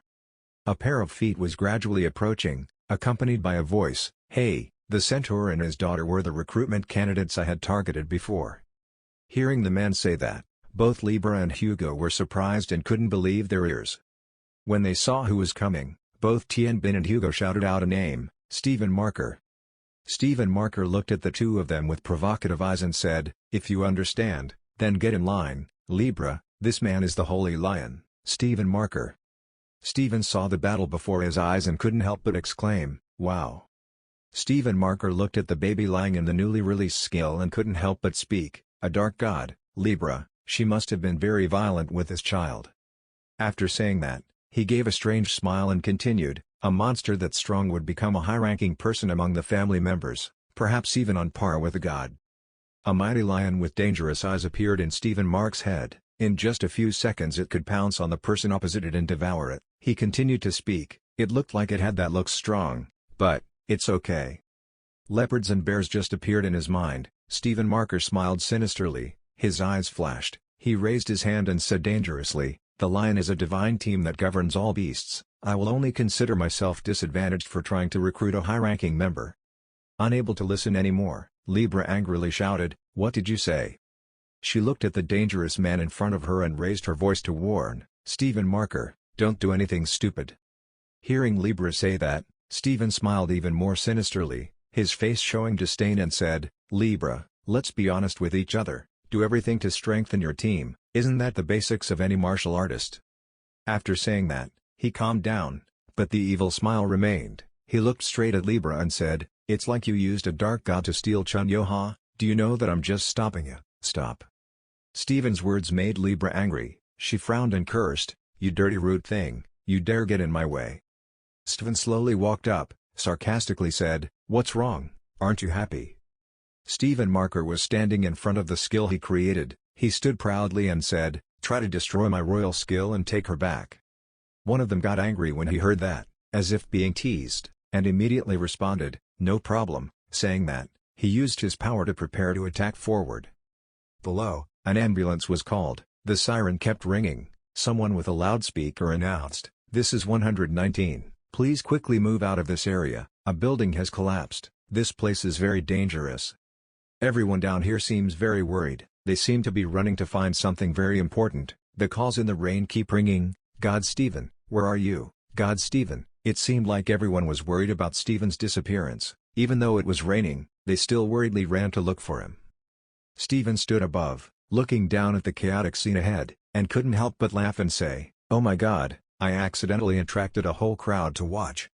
Stephen kept looking down, he smiled dangerously and said, I created it to adapt to the arena, so if we fight with all our strength, it's okay, Libra, what do you think? When Tianbin heard that, he was a bit startled.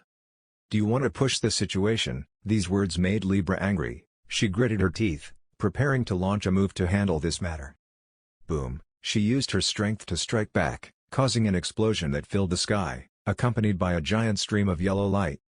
The building above exploded, shattering everything, the people below couldn't help but be surprised, they couldn't help but exclaim, oh hey, be careful. After Tianbin threw a blow that caused the entire building to crumble and smoke to fly, she maintained her stance and said, that's it, I didn't want the situation to become more severe, so this time I withdrew. Her face now looked a bit unwilling and said, Leo, I owe you, someday I will find a way to repay the favor. Hearing that, Stephen Mark smiled happily and said, ha, can you really do it? Then he raised his hand to make a like sign and continued, soon, I will become the strongest person, surpassing even Li Jian. Hearing this, she was so angry that she bit her teeth squeaked, and she couldn't help but let out a squeak. Then she disappeared. Before leaving she even sent a curse to Stephen, you stupid monster, you don't know your identity. Hearing Tianbin cursing like that, he was not upset, but just laughed it off and said, ha, it's so boring. Then he snapped his fingers and said to the person standing behind him, ah, no need to thank me, Centaur. Hugo stood behind him, now tattered, looking extremely miserable, and replied, "Not saying anything yet."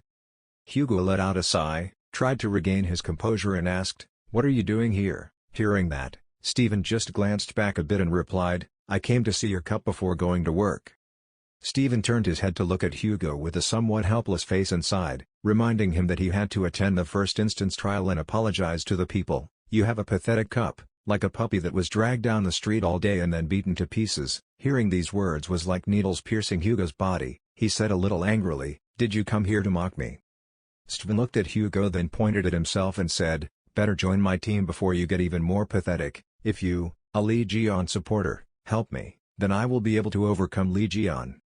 Hearing these words, Hugo could only bow his head and sigh. He said, "Everyone said that, thanks for helping me, but I can't let myself think about this right now. Let Yoha go." Without hesitation, Stephen replied firmly, "I can't do that." Hearing this affirmation made Hugo's eyes widen in panic, with a bit of fear in them. Hugo was startled and shouted loudly, "What are you doing?" Stephen looked at Hugo seriously and said, "Na's daughter is being possessed by a dark god. If she were to release her now, the consequences would be hard to predict." Then both of them turned to look at the baby surrounded by Stephen's power. Stephen Mark looked and said, "His daughter Bly will become the target of Libra or lose her life because she cannot control that energy." Looking at the baby sleeping soundly surrounded by power, Stephen asked, "I'm really asking, are you capable of protecting her in her current condition?" These words seemed to hit his weak point. He could only tremble in fear, face down helplessly. Seeing Hugo's expression like that, Stephen felt a little sad, but he still said seriously, "When he was powerless, the truth was that he couldn't decide anything." Then he raised his eyes to look at the skill he created and continued, "The dark god had entered the girl's body. It seemed like a monster. I just told you about the characteristics of the god team. Even though I can eliminate it or tame it, I can suppress it so it doesn't rage." He reached out his hand to touch the giant power containing the child and said, "So, I will take her with me." Stephen is using his power to control the dark god in the baby's body. Bang! The power flow surrounding the baby's body was broken. With just one hand Stephen was able to break it. Losing the cover of its strength, the baby was floating in mid-air, slowly falling. The beast inside the child was suppressed by a huge force and roared in pain. The baby fell slowly into Stephen's hands. Stephen's face looked at the baby full of respect. He stretched out his hands to slowly support it. The baby fell down, lying neatly in Stephen's arms. Stephen said, holding the baby's arm tightly, now that it was restrained. Hugo looked at Stephen's actions from beginning to end. He always had a question, so he asked, "Lion, why did you turn yourself into Libra's opponent?" Hearing this question, Stephen was a bit startled and turned to look at Hugo. He looked at Hugo seriously and said, "Because I cannot recruit you, I simply recruit your promising daughter." And, speaking here, he seemed to think back to something from the past. On the ground was a broken sword, accompanied by a curse, "You guys are all trash." The image of him pinning Hugo's head on the ground caused him endless pain, but those voices kept ringing in his ears. "How could you guys leave Legion at the tower and go out on your own?" The image of Hugo painfully saying, "If you can get the blood eye, you should at least pick up Legion's body." These images appear clearly in his mind until now. Then there was the image of him standing on the podium giving a speech, but below was a constant commotion. "Centaur, calm down," pulled him out. The screams kept ringing in his ears, the image of Hugo glaring in pain and screaming, "After everything you've done, how dare you defame Legion's honor? Are you worthy of being a saint?" And then the moment when he heard those curses was so painful, he just gritted his teeth and endured it. "It will probably never go out of your mind." He held the baby in his arms, but his face as he remembered the past was a bit sad as he continued, "And our conscience felt a bit guilty when being reminded of the past." The baby he once held in his arms has now become a beautiful young woman. Her face was now full of seriousness and she said, "I will always be grateful for the things you have done for me." She clenched her hands and said, "But when I'm in the Lion constellation, you can't grow strong." She thought to herself, "If I want to help Uncle Legion, I have to become stronger." It seems like many years later, Stephen no longer has the wildness of the past but instead has the calmness of a man. The girl looked at her uncle's back and said, "I need to practice a new and completely different style to become stronger." Stephen pondered for a moment. It seemed like whatever would happen would happen. He sighed and replied, "Okay, during the past 10 years I thought I had done my best as your guardian." Having said that, he raised his hand and patted his head and continued, "Oh, and I've already kept quiet about you secretly going to meet the Scorpion Saint because of you." Hearing her uncle say that, she was startled and thought, "Oh my God." Stephen's hand holding his face trembled a bit. He said, "If at that point you still want to leave, it's because you didn't do a good enough job. It can't be avoided." The more he spoke, the more he trembled. "Even after you leave this place, I hope you will live happily." When she heard these words, she was a bit surprised. Her eyes opened wide, her mouth couldn't close. She looked at her uncle and thought, why did he act like that, really crying? She looked a bit confused, not knowing what to say. She hesitated. Before he could speak, someone from outside hurriedly came in. A man ran from outside angrily shouting, "Ha ha ha, Chun Yo-ha, I heard everything, okay, go, I also like it very much." This man looked straight at Yo-ha and continued shouting, "I have never liked you, she always treats spirit team activities like children, leave me now, and don't even think about going back." Yo-ha stood and looked at the person who had just entered and gave her a burst of effort. Suddenly, while Stephen was emotional, this guy came in and ruined everything. He suddenly turned around and opened his mouth to scream loudly, still holding a bottle of eye drops in his hand. "You idiot, she was fooled by my acting skills, why are you chasing her away?" Yo-ha heard this truth and whispered in her heart, "This bad guy." Even though he was a superior, this man who just walked in didn't care. He went solo one-on-one with Stephen. He also raised his neck and said again, "Sir, you really want to keep this cocky girl this huh? It's publicly announced that it will quit. It also said that the leaf will follow Legion." Stephen heard that and shouted back, "She was still the vice god, we have to keep people like her." The two of them refused to give in, kept shouting at each other like that. The man angrily shouted, "So what if I choose to quit my job?" Stephen also shouted back, "Why did he have to do that?" That man shouted again, "Answer me." Stephen was so angry that he shouted back, "Really? Okay, you all just go."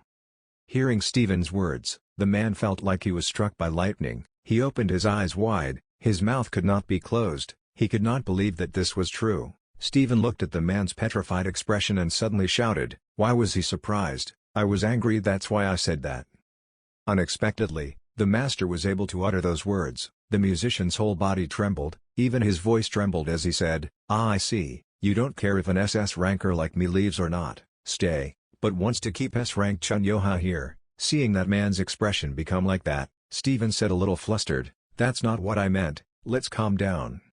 Oliver angrily looked at the two of them and said that both the vice god and the god considered the god team as a joke. Who would have thought that God, who represents the value of the divine team, would blatantly ignore the truth that the strongest will survive? Having said that, Oval's whole body was suddenly enveloped in a huge stream of power. This surprised both Stephen and Chun Yo-ha.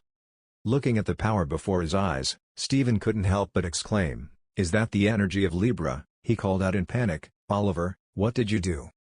Oliver now seemed to have turned into a different person. He smiled evilly and looked at Stephen and said, "Kokaku, this feels great. It's been a long time since I felt this strong. I will teach you a lesson, teach you how the lion constellation works with this power." Stephen looked at the strange Oliver in front of him and worriedly shouted, "Oliver, stop, do you know what you're doing?